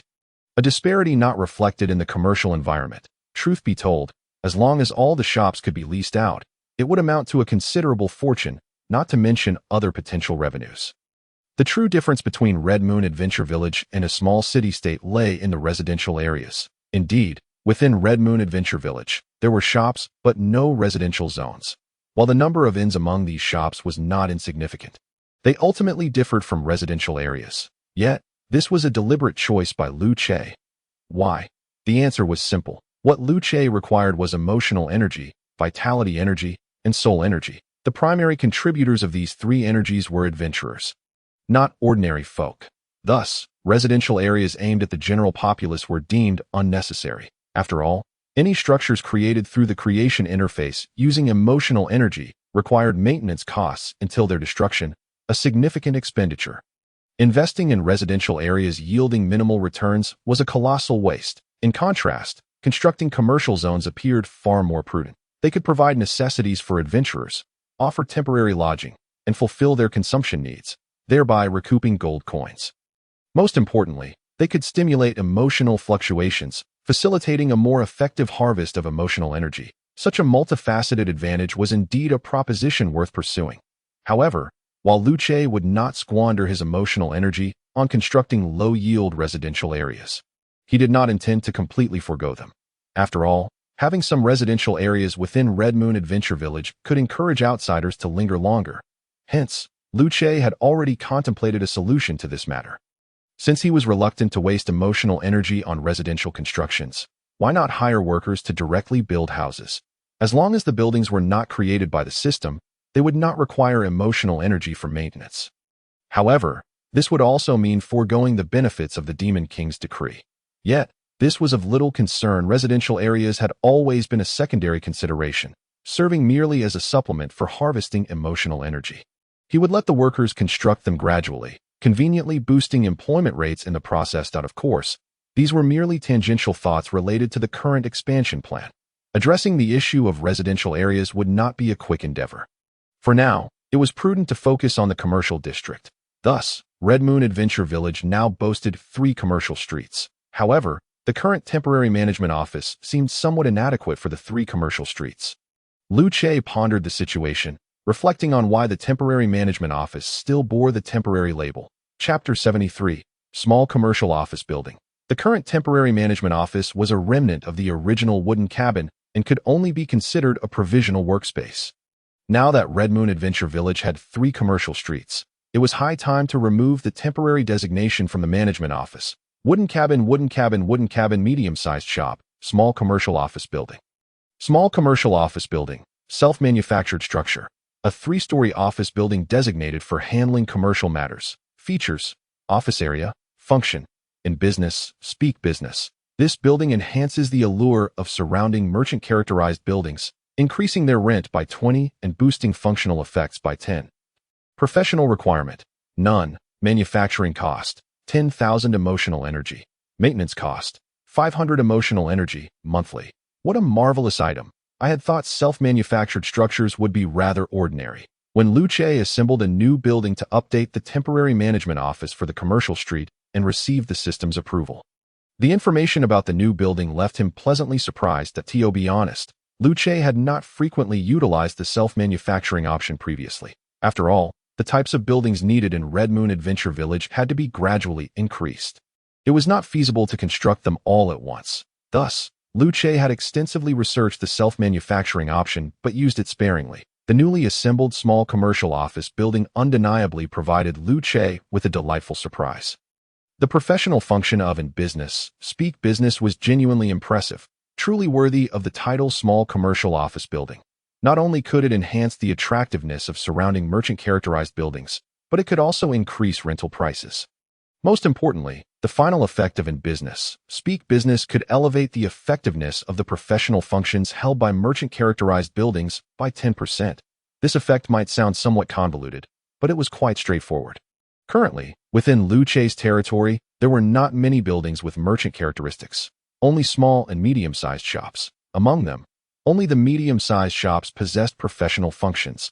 The commercial confidentiality feature had been explained earlier, so there was no need to reiterate it here. The final effect of in business, speak business was to amplify the effects of commercial confidentiality, making it even more potent. Therefore, it was reasonable to expect that the shops adjacent to the small commercial office building would indeed see a rise in rent. Surely, those merchants would not mind. However, even if they did, Luce would remain unconcerned. After all, given the commercial environment of Red Moon Adventure Village, those shops were unlikely to struggle with occupancy. Excellent. Splendid. With this, I can confidently remove the temporary label from the commercial street management office. Emotional energy, -10,000. Current emotional energy, 106,778, continuously increasing. The new commercial street management office naturally replaced the old one, that its location remained unchanged, as the original temporary management office was situated at the heart of the 3 commercial streets, rendering relocation unnecessary. Moreover, The new commercial street management office was the only three-story building currently within Red Moon Adventure Village, establishing it as a landmark structure amidst the three commercial streets. Of course, to truly become a landmark, it still required further enhancement. Additionally, although the price of this small commercial office building was not insignificant, it paled in comparison to the potential benefits it could yield. With the effects of speak business combined with the Demon King's decree for the commercial district, the vicinity around the small commercial office building could undoubtedly be transformed into a golden commercial hub. It remained uncertain how extensive the coverage of the speak business effect would be. Regardless, placing it at the central location was certainly a sound investment. Excellent. Yet another issue has been resolved. Now, the focus shifts to the newly emerged challenges at hand. Luce continued to scrutinize the map of the Crimson Moon Adventure Village, pondering what elements this territory still lacked. The commercial area should suffice for now. The residential district could likely be prioritized next. It would merely require designating a plot of land and having Sal's hire some skilled construction workers. This was hardly a daunting task. After all, the workers' dormitory near the iron mine was established in much the same way. Those adventurers are indeed a valuable labor force. Constructing some lodgings would pose no challenge. However, that seemed to stray from the main topic. Next, he examined the current environment of the Crimson Moon Adventure Village. Music. The venue for the concert should also begin preparations. Luce nodded. He traced his finger slowly across the territory map. Since he had initiated the star plan, the subsequent steps must be executed without delay. The concert not only represented a lucrative opportunity, but also served as an excellent means to enhance the atmosphere and harvest emotional energy. Moreover, numerous bards had arrived at the Crimson Moon Adventure Village, and newly formed bands were emerging one after another. With that in mind, it was clear that the star plan could indeed progress to its next phase. Conference room, medium-sized store, stage sound system, small cabin concert venue, self-constructed building, a medium-sized venue for performances, accommodating up to 5,000 spectators, features, entertainment function, music supremacy. Music performances held within this building receive a 10 to program effects, 10 to music effects, and 10 to audience enthusiasm. Occupational requirement. Musicians, performance strength 10. Any other performers, no bonuses. Manufacturing cost, 10,000 points of emotional energy. Maintenance cost, 500 points of emotional energy per month. In fact, even creations assembled within the self-constructed options can be repurposed. As long as the creation is documented in the creation catalog, it can be included in the material library of self-constructed options. Thus, when assembling the concert venue, Luce could incorporate the stage sound system, which was initially a self-constructed prop, as raw material. The assembled concert venue did not disappoint Luce. It not only introduced a new feature, entertainment, but its specialized function also aligned perfectly with Luce's original intentions. Chapter 74. Classification of transcendence. The effect of music supremacy would undoubtedly elevate the stage performances of bands to a new level of brilliance. Furthermore, it would significantly activate the audience's enthusiasm, causing their emotional fluctuations to become even more pronounced. That was precisely the effect Luce required. As for the manufacturing cost of 10,000 points of emotional energy, it was a trivial matter for a building with such favorable specialized functions. Additionally, the concert venue, much like a small commercial office building, required only one to suffice. However, the sole concern that tugged at Luce's heart was that the concert venue would likely not be used daily. After all, given the number of bands in the Crimson Moon Adventure Village and their capabilities, it would be improbable to host concerts every day. Consequently, paying the full maintenance fee would seem rather wasteful. Nevertheless, in Luce's eyes, the concert venue's purpose was akin to that of the previous racetrack, a premium emotional energy harvesting machine. Even if the concert venue could not operate daily like the racetrack, it was still an essential building that should not be overlooked. Emotional energy. Minus 10,000 current emotional energy. 96,778, continuously increasing. Thus, Luce hesitated not and placed the concert venue on the vacant land behind the two new commercial streets. He also allocated a vacant store from one of the new commercial streets to serve as the ticketing window for the concert venue and a sales point for various bands' merchandise. With this setup, there should be no issues as long as a musical trend emerged in the Crimson Moon Adventure Village. A steady stream of tourists would flock here. By then, the concert venue, which could only accommodate 5,000 people. Might not suffice to Liu Che gazed at his expansion plan with satisfaction, nodding in approval. Reflecting on the months past, when he had started from nothing, his heart swelled with emotion. Master, Antina requests to see you. She says she has something important to discuss, came the swift voice of Hill, who had just returned from outside. Antina, let her in, Liu Che replied, waving his hand to dismiss the territory map before him. Antina had been working tirelessly in the alchemy workshop. Now she sought him out with an important matter. Was it perhaps a shortage of manpower? Considering Florin's formidable constitution, such an intense workload would indeed require numerous assistants. Looking at the delicate Antina, who was managing the alchemy workshop alone, it seemed likely she had come to voice her grievances. With that thought, Liu Che instructed Hill to bring Antina inside. Shortly, Antina, who had been waiting outside the door, entered the grand hall.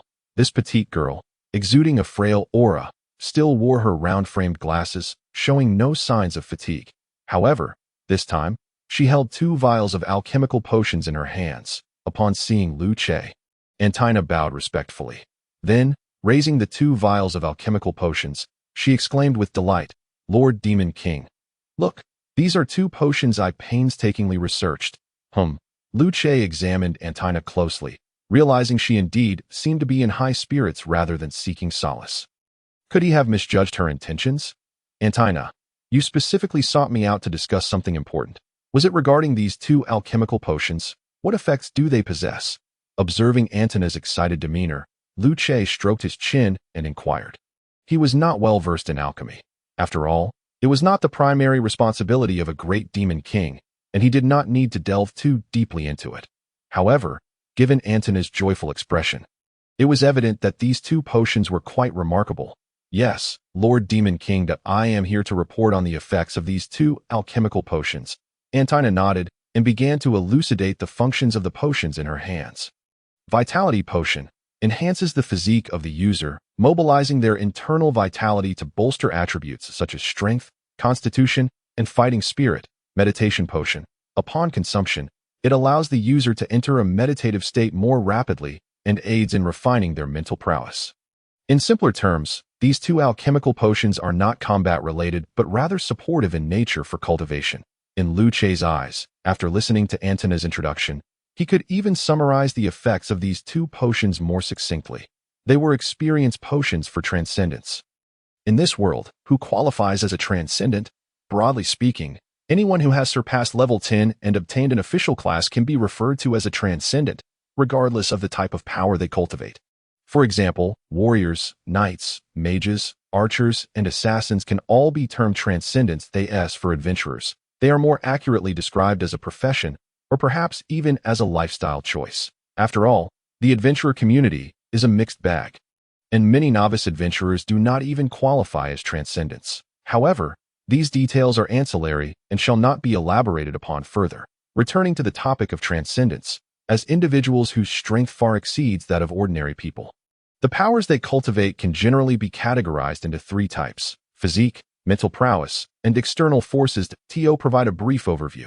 Physique refers to those classes that primarily rely on honing their physical strength, gathering vitality, and condensing fighting spirit to enhance their power. Classes such as shield guards, swordsmen, warriors, and assassins fall into this category. Their method of leveling up involves forging a more formidable physique and accumulating greater vitality and fighting spirit, often reaching a level of qualitative change through sheer quantity. Therefore, for Liu Che, this particular class of extraordinary beings represents the optimal choice for providing vital energy. Next in line is the aspect of mental prowess. This class of extraordinary beings refers to those who must cultivate their mental faculties to better manipulate magical energies or the forces of nature. A prime example of this would be the mage. Their method of enhancing their mental capacity primarily hinges upon meditation, allowing them to gather magical energy and perceive the flow of natural elements in the world, thus enabling their mental faculties to communicate more effectively with such forces. The means of advancement involves refining a more potent and solidified mental strength while accumulating greater amounts of magical energy. Due to the formidable nature of their mental prowess, these extraordinary beings also possess a more substantial soul energy. In Liu Che's perspective, they are indeed the finest source of soul energy. Chapter 75. yield, and cost regrettably. Refining mental strength is a different endeavor than honing physical fortitude to communicate with natural elements and gather magical energy through meditation requires an exceptionally high level of innate talent.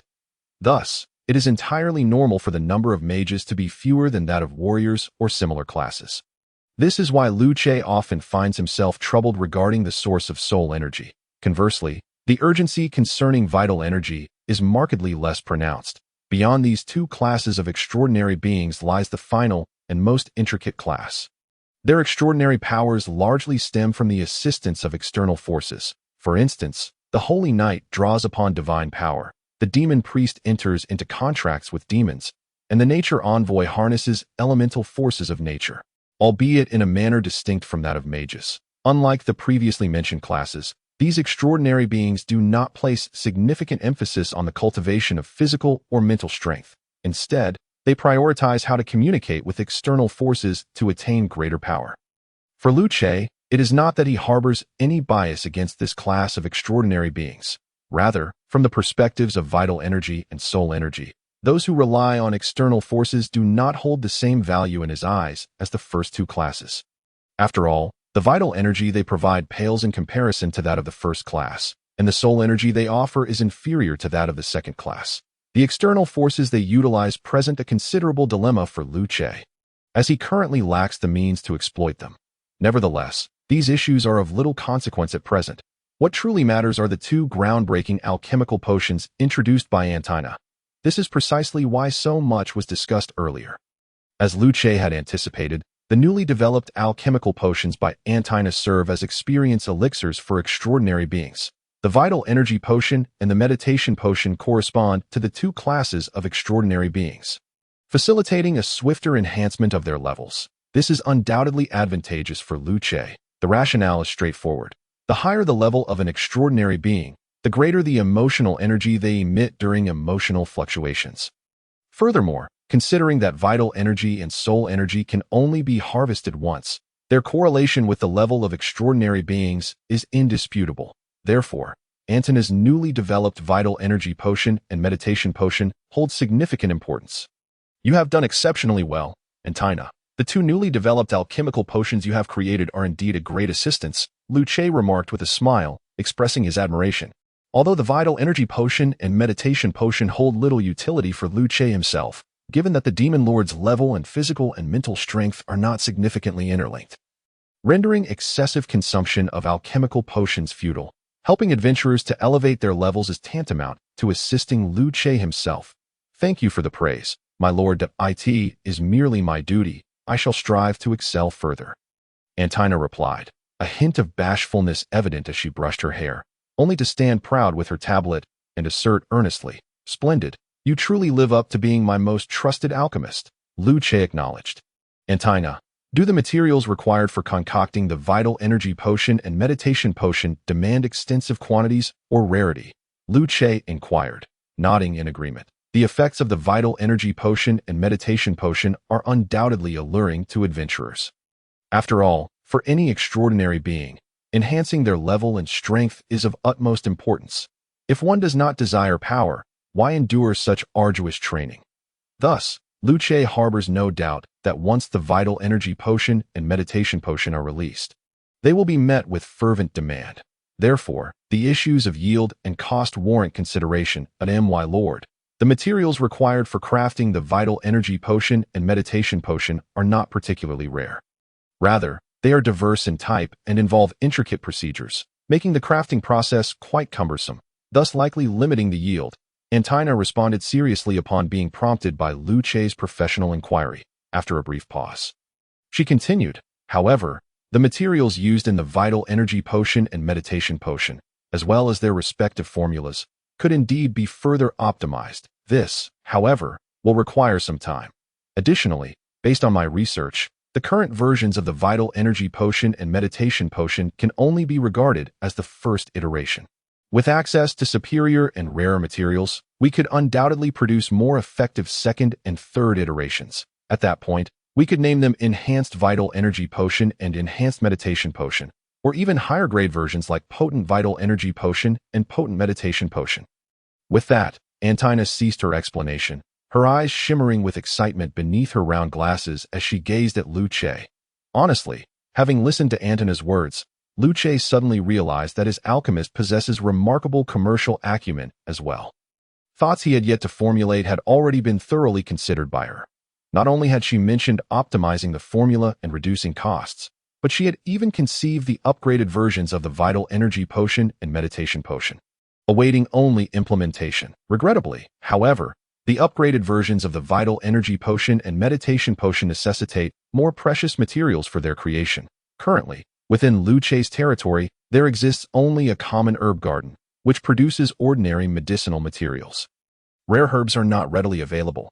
Even if he sought to procure them externally, it would likely prove to be a cumbersome task. Thus, this issue must be temporarily set aside. I understand. Antina, you are indeed more outstanding than I had imagined. Lu Che mused for a moment before looking up at Antina. The newly developed vital energy potion and meditation potion require numerous materials and involve complex crafting steps, resulting in a limited yield. Therefore, could we not enhance the yield by increasing the number of assistants? Though the improvement may be modest, any increase in the production of such useful alchemical potions would be beneficial. My lord, this is merely my duty. I am an exceptional alchemist, Antina declared proudly, pushing her round glasses up with a finger, exuding an air of confidence. Very well, Antina, that I wish to inquire if your alchemical workshop requires assistance. Since Lu Che's alchemist possesses such remarkable professional skills, he would certainly not neglect to provide her with the necessary support. Assistance? We can actually have assistance? Antina appeared momentarily taken aback when Lu Che mentioned the possibility of assistance. My lord, why did you not inform me about this earlier? Chapter 76. Shock and pride. Did you not know about this? Lu Che queried with a hint of confusion, observing Antina. After all, Florin had approached him multiple times regarding the matter of assistance. How could Antina appear so oblivious? I had assumed that only I could enter the alchemical workshop. Antina, feeling somewhat embarrassed, rubbed her nose and replied, I thought it was only me allowed in. That I will send over 30 ironwood puppets. Lu Che stated after a moment of silence that it must be said that ironwood puppets are truly top-tier tool creatures. While they may not master advanced techniques, they can handle all the menial tasks with ease. As a type of tool creature, they are simply perfect. Moreover, the most crucial aspect is that they are sufficiently affordable. Thank you, my lord, Antina exclaimed, her face lighting up with joy upon hearing this. Also, if you encounter any difficulties in the future, please do not hesitate to let me know, or have Sierra relay the message. What a silence from you. I had thought there was no lack of personnel. Lu Che gazed at Antina, subsequently offering his advice. It became apparent to him that Antina, as an alchemist, indeed exhibited exceptional prowess. However, when it came to other matters, her mind seemed rather inflexible. That it could only be said that the system would not let down its host in terms of the specialized skills of its subordinates. Yet, the personalities and preferences of these subordinates were not something he, the Dark Lord, could command. Understood. Thank you, my lord. Antina nodded vigorously. Although she truly relished her work in alchemy, who would not appreciate having an assistant to lend a hand? One must recognize that the ironwood puppets, as tools of magical creatures, could fulfill one's commands with absolute precision, provided the correct puppet instructions were input. Truly invaluable. Very well, let it be so. Hill, please notify Sal's to organize the materials pertaining to the commercial street, awaiting the gradual opening of the new commercial area. Additionally, familiarize yourself with the concert venue at Flamies as soon as possible. It is time for our Red Moon Adventurers Village to host its inaugural concert. Following that, arrange for the blood vitality and meditation potions brought by Antoinette at AS for production issues. You may negotiate amongst yourselves. Lu Che organized his thoughts and methodically issued his commands. Yes, master. Hill, standing nearby, promptly nodded and began to record Lu Che's orders. The following day, even those who had grown accustomed to the astonishing construction speed of the Red Moon Adventurers Village could not suppress their exclamations of awe. For this time, the areas enclosed within the village were simply too numerous. In just one night, nearly half of the Red Moon Adventurers Village had been surrounded. What a grand undertaking by our lord. Is he planning to create another adventurers village? What nonsense are you spouting? It's impossible to establish another adventurers village. I must say, our lord is indeed affluent, managing to double the area of the Red Moon Adventurers Village. Observing the ongoing expansion projects, one could only imagine the vastness of the Lord's vision and his noble character. Pray tell, from where do you derive such conclusions? What business is it of yours? Is our Lord's vision not expansive? Is his character not noble? Are you attempting to slander our great Lord? I am not. I did not. Do not speak such nonsense. The emotional energy surged. 23, 14, 34, 17, 37, 15, 26, 19 at those arriving in the Red Moon Adventurers Village, witnessing the ongoing expansion works, felt a long-lost sense of astonishment as the construction gradually removed the barriers.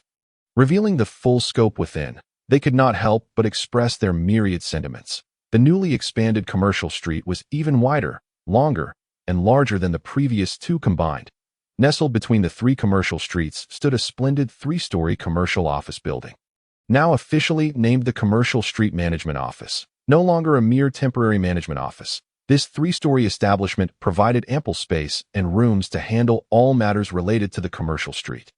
The visiting merchants, upon beholding this commercial office that rivaled some noble-built castles, felt an overwhelming sense of anticipation and pride swell within them.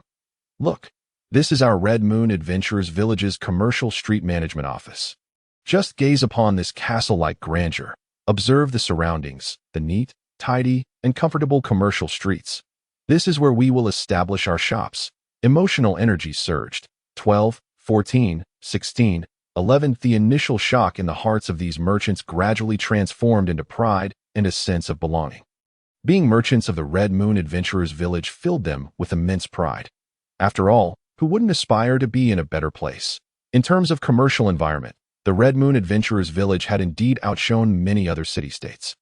Adding to the pride was the existence of a commercial street management office, a rarity in other city-states. It is worth noting that while the small commercial office building appeared to be 3 stories, its actual height was at least equivalent to that of a 6-story building. The interior decor was resplendent and luxurious, allowing one to quickly discern the strength and wealth of the commercial street management office. However, unlike the merchants, the adventurers arriving at the Red Moon Adventurers Village found new shock within the alchemy specialty shop after their initial astonishment. The alchemy shop, boutique weaponry, and premium armor outlets were establishments that every adventurer visiting the Red Moon Adventurers Village felt compelled to explore daily, unless pressed for time. Thus, the newly stocked blood vitality and meditation potions in the alchemy shop were naturally discovered by the wandering adventurers. Upon inquiring about their uses, excitement and astonishment intertwined, joy and disbelief soared. Alchemical potions that could aid in tempering one's physique and gathering vitality. They could even condense fighting spirit. Moreover, they could assist in meditation to enhance mental strength. Surely, this could not be a deception. Of course, it could not be a ruse. One need only consider the nature of this place. This was the alchemy specialty shop of the Red Moon Adventurers Village. Their alchemical potions had never been counterfeit. So, does that mean these new alchemical potions are genuine? Without a doubt. If you have doubts, you may step outside to observe. Several adventurers have already purchased and tried them. And indeed, they had. Emotional energy surged. 23, 34, 35, 28. The later adventurers, prompted by those in the shop, stepped outside for a glance, only to witness several adventurers whose vitality surged after consuming the blood vitality potion. The fighting spirit within them began to solidify at a remarkably slow pace under the influence of this vitality. Although the speed was indeed slow, it was sufficient to demonstrate the genuine efficacy of these alchemical potions. Moreover, for these adventurers, what did it matter if the process was a tad slower, as long as it yielded results? Not to mention, the effects of these alchemical potions were evidently swifter than their usual training. With that in mind, why hesitate? Purchasing was the only course of action. Alchemical potions capable of enhancing one's leveling speed were treasures that were difficult to come by. Once missed, there would be no second chance. After all, the number of alchemists was limited, and developing new formulas was no simple feat, often requiring substantial resources. Hence, the blood vitality and meditation potions were undoubtedly exceedingly rare alchemical concoctions. And one would be remiss to pass them up. Boss, what is the price of this blood vitality potion? 10 gold coins per portion. This price was indeed reasonable. Then I shall take 10 portions. That is not possible. The newly stocked alchemical potions are limited in number, and each person may only purchase 2 portions. 2 portions will suffice. Please pack them for me. The prices of both the blood vitality and meditation potions were 10 gold coins each. Compared to other alchemical potions, this price was certainly not inexpensive. However, considering the effects of these two potions, 10 gold coins per portion was not deemed costly in the eyes of the adventurers. As long as it could make them stronger, spending a bit of money was trivial. Did one truly believe that becoming an extraordinary individual was without cost? For ordinary individuals, the threshold to becoming extraordinary was not solely talent and opportunity. It also involved the very tangible reality of gold coins, not to mention, the equipment they possessed alone represented a significant sum, and one must also consider the daily expenses for materials, food, and other necessities. Moreover, wizards required vast amounts of magical materials to hone their magical abilities and refine their mental strength. All of these necessitated expenditure. Furthermore, the higher one's level as an extraordinary individual, the more one needed to invest. Otherwise, how is it that the majority of extraordinary individuals become adventurers after reaching a certain level? It is not merely a matter of choice, but rather a necessity driven by financial constraints. Ordinary employment offers meager wages that cannot satisfy the demands of these exceptional beings. Consequently, the lucrative profession of adventuring becomes the most suitable option for them. With this in mind, the allure of vitality potions and meditation potions for adventurers hardly requires further emphasis. At 10 gold coins per potion, the price is indeed quite reasonable. Yet, many adventurers express their grievances, questioning the purchasing limits imposed upon them. Why can each person only buy 2 potions, with such effective alchemical concoctions? 2 potions hardly suffice. Regrettably, the staff at the alchemical specialty store seem indifferent to the adventurers' frustrations. They are employees directly recruited by the Dark Lord and are unperturbed by any complaints from these individuals. Moreover, the purchasing limit strategy was proposed by Lu Che himself, as the production of vitality and meditation potions is challenging to increase in a short time. Given the immense demand for these 2 types of potions, limiting purchases becomes the only viable solution. After all, in the eyes of the Dark Lord, the issue lies not in scarcity, but in inequity. That today's supply of vitality potions has been exhausted. Today's supply of meditation potions has been exhausted. As the adventurers within the alchemical specialty store lamented the purchasing restrictions, the staff member, a flower spirit, leisurely placed 2 signs upon the shelves. This immediately incited a chorus of despair. What? The vitality potions are sold out. The meditation potions are gone too. Are you jesting? I specifically rushed here. How could they sell out so quickly? Even with the purchasing limits, it seems implausible that they could vanish so rapidly. Upon reflection, however, it is understandable. Such precious alchemical potions likely have a limited production capacity. Therefore, the purchasing limits are, in fact, for our benefit. Additionally, the prices for the alchemical potions in the store are remarkably low. This indicates that the owner has no intention of profiting from this establishment. Yet, we fail to appreciate the owner's good intentions. How utterly foolish of me. Emotional energy 23, 25, 36, 31. At that moment, the reputation of the alchemical specialty store underwent a swift reversal, and the adventurers ceased their complaints regarding the purchasing limits. After all, it is preferable to have limits than to find themselves unable to acquire the potions at all. If there were no limits, the adventurers who entered first would purchase the entire stock, leaving those who followed to merely watch.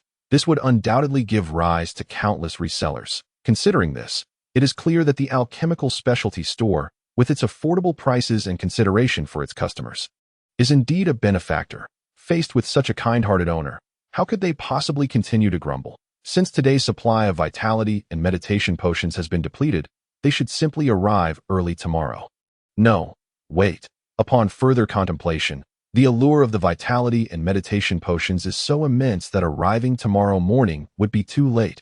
With this thought in mind, those adventurers who failed to secure their potions exchanged glances. If they come tomorrow morning, they may not even be able to queue. Perhaps it would be best to camp outside the alchemical specialty store tonight. I think that is a splendid idea. What is one night of queuing, if it means obtaining the vitality potions? Everything is worth it. So it's settled. We shall return tonight. Excellent. Emotional energy 23, 27, 29, 31. In the Starlight Studio, within the recording room, the 3 young women had naturally heard of the changes in the Red Moon Adventurer Village. They were indifferent to the alterations in the commercial district and showed little concern for the introduction of vitality and meditation potions. However, The concert venue constructed on the vacant land behind the two new commercial streets piqued their interest. Chapter 78. The Concert. After inquiring with Lady Mira, Flamey, they confirmed that this was indeed the location for the concert. A shared ambition ignited within the hearts of the three young women. The concert venue was specifically built by the Lord of Red Moon Adventurer Village to host performances for bands. If we were to be the first band to hold a concert there, our reputation within Red Moon Adventurer Village would undoubtedly skyrocket.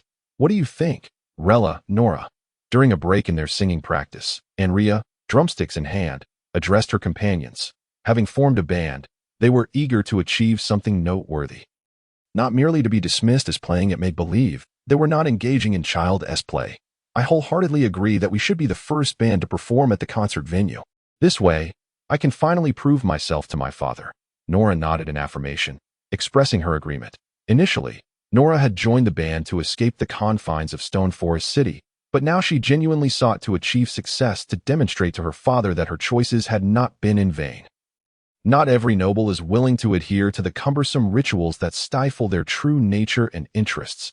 Rella stammered, her imagination painting vivid images of the concert in her mind. It is worth noting that, in this era, true concerts have yet to emerge. The only performances Rella could envision were those operas attended by the nobility on the grand theater stage. Performers elicited resounding applause under the radiant lights.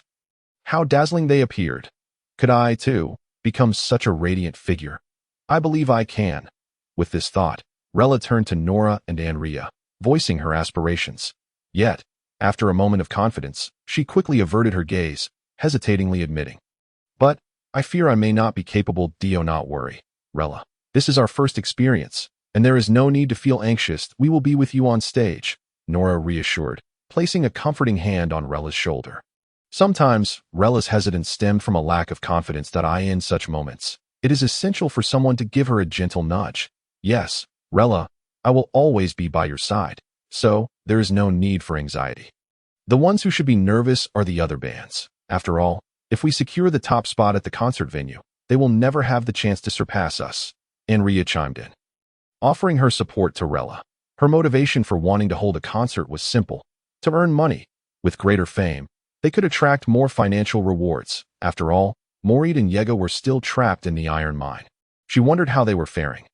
I understand now. I will do my best." Rella took a deep breath, looking at Nora and Anria, and nodded resolutely. Emotional energy 24, 21, 25. "Then let us go and request permission from Lady Mira. We have enough new songs, and we cannot allow another band to steal our opportunity for this inaugural concert." "Indeed, I concur." In the Dark Lord's castle, within the Grand Hall, Luce utilized the system's built-in projection function to review the daily financial reports sent by SARS. The sales of vitality and meditation potions remained steady, consistently selling out each day. This outcome was anticipated by Luce. In fact, he felt that the current production of these potions was somewhat low. However, this was an unavoidable circumstance. The alchemical workshop was, after all, merely a small establishment and not a large factory. Lacking automated assembly lines, the production of alchemical potions hinged entirely on Antona's capabilities. Therefore, Luce was reluctant to impose any undue demands. It would require time to gradually improve the situation. Furthermore, were all the new shops successfully rented out? It appeared that a considerable number of merchants had indeed come to Red Moon Adventurer Village. Luce continued to turn the pages, only to discover that all the vacant shops in the new commercial streets had been leased out, leaving not a single one unoccupied. Even the small commercial office buildings nearby had seen rents soar to 120 gold coins per year. With no shops remaining, this clearly illustrated the fervor of the merchants. Consequently, even if Luce merely observed the rental income from these shops annually, he could amass tens of thousands of gold coins. For many small city-states, this was an astonishing feat, an impressive revenue stream achieved without reliance on taxation. It was simply unbelievable. However, such occurrences were quite commonplace in the Red Moon Adventurers Village. After all, the income generated there far exceeded that of other city-states. It was merely a case of high income leading to high consumption. Yet, it was precisely this economic environment that made the village more enticing to merchants and fortune seekers. Everything was progressing positively. In due time, Once the adventurers grew stronger from the blood elixirs and meditation potions, I could unleash new magical beasts upon them. As Lu Che perused the daily financial reports, stroking his chin, he mused internally. Currently, the mightiest magical beast within the Red Moon Forest was the Earthbreaking Bear. This posed a significant challenge for the adventurers residing in the Red Moon Adventurers Village. Although they had upgraded their weapons and armor and equipped themselves with alchemical potions, they still needed to exercise utmost caution when confronting the Earthbreaking Bear. Thus, at this juncture, releasing even more formidable magical beasts would leave the adventurers merely spectators, utterly unable to contend with the threats. Given this situation, it would be wiser to hold back for the time being. There was also Flamey's report to consider. Let me see. A band applying to hold a concert at the music venue? Upon reading this, Lu Che couldn't help but raise an eyebrow. He had not anticipated that merely a few days after the construction of the music venue, a band would already be eager to perform. This was indeed a positive development, at the very least. It would ignite a sense of competition among other bands, prompting them to understand the direction they should strive towards. The song reviews had passed, and the qualification checks were approved. In that case, let them proceed. I shall open the music venue to them. It just so happens that I've grown somewhat bored in the Demon King's castle. Attending a concert would be a delightful diversion. With this thought, Lu Che waved to Sierre, conveying his decision to inform Flamey. Chapter 79. Promotion. Holding a concert undoubtedly required promotion. After all, this was the inaugural concert in the Red Moon Adventurers Village. Regardless of which band it was, vigorous advertising was essential to ensure the success of this first concert. The first concert in the Red Moon Adventurers Village will take place in 3 days at the music venue. The hottest band, the starting band, will join everyone in a grand celebration. The most popular band in the Red Moon Adventurers Village, the starting band, is set to hold their debut concert, and all are welcome to join the festivities. Don't you want to witness the starting band's first performance in person? Concert tickets are available at shop number 10 in the new Commercial Street, and early purchasers will receive a small gift. Since the application from the starting band was submitted and approved, the Red Moon Adventurers Village was engulfed in a sea of advertisements overnight. Not only were the announcements played in a loop at the broadcasting station, but posters were also displayed outside the music venue, the Starlight Studio, and the music-exclusive company. As a result, the entire Red Moon Adventurers Village was abuzz with the news that the starting band would host their first concert in 3 days at the music venue. This event was not only the starting band's debut performance, but also the very first concert in the Red Moon Adventurers Village. It might even be the first concert of this era.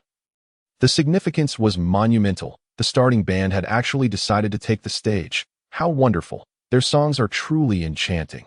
I am their most devoted fan. I must attend the starting band's inaugural performance. Indeed, we, as fans of the starting band, must show our support. Although I have never met the members of the starting band, I am well acquainted with their music. Their songs have dominated the music charts of the music-exclusive company for an extended period, clearly showcasing their formidable talent. Such a band is bound to deliver an extraordinary live performance that we should definitely go and appreciate it. Emotional energy. 12, 14, 17, 9. Moreover, the starting band enjoyed considerable popularity in the Red Moon Adventurers Village. As a band with songs consistently occupying the top 10 of the music charts, it would not be an exaggeration to call the starting band the hottest band in the village. Therefore, following the announcement of the starting band's first performance, many fans became exhilarated. After all, listening to music on a player and experiencing it live are two entirely different concepts. Not to mention, this concert would take place in the newly constructed music venue in the Red Moon Adventurers Village. Those fans might not fully comprehend the advantages of the music venue for the bands. However, Lu Che was acutely aware. The music venue's inherent superiority in sound quality would enhance the live performance beyond that of a recording studio. This would undoubtedly be a musical celebration worth savoring. Naturally, once the news of the starting band's performance broke, other music studios and bands began to stir with anticipation. They were surprised that the opportunity for this inaugural concert had been seized by the starting band. How could we surpass them now? Come to think of it, I had previously inquired about this matter at the music venue. They informed me that the organization of concerts fell under the purview of the music-exclusive company, which required a review process to proceed. This meant that the starting band had undoubtedly passed the scrutiny. It was unexpected that even after the Lord had separated the music release channels of the Starlight Studio, their influence remained so formidable. Given this, let us attend the concert to learn how it is done. Indeed, we should take this opportunity to learn that if the starting band has achieved such success, there must be valuable lessons to glean from them. We cannot afford to underestimate our competitors. Emotional Energy 21, 13, 17, 12. As colleagues of the Starlight Studio, the rival bands recognized the disparity between themselves and the starting band. In light of this, they resolved to attend the concert to discern the differences between them. Only by understanding both themselves and their adversaries could they secure victory in every battle. Thus, for various reasons, the tickets for the debut concert of the band sold remarkably well. After all, it was their inaugural performance. And under Liu Che's guidance, Flamey had intentionally kept the ticket prices modest, setting them at merely 6 silver coins each. For those adventurers, this amount was hardly sufficient for even a single vial of alchemical potion. Even the ordinary workers traveling to the Red Moon Adventurers Village could manage to scrape together 6 silver coins without much difficulty. Therefore, the excitement surrounding this first concert was undoubtedly predestined in Sherlin City. 3 days of promotional efforts had sufficiently transmitted news from the Red Moon Adventurers Village to this locale. To be honest, the band's reputation in Sherlin City was not insignificant. On one hand, this was due to the external sales of music players. With Sherlin City being the primary market, numerous shopkeepers in the area had acquired music players to play the band's songs, enticing customers. As a result, the melodies of the debut band were familiar to the citizens of Sherlin City. On the other hand, it could be attributed to the influence of Viscount York Cecil. Although he publicly expressed reluctance for his daughter to engage in such public endeavors, once she had made her decision and he had given his consent, there was no need to maintain a standoff. Leveraging his authority to promote the concert would not only enhance his daughter's fame but also potentially yield greater financial rewards, hastening the rise of the Cecil family. Thus, for these reasons, many citizens of Sherlin City with some disposable income planned to attend the concert to show their support for the band they admired. Meanwhile, within the city Lord S. mansion of Sherlin City, in the study of York Cecil, he was admiring the concert ticket in his hand. After all, it was his daughter's first concert. As a father, how could he not show his support? However, before he could even appreciate the reverse side, the study door swung open. Startled, York quickly tucked the concert ticket into his clothing. At that moment, an elderly man, his hair and beard completely white, yet still sprightly, entered and fixed his gaze upon York. "York, it has been several days. Have you found my precious granddaughter?" The old man who had entered so casually was none other than Garaz Cecil, York's father. Chapter 80. Garaz Cecil, a formidable necromancer, served as the martial guarantee for the continuation of the Cecil family. Initially, Garaz intended to impart all his knowledge and abilities to his son, York. Unfortunately, the path of magic is not akin to that of physical training for warrior-like, transcendent beings. It requires considerable innate talent. Regrettably, York's magical aptitude was virtually non-existent. After numerous fruitless attempts, Garaz had no choice but to relinquish his aspirations. However, although his son lacked magical talent, his granddaughter displayed remarkable potential and was quite suitable to inherit his powers. Thus, from the time Nora was a child, Garaz had taken a keen interest in her, aspiring for her to become a great necromancer as she grew. Yet, what Garaz had not anticipated was the profound impact that the knowledge of necromancy would have on a young child, particularly a little girl. This inadvertently cast a shadow over Nora's childhood. Instead of a carefree and joyous age, she was pulled into the study of necromancy, surrounded by skeletons, corpses, zombies, and other macabre entities that it would be unnatural for her not to harbor resistance toward such experiences. Therefore, it is quite normal that Nora was reluctant to remain in Sherlin City. However, prior to this, even if she wished to escape, she had nowhere to go. As a Viscount, York Cecil's domains extended beyond just Sherlin City, encompassing the surrounding lands and several villages. Admittedly, those areas shared the same desolation and poverty as Sherlin City. But the current discussion was not about that. It was about Nora's potential escape. The emergence of the Red Moon Adventurers Village provided Nora with the best opportunity to flee. As long as she remained outside her father's territory, she could presumably avoid the study of necromancy. Hence, Garaz Cecil was now urging York to help him search for Nora. "Old man, you know that Nora is quite unwilling to study necromancy," York remarked, glancing at his father who had barged into his study, followed by the butler who hesitated to intervene. He absent-mindedly touched the concert ticket hidden within his clothing, and then spoke. Yet, before York could complete his thought, he was interrupted by his father. Then why don't you learn? If you possess the talent and capability, would I need to burden my granddaughter?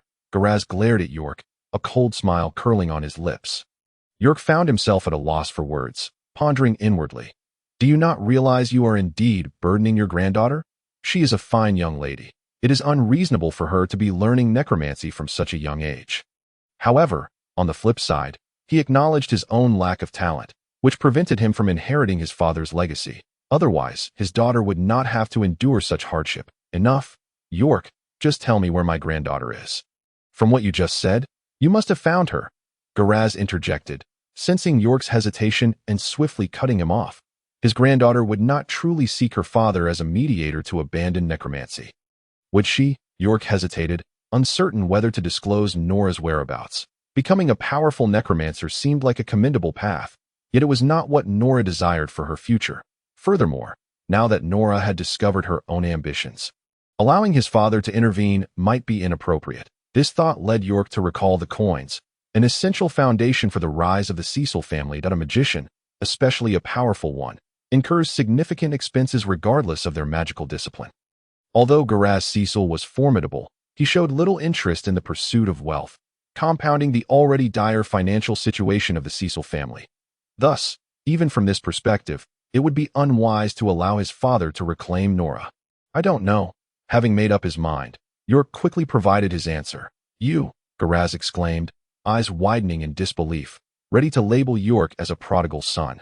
Yet, with his keen observation, Garaz noticed something peculiar in York's demeanor. York, what is it that you are concealing? Show it to me. York's hand, which had been touching the concert ticket, froze momentarily. He believed his actions were sufficiently discreet. How had he been discovered? The debut band. A night of revelry. What could this possibly be? Garaz swiftly obtained the concert ticket from York, scrutinizing it for a moment before turning his gaze back to his son, with a tone of poignant reflection. He slowly remarked, York, you wouldn't have forgotten to help me find my granddaughter because of this, would you? How could that be?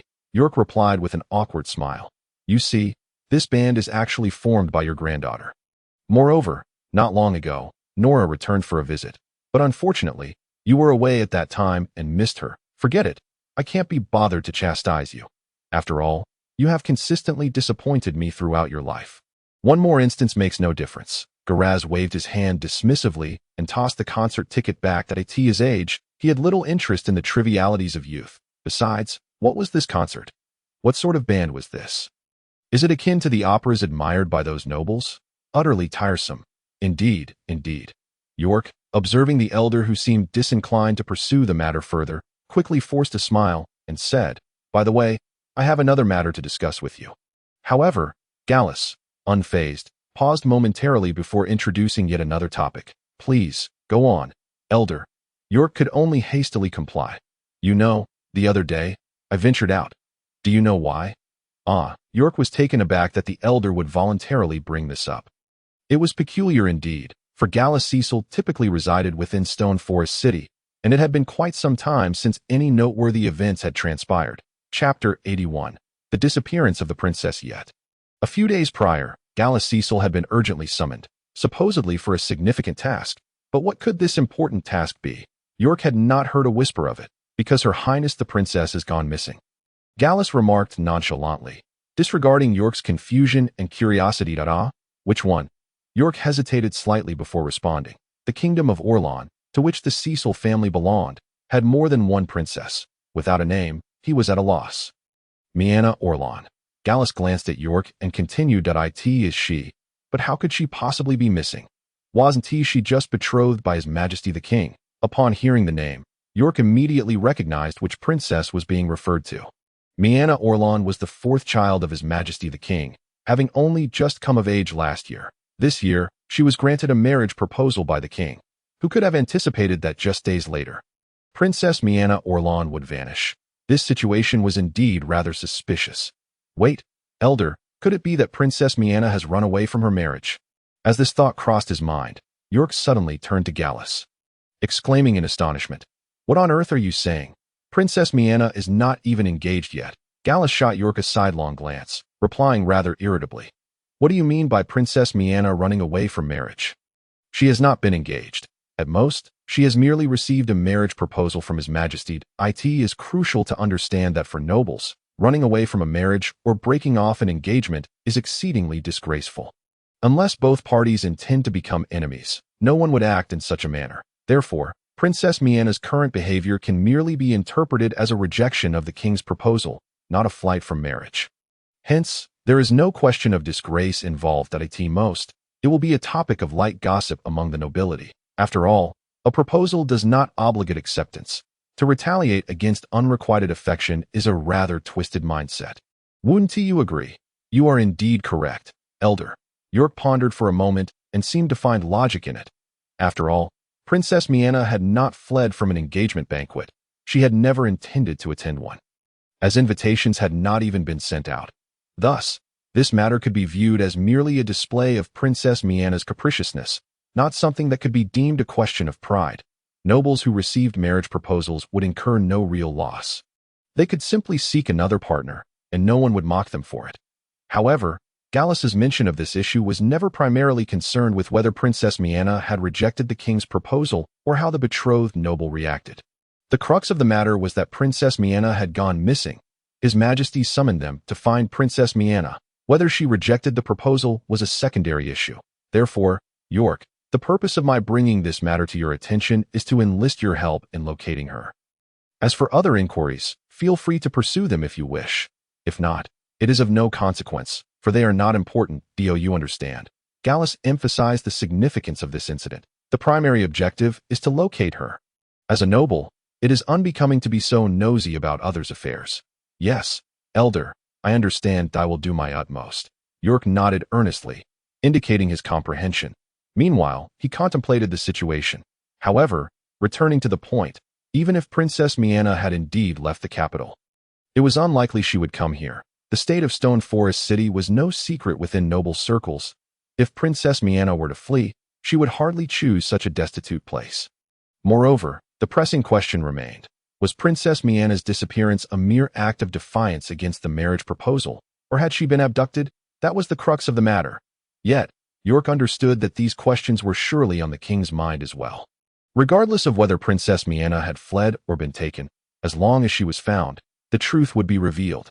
Thus, finding her was indeed the focal point of this incident. Well then, I have said all I needed to say. York, please pay some attention to the matter concerning Princess Miana. The priority remains my dear granddaughter, understood? This place is likely beneath Princess Miana's notice. As Gallus spoke, he returned to the initial topic. Yes, Elder, I know. I understand, and I will do my best. York nodded in agreement while picking up the concert tickets from the desk. As for Nora's whereabouts, it was best for the Elder to discover that on his own. The perspective shifts back to the domain of the Dark Lord. In the Red Moon Forest, the Iron Mine. This location has never been a place shrouded in silence. Each day, new miners arrive to excavate, and various adventurers are brought in to earn money and repay debts. Thus, the news of the upcoming concert by the Beginning Band naturally reached this iron mine. What? The Beginning Band is about to hold a concert in the music hall of Red Moon Adventure Village. As a devoted fan of the Beginning Band, I cannot remain indifferent this time. Upon hearing this news, the most notorious troublemaker, Sanger, immediately sprang to his feet, causing those who had just emerged from the mine, Mordred and Jaeger, to grow tense. Emotional energy 15, 21 to Sanger. You're not planning something reckless again, are you? Mordred gulped nervously and asked, trembling. Jaeger, too, took a deep breath beside him. To be fair, both wanted to avoid Sanger and minimize their troubles. However, the iron mine was not very large, and no matter how hard they tried to hide, they would ultimately be found by Sanger. There was simply nowhere to escape. Honestly, Mordred and Jaeger had asked Sanger why he insisted on bothering them instead of any other adventurers in the mine. With so many adventurers around, why did he choose to latch onto them? Sanger replied that he felt an immediate connection with the two and insisted they become good brothers to get to know the Beginning Band. Mordred, Jaeger, haven't you heard?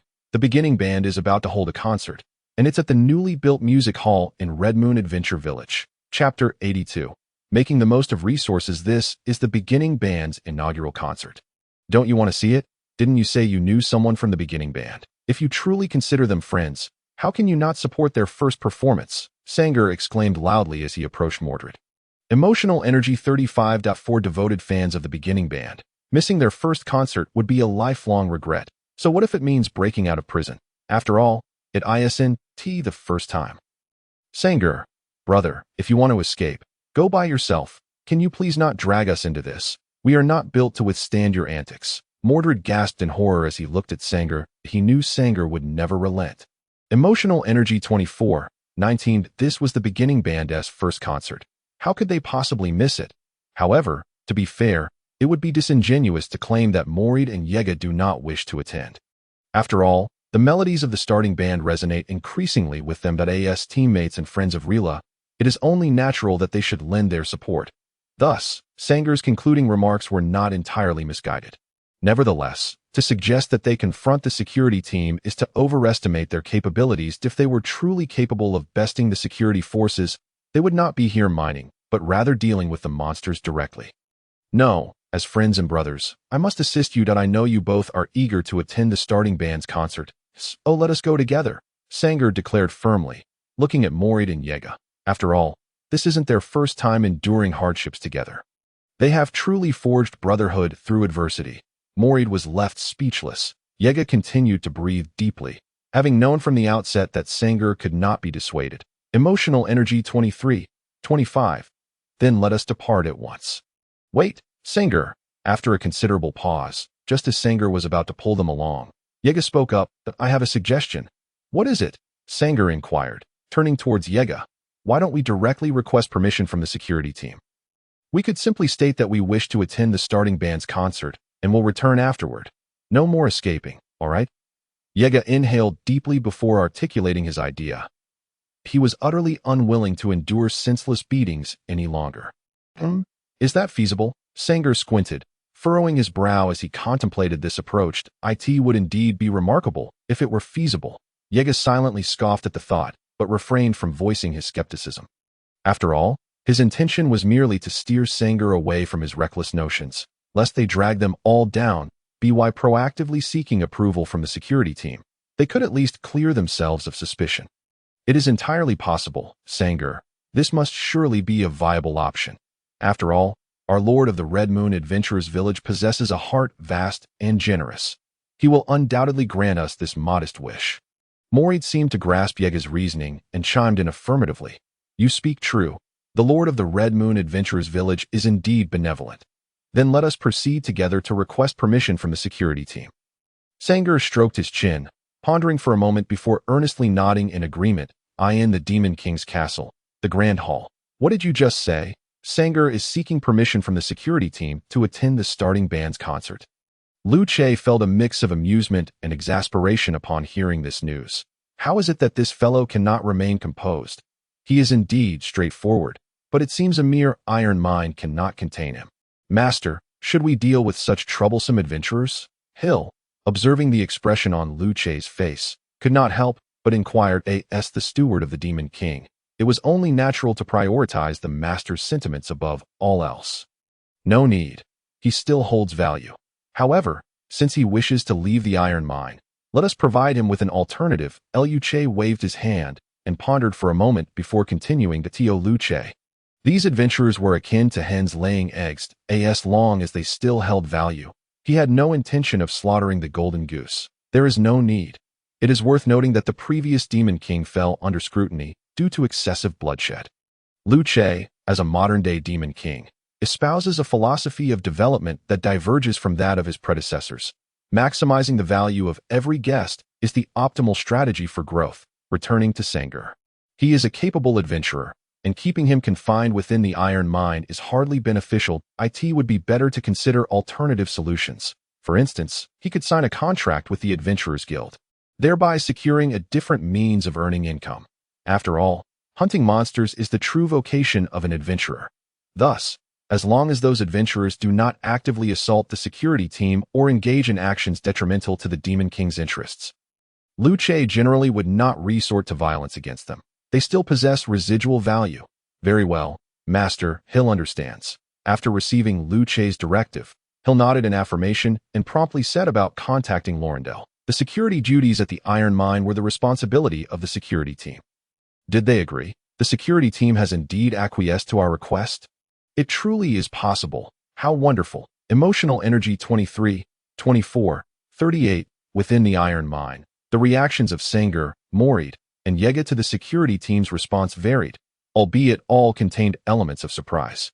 However, Sanger's emotions were predominantly those of joy and excitement, for he could finally attend the concert of the starting band openly. He merely wondered if tickets were still available. Morid and Yega, however, were not as elated. The security team's response explicitly stated that in order to leave the iron mine, they would need to alter their repayment method. This meant signing a contract with the Adventurers Guild and relying on task completion for remuneration, repaying their debts in installments until they were free. Hunting monsters. How did we end up on this path? Chapter 83. Festival and Threat. To be candid, it was precisely the requirement to change their repayment method that instilled more fear than joy in Morid and Yega. If they truly possessed the ability to hunt monsters, they would not have chosen to come to the iron mine in the first place. They would not have encountered that insufferable Sanger. Who could have anticipated that no matter how much they dodged, they could not escape their predetermined fate? Now, they were still bound for monster hunting, saying, "Sanger, if you seek death, do not drag us along."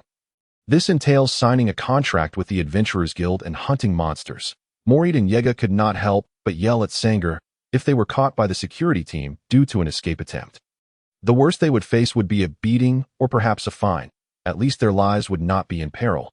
However, now, venturing to hunt monsters, the creatures would not be inclined to reason with them.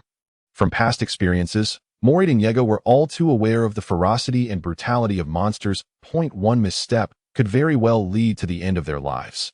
Thus, compared to hunting monsters, mining in the iron mine felt exponentially safer. At the very least, the security team was there to protect them. Yet now, the situation had changed. Yega had not anticipated that his spontaneous idea would materialize into reality. After applying to the security team, they could indeed leave the iron mine. However, the subsequent developments were not what he had envisioned. Emotional energy 25, 23. To rest assured, Morid, Yega, is it not merely a matter of hunting monsters?